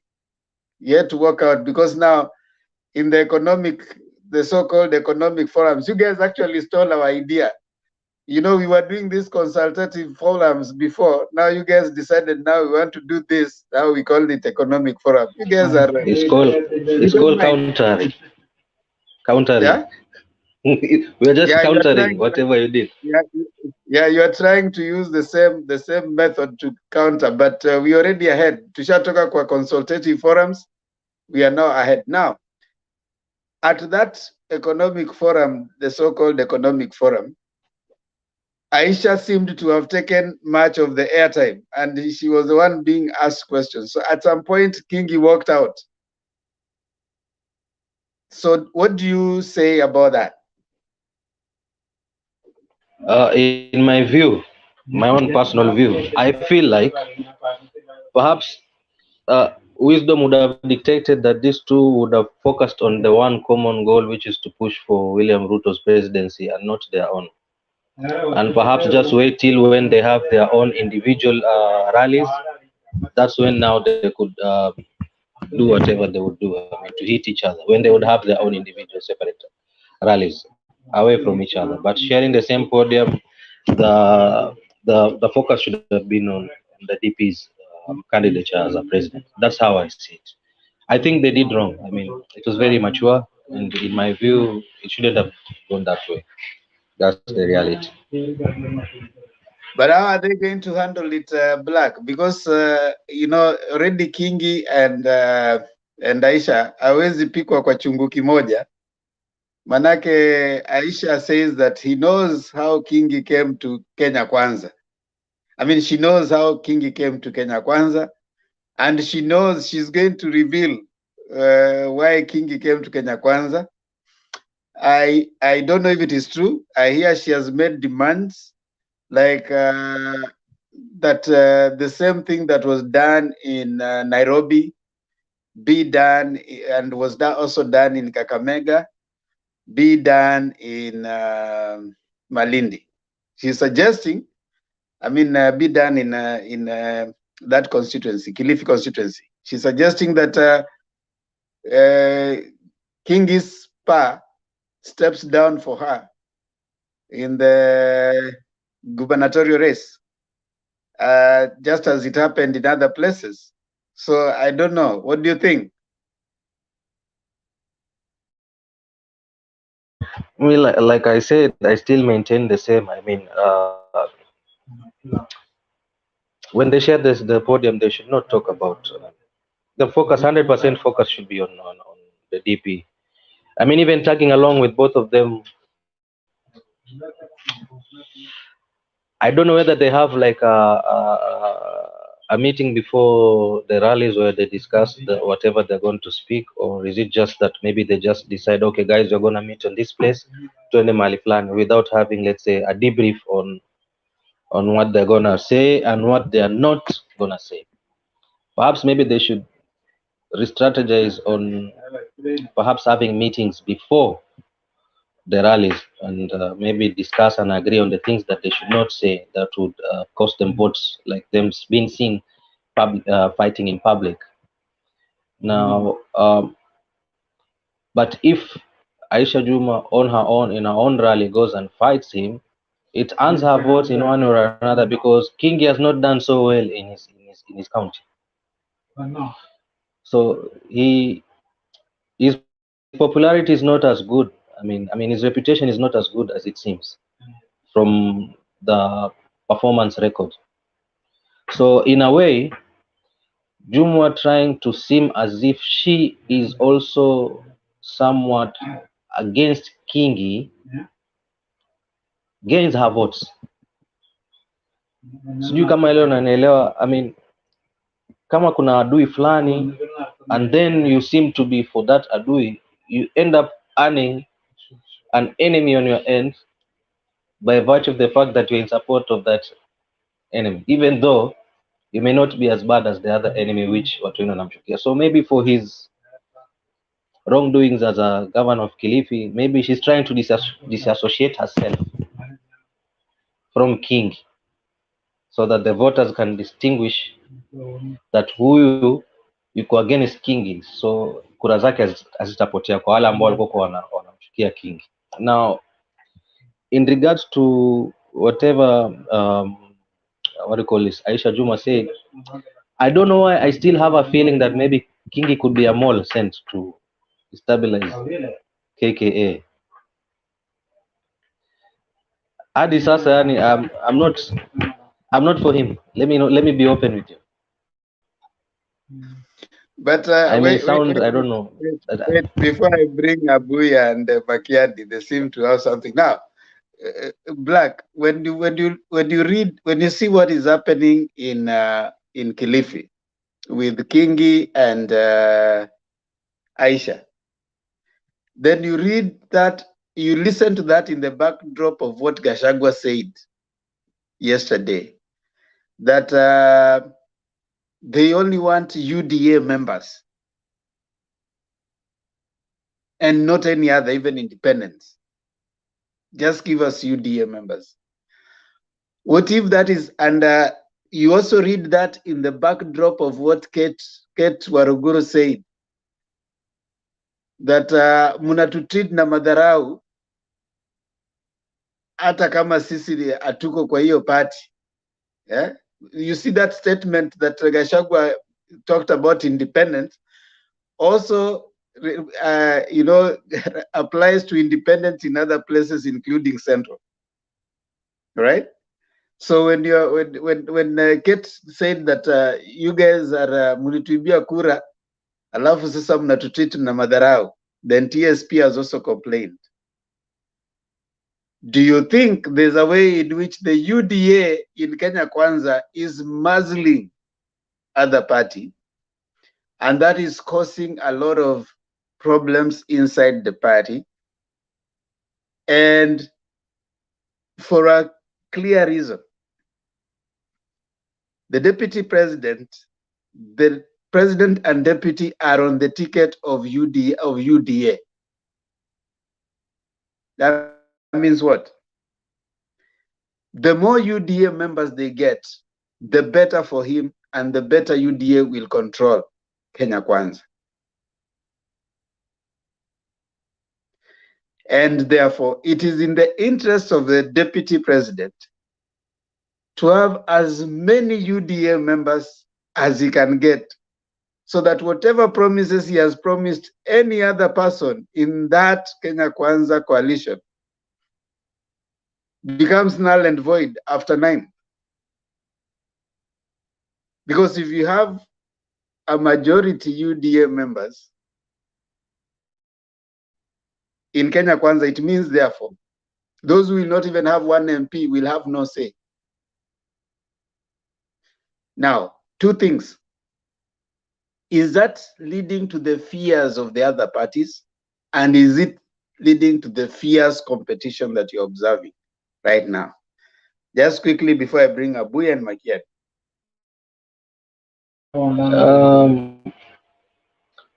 Themba, I kind of agree with you, but we should also realize why UDA is taking that that approach. Is that KKA is not a registered coalition party,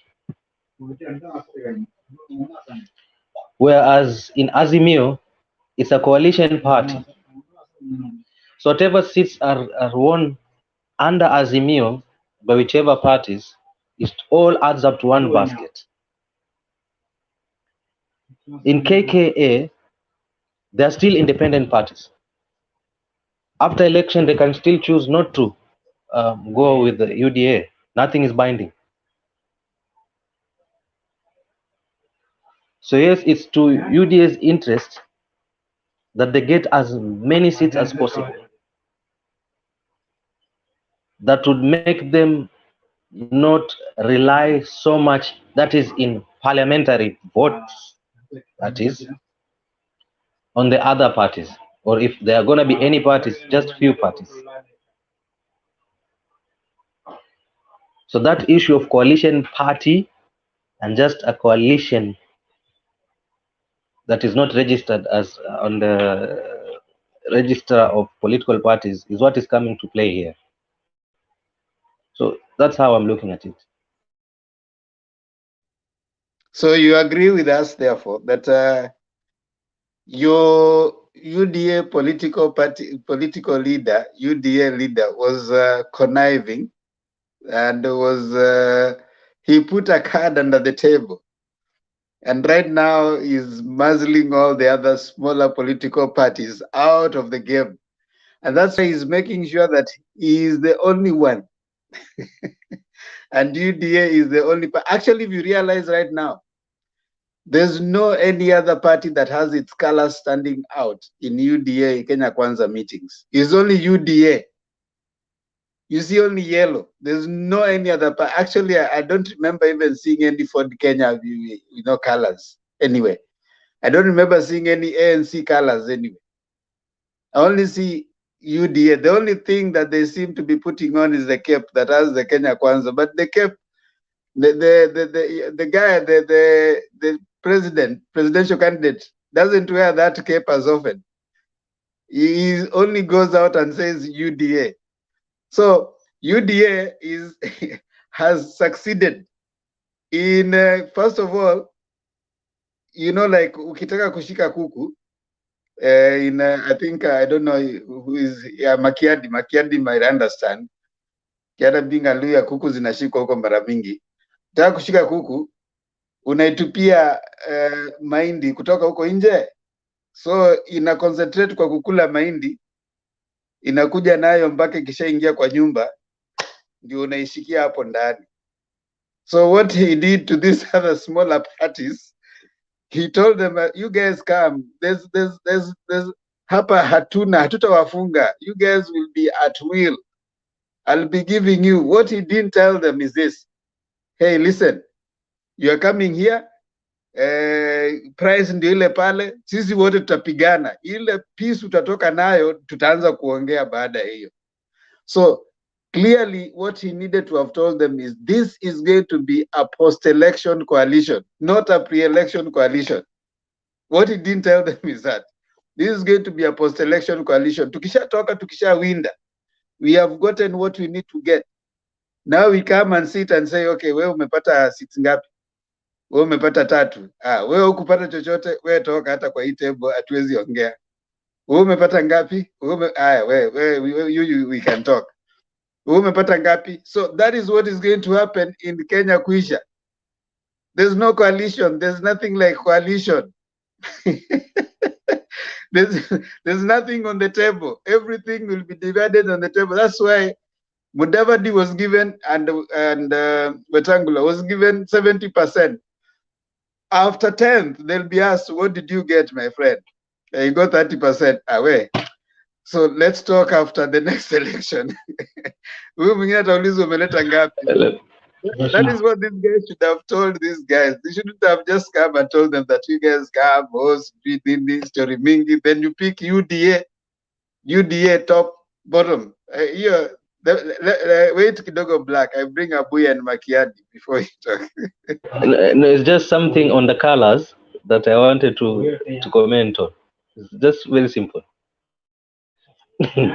Even if we cannot defend the rest, I mean, I know you can defend this one.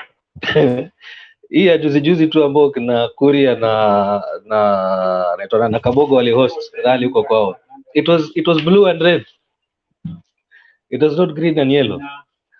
And then also on these other rallies elsewhere, I mean, right now we are pushing only for the presidential candidate and his running mate, which are vying under UDA. So the colors should be green and yellow because of that factor. But let's see, maybe moving forward, as campaign period nears, kusasawa candidates wengine tuone ni colors gani zitatumika. But yes, I saw blue and red juzi. Kina Kuria wako wamevaa. Juzi tu ndio umeona, lakini angalia mkutano ni UDA tupu, my friend. Kuna candidates wa UDA ni Kiambu.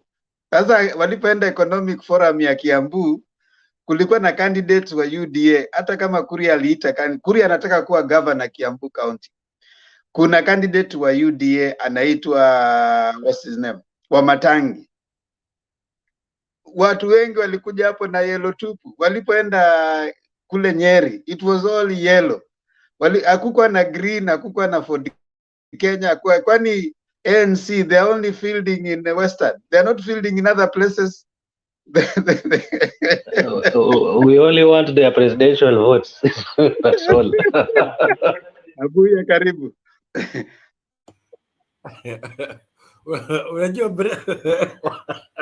Black, you're a wonderful guy. You know, you are defending sometimes vitu zingine haziwezi kuwa defended.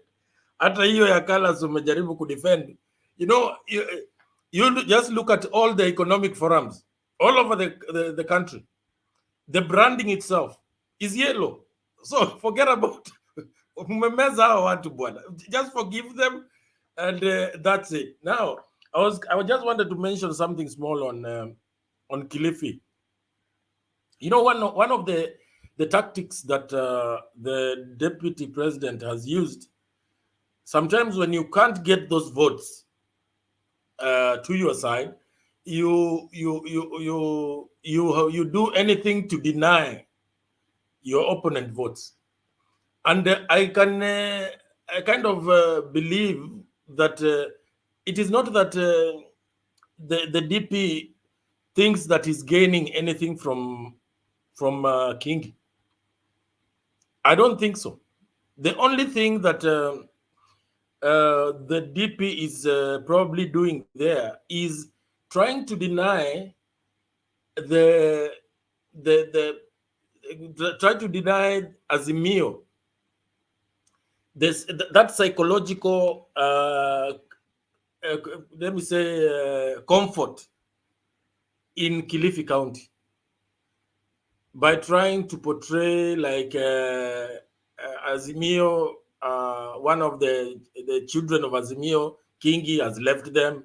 You know, that whatever they have been trying to use, like in Western, and like telling us that Mudavadi alikuwa na yeye alienda, Wetangula alikuwa na yeye alienda. But you can see what Baba has done. It has taken him 3 days to completely whitewash these people, make them irrelevant, and rubber stamp on 9th of August. So I think Kingi is not even an asset to the DP. The guy was just plucked out of Azimio to try and make it look like Azimio is losing influence in Kilifi. But the fact that he plucked him out of Azimio, he's giving the UDA candidate problems in supremacy battles. So you just bought a problem, and we are glad that you can handle that problem. We have given you for free. In fact, I don't think we would want any refund.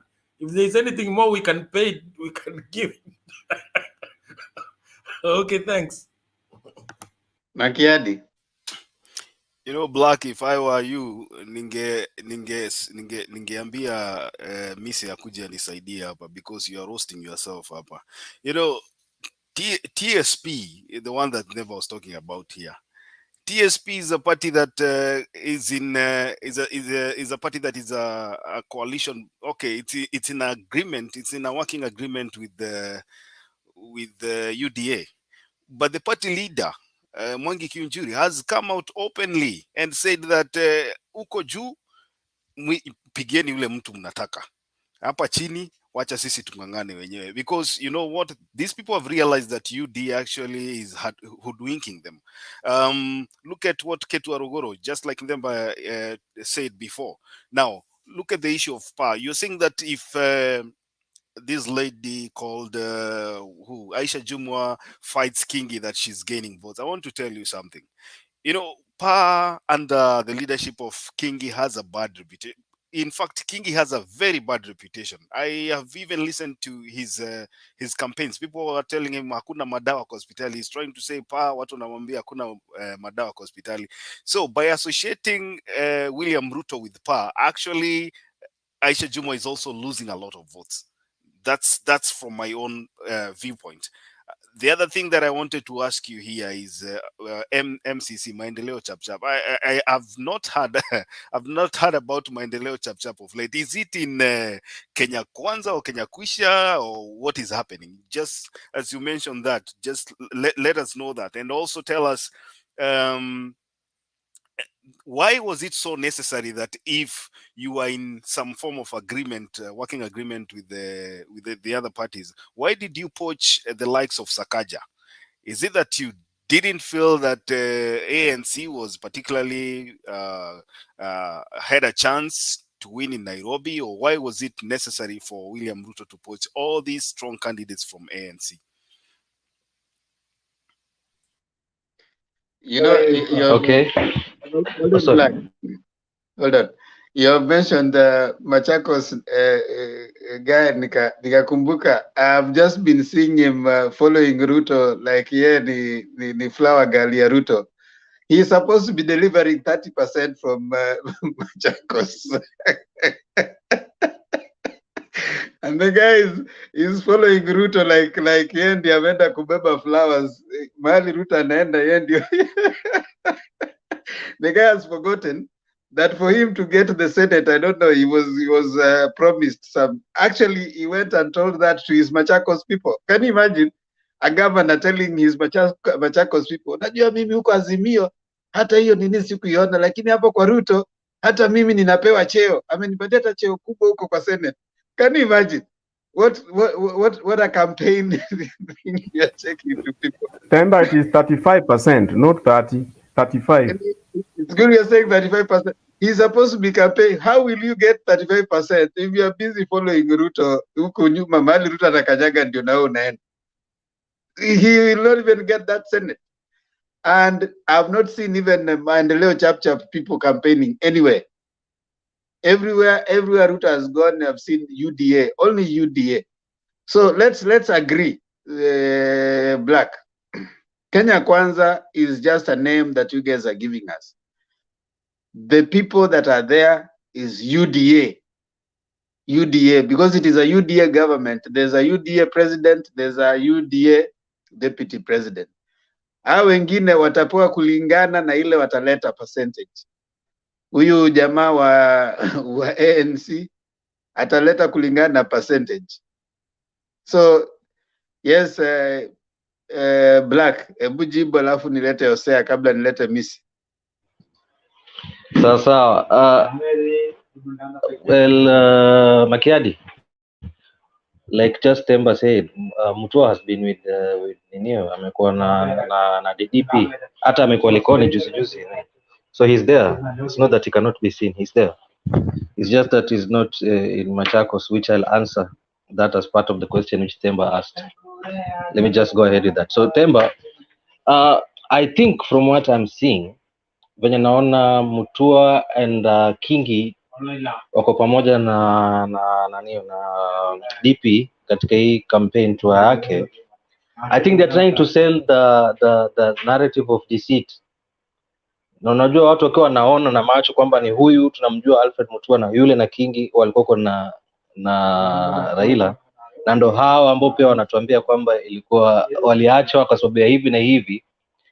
It's easier to get into the hearts of people where they are there to be seen. Na wajieleza, oh, walitufanya hivi.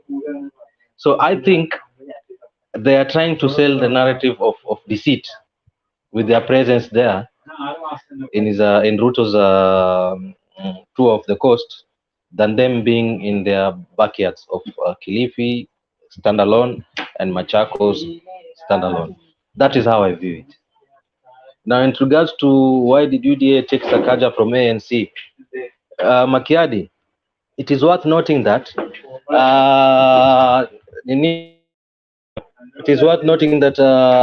Sakaja had actually not moved away from Jubilee at the time. He was just working with the ANC people. Perhaps he was there to go and persuade Mudavadi to come to join Ruto. You never know what assignments was there for him.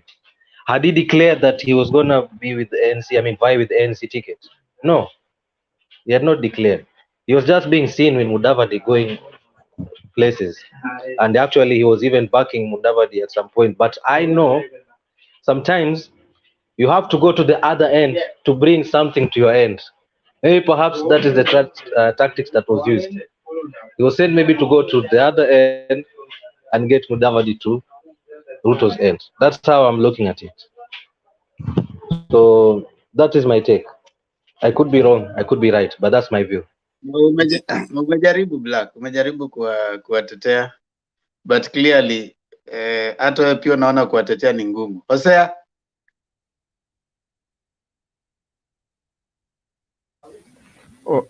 There is something I raised with Black, and he has all along, he has avoided it. So maybe Mr. might say something. I was trying to imply that when the DP says that he's going to have a fund to resettle the squatters in Coast, he was actually looking for a market for his piece of land.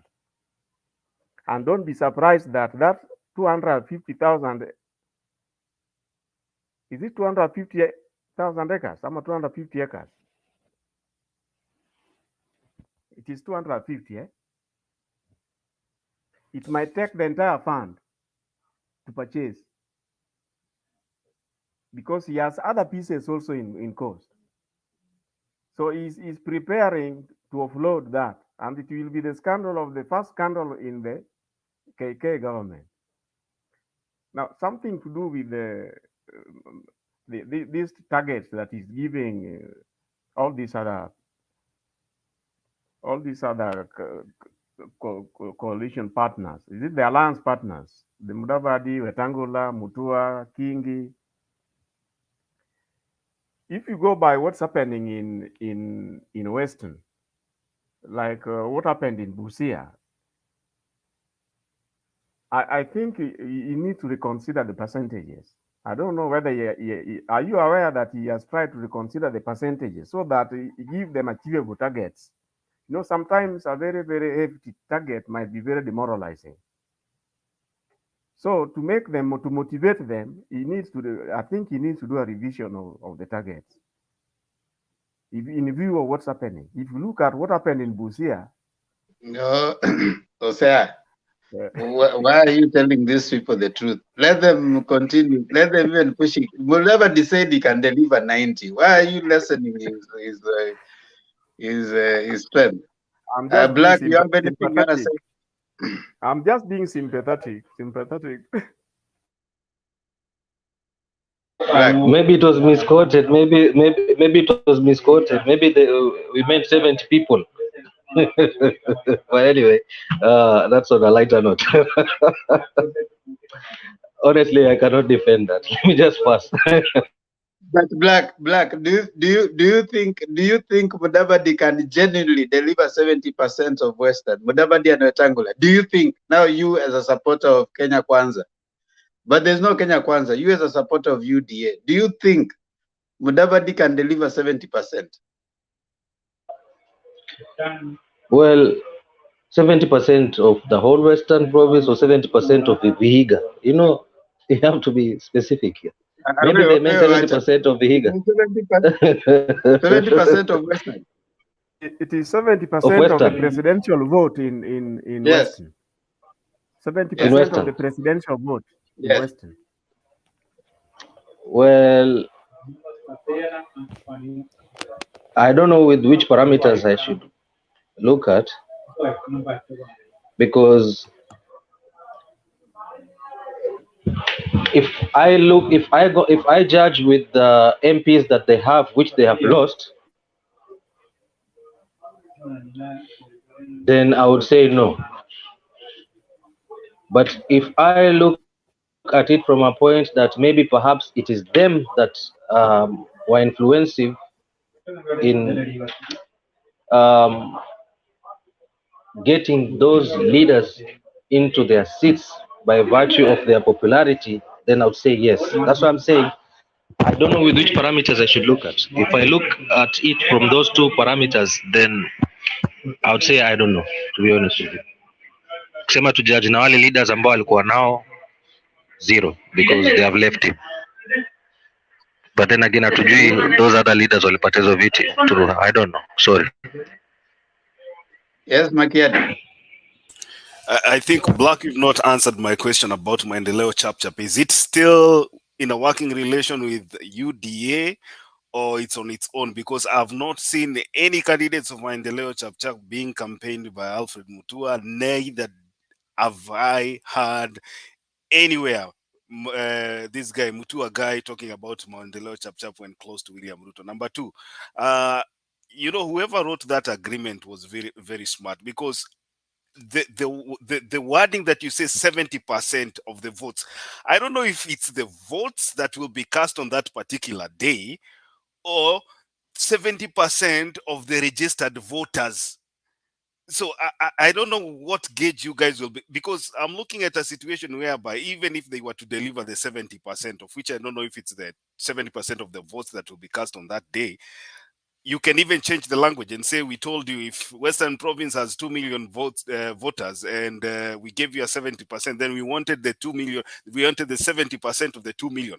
And there's nowhere where they'll dispute, because they agreed to the number without specifically being confined to one region. Like, if 1 million votes will be cast, we earn 70% of that.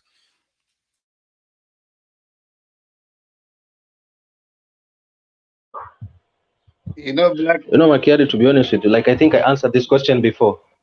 Sijui kama if this is actually the authenticated agreement. We don't know, maybe if they have their own other agreement elsewhere in the background. Sijui, but if by judging by this one, it seems a huge task. It seems to be an uphill task. Kindiki said. Judging Kindiki said by this is this the document agreement. on live TV. Kindiki said it. Okay. That's what I'm saying. It seems to be an uphill task. It's an uphill task. Okay, let me Whether they'll achieve it or not. I read it. It's saying 70% of the presidential vote. Let me ask you an easy one.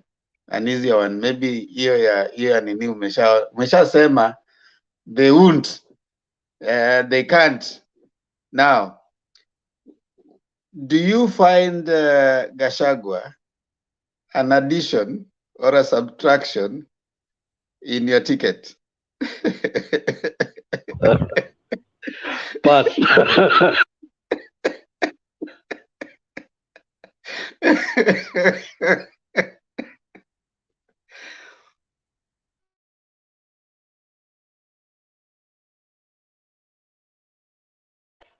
Well, an addition in what sense? He can say he doesn't know. If he's a mobilizer, yes, he is. So he's an addition. If he has the funds, yes, so it's an addition. I can say yes. Yes, he is an addition. It's a plus because he's bringing something to the table. For you to be valuable, you must be bringing something onto the table. Unless there's nothing that you're bringing onto the table, then you're not an addition and you're not of value. So yes, he's an addition, to answer your question. He brings to the table and also takes away. That is the problem. What has he taken? Hold on. That was a question to Black. And you see, he already, his first response was a show of his genuine response. The genuine response is he doesn't think he's a good addition, but he has to put on a face. Karibu Mise. Utoe maoni yako. Usaidie Black ameng'ang'ana kweli hapa kujaribu ku prop up this particular party that is crumbling day by day. But he's hoping that your presence here can try and at least salvage a few things that are remaining. I want you to start from here. Do you think Gachagua is an addition? You start by that question, response, and then you can give your other comments. Asante sana. I think Makiadi Black amefanya vizuri sana, amechangia vizuri na siwezi nikachangia ama kutoa ama kuongezea kwa yale yote ametoa. Manake you've seen his reservation. So for me tonight, I didn't come to contribute or to give much contribution. I came here to listen and say hi to you guys. I haven't gotten a chance to come and be with you here. I'll be learning from you, both from Azimio and from what Black would want to say or has already said. Misi ni watermelon. Misi umekuwa watermelon kabisa.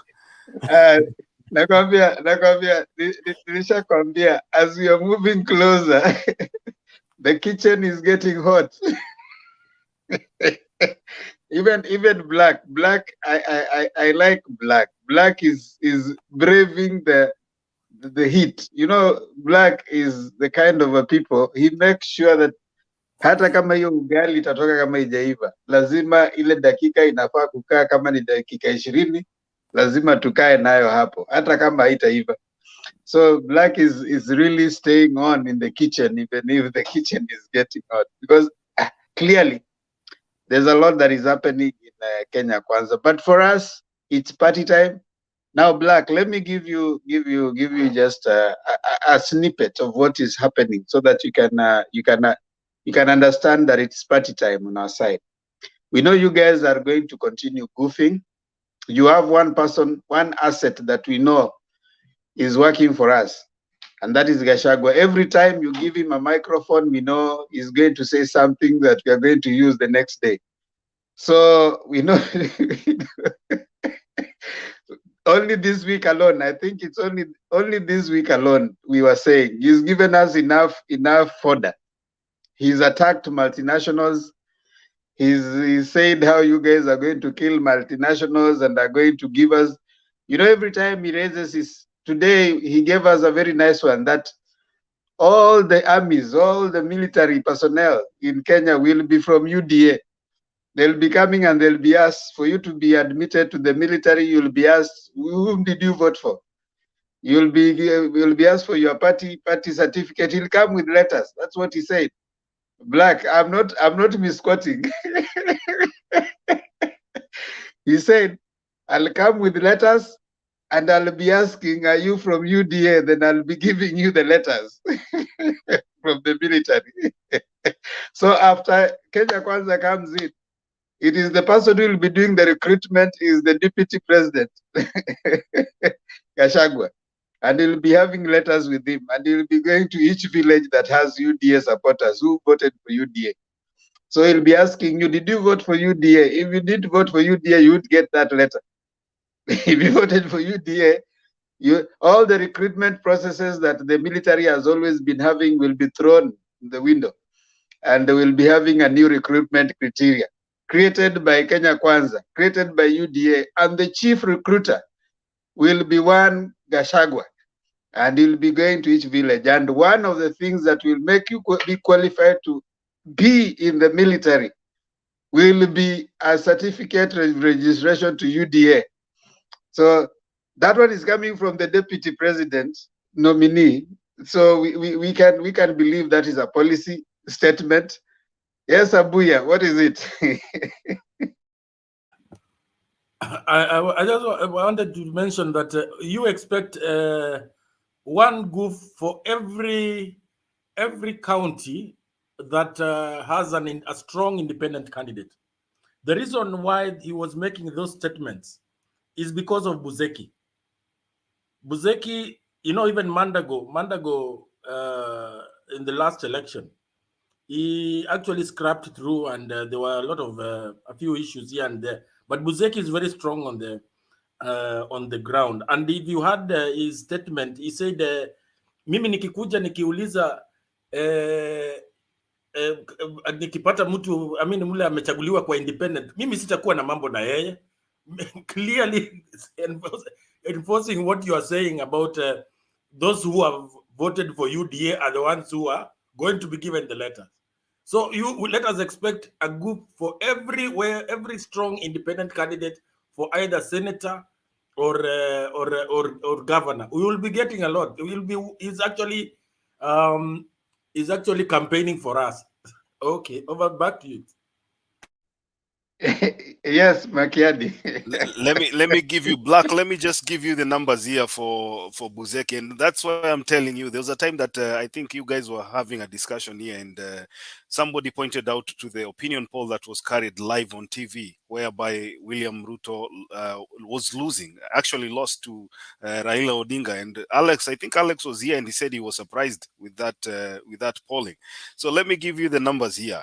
Uasin Gishu County, where we expect William Ruto to be performing very well. His candidate, who is Jonathan B, is polling at 43.9%. Bundotich Buzeki Zedekaya is polling at 39.8%. So you can see with the margin of error, with the statistics that we do, with the margin of error, these guys are statistically tied.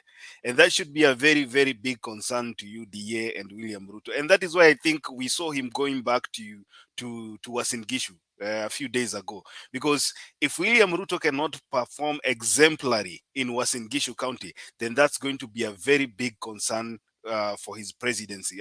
For him, it's going to be a long shot for him to win the presidency in the coming election. Yeah, you brought in something there, Makiadi. I think Black should be telling us, now that you have brought those statistics. What do you think, Black? Now that in Uasin Gishu County, Buzeki is at 39, the other guy is at 43. That is hometown, Yaruto. Now that is where we are expecting that there could be 50 and 29 something. I don't know, Black. What do you think? Let me get to that question as a politician.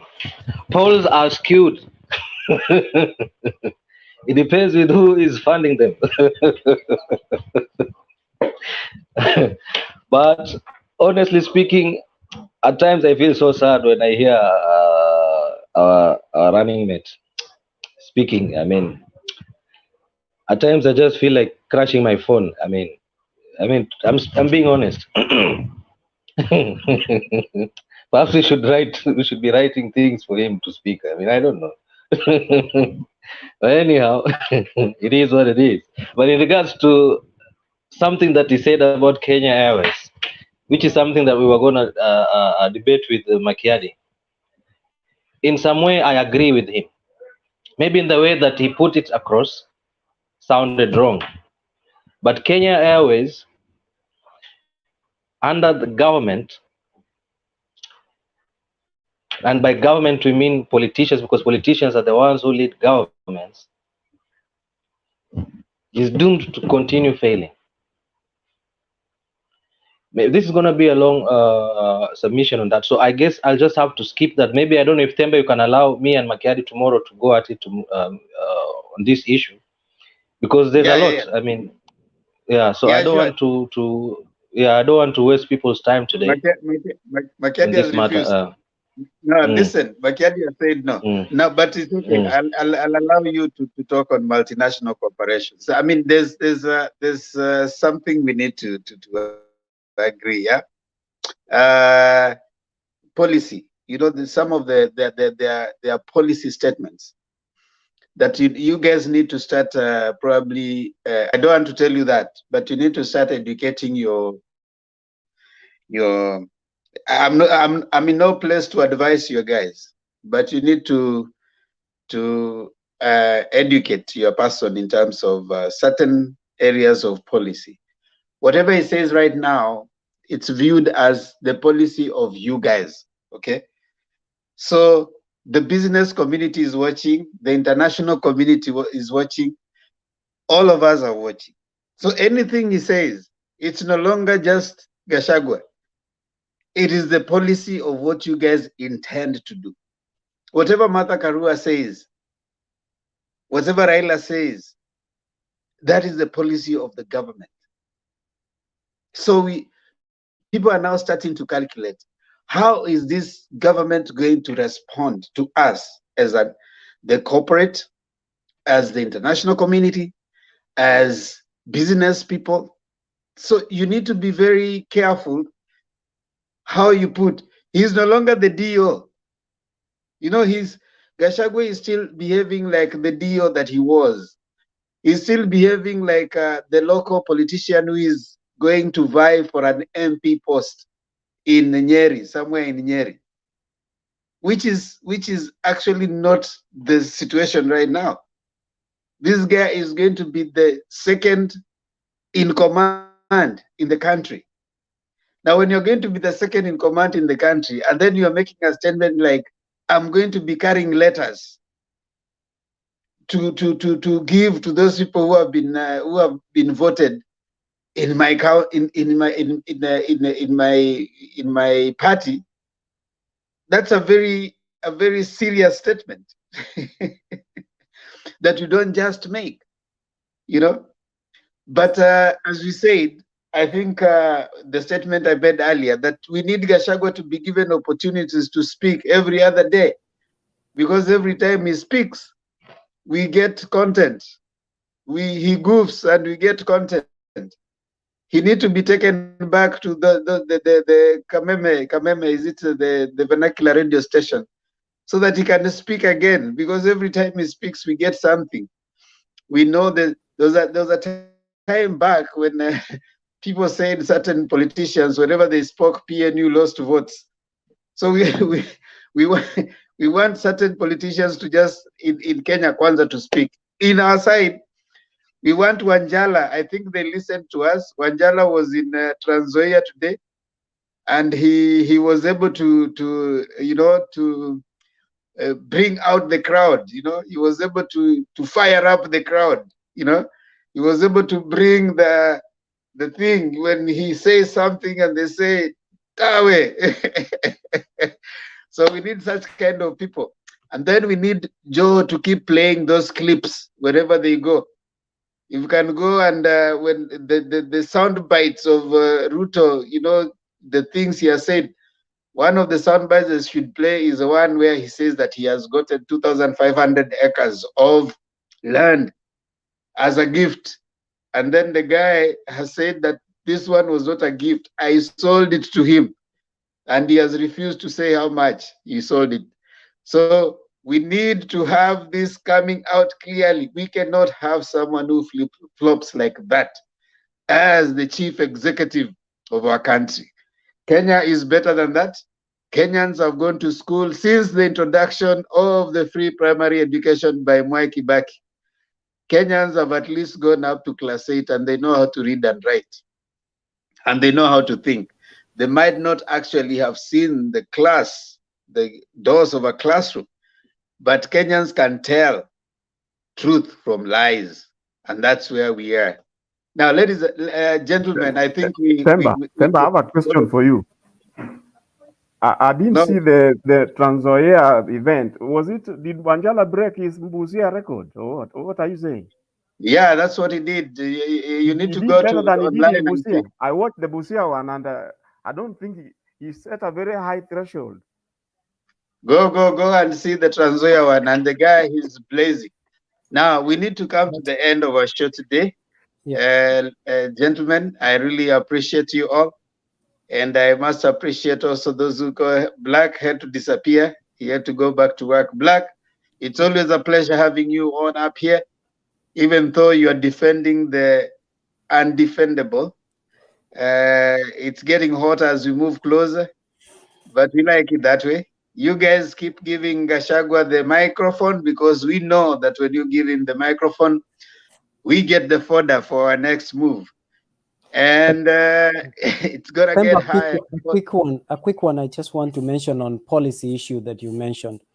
I want to believe in terms of policy issue, Gachagua, and I'm just making a general observation. I'm not aligning to him, just as a disclaimer, that as a person who has, I believe those who are going to become DOs and DCs in the past, they were studying what is called public administration.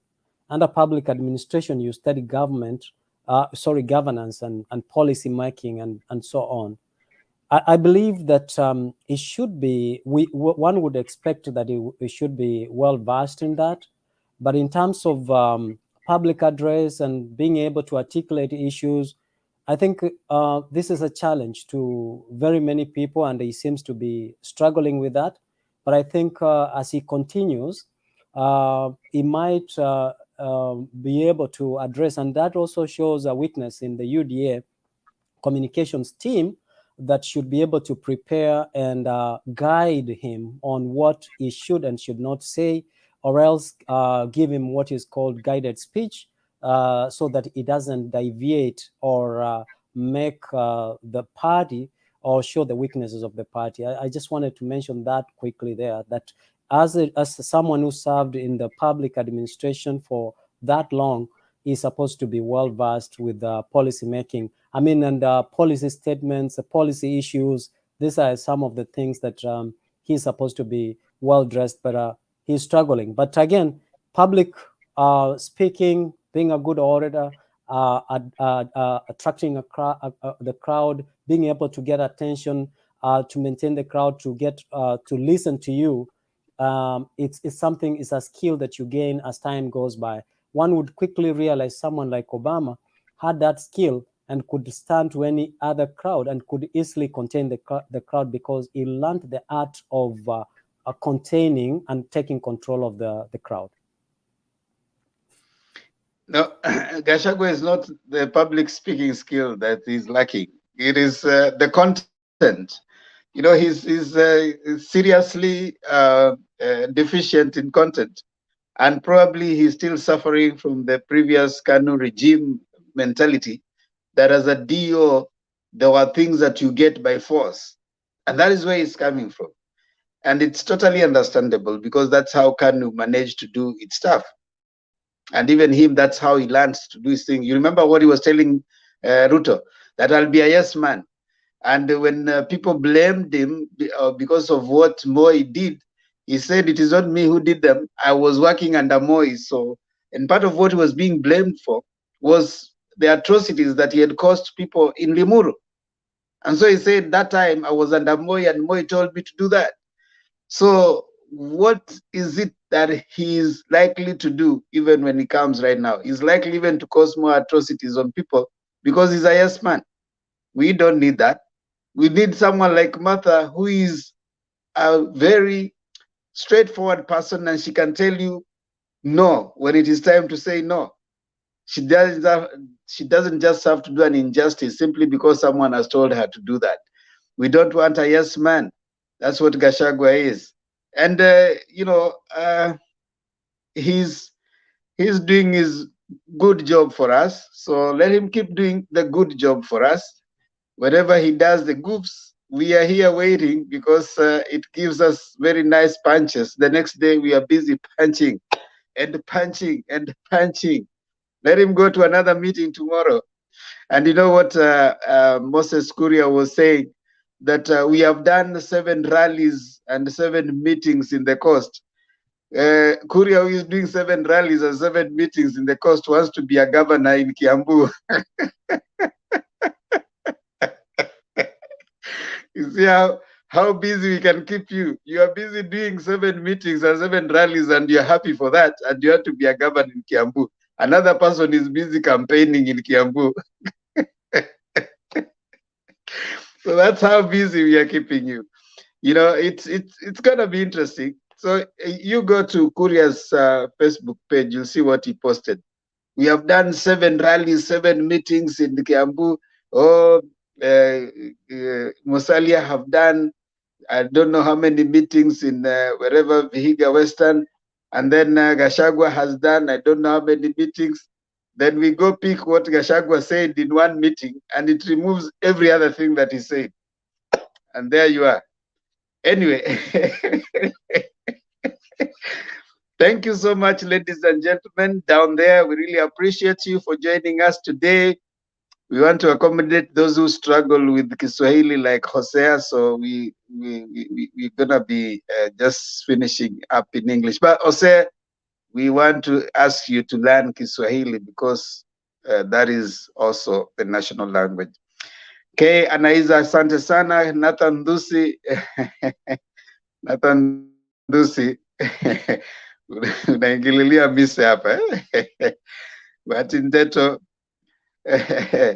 Bahati Ndeto, unakuwa na fujo zako.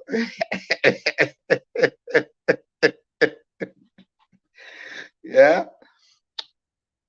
You know, when people want therapy, they come down there and they look for safe bets. So you want to see that, wacha nikuje hapa.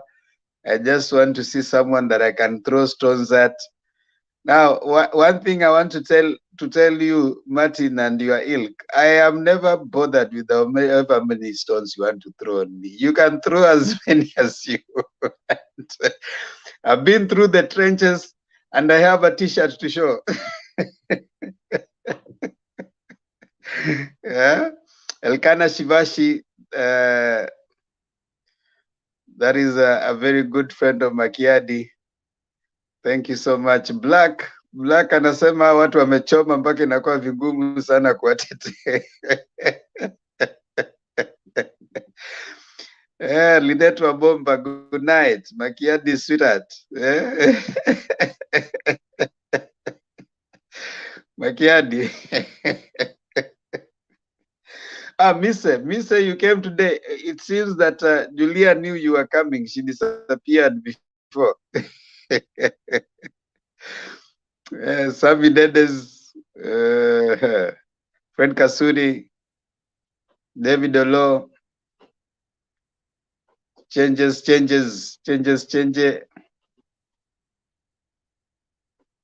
Jesus protects. Kenya Kwisha, Simba, Omar Said, and all the rest. We really appreciate you all, and thank you always for coming on to this show. We appreciate every single detail. That you share with us. We appreciate when you talk to us. We appreciate when you share your views. We like it that you take your time to come and just spend this time with us, and for us to focus on making Kenya a better place, not for only us, our children, and our children's children. They say one generation will plant the seed, another generation will water the seed, and another generation will enjoy the shade. That's how it works. So let us plant the seed. Let us make sure that we plant the seed of value laden politics. That's what we want. That even when we engage, we're able to respect each other, we're able to appreciate everyone. We don't have to be on the same corner, but whichever corner we are, we have the greater need of Kenya as a reason as to why we engage. This year, when we go to the election, kindly we want to ask you to consider giving Kenya good leaders. Do that favor for yourself, for your children, and for your children's children. Let us bring leaders who can work for us, from the MCA, MP, governors, and even the presidential ticket. Kindly try and do us a favor. If you have those leaders who have done something bad, kindly, if they fail in the integrity test, kindly don't bring them up. Do your children a favor, and we really appreciate you. Now I want to give the panelists, at least each person, 2 minutes to give your final closing remarks, and then we shall be out of here. And I will start with Osea dakika mbili tafadhali, then Makiadi 2 minutes, Abuya 2 minutes, and Mise 2 minutes.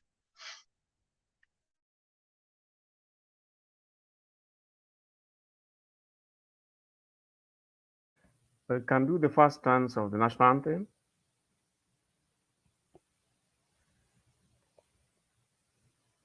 Hello. Did you hear me, Osea? May I do the first dance of the national anthem? Okay, just hold on right there. You'll do that. Makiadi, 2 minutes. Okay, mine is very easy. Mise, you're trying to say that Bwana Dio learned public administration at school. Let me tell you something. I have observed Bwana Dio speaking, and I can say here category without fear of contradiction.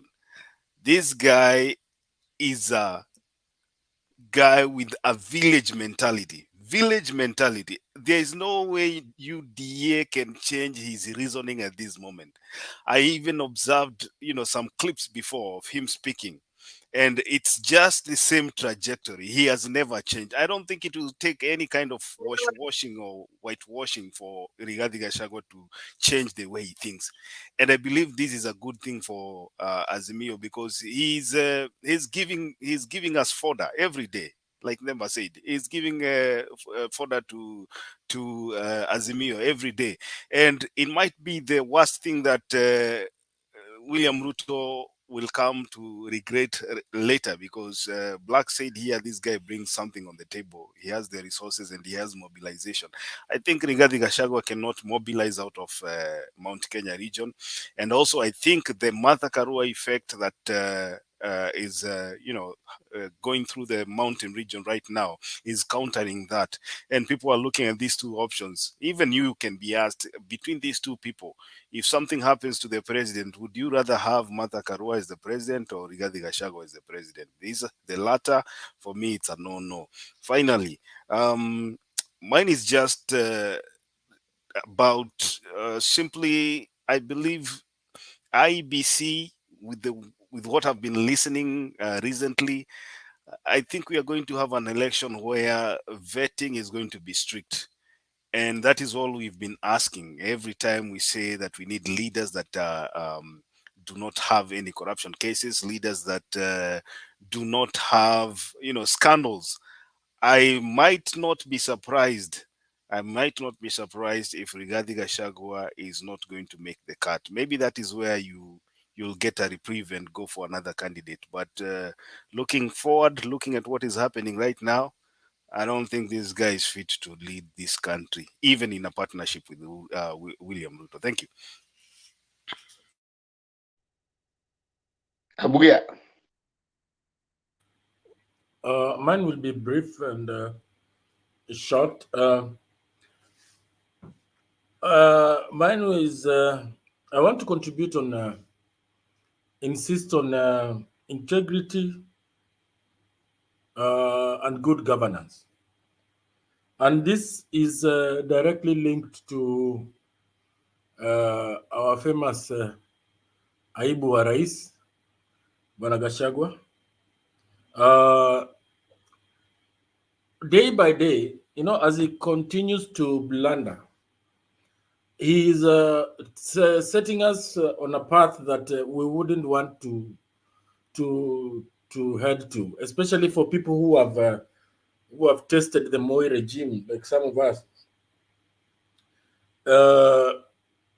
and more so touching on the issue. I mean, on a sector like the security, when he now wants to casually imagine that he can dish out letters to the area MPs to go and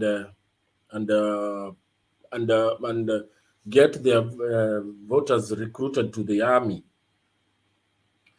That is a recipe for chaos for me, because you can imagine an army that is no longer professional, an army like the Moi days.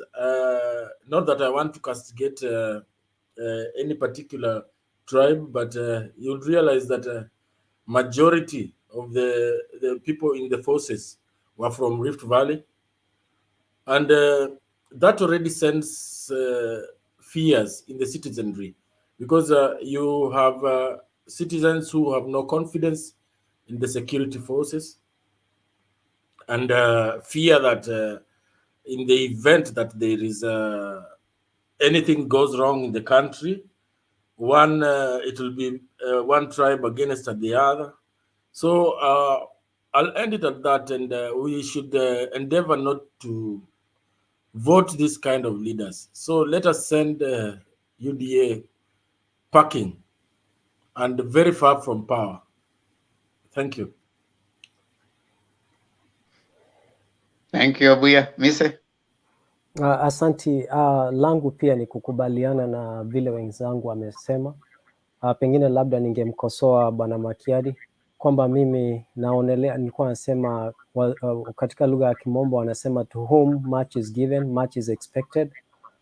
Kwa hivyo kama huyu jamaa ambaye mnamzungumzia Rigathi amepewa mingi katika uzoefu wa kazi, na alikuwa anatarajiwa kutoa kwa huduma bora ama katika maongezi yake na katika kuelezea na kuwapembeleza wananchi ili wawapigie kura, lakini ni kana kwamba hana huo uwezo.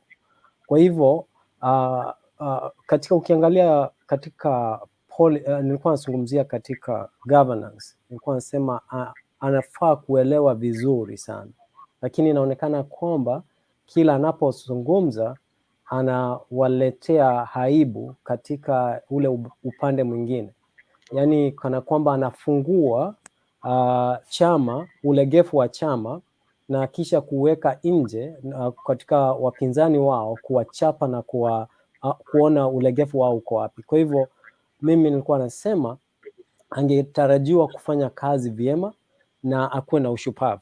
Lakini pale mwanzo ndugu yangu Themba alipozungumzia, alielezea kwamba Rigathi amesema kwamba yeye ni yes man, lakini kila wakati kila uchao nikizungumzia kuhusu zile sheria 48 kila mara Bwana Themba huwa ananielekeza katika lile la kwanza. Kwa hivyo pengine pale katika utukutu wa Bwana Rigathi anajaribu kucheza hapo katikati pande hiyo ya kwanza, lakini hajui kucheza vizuri. Lakini mimi ningesema upande wa mazungumzo ama habari ya chama cha UDA wanafaa kufanya ile inaitwa damage control, ili wapate kuzuia ile damage ambayo inaendelea kuwa caused every day. La mwisho ningesema hivi, ukitafuta kura na hii ni disadvantage katika upande wa UDA, Unajua wamama kwa kila uchao wakati wa ama msimu wa kupiga kura, wamama wanatokea sana, na wamama ni waaminivu zaidi ya wanaume, na wamama hutoka wengi sana kuja kupiga kura. Kwa hivyo mimi naona Martha Karua akizungumza na wamama wenzake wanapozungumza, wakihimiza wamama wenzao wapate kupiga kura, wana connect, yeah? Kwa hivyo hiyo ni hoja moja ama hatua moja zaidi ya kile chama kingine, lakini vile mmesema inakuwa ni minus Rigathi akizungumza. Mimi ningesema kwamba chama cha UDA ni muhimu sana kirudi mashinani, kianze kutafuta mbinu za kuzungumza na wamama, manake chama cha Azimio, ule upande wa Azimio uko mbele hatua, yani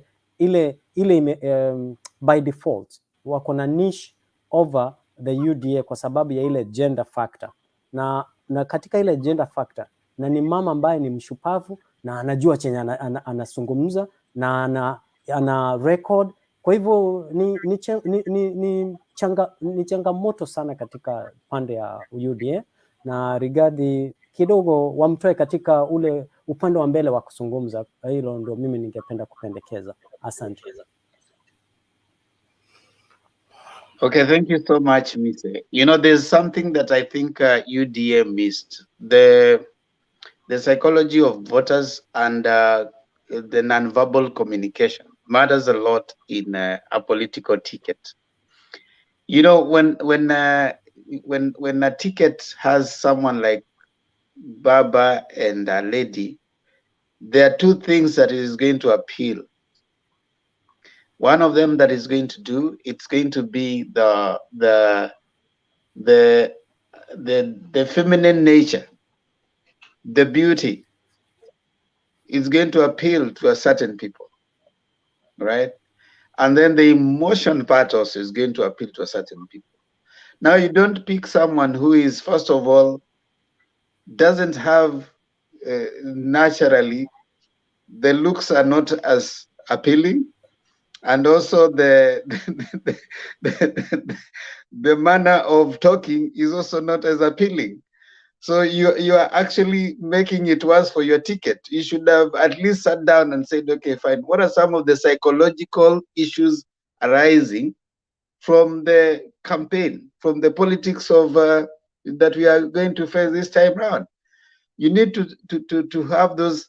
They're called, you know, they're not necessarily things that we see. Yeah, there are things that you might not consider in a ticket, but at least the political psychologists on the Azimio side made those considerations when they were choosing that ticket, and that for some reason has really made the Kenya Kwanza guys, you know, suffer a beating. And I'm sure moving forward, if they are listening to us, we are not really advising them, but we are only telling them to continue, because they know what they are doing. Your guy has always said this: I know what I'm doing, and I know why I chose this person. They are thinking that Kenyans, we are told that Kenyans are 80% religious, but sometimes when it comes to decisions about politics, the religion does not rank high on the decision someone is making. I think that is something else they were not told. Now, I want to finish by saying this. My favorite philosopher, Socrates, says this: there is only one good, knowledge, and one evil, ignorance. There is only one good, knowledge, and one evil, ignorance.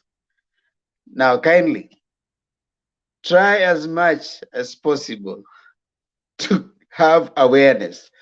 The reason why we exist here as Mutembe TV, so that we can remove the evil that is ignorance. Now, this day has been blessed because you have at least learned one thing that you didn't know. And he says also, Socrates says that cursed be the day that you didn't learn nothing.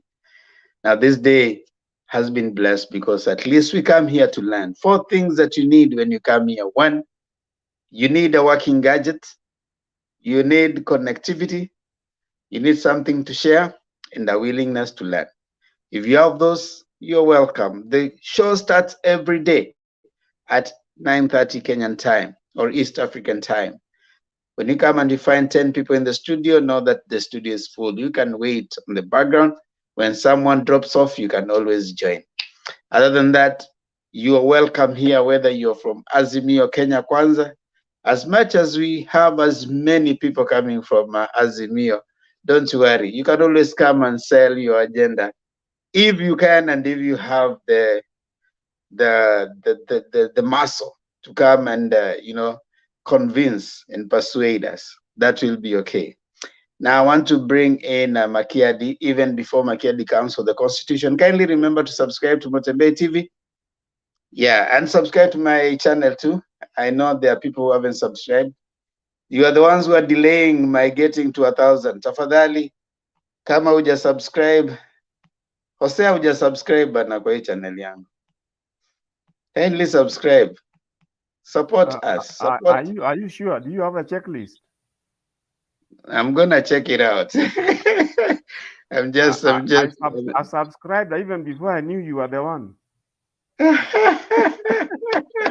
Thank you so much. Kindly, if you haven't subscribed to Themba and Lulu Show, what are you waiting for? Kindly go there. You're the one delaying us from getting to 1,000.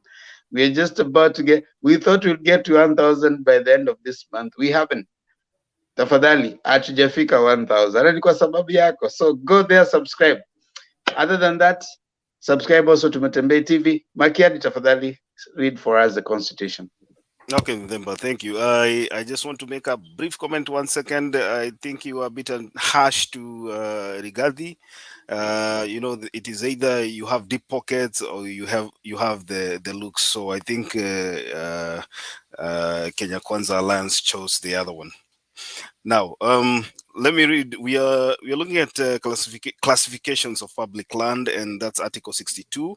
Part 2, which is number 2, says the public land shall vest in and be held by a county government in trust for people resident in that county, and shall be administered on their behalf by the National Land Commission if it is classified under A, Clause 1, A, C, D, E, and B, Clause 1B, other than land held, used, or occupied by a national state organ.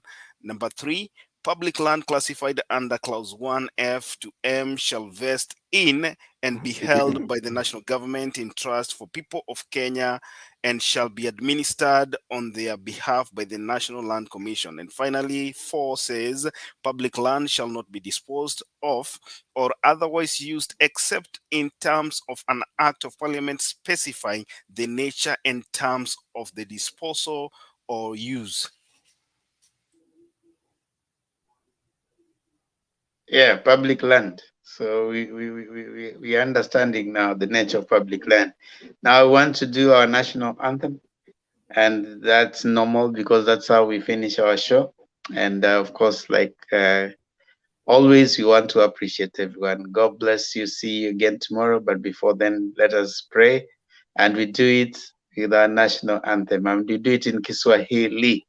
Kiswahili.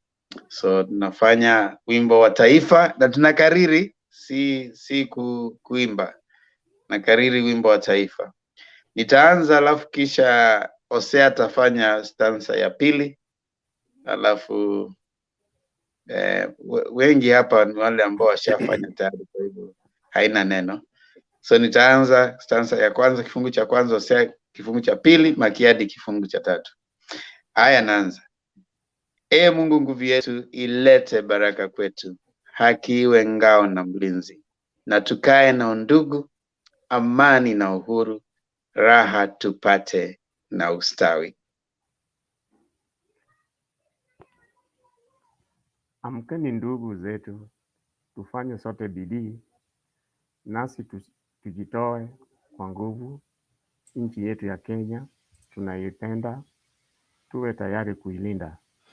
Na tujenge taifa letu, ndio wajibu wetu. Kenya istahili heshima, tuungane mikono pamoja kazini, kila siku tuwe na shukrani. Asanteni sana. Majaliwa, tuonane tena kesho masaa na wakati kama leo. Tafadhali Makiadi, uje mapema kesho. Kesho ni Jumamosi. Unajua hii ni weekend. Kesho ni Jumamosi, ni weekend ya inaitwa nini? Inaitwa Memorial Weekend. Memorial Weekend. Unaweza shindwa kulala mahali uamke ukute umechelewa kuingia kazini. Pengine minetu wa bomba unaweza tuwezi kujua. Abuya waelewa Memorial Weekend. Memorial Weekend, I don't know whether it is the Memorial Weekend ya jeshi ama ni Memorial Weekend gani? Memorial Weekend ya watu ambao wako ugaibuni hao. Hii nini? Hii Okay. Hiyo nini ya Monday? Is it starting tomorrow? Ya watu ambao wako ugaibuni hawa kina Makiadi na kina Hosea hao ndio wako na Memorial Weekend ya. Nafikiri kuna very big list at DC of all the war veterans. Itakuwepo tarehe 31. Tarehe 31 sio? Jumatatu. Yeah, I think Jumatatu. Mostly sisi tunakuwa wiki moja alafu inafuata kwa kina Makiadi inafuata hiyo wiki inayofuata. Kina Makiadi wale ambao walipigania uhuru ya wabwenyenye, mabwanyenye.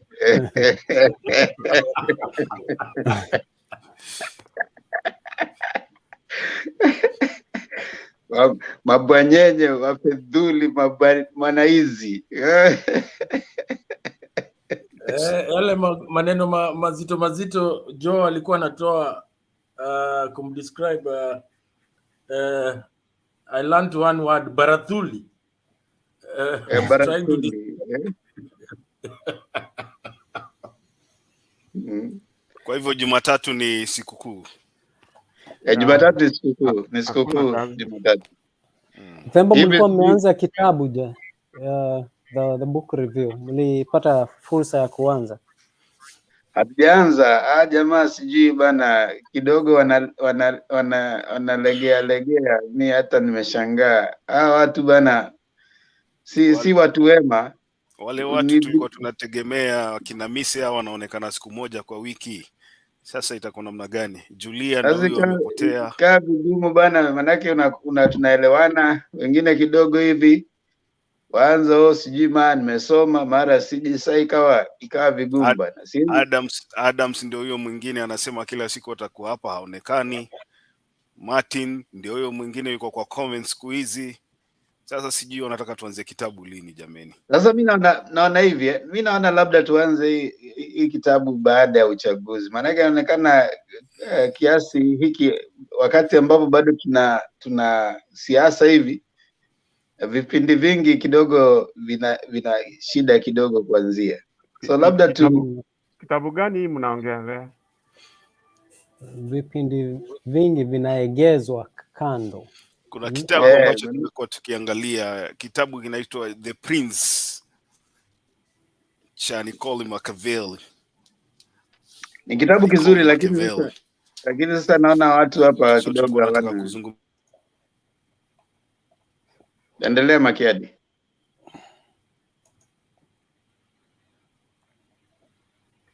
Makiadi, mbona unkwama?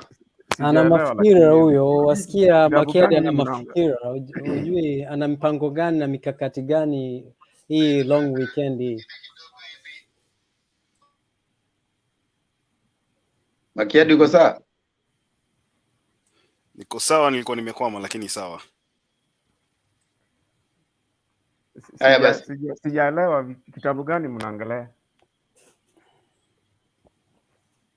Kitabu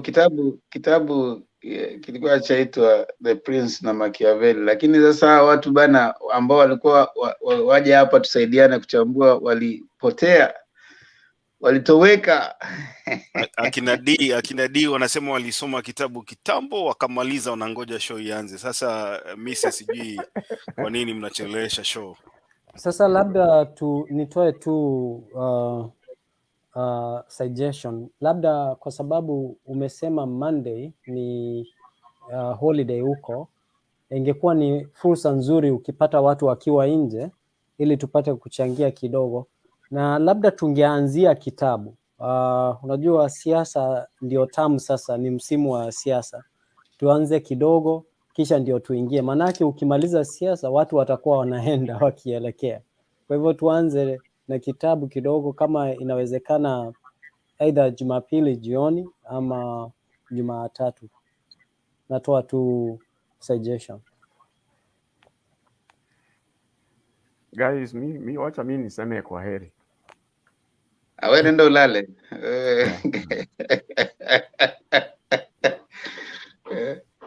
Sasa Makiadi wasemaje? Manake hiki kitabu sasa itabidi tuongee na stakeholders. Unajua Mise ni mtu ambaye hajakuwa mtu wa kutegemewa sana, anaonekana siku moja nyingine hapatikani. Julia anaweza patikana, lakini pia lazima tuongee naye tuone ni wakati mgani, wakati upi ambao unafaa kwake. Sijui nani mwingine alikuwa, Adams alikuwa amesema atakuwa akipatikana, lakini hata leo umeona hajapatikana. Hii weekendi najua kwamba watu wamesafiri. Hii weekendi najua kwamba watu wamesafiri, kwa hivyo hata kuwapata pengine itakuwa ngumu. Hii ndio nafasi, Mise ndio nafasi peke yake watu hupata kusafiri kwenda mbali. Kila mtu anaenda kupumzika kwa sababu ni siku 3. Unajua kupata sikukuu hapa ni vigumu sana. Tuseme hivi mimi niko tayari wakati wote ambapo tutaamua. Wale ambao wameshasoma, mimi niko tayari. Kitabu ambacho nimekisoma mara mingi, na kuna vitabu vingine tu pia tukiweza kusoma pia vitajaribu tufungua mawazo kidogo. Sasa kama waweza kuleta, kuna jamaa na dia anasema labda aanze huko sama ikianza kule, hamna neno, tutapata siku moja ambao tutakuja tuijadili. Lakini kwa sasa waweza kusoma, kuna mambo mengi tu, labda kidogo Jumapili mimi na Makiadi tutawapa tu kidogo tutawapa introduction mwisho. Makiadi, Jumapili utakuwepo? Jumapili sitaki kukuhakikishia kwa sababu watu wangu watasafiri kidogo, kwa hivyo sitaki kukuhakikishia. Sijui itakuwa namna gani, lakini tutaona. Kama utakuwepo, kama hautakuwepo hamna neno. Mato wewe ni bure kabisa bwana. Wewe ni kama upepo. Mara nipo, Makiadi akwambia kitu kidogo umetoweka, sasa huji.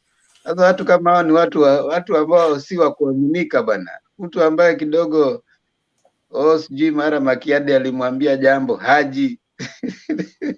Lakini utafahamu kwamba huyu Mato ni mtetezi wako sana Themba. Hata wakati mwingine unakuwa uko upande fulani, lakini atakuja akisema kwamba Mato is right. Mato, I support you for the first time. I'm agreeing. I mean, Themba, you're right. For the first time I'm agreeing with you. So yeye ni mtetezi mkali wako sana. Mimi sitaki mtu agree na mimi. Mimi nataka mtu aseme mawazo yake. Lakini ni vyema pia kukubali yeye ni mtetezi wako. Sitaki kabisa. Mimi nataka useme mawazo yako. Kama mawazo yako ni sawa, wewe aseme. Kama yanalingana, mbona lazima useme mara ya kwanza for the first time you agree with me? Mimi hata sijahesabu ni mara ngapi umedisagree. Manake hata hainihusu dewe wala sikio. Mimi nasema Julia amekuja. Amewasalimia pale. Sasa mbona umemtambua Julia Mise? Ni wewe umemtambua Julia? Hapana, nilikuwa nasoma comment pale nikaona jina lake. Mise sio? Hayo yako wewe ukasema. Sasa kama umesema mimi nitakataa vipi? Julia, pokea salamu kutoka studio. Mise amekutambua. Hata mwambie ni ule mtu nilikuwa namtafutia ule amevuka sakafu sasa yuko hapa. Wewe ongelea mtu mwingine ama ni wewe Mise? Acha zako. Sio mimi nishachukuliwa. Mise umesalimiwa na Julia hapo, hata amekupa alama ya salamu. Mwambie Julia hivi sasa nalia kwa sababu ya hiyo salamu.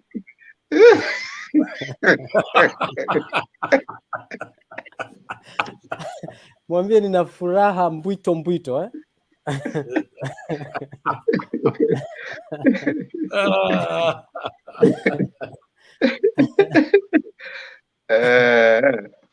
Ndiye sioni manake Makiadi hayupo, sijui itakuwaje, manake ngoja nataka tuongelelee tu kidogo introduction kidogo, lakini sasa Makiadi ndio huyo.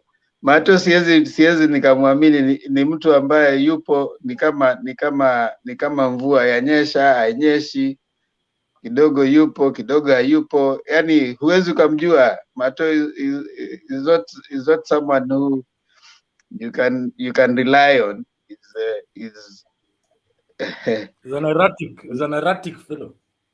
Exactly, he's very erratic. You'll tell him a little thing, and then he'll now decide he's not coming for 3 weeks. How can you deal with it? I think you like Mato by all means, because I like everyone. I mean, there's no need for. I like everyone. I like Mato. Mato is a good guy. He's just erratic. You will tell him something small, he'll disappear for 1 week. The Kalonzo advocate. Yeah, he's like. Don't say that. Mato will disappear again for another 1 week. Utafanya Mato aingie studio, lakini sasa unajua vile Kalonzo amekosa nafasi ya kusimama uchaguzi wa urais. Sasa natarajia kwenda mbele, Mato hana maneno.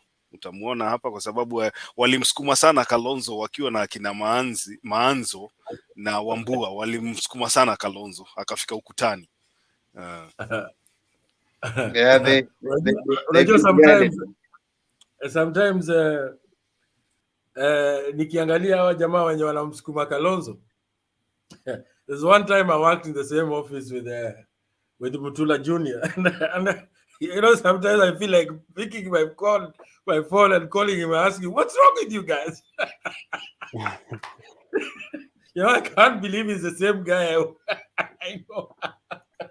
So if you listen to the conversation that was being said in the media, the person that was almost chased away, you know, when he mentioned about moving to KKA, I suspect that is Mutula Kilonzo Jr. because they've been working together, Mutula Kilonzo Jr., Sakaja, and Malala, buddies. Yes, yeah. But at least Mutula Kilonzo Jr. is a bit honest and loyal. I kind of like him. He's been consistent, and again, politics is about interest. He has also to he comes from Ukambani, and he has to look for somewhere where he can align himself so that for the future. Actually, you might be wrong on that. Mutula Kilonzo has a very tough competitor in Malombe. No. There's another guy. There's a guy who is running against Mutula Kilonzo. He's a very, very tough guy. I mean, he has a lot of support on the ground. So Mutula Kilonzo Jr. is hanging on Kalonzo's court to sail through. I'll get the name and I'll bring it tomorrow. I was even looking at the numbers. That guy is really tough on the ground. Yeah, I didn't say that he's very competitive. He's an independent, eh? Yes, he's an independent. Yeah, he has. Yeah. Kisombe. He's an independent. I think I'll get the name tomorrow. I'll try to get the name tomorrow. Very strong on the ground. He's strong on the ground, yeah. Okay. Someone is saying, true, anzia kitabu kidogo, then proceed to politics. We shall be wary. Okay, there are guys who are saying that they are interested, and we are just going to see how it works. Hopefully, they say, we will start. Musijali, tutaanza. tutaanza tu hapa, and it's good you guys have read it. I'm really encouraged. If you have finished reading that book, you can recommend another one so that we keep reading. There's one that is I can recommend for you to keep reading also, so that we create a reading culture. You can read, for those who have already finished reading that one, you can read Frantz Fanon. It's called Frantz Fanon. Frantz Fanon, Black Skin, White Masks.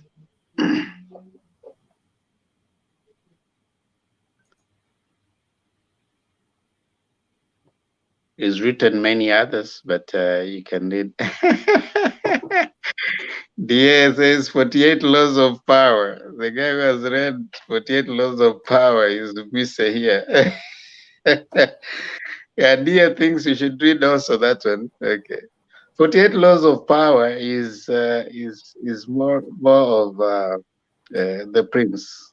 So Robert Greene reads The Prince and then comes out with 48 Laws of Power. So it will be kind of like a repetition. But you can read 48 Laws of Power. Yeah. It's a good way. We start the book on Sunday, God willing. Yeah, hopefully Makiadu will be here. We'll just give an intro and we will be gone.